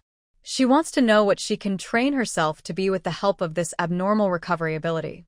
Psychics not only need to practice their abilities, but also need to strengthen themselves. A psychic with a poor physique, no matter how strong his abilities are, is likely to end up in failure. The next day, she gritted her teeth and persisted. After counting to 1,000, Jiangyu gave up and lay on the ground. She felt as if her whole body was paralyzed, and she couldn't move a single hair. She lay on the ground gasping for breath. Although her body was exhausted to the extreme, her spirit was very satisfied. Her clothes were soaked, and sweat was dripping from her head. The tabby cat thought that this human was mentally ill. Why did he torture himself to death? But seeing that she was pitiful, he still stepped on her with a proud step. De Zhuang was originally a mutant cat. When Jiangyu first saw it, it was tied to the terrace with a thick iron chain. At that time, Jiangyu found that it was larger than ordinary cats and should be a mutant animal. In addition, it caught mice everywhere and gnawed zombie brains during this period, and there were all kinds of dried fish snacks from Jiangyu. As the quality of food improved, its body size increased, and it felt the weight of the pads on its back. It was estimated that it weighed at least 40 kilograms. The thick and soft pads on the cat's paws stepped on its back with 1 foot deep and 1 foot shallow, just like a massage. Jiangyu relaxed in comfort. De Zhuang a little higher, that's right, step on it more. And the left side, yes, yes, yes, step on the shoulder a few more times. Focus. I'll give you some dried fish in the evening. Hearing Jiangyu's comfortable sigh, it became even more proud. Sure enough, this family can't live without me. After the large-scale evacuation, only 1 in 10 survivors survived in the entire city. When Jiangyu usually went downstairs, she didn't see any other survivors in this building. Those who could leave were probably gone. The gate of the community has been destroyed, and the zombies outside are no longer blocked and wander into the community again. Jiangyu didn't bother to take care of them. What's the point of cleaning up these zombies? They are natural soldiers. It's impossible for all the survivors to leave. There must be some who were forced or unable to evacuate for other reasons and stayed in the city. The more zombies wandering in the community, the smaller the chance of other survivors coming in. In the past, when she went out, she often met survivors searching for supplies, but now, there are nothing but zombies.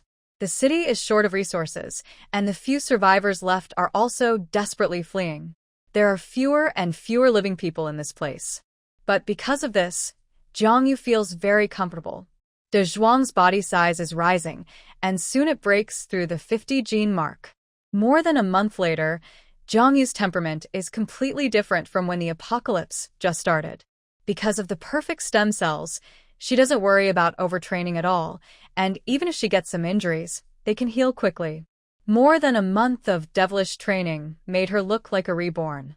Her frail figure, due to lack of nutrition for many years, became well-proportioned and full of strength.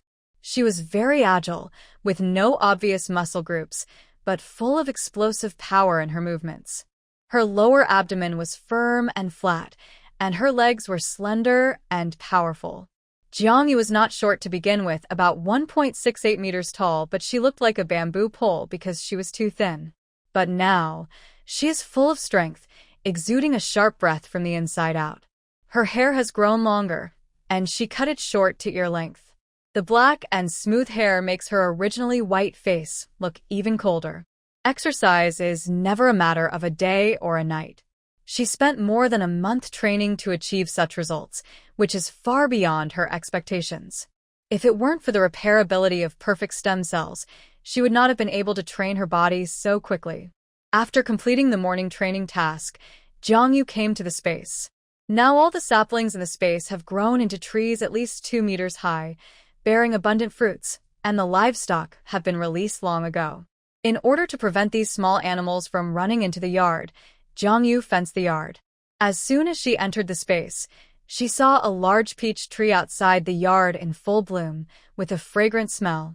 Under the peach tree, a large reed chicken was followed by a group of chicks. In the apple tree farther away, the branches were all weighed down by the red fruits. The apples fell to the ground, and several pigs and sheep were eating the fruits with their heads down. There were more animals living in the small forest in front of him. Jiangyu did not feed these livestock, but let them graze and let them grow naturally. The space was full of trees, and the fruits alone were enough for them to eat. The pigs eating apples were eating while digging the soft soil under the tree with their noses, not knowing what they were looking for. Suddenly, they seemed to feel that they were being stared at, paused for a moment, and then turned and ran into the woods. There were more than a dozen ducks swimming in the fish pond, and occasionally fish popped out of the water. Jiangyu even saw an unknown bird flying over his head, with a small yellow chicken in its claws. She picked a basket of strawberries and cherry tomatoes in the yard and caught a big hen. The strawberries and cherry tomatoes were placed on the table as snacks for De Zhuang. As for the big hen, it was Jiangyu's training equipment. Why is it called training equipment? Because this crazy guy came up with a perverted method to train his speed. She cut the neck of the hen and carried it on her back.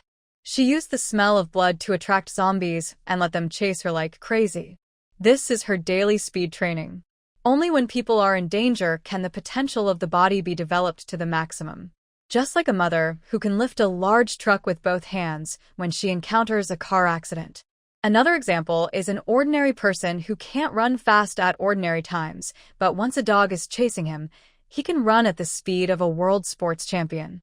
But being chased by a dog is not as exciting as being chased by a zombie.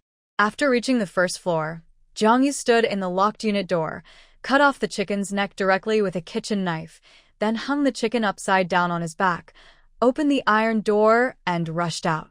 Several zombies who were leisurely wandering outside were instantly awakened by the strong smell of blood and ran wildly towards the source of the smell. Roar, roar, roar. Jiangyu carried the hen on his back and ran wildly in front, with more than a dozen zombies chasing him madly behind him. The momentum was much more passionate than chasing stars. After running out of the block, the movement and the smell of blood continued to attract more zombies to join the pursuit. More than half an hour later, the zombies behind Jiangyu had grown from a dozen to a group. At a glance, there were at least hundreds of them. The chicken blood had been drained out, and Jiangyu put the hen into the space to stew chicken soup in the evening. Others were walking their dogs, but Jiangyu was walking the zombies and walking a group of them. After putting the chicken into the space, Jiangyu ran for a while and found that the group of zombies behind him had a tendency to disperse, and some zombies stopped chasing after a while. After all, she ran very fast in front, and the zombies behind her were chasing her wildly. But after all, they have become zombies. How many of them can remember to wear shoes? Some barefoot zombies were in a miserable state. Their soles kept rubbing against the concrete ground.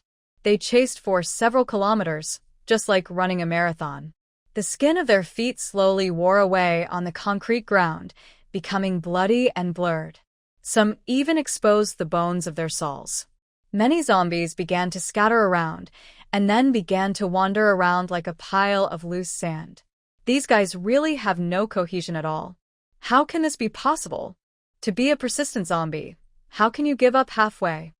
If you want to chase, chase. If you don't want to chase, just pat your ace and leave. Do you think it's love? If you want it, take it. If you don't want it, forget it.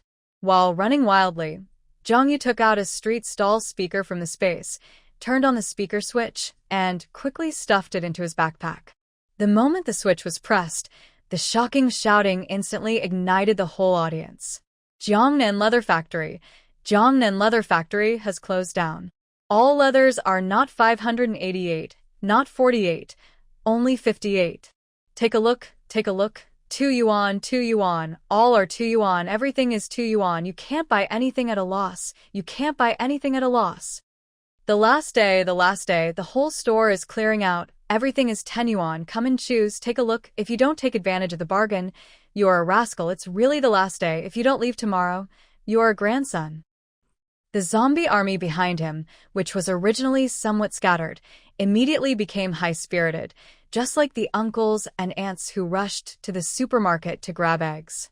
At the same time, more and more zombies ran out from the alleys in all directions, and they all rushed towards Jiangyu with their teeth and claws bared and drooling.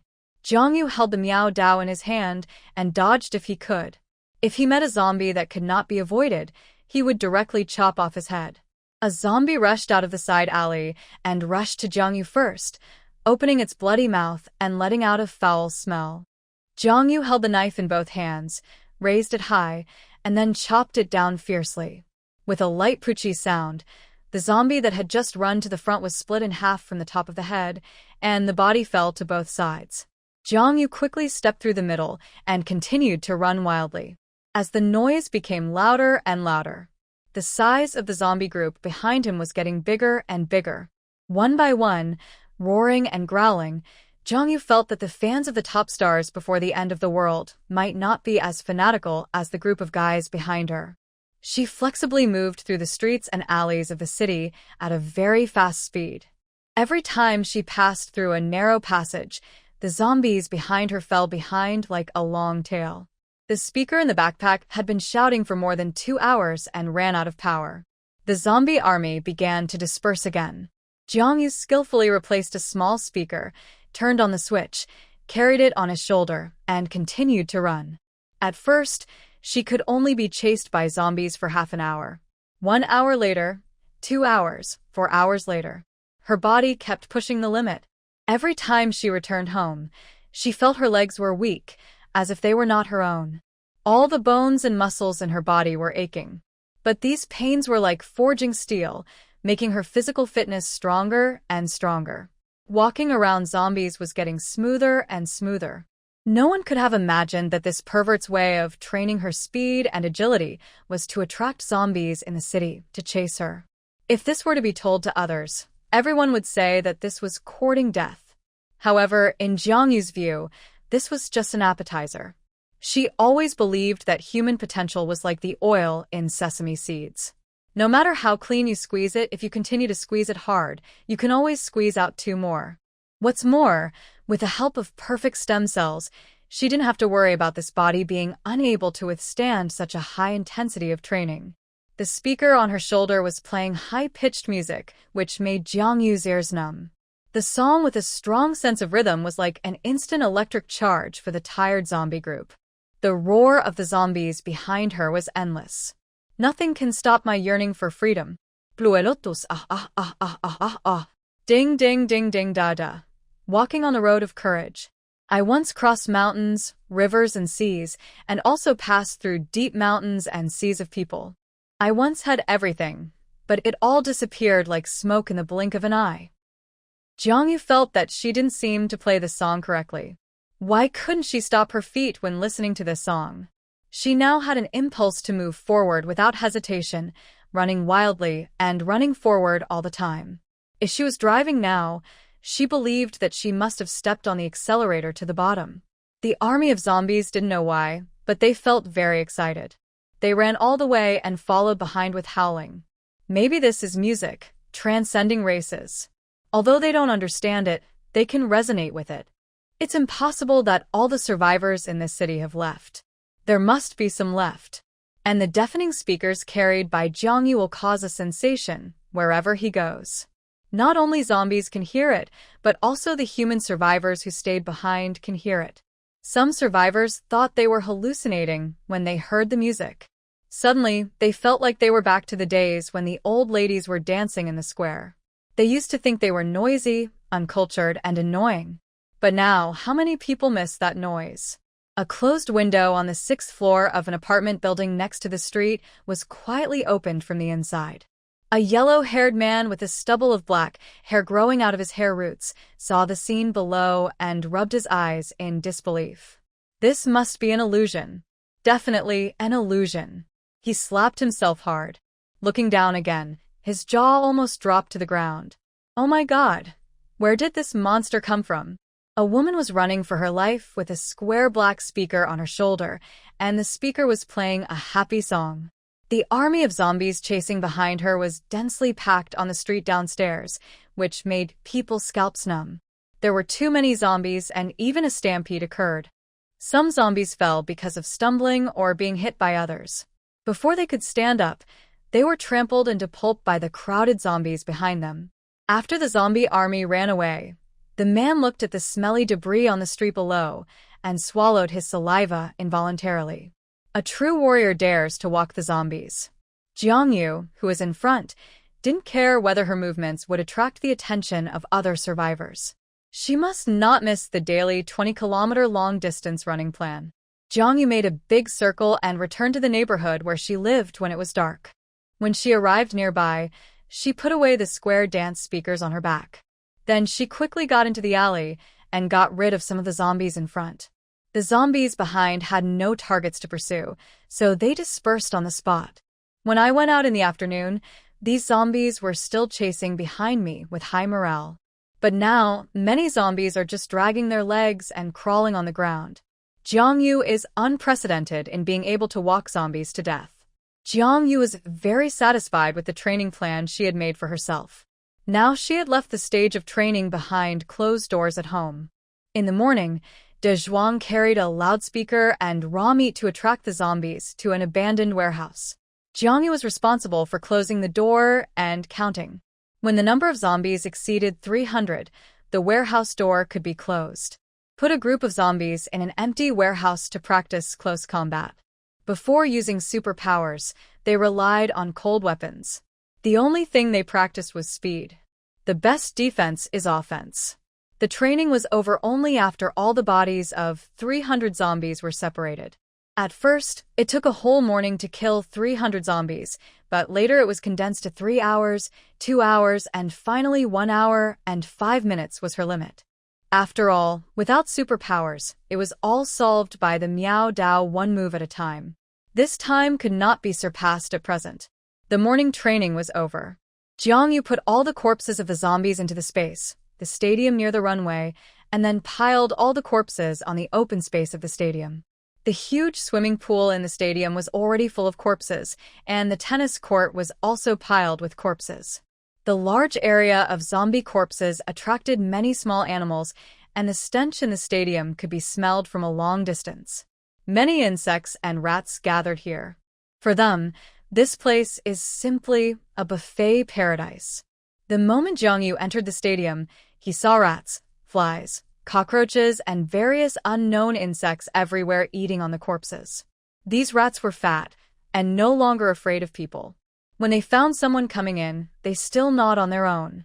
The buzzing sound of the green-headed flies flying all over the sky also makes people's scalps numb. Recently, Jiangyu discovered that some zombies began to devour their own kind. This is a sign that the zombies are evolving.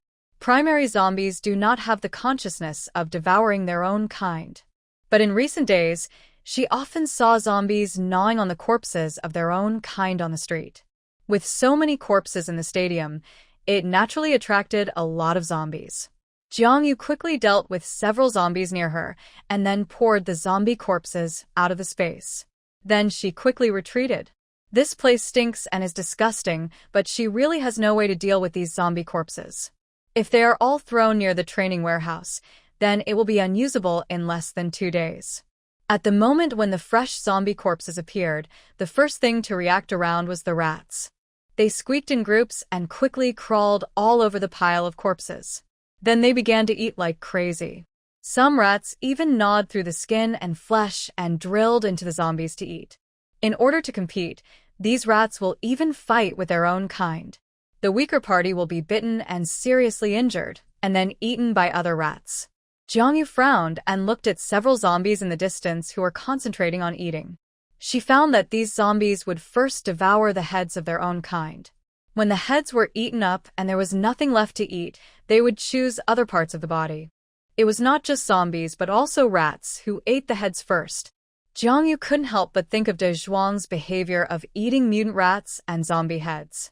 Although these mutant animals did not have much wisdom, their instincts could drive them to eat the food that was most beneficial to them first. After throwing away the garbage, Jiangyu went home for lunch. The training was intense, so she naturally ate a lot. She ate 3 bowls of rice for this meal. She didn't miss the soup of green pepper pork shreds and tomato scrambled eggs, and ate them cleanly with rice. After the meal, she even drank a large cup of shaxiankeo before taking a nap. In the afternoon, Jiangyu came to warehouse number 2. If warehouse number 1 was for training fighting, warehouse number 2 was for training agility. There are 6 second-level zombies in this underground warehouse. All the second-level zombies here are speed-type or power-type zombies. They are specially used for fighting practice. The zombie virus cannot infect her, so she naturally has no scruples. Second-level zombies are not easy to find, not to mention that she has special requirements. She needs power-type and speed-type zombies that are helpful for close combat training. Every zombie here is carefully selected by her. De Zhuang scouts everywhere every day and comes back to tell her when he finds a second-level zombie.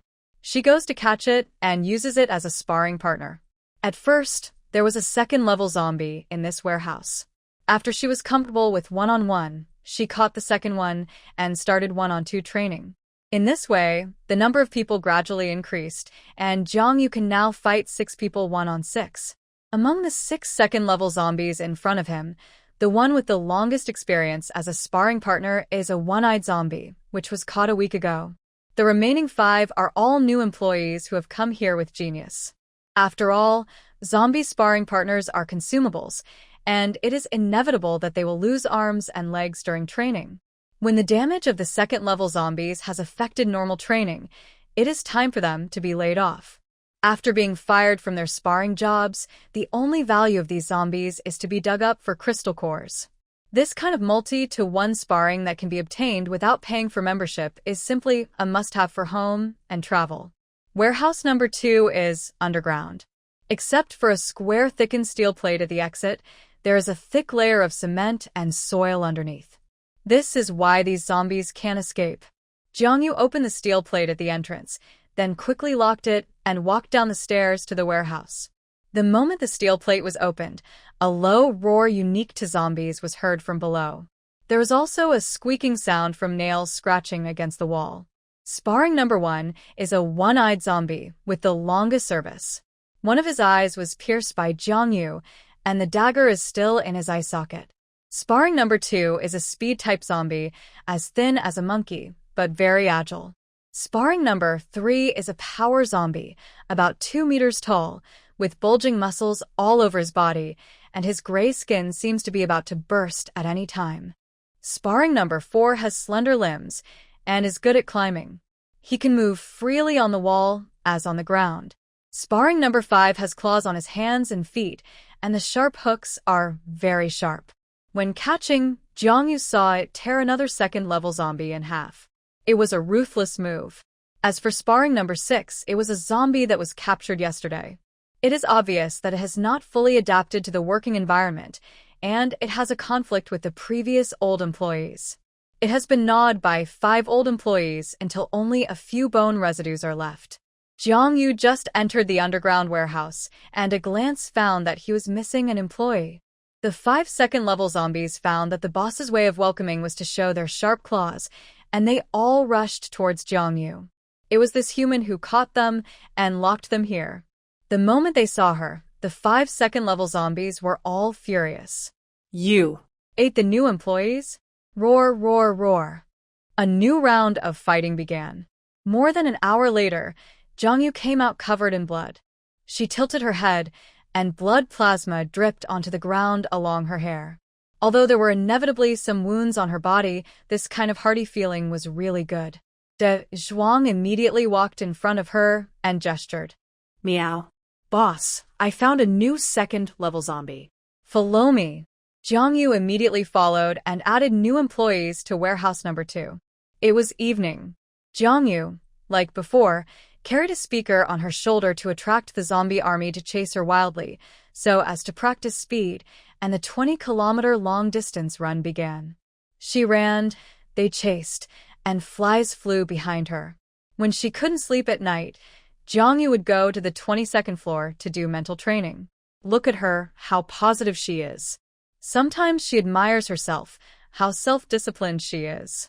The 22nd floor is the mental training room. The employee in the training room is a psychic zombie. You know, she searched the whole city and only found one psychic zombie. How rare. In order to prevent the zombie from escaping, she tied it up like a dumpling.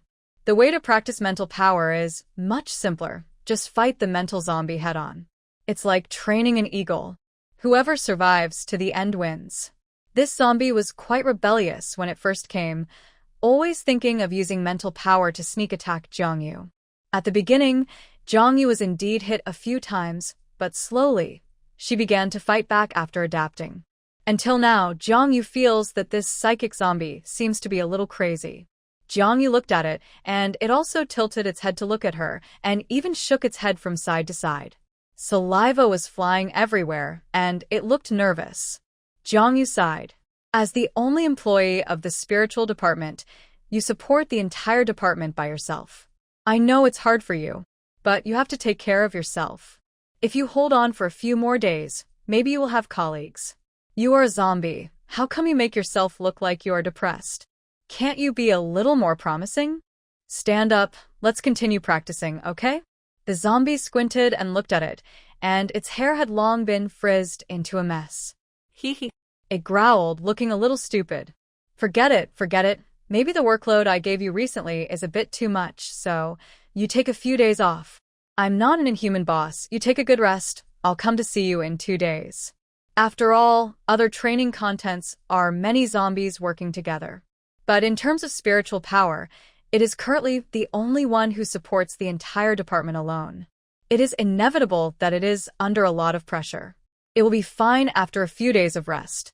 Jiangyu fed it a crystal core, touched its head, and then left. As long as there is nothing else to do every day, she trains in the morning, noon, and evening, and never slacks off. Do you think you can just give up after stockpiling supplies in the apocalypse? No. She wants to kill her peers. When others give up after stockpiling supplies, she will quietly work hard and then kill other survivors herself. Years on the Forbidden Island made her realize one thing deeply, that is, if her fists are not strong enough, she will be caught and put in a cage for experiments. A person who is not strong enough will not be free no matter where he is. Jiangyu is completely immersed in her training. Before she is strong enough, she will never take the initiative to step into human gathering places. Especially in places like bases, the more people there are, the more dangerous it is.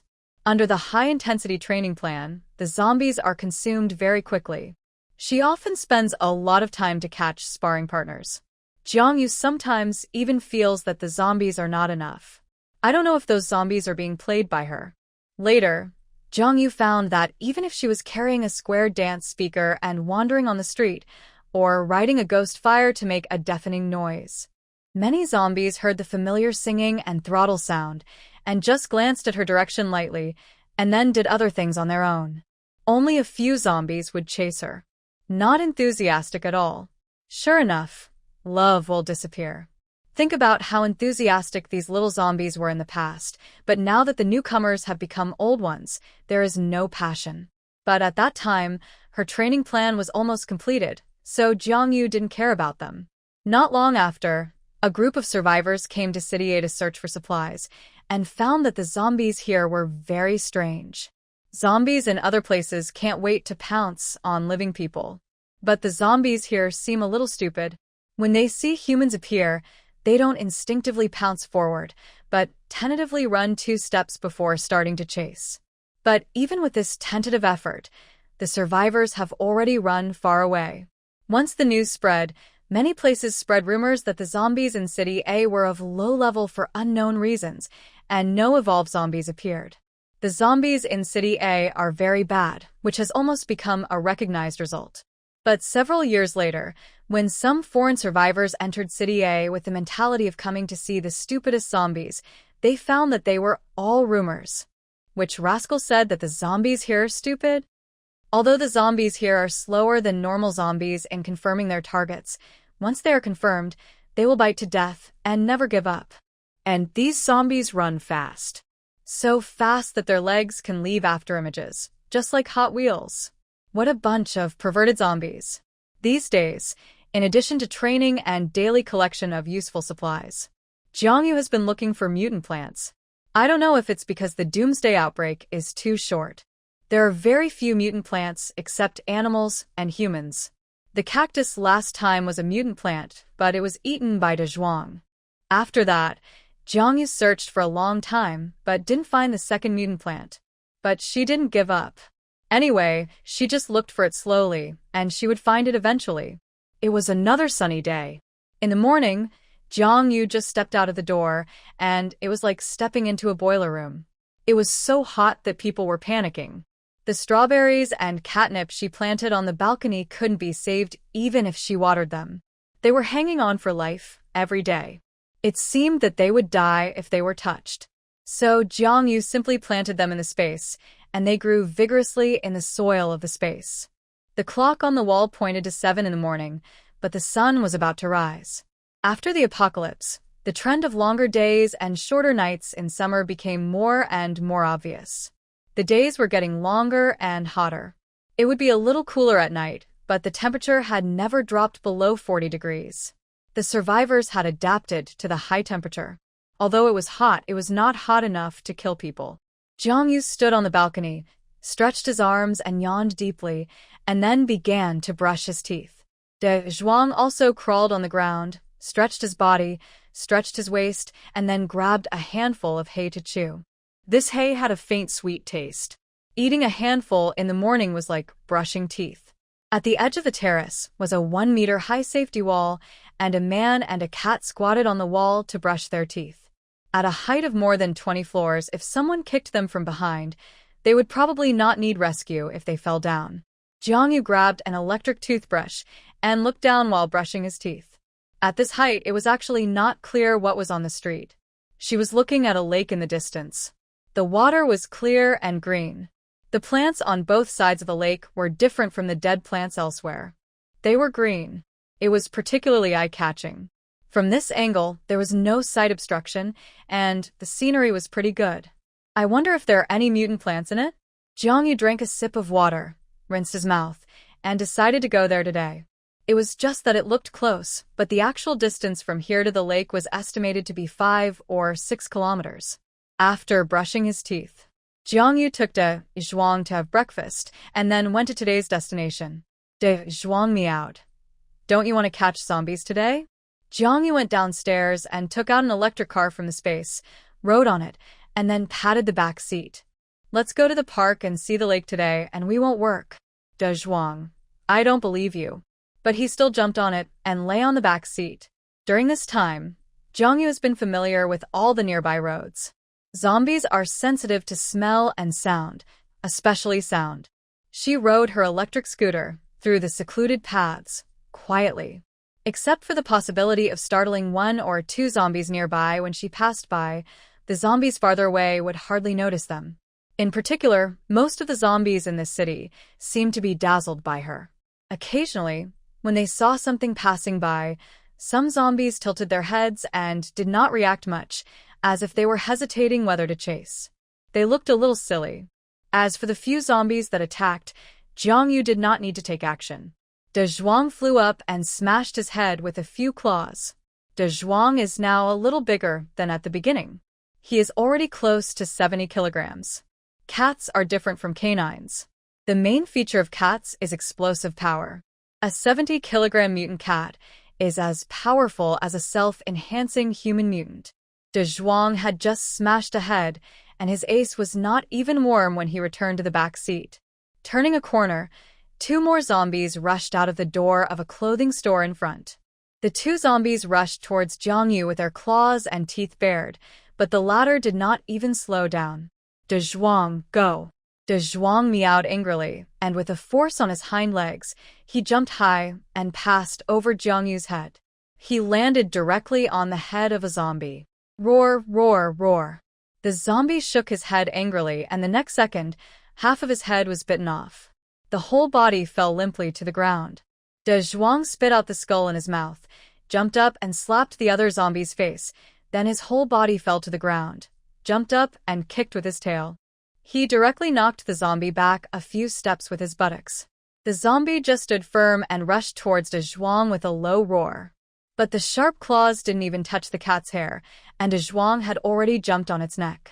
Most of the zombie's neck was bitten off, leaving only a layer of skin with its head hanging upside down on the zombie's chest.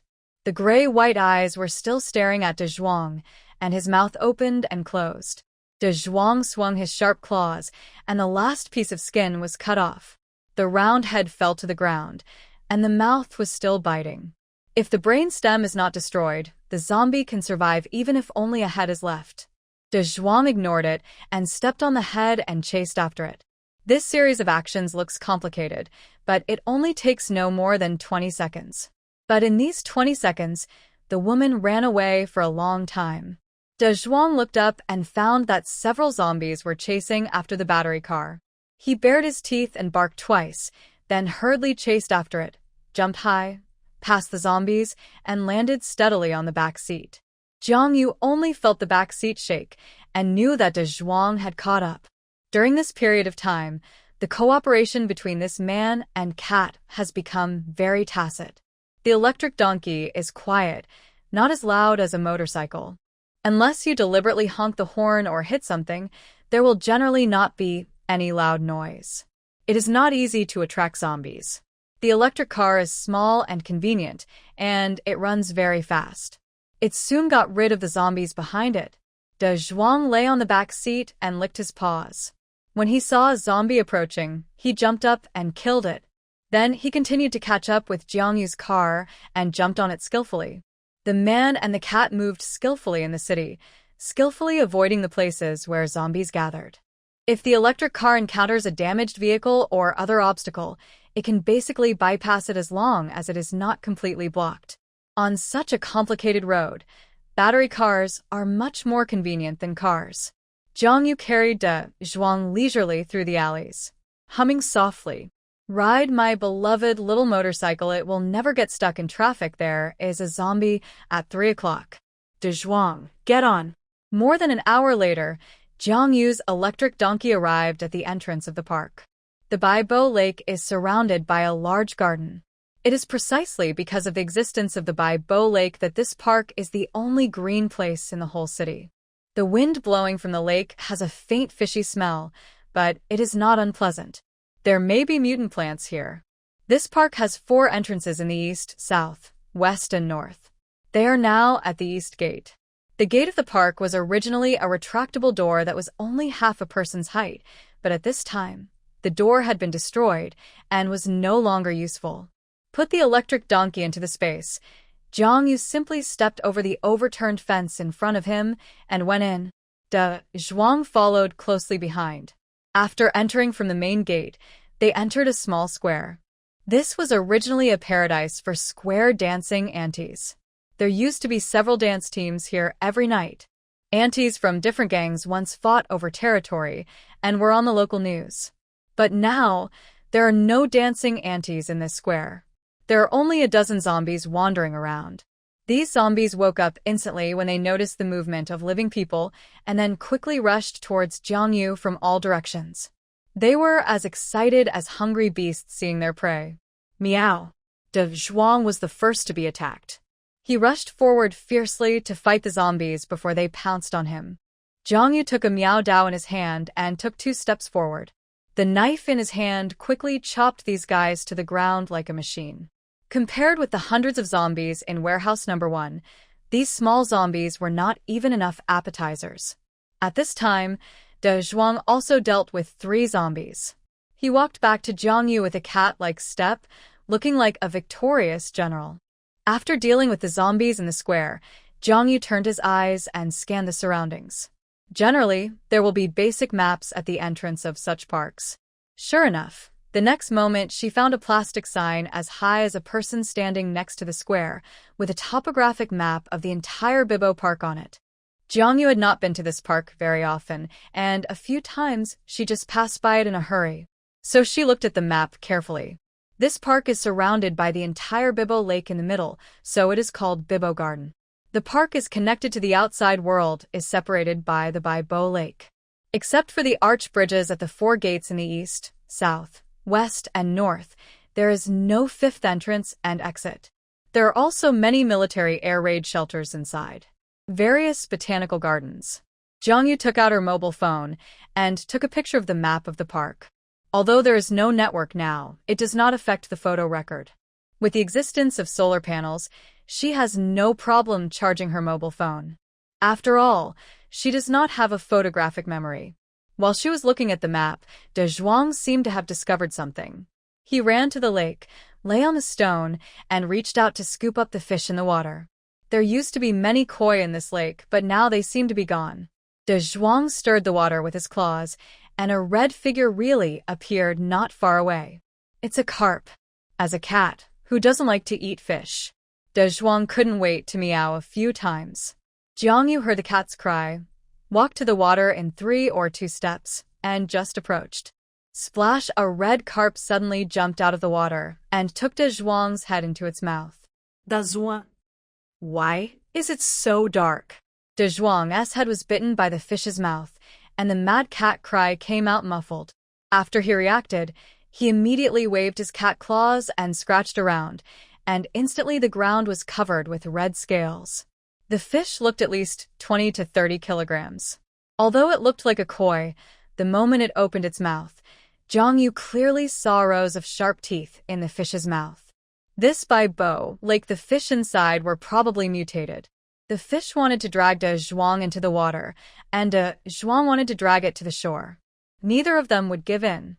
But the fish was obviously no match for De Zhuang. Now most of the scales on its body had been stripped off, and one of its eyes had been poked out. It was a bit miserable.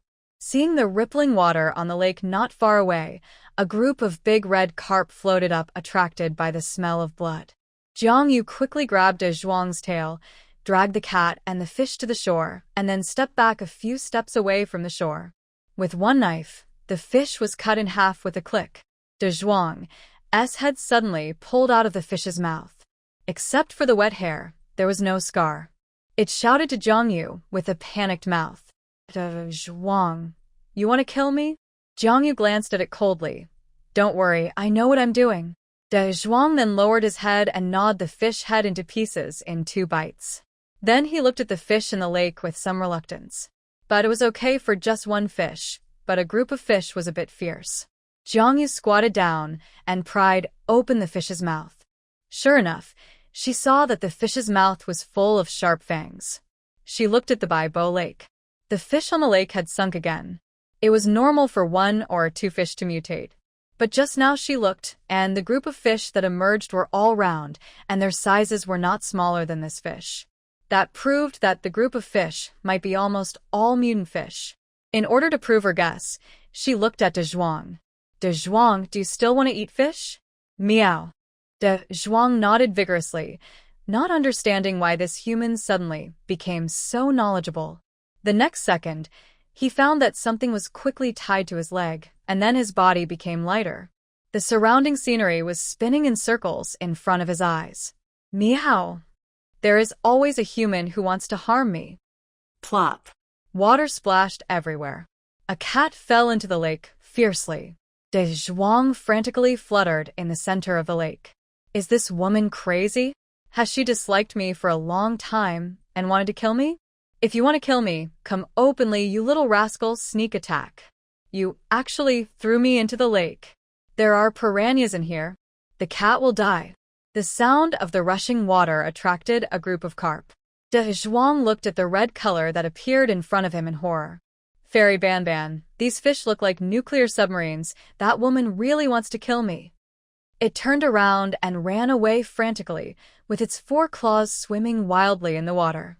But the next second, it felt a pain on its tail, an ace, and then it felt a little heavy. De Zhuang was instantly furious, and grabbed the head of a fish with his backhand. Seeing that it was almost done, Jiang Yu pulled the rope back hard and dragged a zhuang to the shore. Behind a zhuang followed closely a group of big carps in red, white, and yellow. To be honest, if you ignore the fact that they are mutated, these fish look pretty good. De Zhuang's claws, as soon as it could touch the ground, it quickly rolled and crawled to the shore. The fish that were biting on its tail and buttocks refused to let go, and were also pulled up by it. The remaining fish in the lake were all crowded on the shore, opening and closing their mouths, with white fangs all over their mouths. Jiang Yu saw clearly this time, and they were all mutant fish. She helped to pull out all the fish onto Zhuang's buttocks and tail. There were 4 fish in total, and each of them was estimated to be at least 20 kilograms. De Zhuang stared at Jiang Yu angrily, and his claws dug scratches on the ground. Meow. You sneak attacked me. I'm very angry. I'm going to lose my temper. Really going to lose my temper.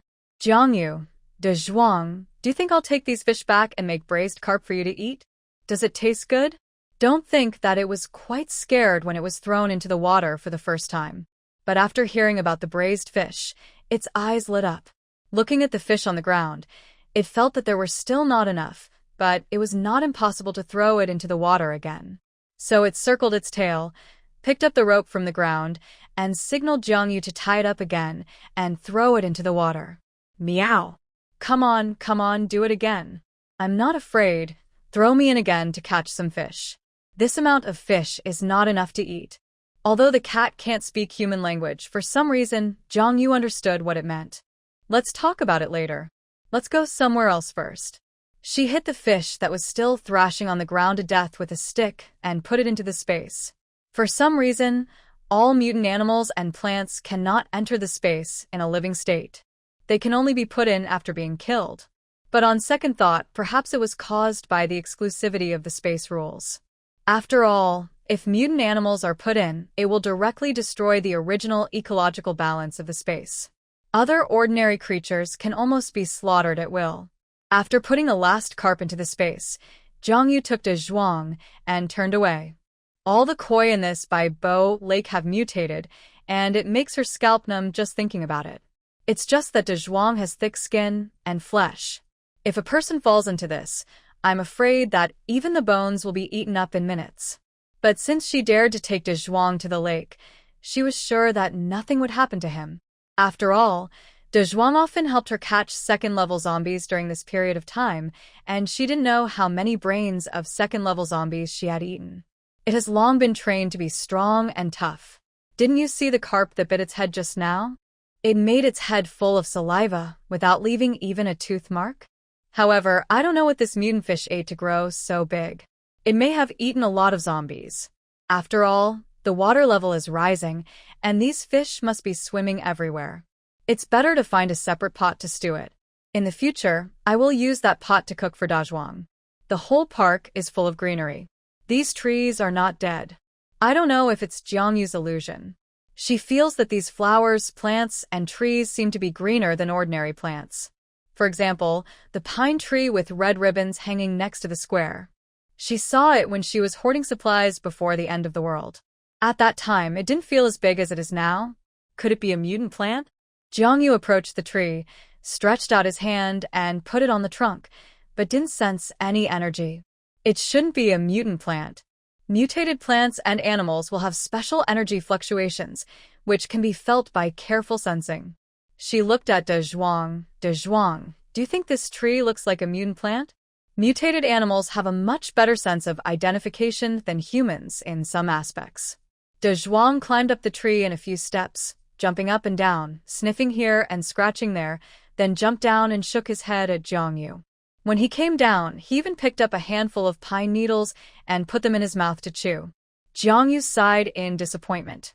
Walking along the path, the deeper you go, the less lush the plants are than outside, and many plants have even died. It seems that only the plants near the edge of Baibo Lake are the best. Jiang Yu found the location of the botanical garden according to the map. The botanical garden is easy to identify.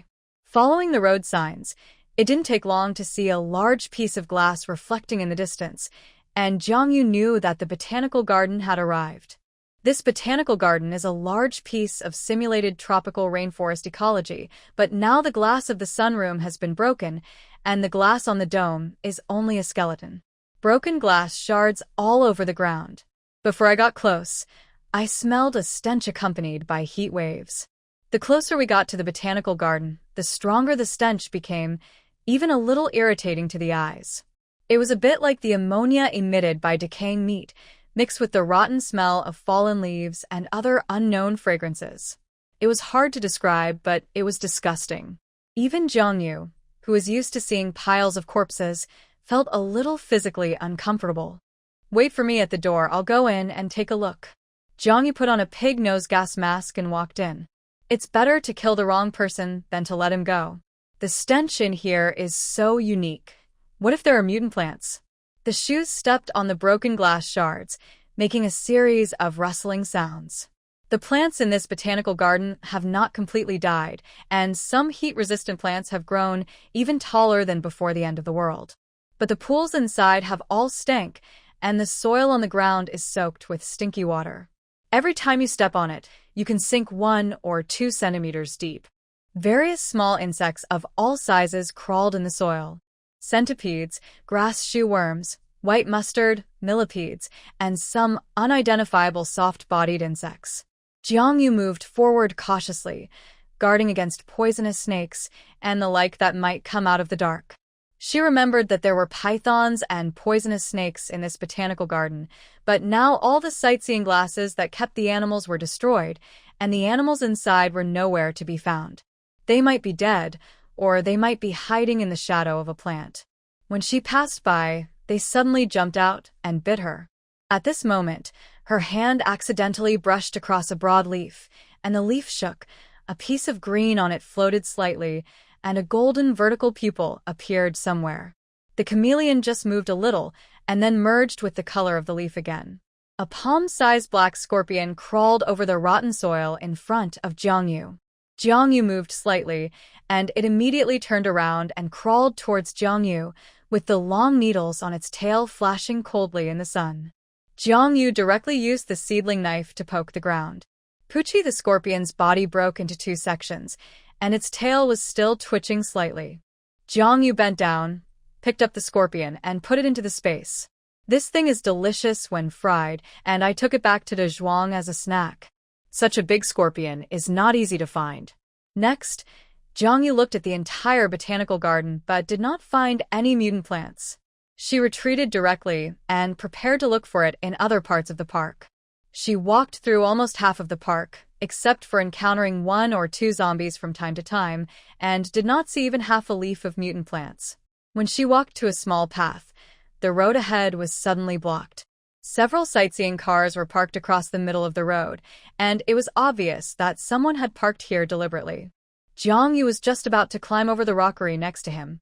A man came out from behind the car. "Stop, the road ahead is blocked, friend. Change direction." The man was a man in his 30s, of medium build, wearing a vest and holding an old-fashioned shotgun in his hand. This man looked very ordinary, the type that would be hard to find in a crowd.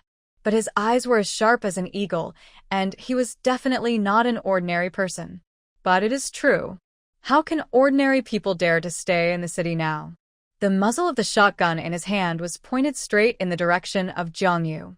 It seemed that if she took a step forward, the man would pull the trigger without hesitation. While he was talking, 2 little radish heads poked out from the gap between the vehicles behind him. A man and a woman were looking at Jiangyu warily. If I remember correctly, there should be 2 air raid shelters further ahead in this direction. These people probably occupied the air raid shelters and settled down. This park is surrounded by lakes and is a natural barrier. There are very few zombies wandering in. There is also lake water, which can solve the problem of drinking water for daily life. It is indeed very suitable as a shelter. At this time, another man pulled the 2 little radish heads apart and walked out with a shotgun. Seeing that Jiangyu was alone, he first breathed a sigh of relief, and then said, "Friend, the 2 air raid shelters in front have been used by us. If you want to find a shelter, you can go over there." The man pointed in a direction. "There are several more air raid shelters over there." Fong Mu looked at the woman standing opposite him, without any underestimated enemy. They had clearly placed zombies at all 4 entrances of the park, just to avoid anyone from mistakenly entering the park.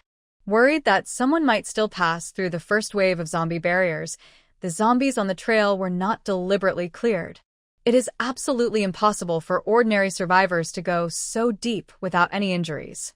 These zombies can not only isolate other survivors from entering to a certain extent, but are also dangerous for them. Every time they enter and exit the park, it means danger.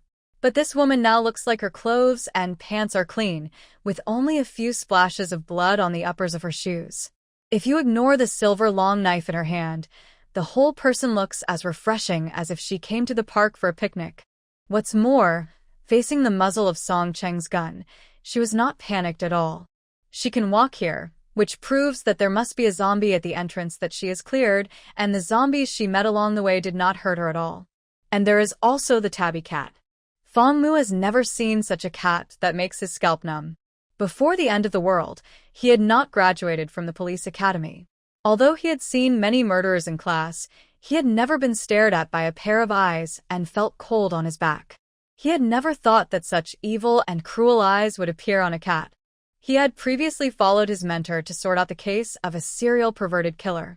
At that time, he realized that the real perverted killer was not angry or afraid when killing people. He was very excited.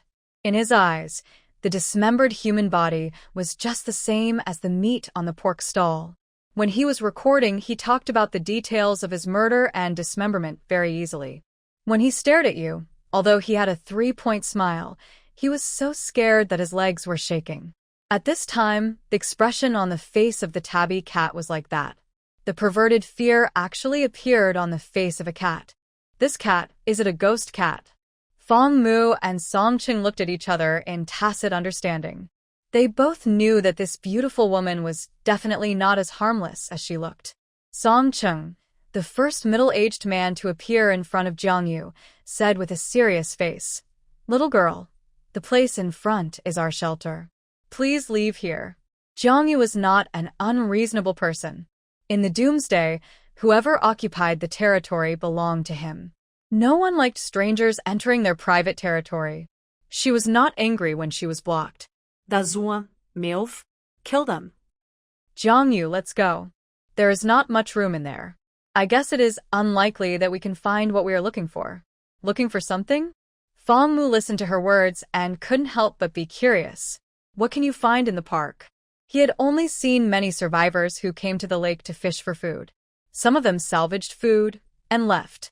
Some people didn't catch the fish, but were eaten clean by the fish. Could it be that these 2 people also came to fish? He looked at the cat beside Jiang Yu. The cat was so fierce and big, it must have eaten a lot. Come to fish for the cat? Oh, although this cat is ugly, it has met a caring owner. At this time, he can risk passing through the zombies just to come to the lake to fish for the cat. What a good shoot shoveler. She said to the 2, "Don't worry, I'm not interested in your shelter, and I won't go in." After that, she turned around and was about to leave. At this time, Fong Mu suddenly spoke up. "There are indeed a lot of fish in this lake, but if you want to salvage them, you'd better be careful. I don't know what's wrong with these fish. They have become very large, and their mouths are full of teeth, just like piranhas. If you accidentally fall into the lake, basically there will be nothing left." He changed his voice and continued. "However, the fish here tastes okay. Although the fishy smell is a bit strong, it is no problem to fill your stomach." Jiang Yu's eyes fell on Fong Mu. He looked to be in his 20s, younger, but his gun-holding gesture was much more standard than that of a middle-aged man. Even from the interaction between the 2, the younger Fong Mu seemed to be the one in charge.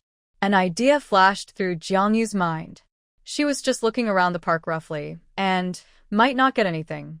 But these people lived in the park and must be more familiar with it. Maybe they could help her.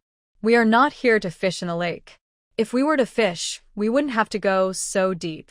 I'm here to find something. Fong Mu's eyes lit up, and he began to introduce himself. "My name is Fong Mu, his name is Song Cheng, and we live in the air raid shelter in front." Song Cheng glanced at him, not understanding why he suddenly talked so much to this woman, but did not interrupt Fang Mu. "My name is Jiang Yu, and this is De Zhuang." Jiang Yu pointed to the cat beside him. "Meow." De Zhuang bared his teeth, looking fierce. "Since you live here, have you ever seen any special plants in the park? That is, plants that are different from ordinary plants at first glance? Like they have mutated?" Fang Mu did not speak. Song Qing frowned, not knowing what he was thinking. Jiang Yu took out 2 packs of instant noodles from the backpack behind him. "If there are any, it's worth the trouble for you to lead the way." Seeing what she was holding, they both swallowed their saliva at the same time. Jiang Yu was holding a pack of pickled pepper beef noodles and a pack of braised beef noodles. Although this thing was everywhere before the end of the world, it is a rare commodity now. Fang Mu drooled at the thought of the taste of instant noodles. After the zombie outbreak, they wandered for a long time before finding the air raid shelter in the park as a shelter. The park is surrounded by water on all sides, which is a natural isolation zone, so there are much fewer zombies in the park than outside. He and Song Qing both live in a community near the park. If the community was not close, they might not be able to successfully hide here with their families. In addition to them, there are 2 other groups of people in this park. Another group lives in another air raid shelter. There was another group living in the small building at the back. That building was originally the zoo management office. When the water level rose, most of the animals were drowned. The few remaining survivors also ran away, and the animal management office became empty. It was then occupied by another group of people. In fact, the group of people in the small building of the animal management office were the first survivors to enter the park. Fang Mu and his group came in later. Although these waves of survivors disliked each other and had many minor frictions, they still maintained a delicate balance at present. Bo Lake is very deep and has sufficient water. When you are thirsty, you can boil the lake water to make distilled water for drinking, and when you are hungry, you can catch fish in the lake to eat. Everyone lives their own life, so there is no need to fight. But if there is a shortage of food in the future, you may fight to the death for resources. Jiang Yu did not go further inside, so he had not met the other 2 groups. Although those fish now have a mouthful of teeth and look quite creepy, eating them will occasionally cause diarrhea and vomiting, but at least they will not starve to death. It's just that I eat fish every day, and now I suddenly see other food. He could hardly hold back the saliva in his mouth, as if a hand was about to come out of his throat. Song Qing, who was next to him, was older and more stable, but his eyes also swept over Jiang Yu's hand intentionally or unintentionally many times. To be more precise, it was the instant noodles in her hand. Song Qing said, "Are you looking for mutant plants?" Jiang Yu nodded yes. "What are you looking for mutant plants for?" Fang Mu asked, a little curious. "Animals can be eaten, but what are plants for? Potted plants?" She is quite elegant. "This is none of your business. I have my own uses," Jiang Yu said slowly. Fang Mu was scolded and immediately shut up. Song Cheng's temper was not so good. He immediately raised the shotgun in his hand, narrowed his eyes slightly, and pointed the black muzzle straight at Jiang Yu. Jiang Yu also looked at him. The 2 people's eyes met, as if it was a flash of lightning, and the air was filled with the smell of gunpowder. Fang Mu looked at Jiang Yu, then at Song Qing, and felt that the 2 might fight in the next second. De Zhuang's hair stood up, and he arched his body in an attacking posture. He stared at Song Qing fiercely with a beast-like gaze. The battle was about to break out. Jiang Yu put away his Miao Dao expressionlessly. Seeing that her hands were empty, Fang Mu breathed a sigh of relief, thinking that she had given in. Fortunately, she is not a hard-headed person. Otherwise, if Song Qing was angry, he would not be able to stop her. As a result, just as the smile reached his lips, the next second, the woman opposite pulled out a machine gun from the void and carried it on her shoulder, with the muzzle also pointed at Song Qing. The 2 bullet belts hanging on her body seemed to be mocking the old hunting rifles that were about to rust in their hands. Fang Mu and Song Qing were stunned. What's going on? How could she pull out a machine gun from the void just now? An idea flashed through Fang Mu's mind, and then he looked at the girl standing under the shade of the tree opposite. She looked about 18 or 19 years old, with a delicate and bright oval face that did not seem to have completely lost her childishness, with a little baby fat. But her figure looked tight and full of power, especially the pair of eyes aimed at them at the moment, which were so dark that they seemed to pull people into the abyss. The machine gun pulled out from the void. Could it be a superpower? Jiangyu didn't care about the two people's psychological activities. She tilted her head and said to Song Ching very politely, "Excuse me, this person doesn't look very happy. Did I speak too loudly just now?" Although she was very polite in her words, Fong Mu and Song Ching didn't dare to really think that she was being polite. The machine gun in her hand said it all. Song Ching looked a little embarrassed and then put down the shotgun in his hand. After all, if he really fired a gun, the time it took him to shoot once would be enough for the person on the other side to empty the magazine directly. "Are you a superpower?" Fong Mu stared at the machine gun in her hand, and his eyes flashed with the enthusiasm and fear of several people. "You can just pull out a machine gun from the void.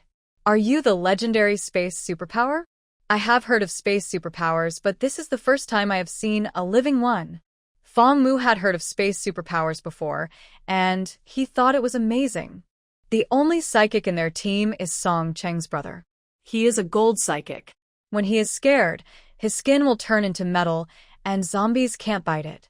But Song Cheng's brother had a fever when he was a child, which damaged his brain, and he only has the IQ of a 5 or 6-year-old child. Therefore, he has no problem protecting himself, but he can't go on missions at ordinary times. After all, he only has the IQ of a child and a naughty personality. Taking him out to search for supplies is equivalent to carrying a time bomb. But a space psychic, although he doesn't have strong attack or defense capabilities, he is a walking warehouse. He met a team before, and the space psychic in it is said that the space area is more than 20 cubic meters, which is also amazing. It can hold a lot of emergency supplies and weapons. I don't know how big Jiangyu's space is, but I can't ask this kind of thing rashly. Compared with a shotgun and a machine gun, isn't it the equivalent of holding a kitchen knife and a gun? That's not courage. It's just being tired of living. And since she has a gun in her space, maybe there are other weapons? What if she takes out a bomb and throws it at them? Then it's over. Song Cheng's momentum dropped a lot the moment Jiangyu took out the things. After putting down the shotgun, he avoided her eyes and looked to the side.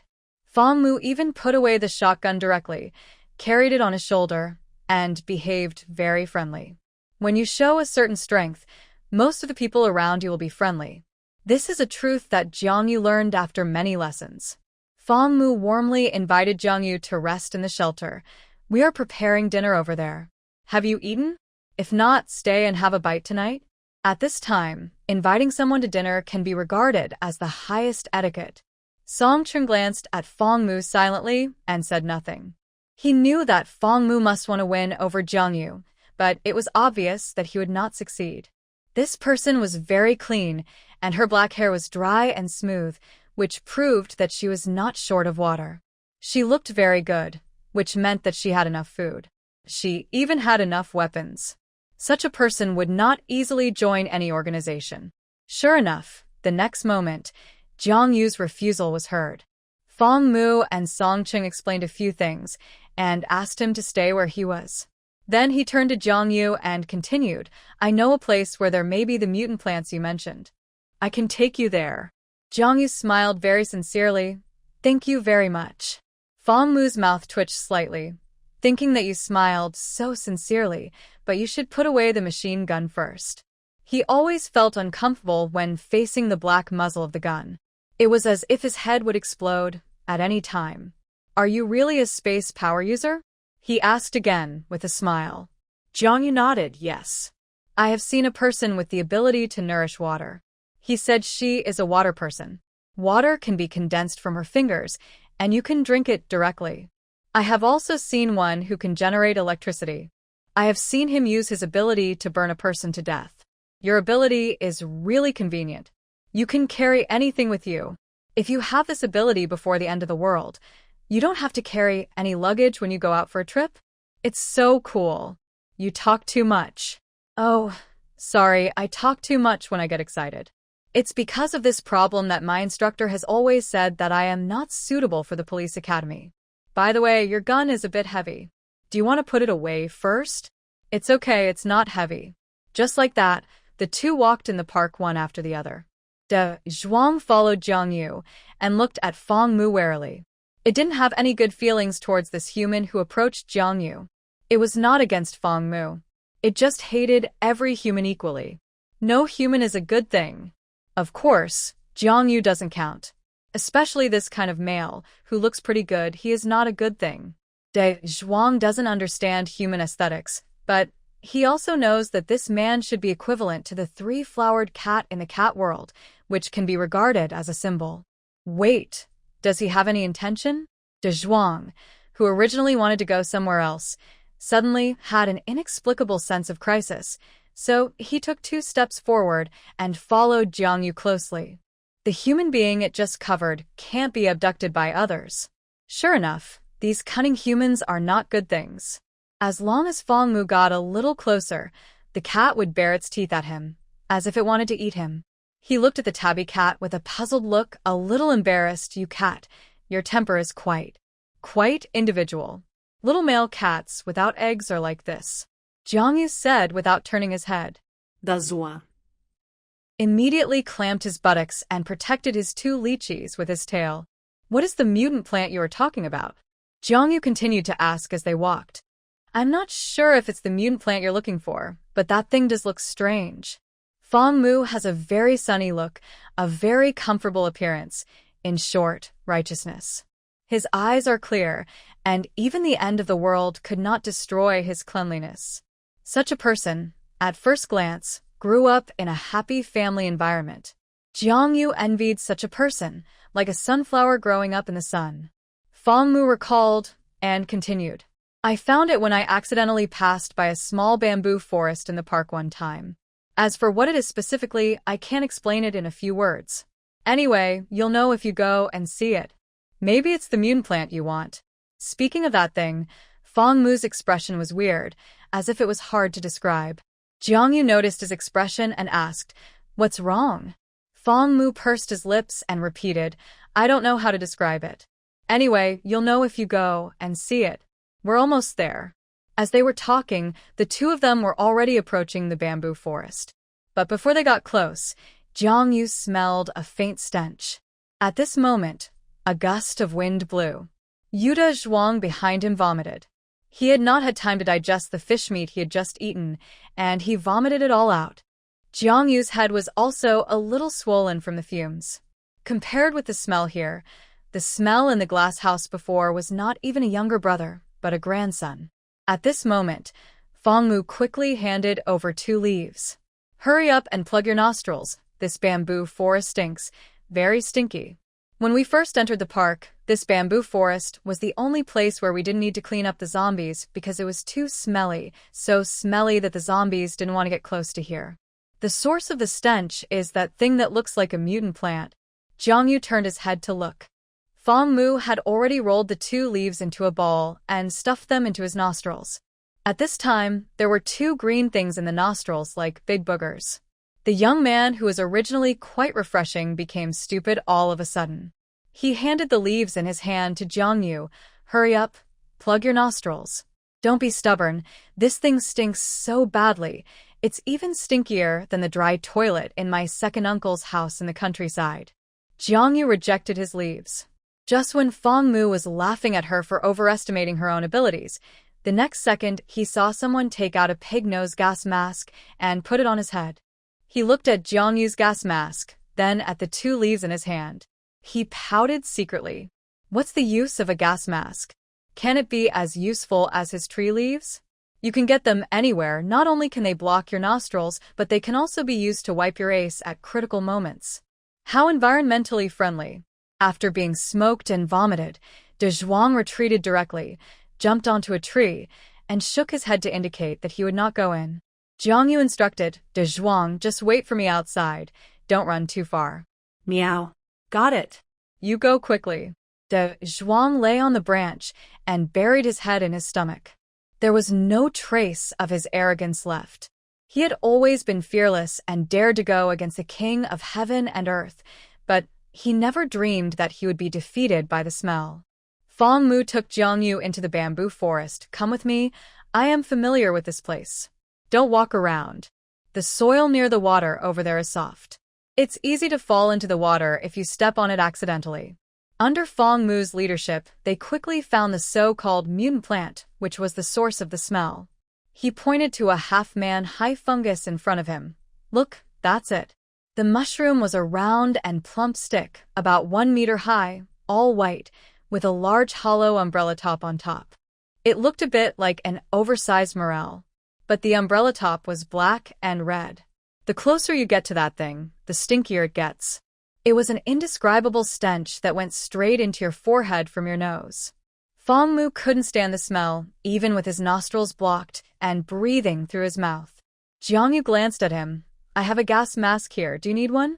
Fong Mu shook his head stubbornly. No, my leaves are pretty good. I can't smell any smell at all. Yes, I can't smell it. This guy had the toughest mouth of all.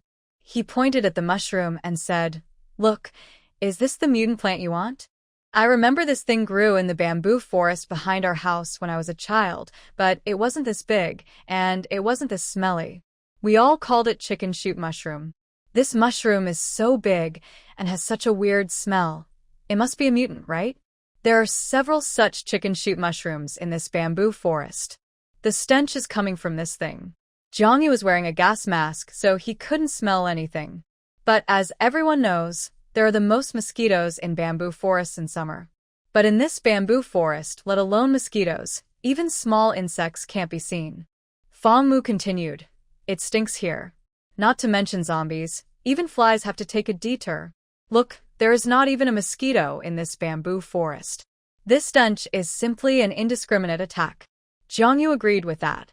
She slowly approached the mushroom and poked it with a stick. White mucus immediately hung on the branch and dripped down. Jiangyu wanted to find a mutant plant to keep at home to see to what extent her blood could help it evolve. But this thing. She first chopped off a mushroom with a seedling knife. The moment the mushroom was chopped off, Fong Mu only felt that the stench in the air became stronger. Seeing her rummaging through the sticky mushroom juice with a knife, she didn't know what she was looking for. She could only cover her mouth with her hands. Jiangyu searched inside and found that most of the plant's crystal nuclei were at the roots. But some were on the trunk. She first looked inside the trunk, but didn't find it. So she dug up the ground and found a peanut-sized crystal at the root, which was indeed. I recognize this as a mutant plant. But forget it, let's give it a try first. It is so hard to find a mutant plant, it's too unreasonable to give up just because of a little smell. She hesitated for a moment, took off her gas mask, and wanted to try if she could accept the smell first. Since Fong Mu has been in for so long and nothing happened, it proves that the smell is not poisonous except that it's a little bit smelly. Seeing her walk in front of the chicken shoot mushroom to take off the mask, Fong Mu wanted to remind her not to get so close. It's very addictive. After all, he only dared to watch from a distance and didn't dare to get close to that thing.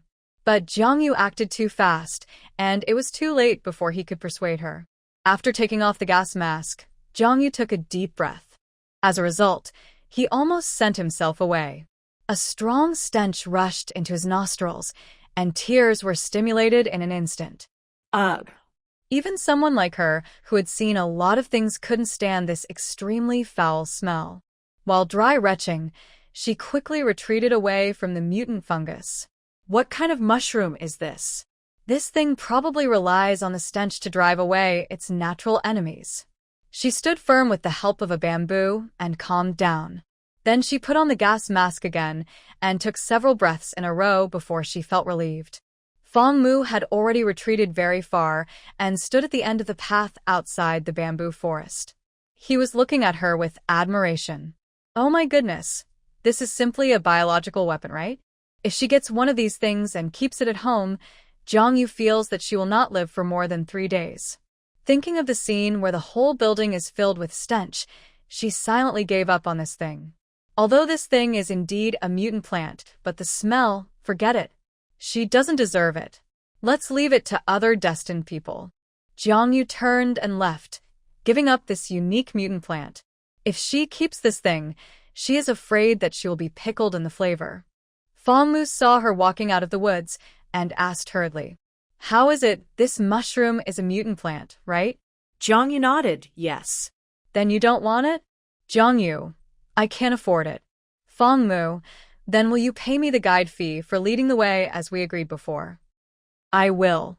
Jiang Yu is not a person who doesn't keep his word. At the beginning, he promised to give her a guide fee if he took her to find the mutant plant. Now that the things have been found, she doesn't want them. It has nothing to do with others. Jiang Yu took out 2 packs of instant noodles from the space and handed them to Fong Mu. "Here you go." Fong Mu happily took the instant noodles from Jiang Yu and pulled out the leaves stuck in his nostrils. Then he took a deep breath against the bag. Although he couldn't smell anything, he felt very satisfied when he heard the rustling sound. The saliva in his mouth kept secreting, and Fong Mu swallowed his saliva. Then, as if he thought of something, he looked at the pack of braised beef noodles and the pack of old-style pickled cabbage noodles in his hand. "What you showed me just now was a pack of braised beef noodles and a pack of stir-fried beef noodles with peppers. What's wrong? Can I change to the original combination?"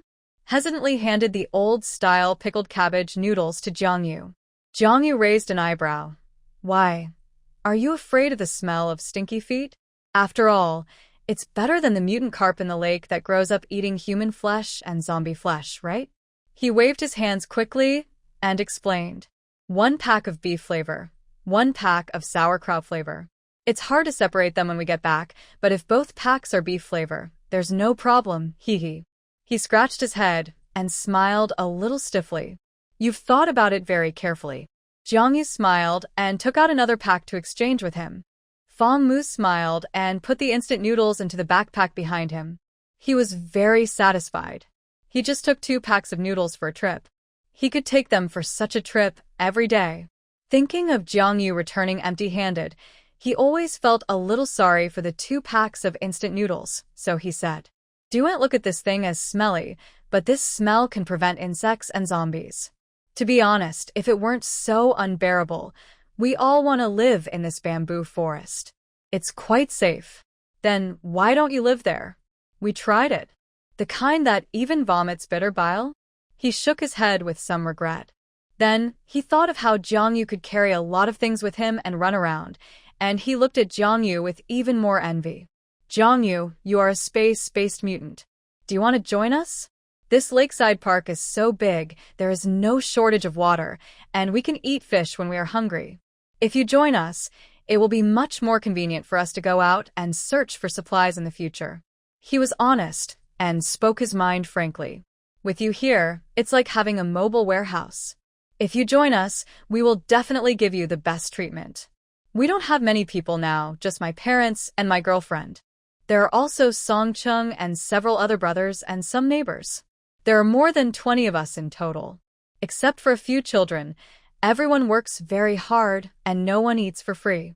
We also have several brothers and sisters who are very good at skills.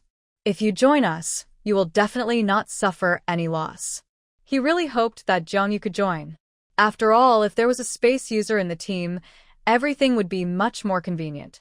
In the past, they risked their lives every time to go out and collect supplies, but they could only bring back limited supplies. Bringing too many supplies would affect the action and the battle. Bringing too few supplies would make each adventure seem unprofitable. After all, every time you go out, you may not be able to come back. But if there is a space user, you can bring back a lot of supplies. Fong Mu's eyes were very eager. Jiang Yu shook his head. "Thank you for the invitation, but I'm used to being alone." Fong Mu sighed in disappointment, although he had long expected that he would most likely not agree. But being really rejected, he still felt a little disappointed. But on second thought, he felt it was natural. She has weapons and space, and she can live well alone. If she really joins them, she will feel dragged down. The two walked to the tree where De Zhuang was lying, and Jiang Yu looked up and shouted, "De Zhuang is gone." Hearing the voice, the furry ball on the tree shuddered. Seeing them coming back, De Zhuang jumped down from the tree and landed steadily at Jiang Yu's feet, then followed her step by step. very obediently. But when he turned his head to look at Fangmu, his expression became very ferocious. Fangmu even suspected that this cat disliked him. How could he change his expression faster than turning a page of a book? Meow. De Zhuang flicked his tail and forced Fangmu back 2 steps. In this way, he widened the distance between him and Jiang Yu and finally sneered at it grimly. Yes, it was a sneer. For the first time, Fangmu accurately saw the contempt and ridicule of himself on a cat's face. Don't know why Jiang Yu kept such an ugly and ferocious cat? It's not cute at all. I'd be more lovable as a pet than it. Fangmu didn't know how he had offended it, so he simply stayed away from it. Since the things in the bamboo forest were not allowed, there was nothing he was looking for here. Jiang Yu was ready to go back. But before going back, she went to the lake with De Zhuang to catch some fish. De Zhuang was still reluctant to leave. De Zhuang, are you still going fishing? Meow. Let's go. So more than 10 minutes later, Fangmu saw Jiang Yu breaking the trunk of a small tree and shaving the branches and leaves to use as a fishing rod. He tied a nylon line as thick as a thumb on it as a fishing line.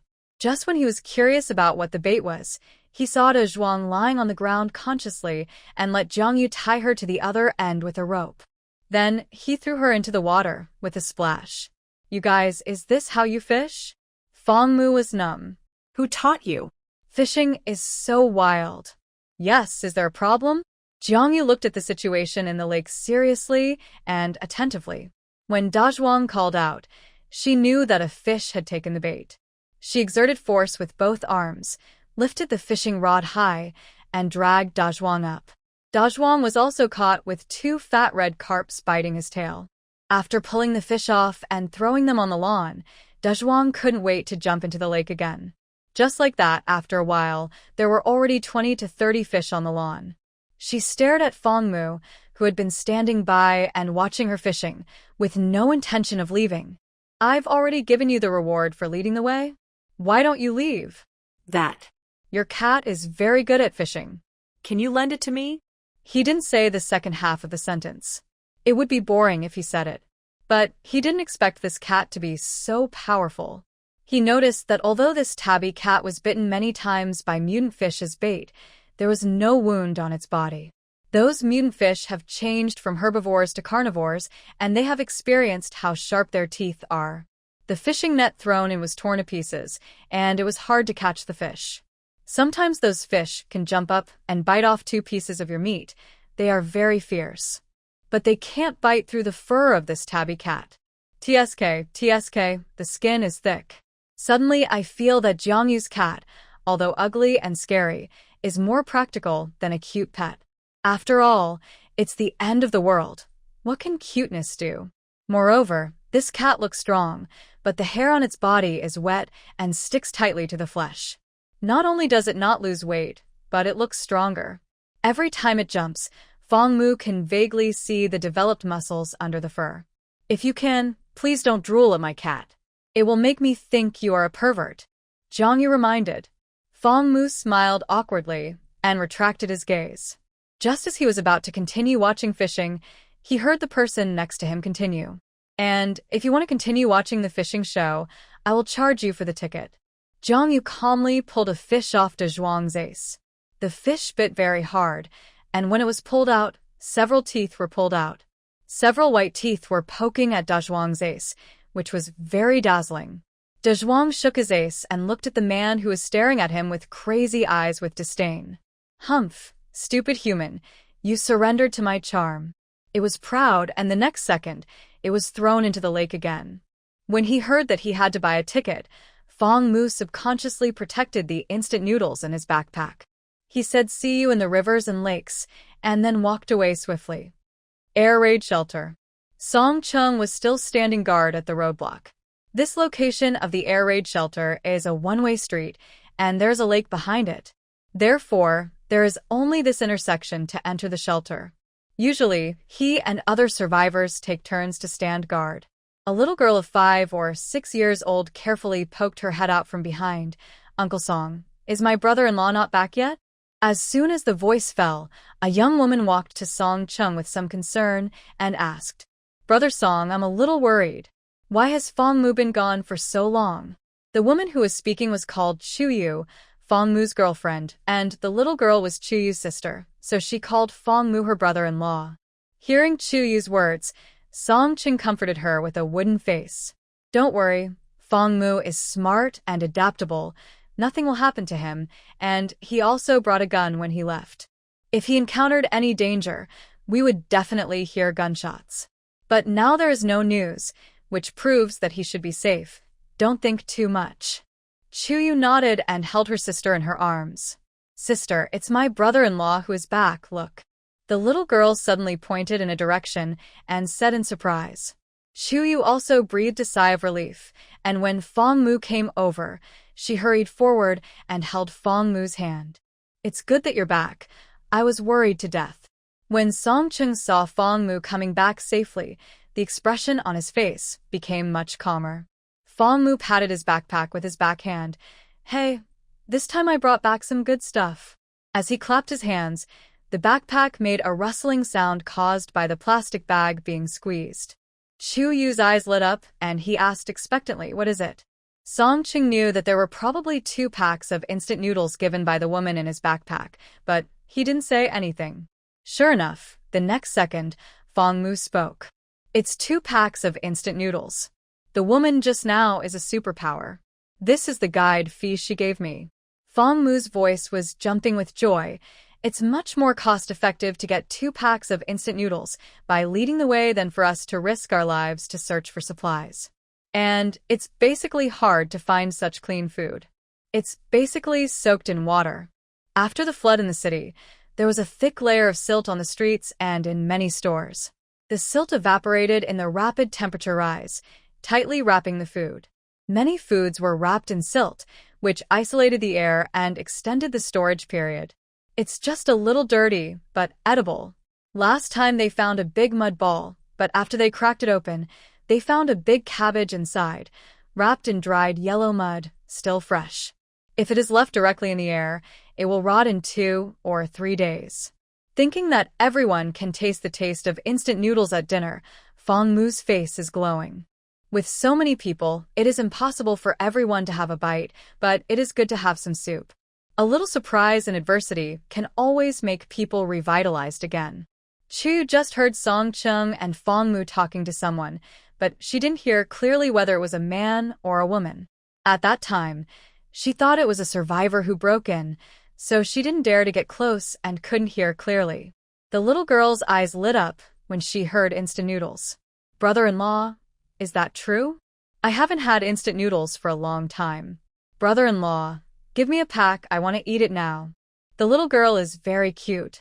They live in the park and eat fish from the lake. No matter how it tastes, they are not as pale and thin as the survivors living in other places. Chu touched her sister's head and said lovingly, You little greedy man. Why are you in a hurry? Your brother-in-law will definitely give you the supplies he brought back even if we don't eat them. Brother-in-law is so nice, long live brother-in-law. The little girl smiled.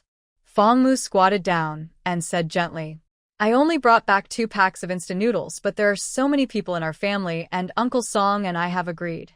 1 person will lead the way, and 1 person will stay to stand guard. The supplies brought back must be divided equally. So we only have 1 pack of instant noodles, and we have to share it together. Uncle and Aunt May also want to taste it?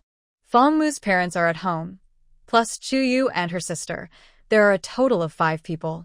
1 pack of instant noodles is not enough to share, and it is not good to give it to anyone. The way for family members to get along is not to worry about the lack of food but the inequality. Therefore, he decided to add all the noodles into the fish soup in the evening so that the whole family can taste it. Upon hearing this, the little girl got angry. No, I want to eat a pack by myself. I don't want to share things with others. Chu Yu said, Xiao Yu, don't make trouble. Fong Mu is right. We should share. You can't eat it alone, and this is brought back by your brother-in-law. If you eat it alone, what will Uncle and Aunt do? After that, she looked at Fong Mu again and said very considerately, Fong Mu, don't listen to Xiao Yu's nonsense. She is just a child playing around. Give this pack of instant noodles to your uncle and aunt. They are old and should supplement their nutrition. Xiaoya is still young, so you can't spoil her. In the past, this was not a rare thing, it was all junk food. It's really pitiful for this little girl. She hit the end of the world. As she said this, she wiped the tears from the corners of her eyes and forced a smile. The whole person had a kind of fragile but tough beauty. No more talking, I'll take Xiaoya to cook, you have a good rest. She pulled Xiaoya back, and the moment she turned around, the tenderness in her eyes instantly cooled. But Feng Mu and Song Cheng behind her didn't see this scene. After hearing what Chiyu said, Feng Mu felt very guilty. After all, Xiaoya was still a child. Brother Song, am I a little too strict? It doesn't matter to me. A grown man can't eat this. It's just my parents. I can't bear to let them watch. But Xiaoya is still a child after all. Feng Mu, I think you and she should make Chiyu aware of the current situation. Although she is a child, it is not a good thing to protect her too well, especially at this time. In the jungle, only smart and strong wolf cubs can survive. I know, but it's just that Ayu said Xiaoya is already pitiful enough, and I really can't bear it. Song Cheng shook his head and disapproved of Feng Mu's approach. But he didn't say anything. Feng Mu sighed, gave another bag of instant noodles to Song Cheng, and hurried after him. Explained to Xiaoya. Xiao Yu, don't be angry. When it's time for dinner, brother-in-law will pick out more instant noodles for you, okay? Humph. I'm ignoring you. Brother-in-law is annoying. I'll be angry if you're rude again. Ayu, don't be angry. Xiaoya is still a child. Xiaoya, brother-in-law will give you a share. Don't be angry. Didn't you say that we are best friends? The voices of several people gradually faded away. Song Cheng also put the instant noodles in his arms. That night, the smell of industrial essences was very overbearing and filled the air of the air raid shelter. Instant noodles are like this. I didn't think it was very delicious when I ate it, but the taste was really good. Back to where he lived, Zhang Yu prepared to stew fish soup for De Zhuang in the evening. The night sky was dotted with stars. There was a portable wood stove on the terrace, and the charcoal fire in the stove was red, and sparks were flying. A big carp was cooking in the big iron pot above. Zhang Yu dug a fish soup stewed with radish from the space. The gurgling fish soup will make the whole terrace fragrant. De Zhuang squatted on from time to time. He would pick up a piece of wood and stuff it into the stove, drooling from his mouth. Oh my God, it smells so good. The saliva dripped down his chin and left a large puddle on the ground. Zhang Yu sat at the table next to her and had already started eating. Seeing De Zhuang drooling while stuffing firewood, she felt that the fish would definitely not be wasted today. De Zhuang only eats the head of anything. That's why Zhang Yu tried to use the radishes in the space to make soup. After all, this guy would not let go of even the leaves of the plants in the space. Sure enough, after the fish soup was ready, without waiting for Zhang Yu to come out, De Zhuang directly took out the stainless steel bowl of dry rice from the cat bed and put it next to Zhang Yu with a clang. His whole body jumped up and down, as if he had eaten too much popping candy. Meow. Eat. Eat. Eat. Eat quickly. As time went by, there were fewer and fewer people in the city. Zhang Yu's training mission had been initially completed. Her physical development strength had reached the first bottleneck. If she wanted to continue to break through, she could only wait for her supernatural power to advance. However, she had caught a lot of the second-level zombies that could be caught in the city, and the rest were hidden very deep and could not be found at all. Ordinary zombies did not mean much to her, and she had already walked around with those zombies. She had been looking for mutant plants, but except for the mutant chicken sheep fungus that was so smelly that it irritated the eyes, she had not found the next one. Zhang Yu had a sense of absurdity. It seemed that she had almost fleeced all the people in City A. 10 days later, when De Zhuang had eaten all the fish, they went to the lake to catch fish again. But this time, as soon as they entered, Zhang Yu found that there were many more zombies in the park than before. All kinds of roadblocks on the road were gone.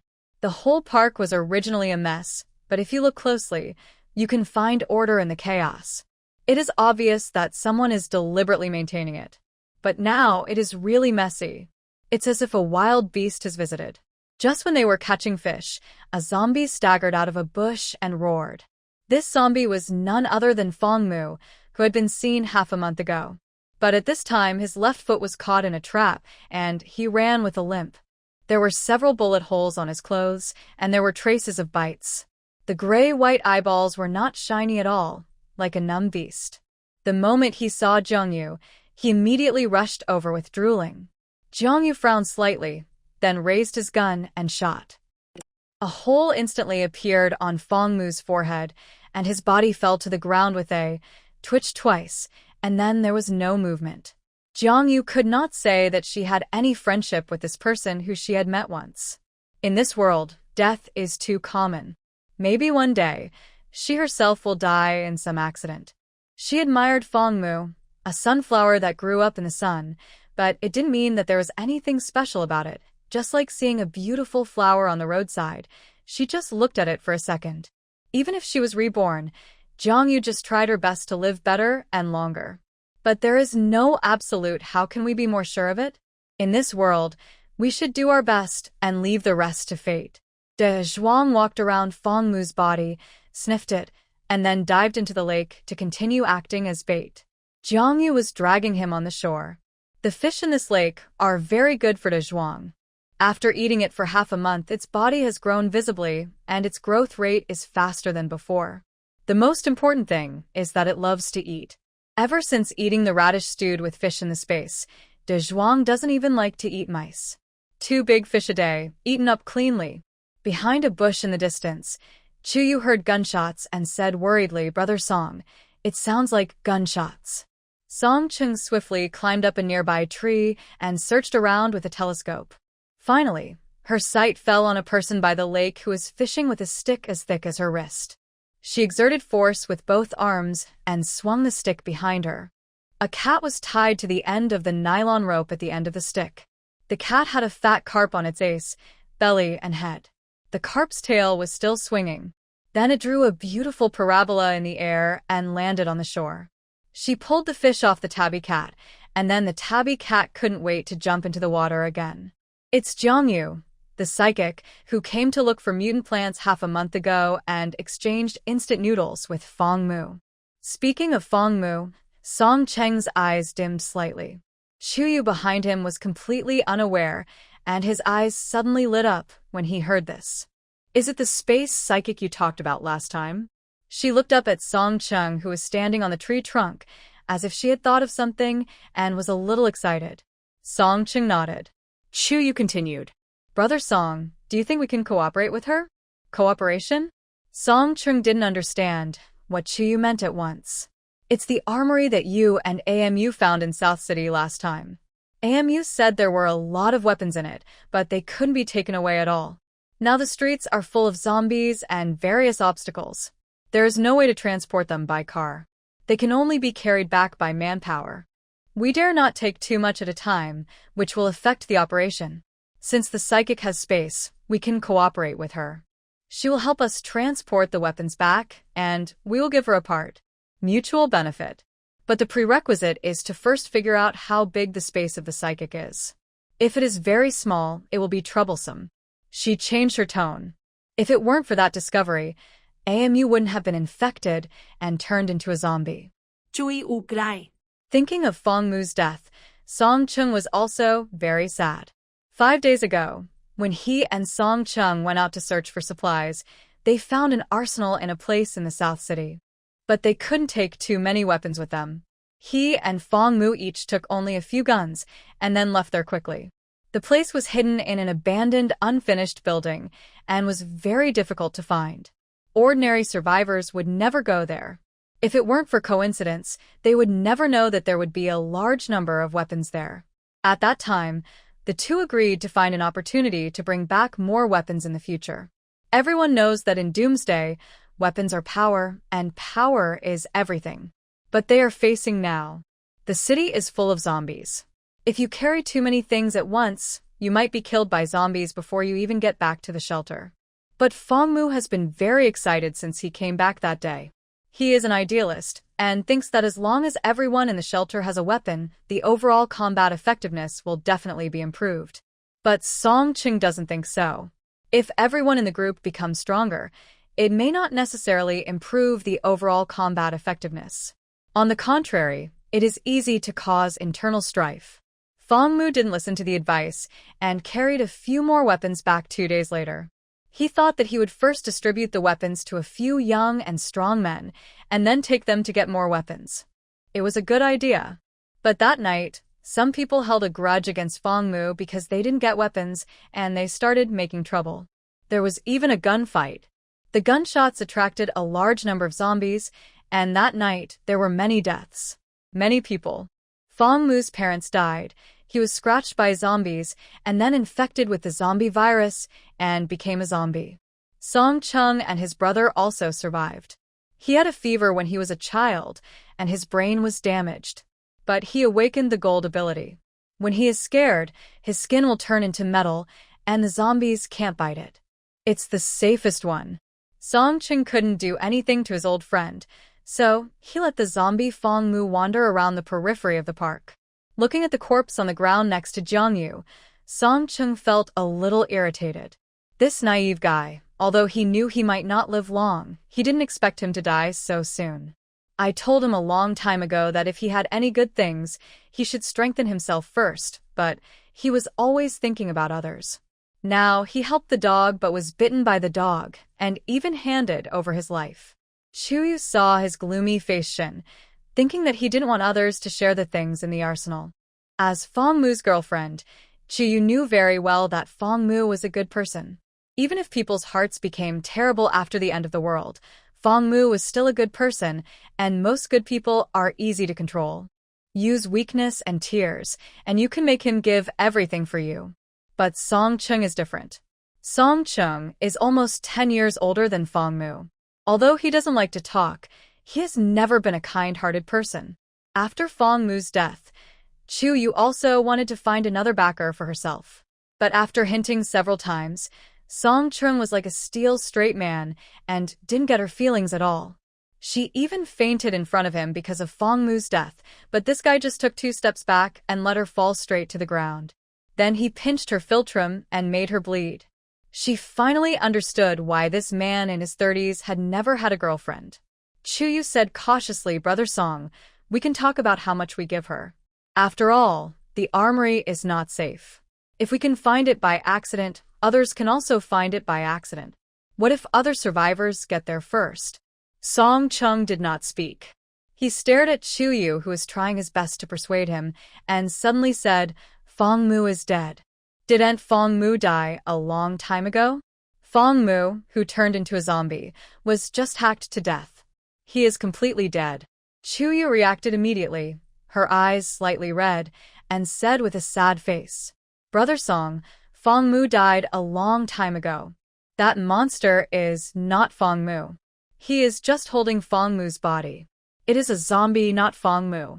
She seemed to be persuading Song Chung, but it was more like persuading herself. Song Chung nodded. "You go back to the air raid shelter and wait for me. I will go to talk to that person."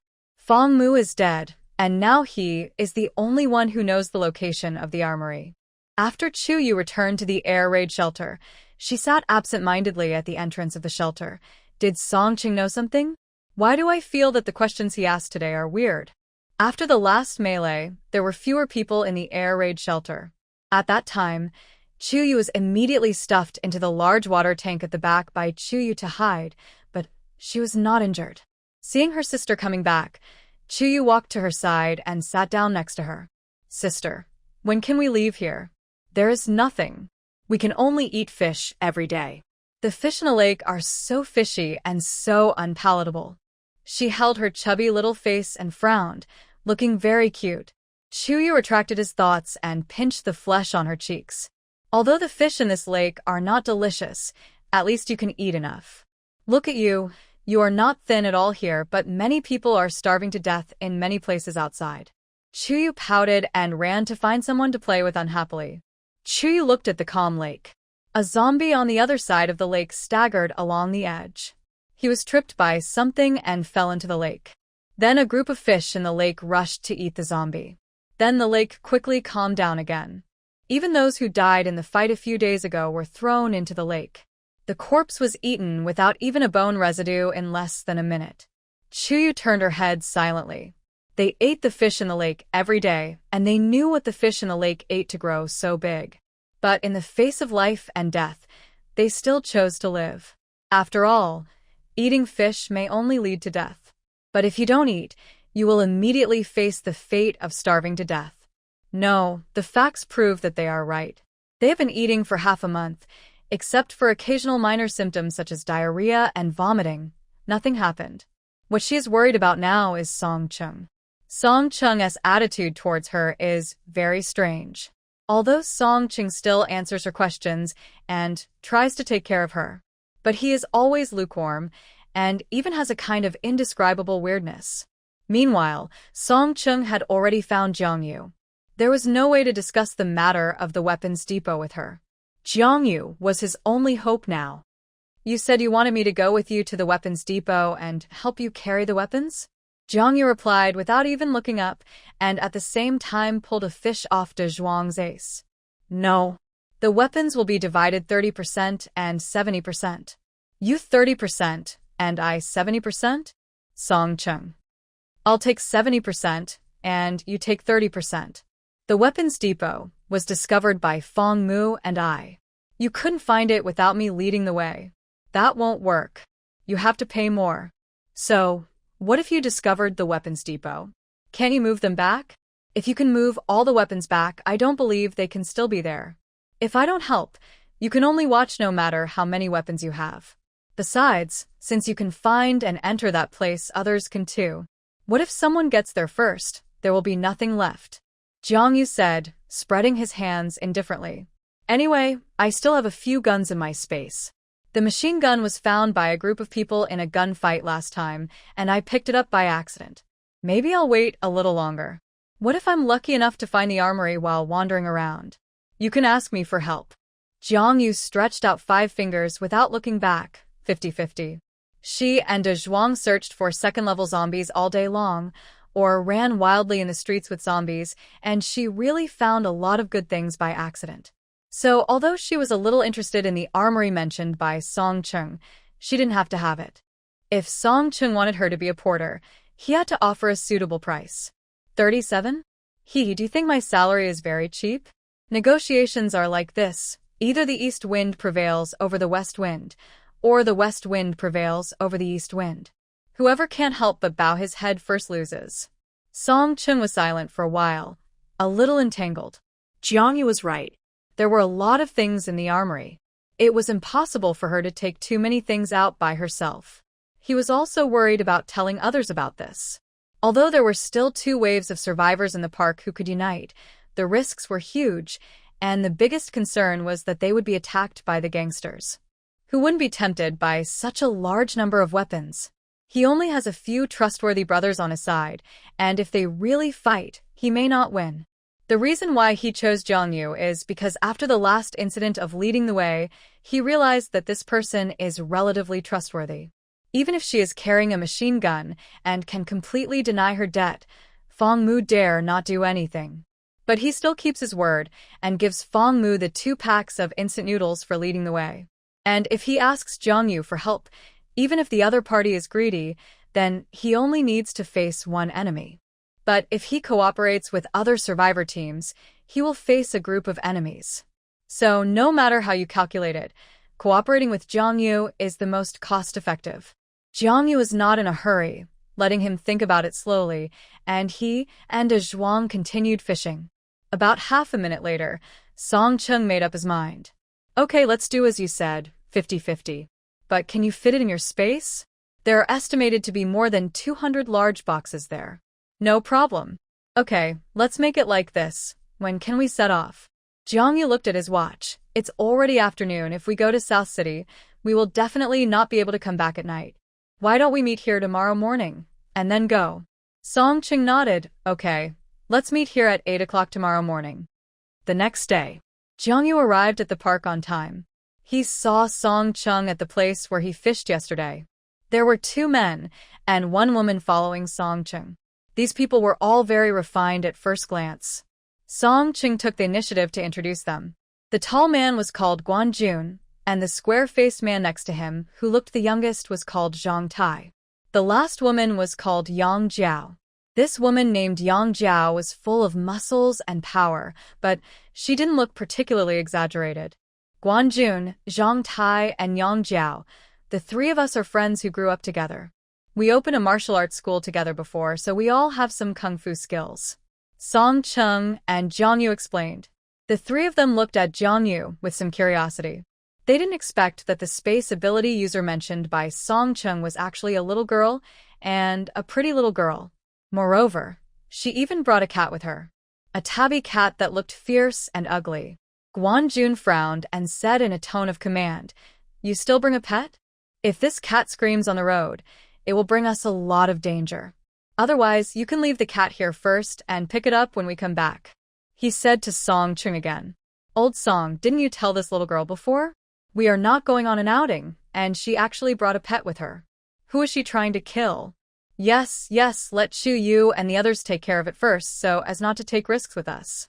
Zhang Tai spoke more tactfully, but he also disagreed with Jiang Yu's behavior of bringing a pet with them.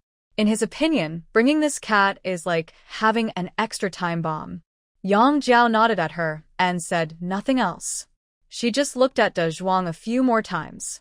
Song Cheng remained silent, obviously waiting for Jiang Yu to speak.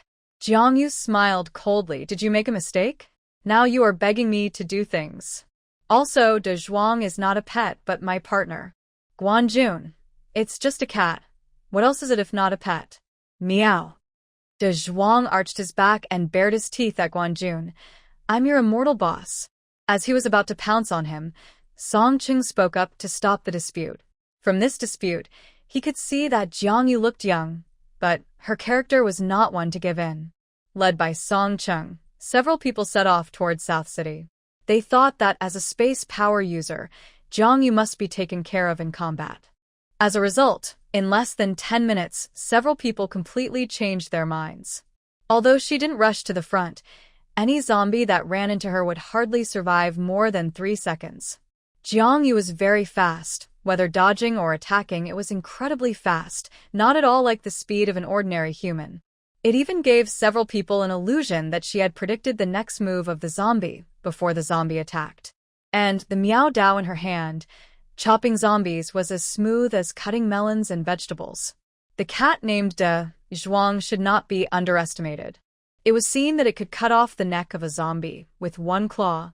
It could bite off half of the head in one bite. Its combat power was much stronger than those of them. Only then did several people understand the weight of Jiang Yu's partner. This is really not a pet, it is a cat-shaped fighter. Although they carried guns on their backs, they tried to use cold weapons unless they had to. Because the sound of the gun was too loud, once it was used, it would definitely attract zombies from several nearby streets. They will also face more dangers. In a city full of zombies, using guns looks cool. But it would be cool to die. Song Cheng and Guan Jun were leading the way in the front. Jiang Yu had no intention of rushing to the front to build a safe area for others. After all, she was just a porter now, so she just had to protect herself. De Zhuang returned to Jiang Yu and handed the half of the brain in his mouth to Jiang Yu. "Meow. Boss, this melon is ripe." Jiang Yu looked down and saw a peanut-sized crystal wrapped in flesh and blood in the half of the zombie's brain, with only a shiny corner exposed. She quickly dug out the crystal core and put it in her trouser pocket, not caring whether it was dirty or not.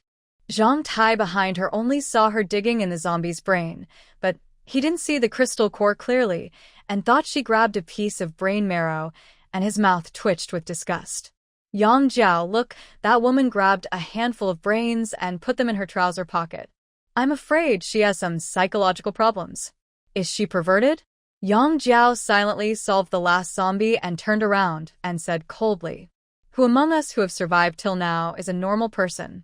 She glanced at the zombie corpses all over the ground. Her eyes suppressed anger. Normal people have long been unable to bear this world. Zhang Tai's throat was hoarse. Yang Jiao was originally a very cheerful girl, but when the doomsday broke out, her family members all turned into zombies. In order to protect herself, she killed all her family members who turned into zombies with her own hands, and then she became like this. They all lived not far away, so they gathered together quickly. Originally, there was also Fong Mu, the child who grew up with them, but now, Fong Mu is also dead. Thinking of Fong Mu's death, Zhang Tai sighed a little.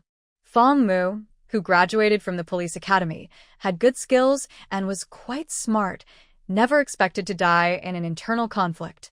To be precise, he did not die in an internal conflict, but died of human hearts. He overestimated his kindness and really thought that sincerity was the greatest killer move. He actually thought about sharing weapons with others to protect everyone, saying that humans should help each other in adversity. But he forgot that after taking off the cloak of civilization, humans are just a link in the food chain. There is no essential difference between humans and wild animals. No, humans are much more terrible than wild animals. This idealist eventually died because of his self-righteous kindness. He glanced at Jiang Yu and sneered in his heart. Yes, who is a normal person? In this world, you can't survive without being abnormal. The main roads of the entire city are full of abandoned vehicles or other obstacles. It is difficult to drive, so the distance to South City is entirely on foot. Originally, South City was only 6 or 7 kilometers away from the park. If it were normal, it would take less than half an hour to get there. But now they have to guard against zombies while walking. Therefore, they walk very slowly. Dazhuang followed Jiang Yu, yawning as he walked. Are these people competing to see who walks slower? But when he turned around, he saw that his boss was also following slowly behind him. So he shut up honestly. At around 6 o'clock in the afternoon, a large area of unfinished buildings finally appeared in front of Jiang Yu. The building on one side is almost finished but not topped out yet, and the building on the other side has only a few floors built. There is a large area of tall and short buildings. The dry grass is orange and yellow and is about 1 meter tall. Behind the buildings is a large mountain that has not been developed yet. Is this the place? Jiang Yu asked. Song Ching nodded. Yes, it's here. Before, Fong Mu and I offended a group of survivors because of collecting supplies.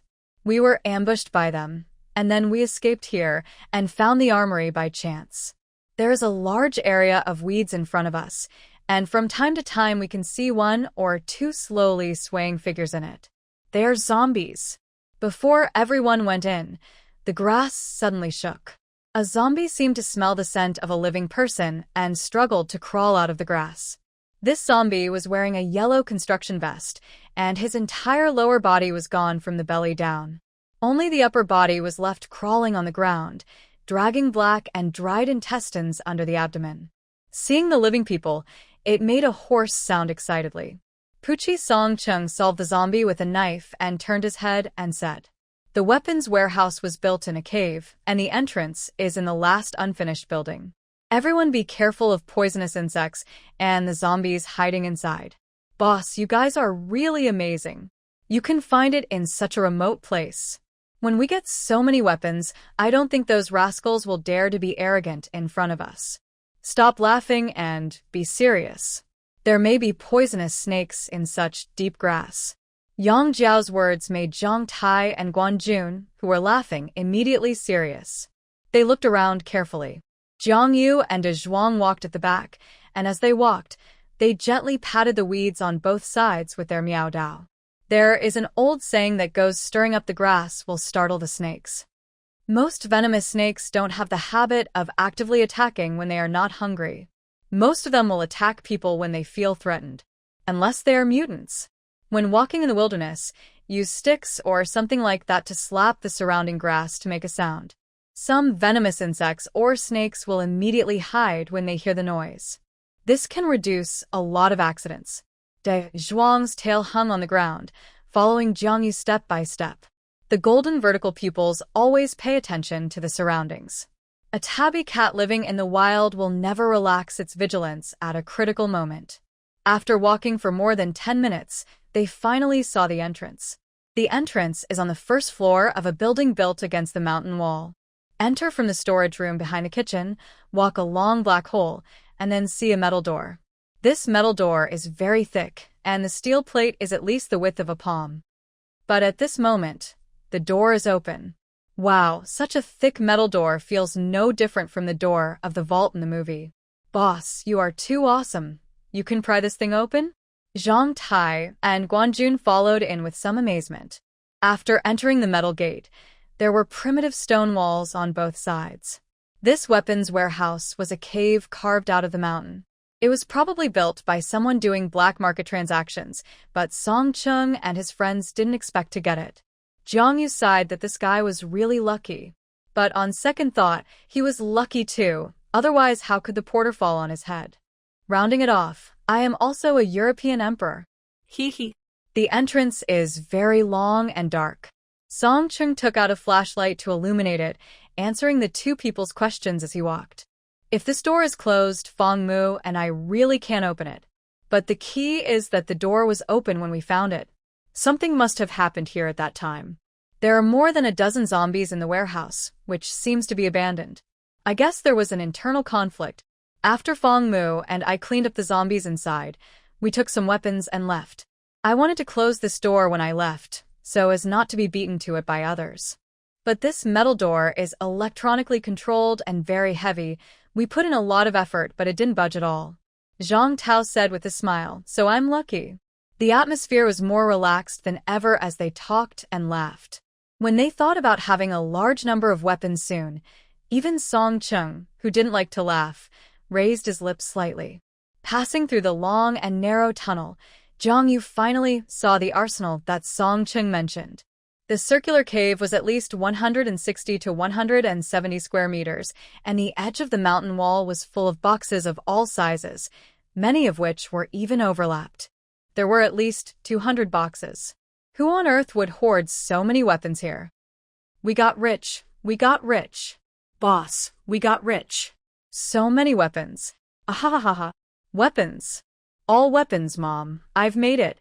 Zhang Tai and the other two saw the piles of boxes, and they all ran towards the boxes excitedly, their eyes shining. Zhang Tai was a military fan, and he was more excited to see these things than his girlfriend.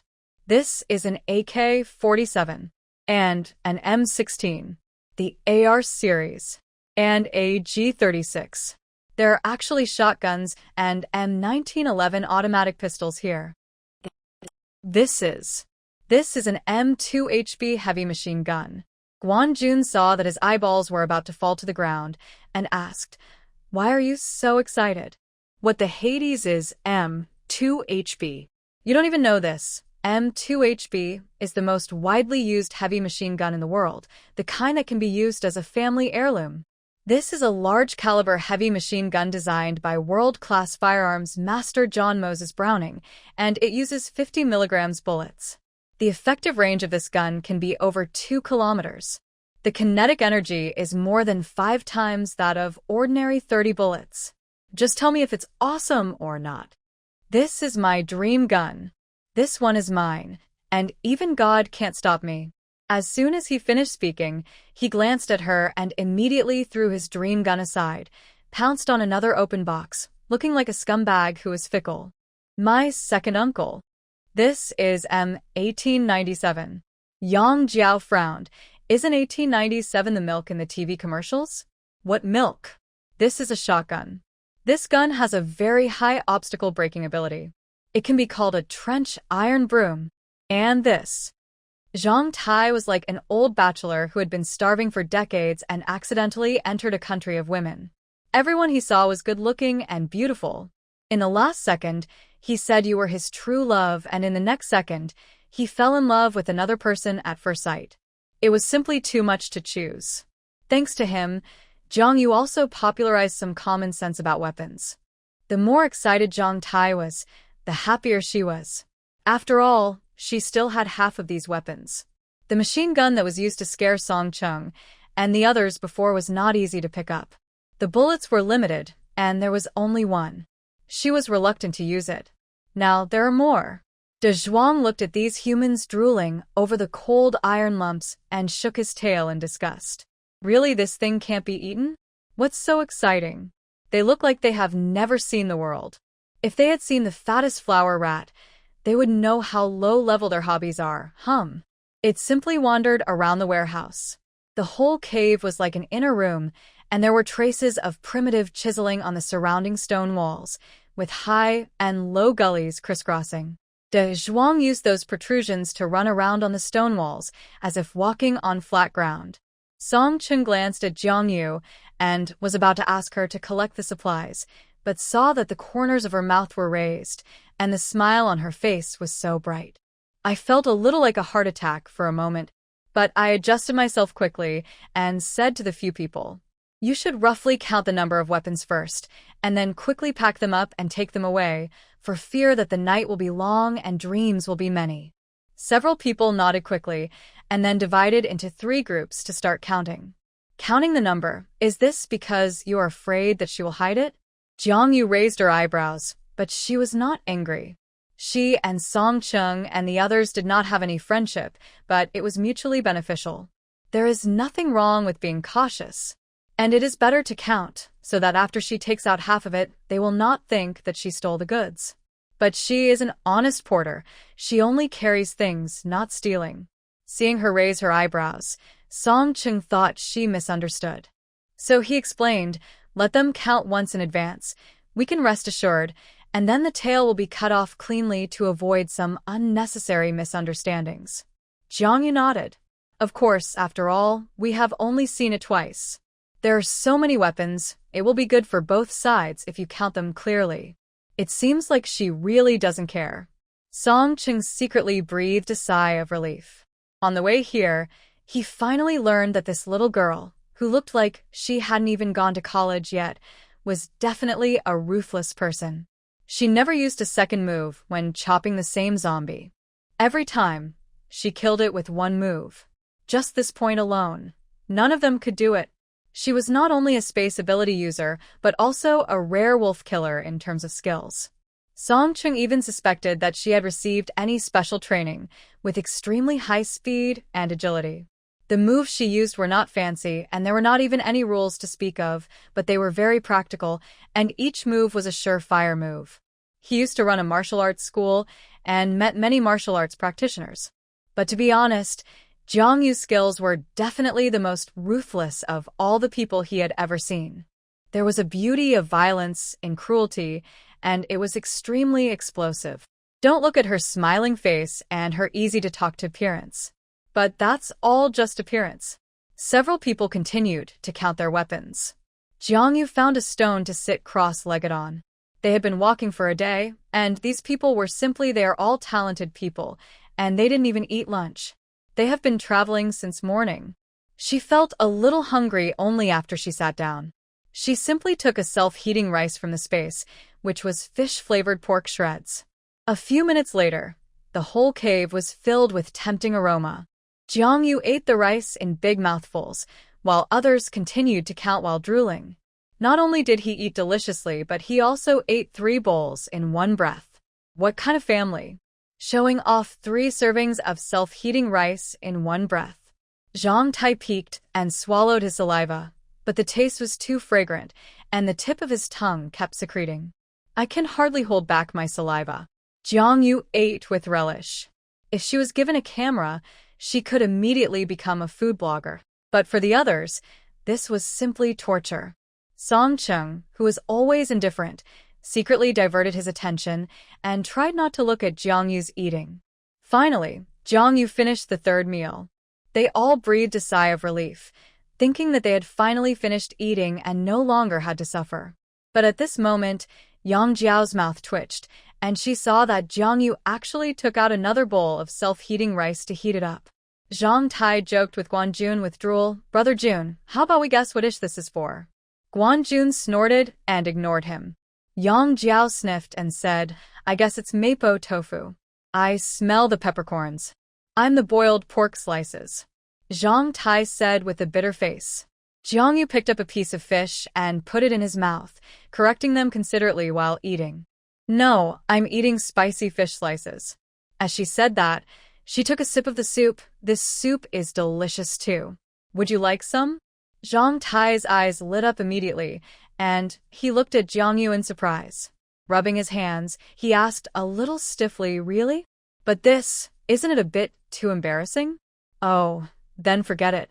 Jiangyu took back his words very straightforwardly. Actually, I also think this is not very good. After all, we don't have any friendship.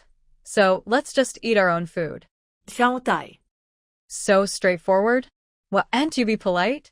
If you are polite again, I won't be polite anymore. The eyes of the other people instantly stabbed Zhang Tai like knives.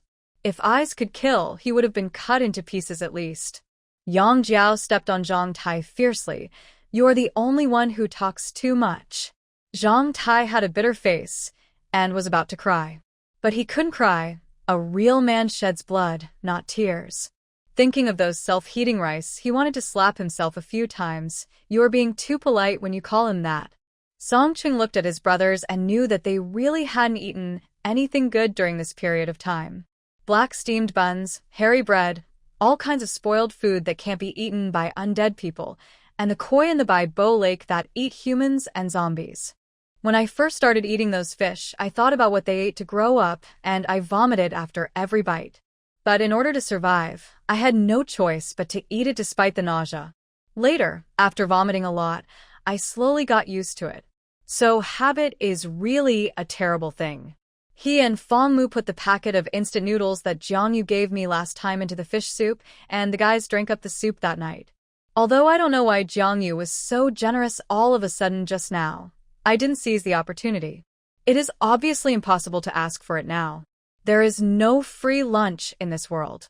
So I walked up to Jiangyu and said, "Can I exchange some food with you for supplies?" Jiangyu drank the last mouthful of soup, wiped his mouth with the back of his hand roughly. "Sure. What do you want to exchange?" Song Chung suddenly realized and understood her behavior just now. I'm afraid she was just waiting for him to ask. This girl is fishing here. But this is an open conspiracy, and the key is to be willing to take the bait. Song Chung smiled in his heart. It was the fish that was automatically delivered to his door. What do you want?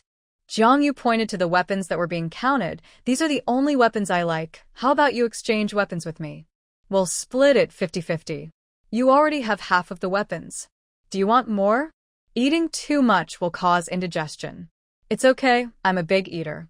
You see, I can eat 4 servings of rice by myself and won't be full. Song Chung sighed. I can only exchange a little. You can exchange as much as you want. It's up to you. Jiangyu was very easygoing. I want to exchange more of that. She pointed to the boxes in the corner, where the only box of explosives was piled. 1 for 1. Song Cheng's mouth twitched. The little girl really knew how to choose. This is not cost-effective for me. Then how do you want to calculate the cost-effective method? Song Chung stretched out his fingers one by one box for 1 bomb. Jiangyu narrowed his eyes. Do you take me as an idiot? At most 3 rices for 1 bomb. If you want to exchange, then exchange. If not, forget it. In case you die when you go out, these are all mine. Song Chung choked. He didn't expect that she would turn hostile. He softened his tone and said, What do you need so many bombs for? What else can you do? Aren't bombs used to be thrown? When he said this, Jiangyu's eyes sparkled with a strange excitement. Song Chung sympathized with those who would offend her in the future. But it was impossible to give her all the bombs. Song Chung shook his head. Then do as you say. I will exchange 5 bombs with you, and we will use the rest ourselves. By the way, do you have any other supplies? The kind that can fill your stomach better. 5? That's fine. Explosives are quite useful. As for supplies, she has plenty in her space. She couldn't finish them in her lifetime, so she didn't feel bad about giving them away. And it's worth the price. Jiangyu nodded. I have compressed biscuits and instant noodles. I still have quite a few in my space. I'll trade them with you. I'll give you 5 packs for 1 bomb. In fact, there were hundreds of boxes of compressed biscuits in Jiangyu's space. She couldn't finish them all. But there was no need to say that. When Song Chung heard about compressed biscuits, his eyes lit up. Exchange all the rest for compressed biscuits. Self-heating rice can only satisfy your cravings, but compressed biscuits are easy to carry and can save lives at critical moments. Others had no objection to Song Cheng's approach. Thinking that there would be instant noodles and compressed biscuits soon, they suddenly felt like they had become rich. Compressed biscuits are solid, unlike instant noodles, which are good-looking but useless. Zhang Tai pursed his lips and glanced at the box containing the bomb. It was not an ordinary grenade, but the T3 model recently developed by the Bear Country. It was round and weighed 1,200 grams. While it was larger in size, its explosion range and power were not comparable to ordinary grenades. The T3 explosion diameter range is 100 meters and the shockwave impact range is 130 meters. It can be called the king of small bombs. The explosion diameter of this thing is too large. With the arm strength of an average person, throwing it out is basically equivalent to mutual destruction. Moreover, as a new type of weapon, this bomb is not perfect in some aspects. Naturally, there is also a disadvantage, which is transportation. T3 is not easy to transport. If it is too bumpy, its internal structure will be disordered, and it will explode directly. Therefore, although it is powerful, he does not feel bad about trading it to Jiang Yu. He walked to Song Cheng and said in a voice that only the two of them could hear, "Brother, we'd better not keep too many of this kind of bomb.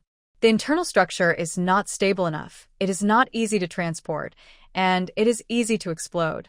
She has space and is not afraid of bumps. She will give it to us in the shelter when the time comes." Zhang Tai said, and also explained the power of the bomb. Song Cheng frowned. Inconvenient to transport? Unstable structure? Easy to explode? Isn't this a semi-finished product? Can it be sold? He didn't know much about these things. He could only see that they were bombs, but he didn't know the details. He roughly calculated that there were 26 bombs in a box. He and Jiang Yu split them in half, and there were 13 left. After trading 5, there were 8 left. Song Cheng thought about it and finally decided to keep only 3. It would be unnecessary to keep too many. Instead, he could ask for more guns. So, he only kept 3 bombs and exchanged the rest for food. After the few people finished counting, Jiang Yu immediately put all the weapons into the space. Then the few people evacuated quickly. When they came, Jiang Yu followed behind them slowly. When they went back, they were eager to go home. They rushed to the front with De Zhuang and ran wildly. The people behind them were afraid that she would run away with all the weapons and lose both people and money, so they followed her. After all, there was no network monitoring at this time. If she hid, there would be no place to find her. Jiang Yu was very fast and had strong explosive power. She could quickly deal with the zombies approaching her while running. She switched between the Miao Dao in her left and right hands and was very skilled. At the beginning, the few people behind could barely keep up, but later, when there were more zombies, they couldn't keep up at all. Seeing that Jiang Yu and the tabby cat were chased by a large group of zombies, and even the zombies separated them, Song Cheng's face turned black. This girl ran very fast. It would be a pity if she didn't go to practice sports. Guanjun, boss, does this girl want to run? Zhang Tai, is she a fast runner? There are so many zombies behind her, and she doesn't even stop for a moment. Yang Jiao, if we don't have time to talk, we might as well catch up with her. If we really lose her, we'll be so angry when we think about it when we die. Zhang Tai, we can't see her anymore. How can we run? Song Cheng gritted his teeth. Follow the zombies. Those zombies are following her. Following the zombies is the same as following her. Xiao Dai. Listen to what you said. Are you talking like a human? I've only heard of zombies chasing people. You want us to chase zombies? But Song Cheng is right. The distance between them and Jiang Yu is getting bigger and bigger, with a group of zombies in the middle. They have no choice but to follow the zombies. Several people gritted their teeth and followed at full speed. They would chase her even if they couldn't catch up. They would chase her desperately. That girl brought all their belongings with her.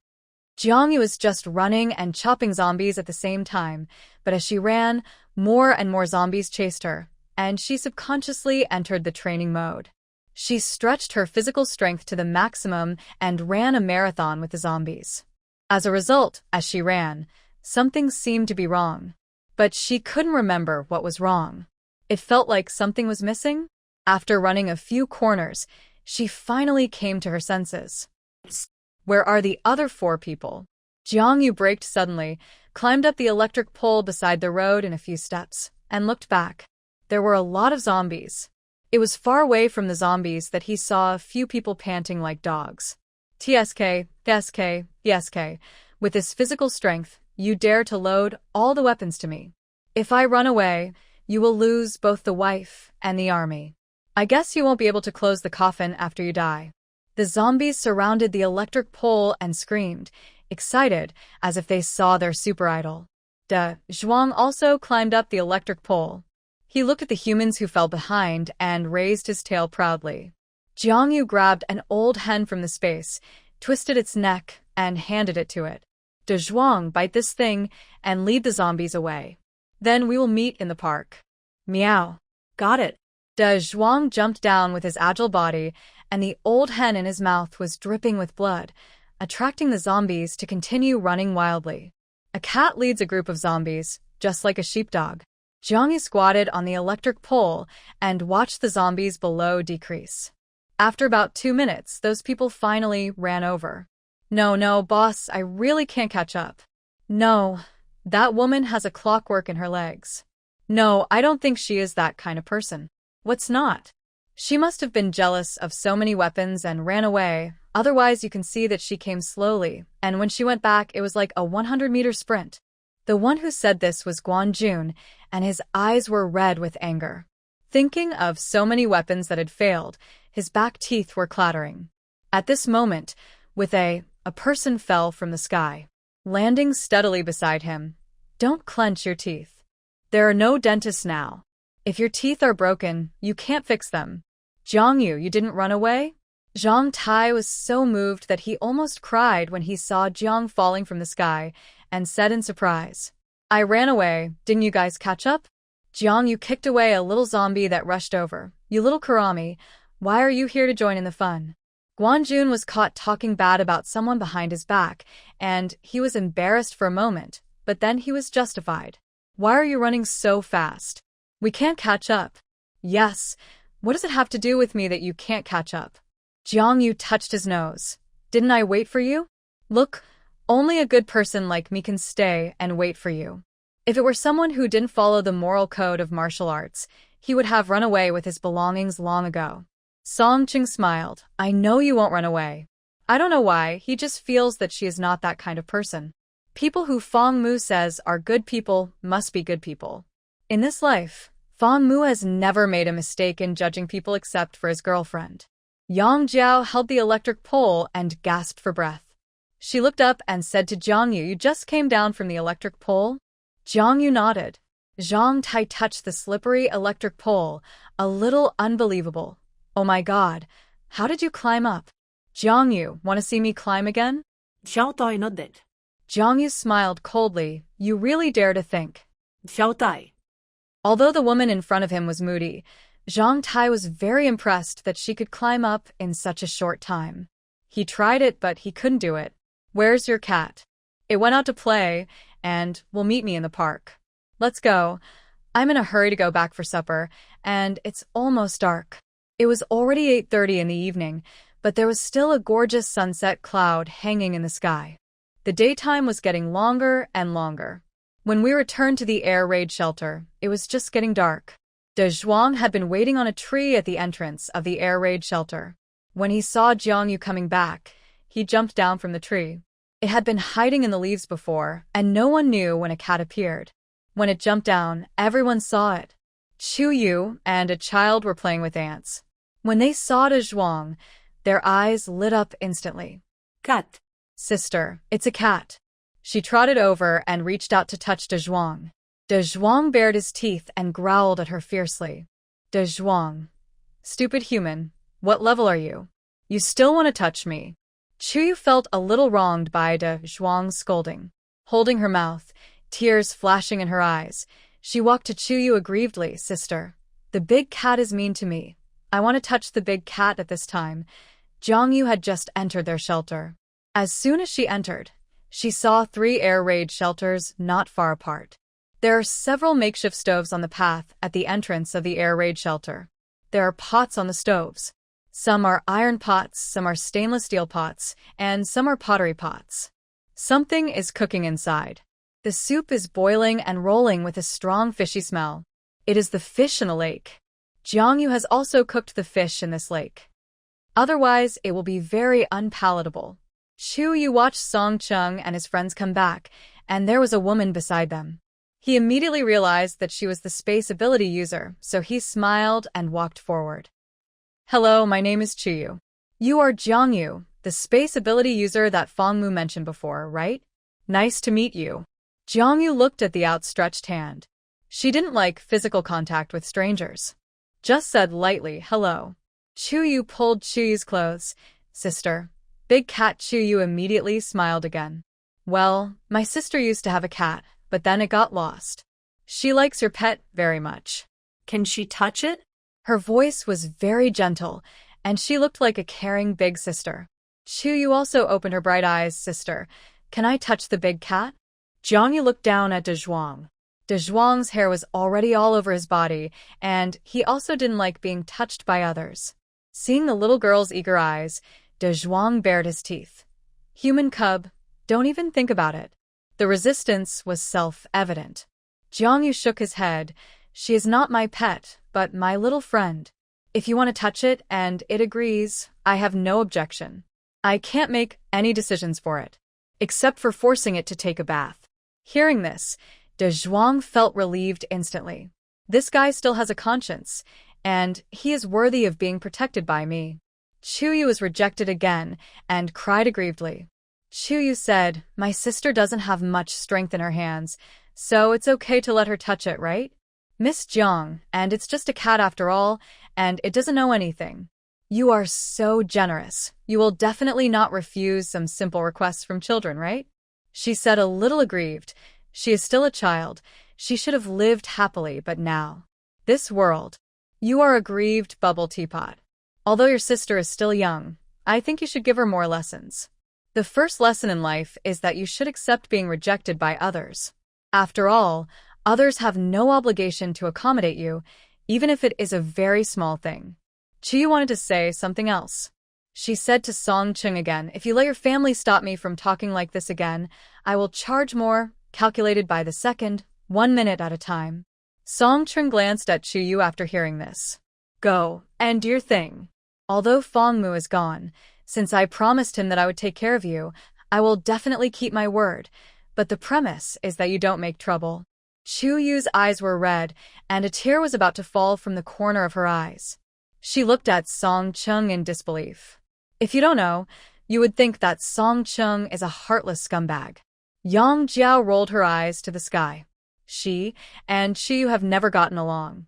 Although Chu Yu and Fangmu have been in love for several years, and even talked about getting married. But her circle of friends has always been a single person, and she always posts some ambiguous words.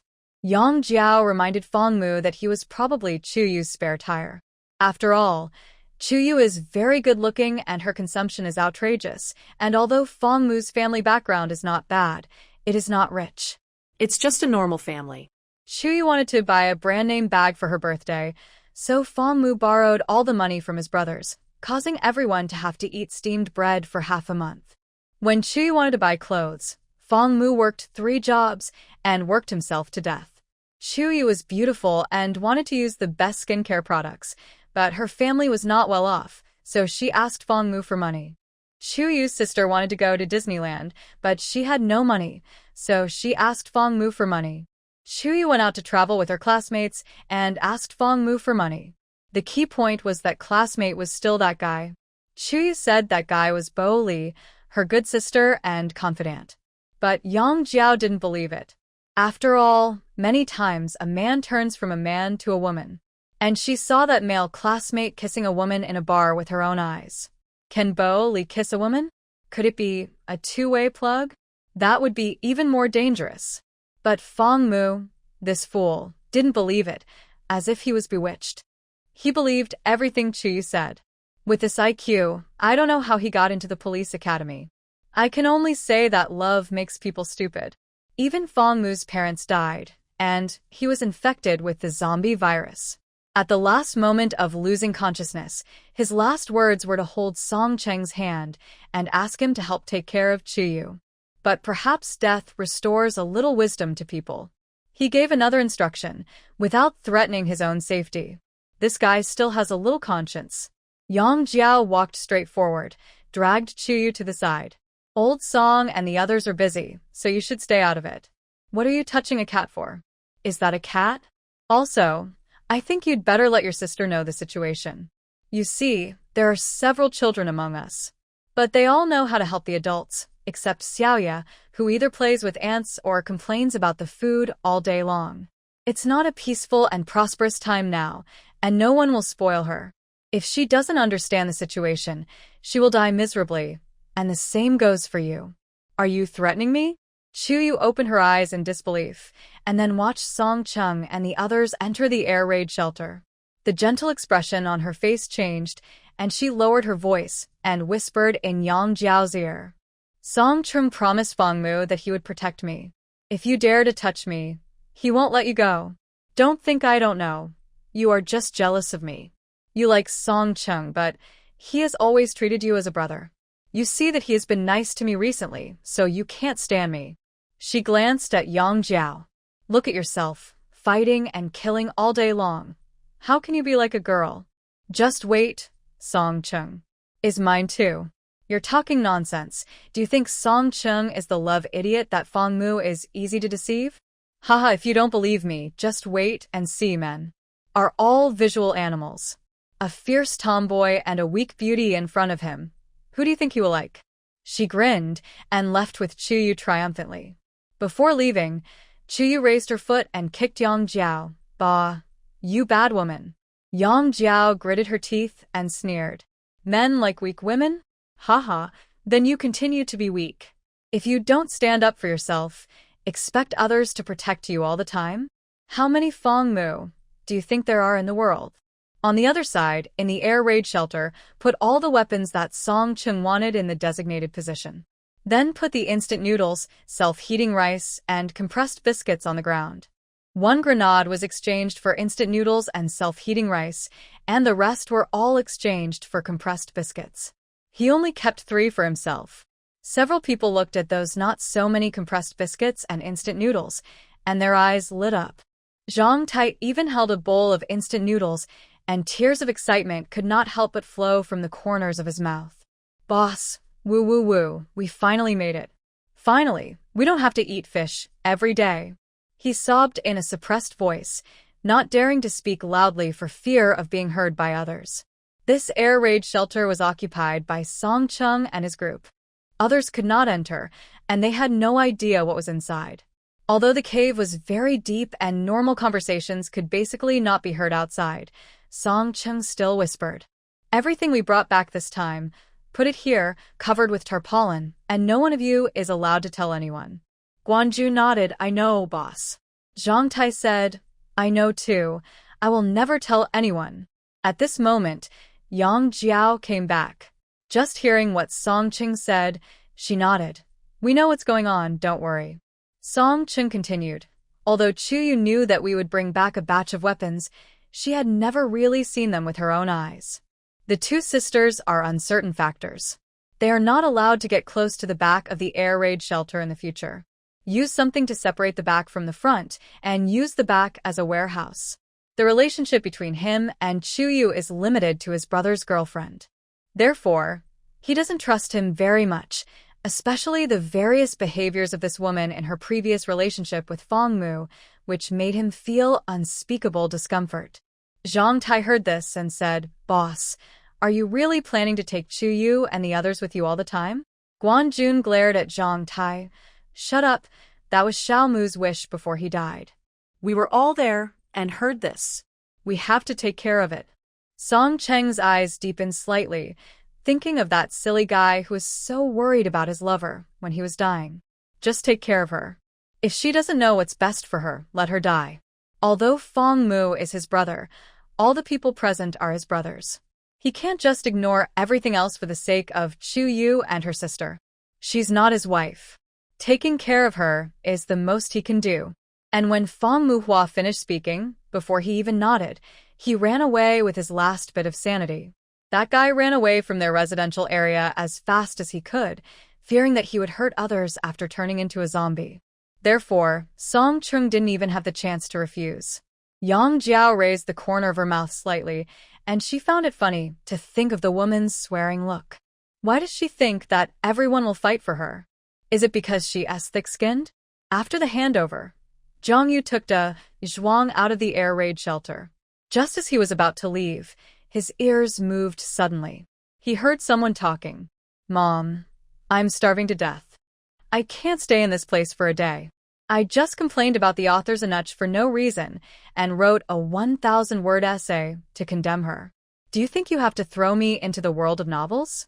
God, Earth, please give me a hint. I don't even know where the plot is going." Who is talking? The voice sounded like a young girl's. What Anuch? What heroine? She squinted her eyes and looked around, and found that everyone was doing their own things. She was indifferent to the voice. Did she hear it wrong? Meow? De Zhuang stretched out his paw and patted Zhang Yu's instep. "What are you looking at? Still not leaving? That three-flowered pretty boy is dead. Who are you looking at?" De Zhuang still remembers that Feng Mu, who turned into a zombie, was beheaded by her directly. When she did it, she didn't even hesitate for a second. "Didn't you show that you admired him before? Women are really fickle." De Zhuang suspected that if he lost his mind one day, she would definitely be just as quick, accurate, and ruthless. This woman, worthy of being the woman I like, is so cruel. Domineering. De Zhuang, did you hear someone talking? Talking? Who is talking? De Zhuang shook his head, indicating that he didn't hear it. Zhang Yu raised his foot to leave, and at this moment, the voice appeared again. "Why are other people who travel through time the heroine, and I am not even a cannon fodder? Mom, I miss you. I will never sleep late or go against you again. I must be a good girl to my mother. Save me. I want to eat the braised pork you make." Oh. What little brother with 8-pack abs, it's all because of beauty that harms people. Zhang Yu frowned slightly and took back the steps she had taken, turned and walked towards the sound. At the door of the last air raid shelter, she saw several people, men and women, and a little boy of 8 or 9 years old. But at this time, she didn't hear the voice anymore. Yang Jiao came out of the air raid shelter, thinking that Zhang Yu had already left, but when she turned around, she found that she was actually walking towards the number 3 air raid shelter. Could it be that there was someone she knew there? She hurriedly chased after her. "Zhang Yu!" she shouted, and Zhang Yu turned around. The chattering sound suddenly broke. "Zhang Yu, did I hear it wrong just now?" Ah. The most beautiful and cruel villain in the novel, Black Soy Sauce, Black Leader. "Wait, is that my dear leader coming over here? Master, take care of me. Take care of me. Save the kid." No, she can't know that I came from a book. According to the Black Leader's first rule of the apocalypse, the highest etiquette for discovering an alien is to empty the magazine. Woo woo woo, my leader is really beautiful. Is that Master De Zhuang next to her? Sure enough, he looks very cruel at first glance. Exciting, Ningnu.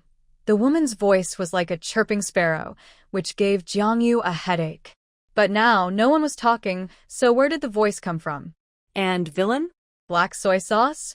What are these things? She looked at the people. She looked over here, didn't she find me? May the Holy Mother Jesus and the Jade Emperor bless me. If I have a chance, I must tell the believers in the group that the leader looked at me. Woo woo woo, I have made it. Yang Jiao saw that she looked strange, asked, "What's wrong with you? Did you hear anyone talking?" Zhang Yu whispered, "No." Yang Jiao shook her head, pointing to the people who were killing fish and talking next to a big pot. "Are you talking about them?" Zhang Yu shook his head and didn't explain anything. Instead, he asked, "Can I go shopping?" "Of course, I'll accompany you." Yang Jiao smiled. Zhang Yu walked towards the people and observed them carefully. A middle-aged woman in her 40s, a little boy of 7 or 8 years old, a bald man, a middle-aged man with a square face, 2 men and 3 women. Judging from the voice, it was probably a girl, but nothing is absolute. What if it was a Tiguanian man? Among the survivors, not far away, a petite, pretty girl in her early 20s, with thick glasses on her nose, was looking down and nervously clicking her fingers. God is my witness. Zhang Shuhui has been determined to be a good person since she was a child. She helped an old lady cross the road in elementary school, picked up money and gave it to the police uncle in middle school, and although her grades in high school were very uneven, she never fell in love prematurely, and she never failed a course in college. The worst thing she did in her life was to ask for 2 more green onions when buying vegetables. Isn't it just to call the author of the novel a nutch? There are so many people who call the author a nutch. Why only punish her? She swore that she would never post a short essay again. Let her leave this place. Who understands family members? She traveled to the novel she had complained about. The key is that she met the villain in the book who killed people without blinking an eye as soon as she arrived. Although she is a fan of the leader doesn't know. If her identity is discovered, she will definitely be killed. All of this started a few days ago. At her 25th birthday party, her best friend said that she would give her a mysterious birthday present when she got home that night. Who knew that her best friend would play so wildly? That night's birthday present was actually 3 handsome men with 8-pack abs. 3 handsome guys, all over 185 centimeters tall, with 8-pack abs, mermaid lines, and so good-looking. Her best friend also called and said that she had spent a lot of money to find her the top-notch girls, just to let her experience the physical pleasure of a man, so that she would not die without tasting it. God has mercy on her. Zhang Shuhui has never even touched a man's hand, and has been insulated from love since she was a child. Which decent person can withstand such stimulation? She had 2 nosebleeds at the time, and she twitched with excitement, and then her eyes went black. When she opened her eyes again, she appeared in a doomsday novel and traveled through time to become a passerby who is not even mentioned in the article. The key is that this passerby, like her, has more than 1,500 degrees of myopia. Without glasses, she can't tell the difference between human and animal. And isn't this the nutch book she complained about half a month ago? Retribution comes so quickly. Jiang Yu first gave the child a bag of braised eggs, touched his head, and said very kindly, "Eat it quickly." "Thank you, sister." The little boy's eyes lit up and he ran away with the egg. "Well, it's not him. Exclude the first one." She gave another ant a bag of biscuits. The ant looked at the biscuits falling from the sky. Although she thought the man in front of her was a fool, she still accepted it. She thanked him and quickly stuffed it into her mouth. "Well, exclude the second one." Jiang Yu gave things one by one. Some were candies, some were braised eggs, and some were biscuits. She heard that voice again. It turns out that the leader can be so good. When he appeared in the book, he was already a terrifying villain who had always been against the heroine. I didn't expect that he also had a gentle side. Calm down. Don't let the leader find out that I'm different. Stay safe. Who should I choose between the leader and the heroine? Of course the leader. Although the heroine is kind, the teammates who stay by her side are not strong enough to survive more than 3 chapters. The leader is different.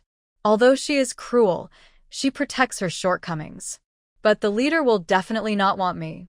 Even her cat can kill people everywhere. Why would she want a useless little waste? Oh, the remaining 2 girls looked at Jiang Yu with expectation. Jiang Yu handed a boiled egg to the girl in front. The girl said thank you and gobbled it up quickly. Then he gave the biscuit to the last woman. She looked to be in her 20s, with a baby face, a few freckles, and thick bangs. She looked a little stupid. She had thick glasses on her nose, which were thicker than the 1,500-degree myopia glasses of her English teacher. She looked like she was wearing a pair of beer bottle caps. "Thank you. You are such a good person." The girl nervously used her hands to tidy up her bangs that had been oiled into strips. After she finished speaking, she did not speak again, but Jiang Yu heard that voice again. "Wow. She really gave me cookies. She is such a good person. Woo-woo. You are worthy of being the leader. I have to work like a cow and a horse to repay you for this meal, right? Leader, do you want a girl? As long as you open your mouth, I will deliver it to your door immediately." Jiang Yu stared at the expressionless girl with glasses and raised the corner of his mouth slightly. "Got it, it's you." Yang Jiao followed beside her with a confused look on her face, watching her handing out food to others. What is she doing? Did she suddenly become kind-hearted? Sharing food with people everywhere. Her act of distributing things attracted other people nearby, and the remaining survivors also gathered around, saying loudly thank you for the good man and other compliments, while waiting for Jiangyu to continue to take out things. But at this time, Jiangyu did not move again. There was no intention to continue handing out things. Seeing that she had no intention of distributing more food, a flat-headed man asked anxiously, "Where's mine? We haven't been given any yet. And mine, I don't have any either." Other survivors who didn't get any food also started to make a fuss. This is how the world works. What's worrying is not the lack of food, but the inequality of food. It's obviously good for everyone to starve together, but suddenly some people get food, and the remaining people who don't get food will feel unbalanced. Anger turns to hatred. No one will remember whether the person who distributed the food to them didn't have enough food, or what the original intention was. They only know that since it's distributed, why not everyone gets it? If everyone gets it, they will get more, and wonder why they can't get more. Why didn't you take out the food earlier? This is human nature. Why do you give them food, but not us? If you want to be a good person, you have to treat everyone equally. Hand over the supplies quickly. Hand over the supplies quickly. You look so cleanly dressed. You must have a lot of supplies.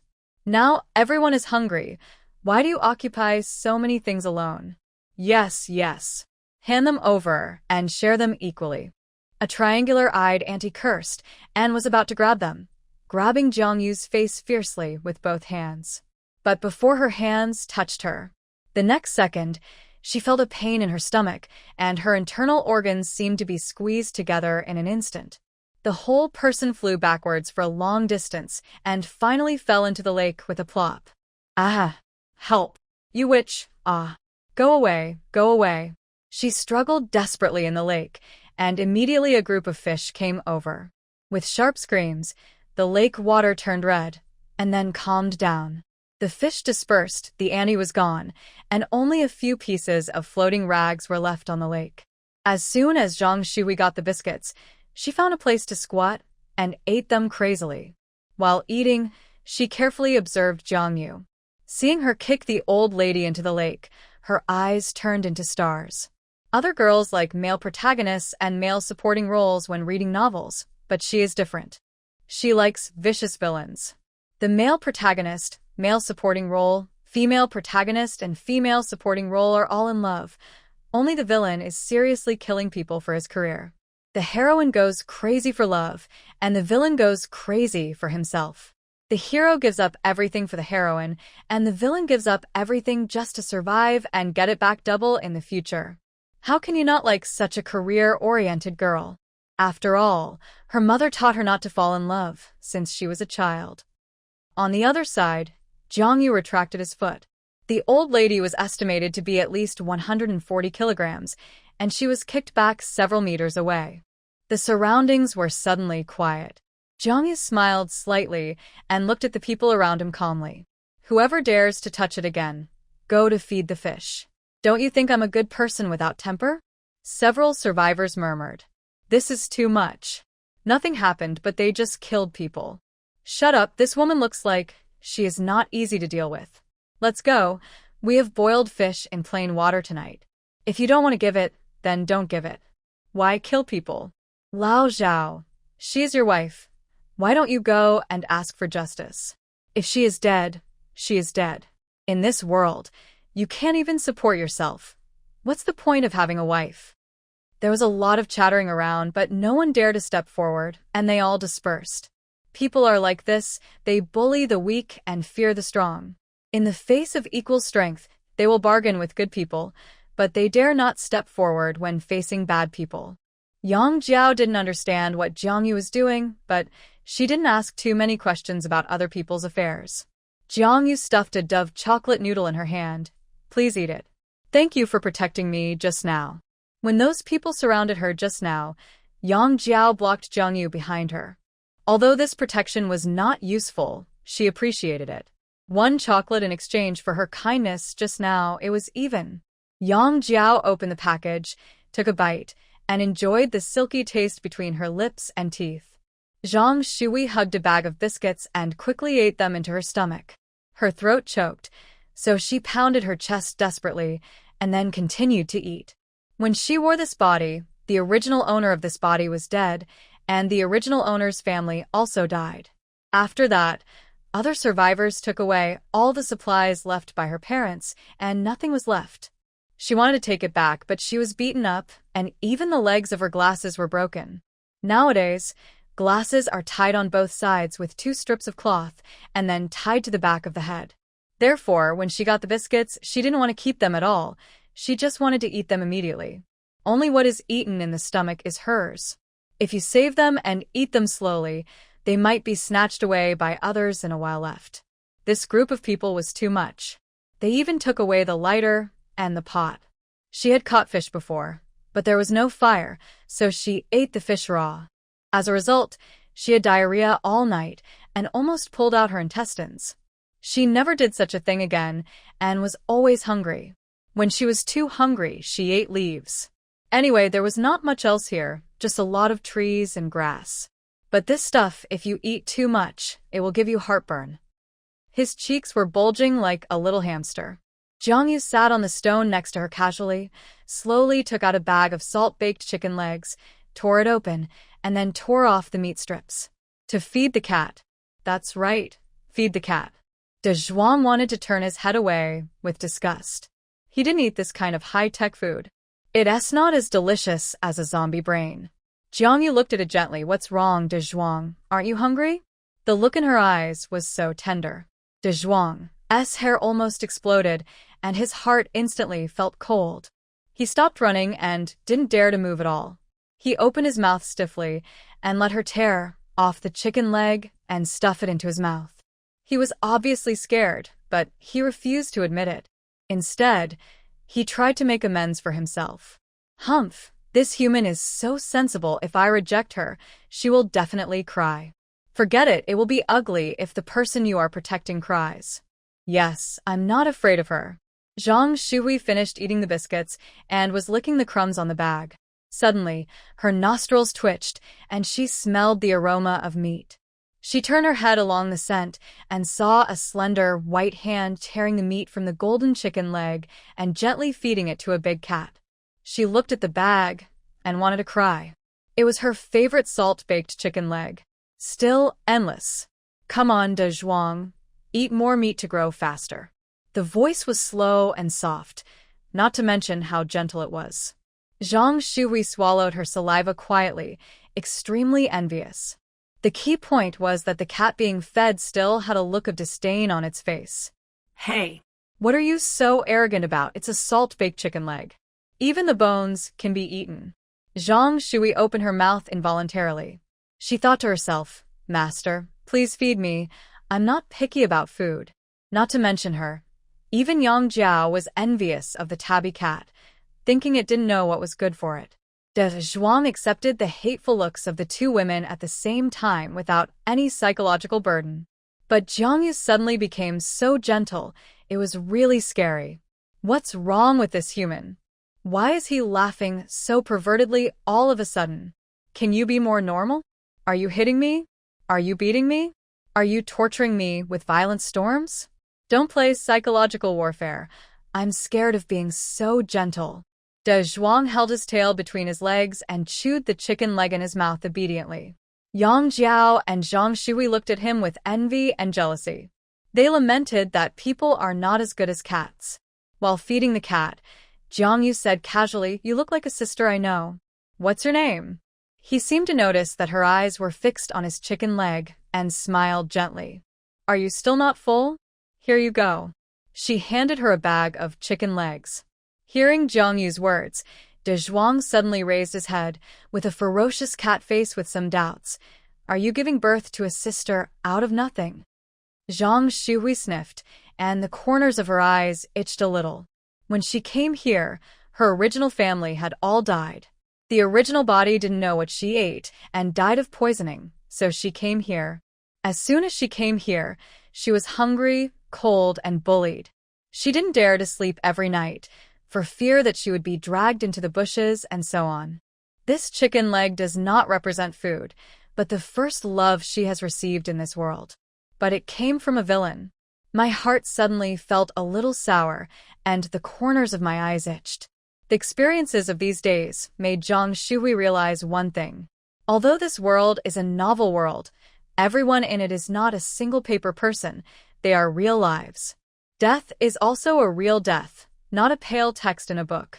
She choked and said, "Thank you, my name is Zhang Shuhui. Thank you so much, really, I don't know what to say." She cried while tearing open the bag and stuffing it into her mouth frantically. Jiang Yu heard that voice again. "The leader just kicked someone into the lake but gave me delicious food to eat. She is so nice to me. But I feel so sad when I think that Jiang Yu will die miserably in the end. Why did you touch that forbidden island? You wouldn't have died if you stayed away from the heroine." Forbidden island? Jiang Yu is now almost certain what this voice is. She can actually hear this guy's voice. What kind of weird skill is this? But why can only her voice be heard? Also, why did he die so miserably? How did he die? How could this woman know all this? A series of question marks made her mind a mess, but her face remained expressionless. While talking to Zhang Shuhui, she fed to Zhuang. After a few minutes, Yang Jiao couldn't stand it anymore and turned away. The chicken legs here smelled too good, and she couldn't stay any longer. Zhang Shuhui ate with tears in her eyes. Her calves were shaking when she talked to Jiang Yu. The reason for the shaking was half the excitement of seeing her idol and half the fear of being killed by her idol. While talking to Jiang Yu as she spoke, I listened to her inner voice. I soon figured out what was going on. If Zhang Shuhui's inner voice was true, then according to her, this world is just the evolution of a novel that Zhang Shuhui had read. Jiang Yu is a villain in the book who has always been against the heroine. The meaning of his existence is to provide experience and treasure chests for the heroine and her group, and to help the heroine to be more stable on the road to success. She couldn't believe that her whole life was actually a character in a book. And she was a villain who died miserably. She was also nicknamed Black Heart Soy Sauce by readers. But this character also has some fans for some strange reasons. These fans affectionately call themselves Soy Sauce Party. Zhang Shuhui is one of them. According to Zhang Shuhui's voice, she will rebuild the Forbidden Island for some reasons in the future.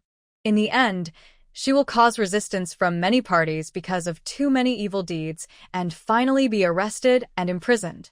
And it's even worse than the previous life. Those people will decipher the genetic secrets of her body and extract something for the heroine. Her existence is just a big boss who gives the heroine experience and treasure chests. She is a solid stepping stone on the road to success for the heroine. How is it possible? She? Rebuild the Forbidden Island? God knows how much she hates that place.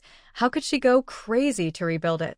Thinking of all the things she had suffered in the Forbidden Island in her previous life, it turned out that the author only mentioned a few words. Jiang Yu had an urge to destroy everything. But she resisted and tore off a piece of meat with her white fingers and fed it to Zhuang's mouth expressionlessly. If this little girl with glasses is not a lunatic, then she is really a book traveler. Her inner voice was intermittent, a sentence here and there, not coherent at all. But Jiang Yu heard the 3 words Forbidden Island in her inner voice. But since she knew the 3 words Forbidden Island, it proved that what she thought in her heart was true. After all, up to now, no one except her knows about the Forbidden Island. The Forbidden Island was established several years after the outbreak of the Doomsday, and there is no such place now. As Zhang Shuhui said, she had read this novel and must know a lot of things that she didn't know. Jiang Yu set his eyes on the girl next to him, who looked a little dazed. This girl with glasses. This kind of character who shouldn't appear in this world is a dangerous bomb. The best ending is to kill her. In this world, it is enough to have her as a reborn person, and there is no need to have another book traveler. But before killing her, we must first squeeze out as much information as possible from her. For sesame, if the oil is refined cleanly, there is no need for the waste residue to exist. While feeding De Zhuang, Jiang Yu had already made up his mind. On the other side, Zhang Shuhui, who had just torn open the chicken leg and had taken 2 bites, suddenly felt as if her whole body was electrocuted and she was motionless. Her eyes rolled left and right. She was panicking, and for some reason, she felt a strong murderous aura. And the source of this murderous aura seemed to be next to her. As a bystander, she knew deeply that Jiangyu was a vicious villain and was completely the control group of the kind heroine. After realizing that Jiangyu had the intention to kill her, although she kept calm on her face, her eyes were about to urinate. She felt like crying in her heart, and the chicken leg in her mouth was a little hard to swallow. The leader's chicken leg is really not that easy to eat. But if she spits it out now, will she die faster? She glanced at Jiangyu cautiously, wondering if she had any value that could be exchanged. But after thinking for a long time, she seemed to be of no use. Crying to death, it is not a good thing to have too clear a positioning for oneself. While she was struggling in her heart, Jiangyu had already been busy with other things. And Jiangyu found that as long as he was more than 100 or 200 meters away from Zhang Shuhui, he could not hear her inner voice. He was relieved and felt that his mind was finally clear. Although the inner voice was sometimes there, and sometimes not, it was noisy enough.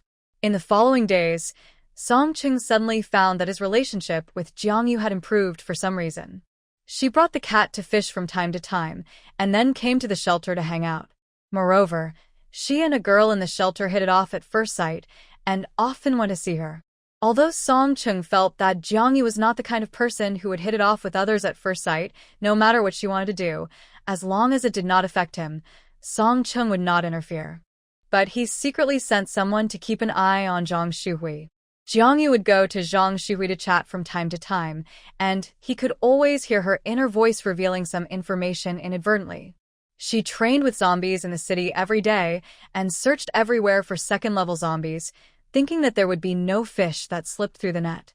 But after listening to Zhang Shuhui's voice, she found that there were still so many wolves in the city that had not been plucked clean. Hundreds of tons of gasoline stocks under the fuel in the West District. Millions of worth of food stocks that were not flooded in the food processing factory on Nanshan. Various materials in dozens of large warehouses in Qingpa Logistics Transfer Station. Every time she came, she could always find a way to lead Zhang Shuhui's thoughts to a valuable direction and then grab useful information. And the reason why she knew this was because these were all things the heroine had experienced.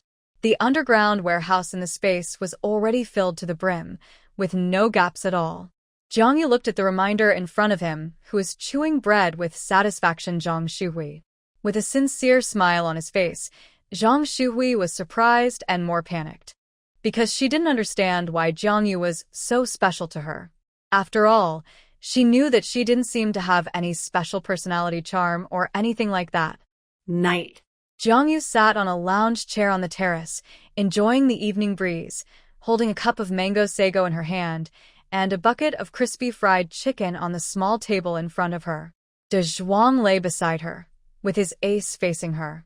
De Zhuang had seen Jiangyu's kindness to Zhang Shuhui during this period, and he felt that this hateful human had fallen in love with someone else. He actually ignored him. Therefore, he has been in a bad mood. Dazua. Jiangyu called twice, but De Zhuang still ignored her. So she blew on her fingers and flicked the 2 lychees under his ace. Meow. De Zhuang immediately got angry and turned his head to show his teeth at her. What are you doing? Go find your mother, human liar. If I had known you were so fickle, I would not have played with you in the first place. You actually gave her food. You said you would only give it to me. You have changed, you big liar. It was screaming, with its hair standing up all over its body, like a big hedgehog. Jiangyu touched its head soothingly. Don't be jealous, you little male cat. Why are you so stingy? But Zhang Shuhui is really interesting. What do you think I should do with her after I have squeezed out all the information she knows? Should I throw her to the zombies or chop off her head? Zhang Shuhui, who was sleeping in the air raid shelter, sneezed violently several times and then hugged her backpack tightly. Jiangyu's mouth corners slightly raised, but there was no smile in his eyes. Tell me if it's ridiculous or not, Everything I experienced in the Forbidden Island in my previous life was just a few simple lines written by someone. And this world was originally a book. Everyone's fate is already determined. But I don't believe in fate. The heroine's stepping stone? I'm afraid she has never stepped on a red-hot iron plate. She sneered, and unconsciously, she clenched her fists, her nails digging deep into the flesh, and in the sharp pain, bright red blood flowed out from the gaps between her fingers. De Zhuang whispered meow and licked the back of her hand with his tongue. Jiangyu came back to her senses. When she let go of her hand, her palm was already bloody. The more information she learned from Zhang Shuhui, the angrier she became. She thought she was lucky to be reborn. But she didn't expect that it was just the author's setting. She was a character who experienced inhumane experiments in her previous life and was reborn. But the ending of the story is often that the dragon slayer eventually becomes the evil dragon. In her previous life, she destroyed the Forbidden Island. After Rebirth, because of her selfish motives in rebuilding the Forbidden Island, she was finally killed by the righteous heroine. After all, she was just a stepping stone for the heroine to move up step by step. Since she is a stepping stone, she will be the red-hot iron plate, just to see who dares to step on it. As for that guy Zhang Shuhui, she knows so much. If she gets close to the so-called heroine, wouldn't it cause a lot of trouble? So the best ending for Zhang Shuhui is to die honestly. Since you are my fan, then it is normal to die for the doctrine if you always call me the leader? Jiangyu smiled coldly, with a determined smile on the corner of his mouth. Achoo. She sniffed and muttered guiltily. Why did you sneeze several times in a row? Did my mother miss me? Yes, it must be my mother who missed me. Without me, who would eat the braised pork she made? I'm afraid I can only get to Huang at home. After all, my father doesn't like braised pork. Zhang Shuhui is already 25 years old, but she is petite and wears thick glasses, so she looks younger than her actual age. Her life is very simple. Before graduation, she went to school, dormitory, and library. After work, she went to office, dormitory, and library. She has only 2 or 3 friends around her. She doesn't meet many people, and there are not many social practices in the work environment. Therefore, even after working for many years, she still looks like a college student. Friends sometimes joke that she is a small landmine for postgraduate entrance examination. The body she traveled through is exactly the same as her original appearance and figure. Even the few freckles on her face are similar. Zhang Shuhui thought she would definitely not live for more than a month. But unexpectedly, she met Jiangyu. Thinking about the arrangement of the character Jiangyu in the book, she seemed to be only 19 years old when she died at the hands of the heroine. That means Jiangyu is only 17 or 18 years old now, the age of a flower. Even a few days ago, when talking with Jiangyu, she heard Jiangyu say that she had just finished the college entrance examination before the end of the world. The leader of black soy sauce does not seem to be as cruel as described in the book. Zhang Shuhui held the strawberry-flavored fruit candy that Jiangyu gave her last time in her palm. Thinking of Jiangyu joking during the day, saying that her thick lenses looked like a pair of thick small bottle caps, which looked very cute. Zhang Shuhui suddenly blushed. When she praised people, the expression on her face was so sincere, as if she really thought his eyes were cute. Then she shook her head, sobered up, and slapped herself hard a few times. No. The leader is not such an easygoing person. You can't get lost in illusions. You will die miserably. But after a few minutes, she hesitated and looked at the candy in her palm. How bad can a girl who likes strawberry candy be? Zhang Shuhui hesitated for a long time, but still stuffed the strawberry candy into her mouth and puffed out her cheeks. That night, Zhang Shuhui had a dream. She dreamed that Jiangyu had not turned evil and had always been so kind. But in the end, he still did not die a good death. Before he died, Jiangyu supported his body, spitting blood, but stood firmly in front of her. Little bottle cap, don't be afraid, I will protect you.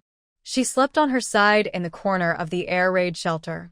When she woke up, tears from the corner of her eyes ran across her flat nose and flowed into the other eye. There were other people sleeping in the air raid shelter, so she didn't dare to cry out loud.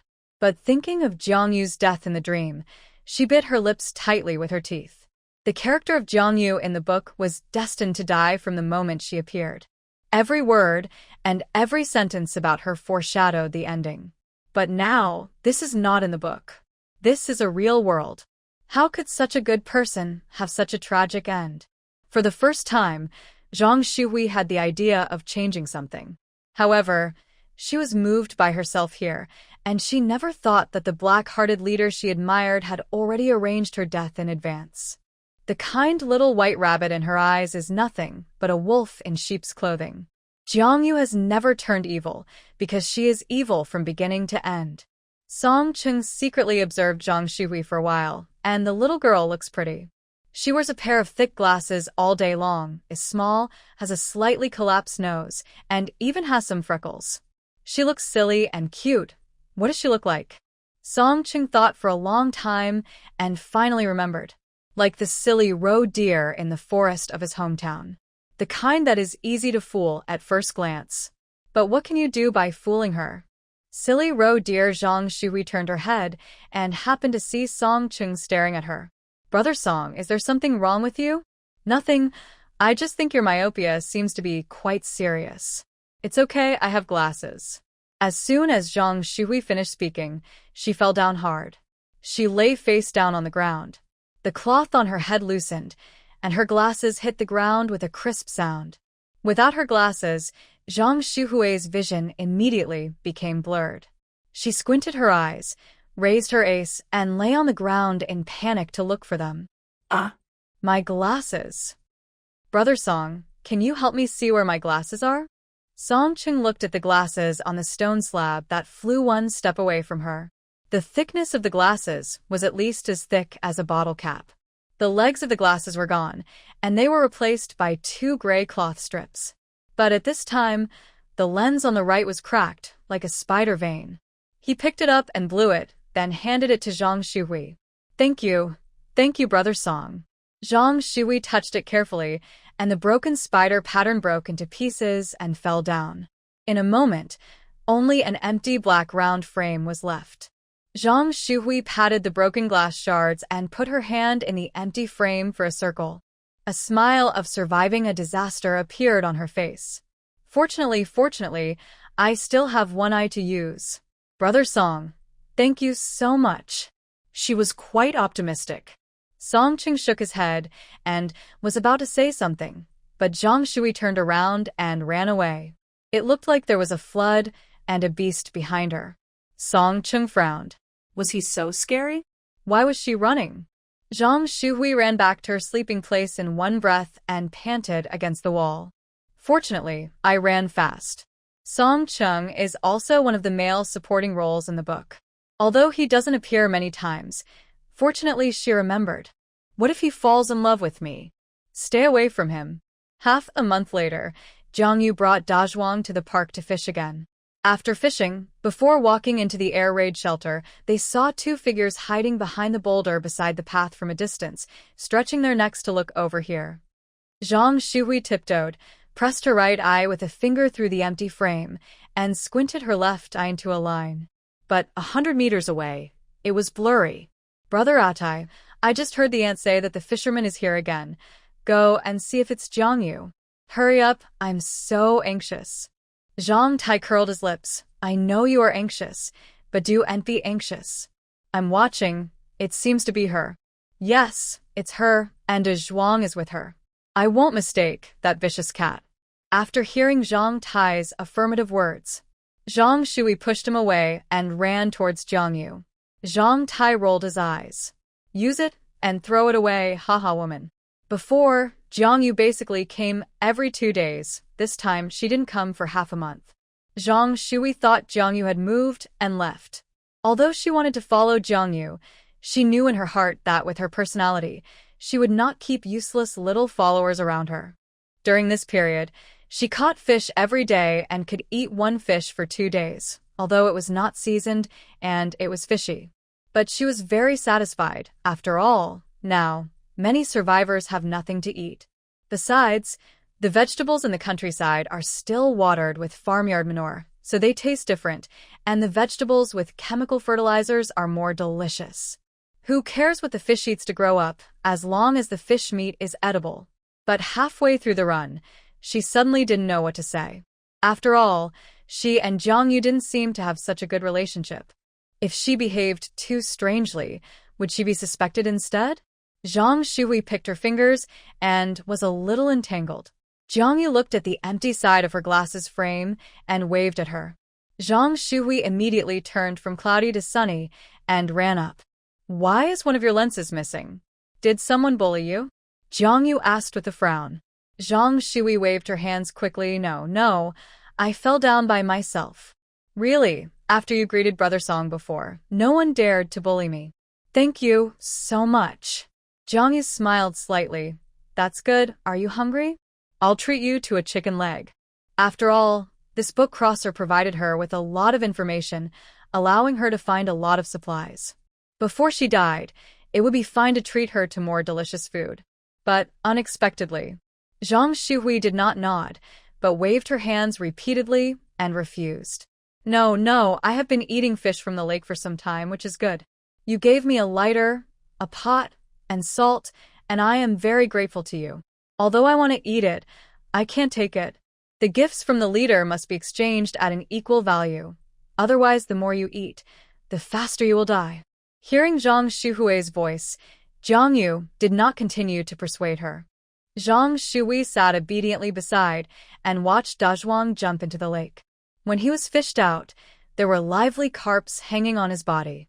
Shangqian, who was very smart, helped to pull them off. They were all thrown into a low-lying grass nest next to them. Sometimes when pulling too hard, Dazhuang looked at her, and she quickly let go, then used her hands to pry open the fish's mouth and gently took it off. Dazhuang then called out a few times arrogantly. Looking at Jiang Yu with a very proud expression, it seemed to say, "Learn from it and see how others serve this cat." But when it met Jiang Yu's eyes, it immediately became timid again. It roared and jumped into the lake to mess with the carp. Seeing that it was almost done, Jiang Yu put the fish into the space. Zhang Shui couldn't help asking, "What have you been busy with these days?" "It's been a long time since I came to catch fish for Master de Zhuang." Her honorific made Master de Zhuang very happy, and he felt that this human had great potential. Jiang Yu nodded, and then said casually, "Yes, I'm looking for a mutant plant that suits me, but I haven't found it after a long time. Look, I have to keep looking to catch some fish for de Zhuang." In fact, she upgraded her training plan and didn't come after half a month of crazy training. After half a month of closed training, the mental zombie was finally exhausted by her, and the whole zombie was like epilepsy all day long. But she couldn't find a second mental zombie, so she just made do with it. The 1 to 6 agility training has been upgraded, and the training result has reached 1 to 9. Now, facing 9 second-level zombies at the same time, she is not panicked at all. As for daily close combat, she no longer used the warehouse as a training location. She would go wherever there were many zombies every day. After using sound and flesh and blood to gather all the nearby zombies together, she would take to Zhuang to fight directly, with cold weapons. Only by using primitive cold weapons to fight in close combat can the potential of the human body be squeezed out to the greatest extent. Jiang Yu now looks the same as half a month ago. But the whole person is like a sharp sword. Even standing there, it makes people feel afraid. If she used to be a wolf, she was sharp. Now she is bursting with an indescribable temperament, more like a lion crawling on the grassland. Even lying there very comfortably, people can vaguely feel the crisis. Hearing that she was looking for mutant plants, Zhang Shui was stunned. De Zhuang, who was holding a carp and licking it crazily, heard Jiang Yu's words and didn't understand why she told this human in front of him. Obviously, this guy doesn't look like he can help. There is no fighting power at all. That little head is not enough for me to hit with one claw. Could it be that they were counting on her to catch mutant plants? Well, what are you looking for mutant plants for? Zhang Shui said hesitantly. It's over. She won't run into the heroines so soon. The heroine is a plant-type evolver. I remember that she got her first plant crystal core in City A at the beginning. They won't run into each other, will they? Jiangyu saw her panicked but calm expression and heard her inner voice again. I have searched almost the entire city A, but I haven't found a mutant plant that suits me. Last time I found a kind of fungus that was mutated, but it smelled terrible and couldn't be used at all. Zhang Shui glanced at Jiangyu's slightly frowned brows. She tightly held the white rabbit milk candy that Jiangyu gave her in her hand, and her heart was tangled. Her inner voice popped out one after another, but none of them were useful. Jiangyu lowered his eyes and had the urge to twist off the head of the girl in front of him, who was very noisy in his heart. Do you think I missed something? Upon hearing this, Zhang Shui instantly felt like she was facing a great enemy and hurriedly adjusted her glasses on the bridge of her nose. Hi, how would I know? Haha. Too much affirmation in denial is equal to affirmation. Well, it seems that he or she really knows. Jiangyu, forget it if you really can't find it. Anyway, this kind of thing depends on your luck. Maybe one day you'll get lucky and run into me, right? Don't you think so? What luck? Master, you missed it. Of course, it is the basement floor of the Central Museum of City A. The heroine's first plant crystal core was found there. But I can't tell you. Telling you is equivalent to asking you to die. You know, the heroine also narrowly escaped death to kill the mutant plant. You go alone with a cat. It's like takeaway delivered to your door. Just grow up alone. Don't waste time. Zhang Shui smiled very stiffly. I don't know. I really don't know. If I knew, I would definitely tell you. But maybe you should try.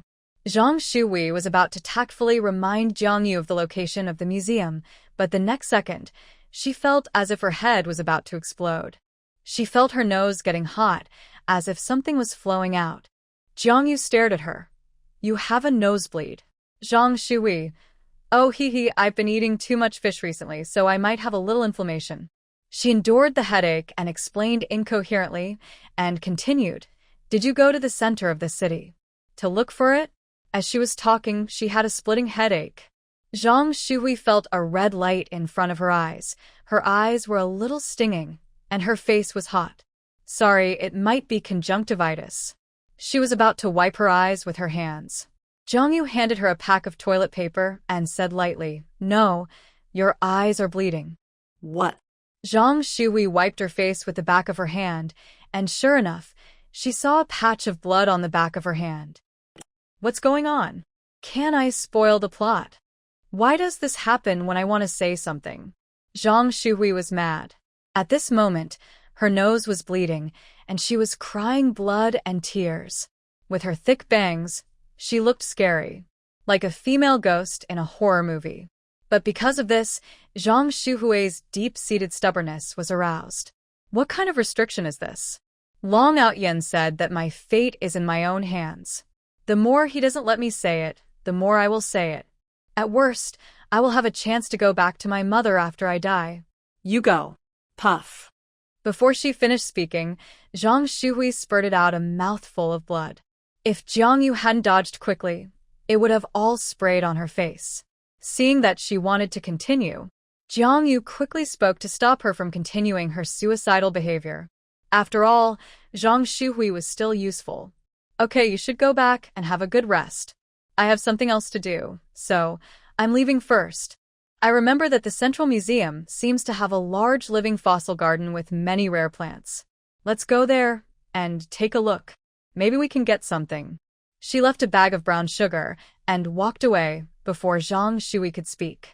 Zhang Shui, who was standing still. Dazhuang was lying on the ground, licking his paws. The scorching sun sprinkled on his thick fur, and his whole body seemed to be thrown into boiling water. But he was too lazy to move. Although it was very hot, he had adapted to this high temperature. He was too lazy to move and was finally dragged away by his tail. Before leaving, he could hear Zhang Shuhui's hurried voice. No, how could it be such a coincidence? There are so many places to go. Why did you go there? There is a super perverted man-eating tree hidden there. As the heroine's first plant crystal core, the man-eating tree is described very clearly in the book. This thing was a famous man-eating tree before it mutated. After the mutation, It will use vines to entangle all nearby creatures and strangle them to death. Then the vines will secrete corrosive liquid to help digest the prey. This thing can't be touched. Really can't be touched.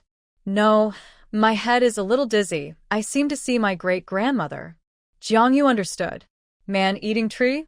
Vines, corrosive liquid? Jiangyu remembered the tree monster in the Cthulhu theme that he had seen before. It seems pretty good.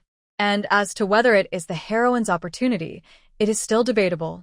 Opportunities are things that belong to whoever gets them. The heroine encountered it. It was the heroine's opportunity. Now that she knows it, it is naturally her opportunity. Before leaving, Jiangyu used a pack of instant noodles to ask Yang Jiao to take Zhang Shui back to avoid falling into the lake and being eaten by fish. On the way to the museum, Jiangyu looked up at the sky and stared at the distance thoughtfully. Unable to say it, heaven's restriction? Is it because this world is a book, so Zhang Shui can't reveal the plot at will? She just wants to live her own life and doesn't care who the heroine is. As for what kind of ambitions the heroine has, it has nothing to do with her. Knowing that your life is just a paper man under the pen of someone else is bad enough. At this time, she walked against the light, and the golden sunlight gave her hair a layer of gold, as if she was going home with the wind. Zhang Shui looked at her back, with 4 bloodstains on her face, and she felt a little dizzy. The whole plot of the book revolves around the heroine. And Jiangyu is just one of the villains. To put it bluntly, her existence is just equivalent to the big boss in the game who sends Q to explode equipment, and her ultimate fate is death. The heroine collected all kinds of heaven-defying treasures along the way, and almost a villain died every time she got a treasure. If the treasure changes hands, then the previous owner must die. Jiangyu left and disappeared from sight in the sunset. Zhang Shui sat on a rock, holding a chicken leg in her hand, with a blank expression on her face. She used the back of her hand to wipe away the blood on her face. Since I can't tell you anything about the plot, what's the use of my golden finger? I had originally thought that I could rely on my knowledge to be a little follower of Jiangyu and survive. But now little Kurami is dead. When Yang Jiao came over, she saw her sitting on a rock with her head in her arms, with a bag of brown sugar cubes on her belt, and she drooled with envy again. To be honest, she also envied Zhang Shuhui's good luck. How could she be so lucky to look like Jiangyu's little sister? Every time Jiangyu came, he would bring her some food and specifically ask Song Qing to protect her. If it weren't for Jiangyu's instructions, this girl would have died long ago. Although you can eat fish by the lake, you don't have to worry about starving to death. But most of the survivors in this park died at the hands of their own kind. Yang Jiao is not a nosy person, but since Jiangyu is optimistic about this girl, it is not a bad thing for her to have a good relationship with her.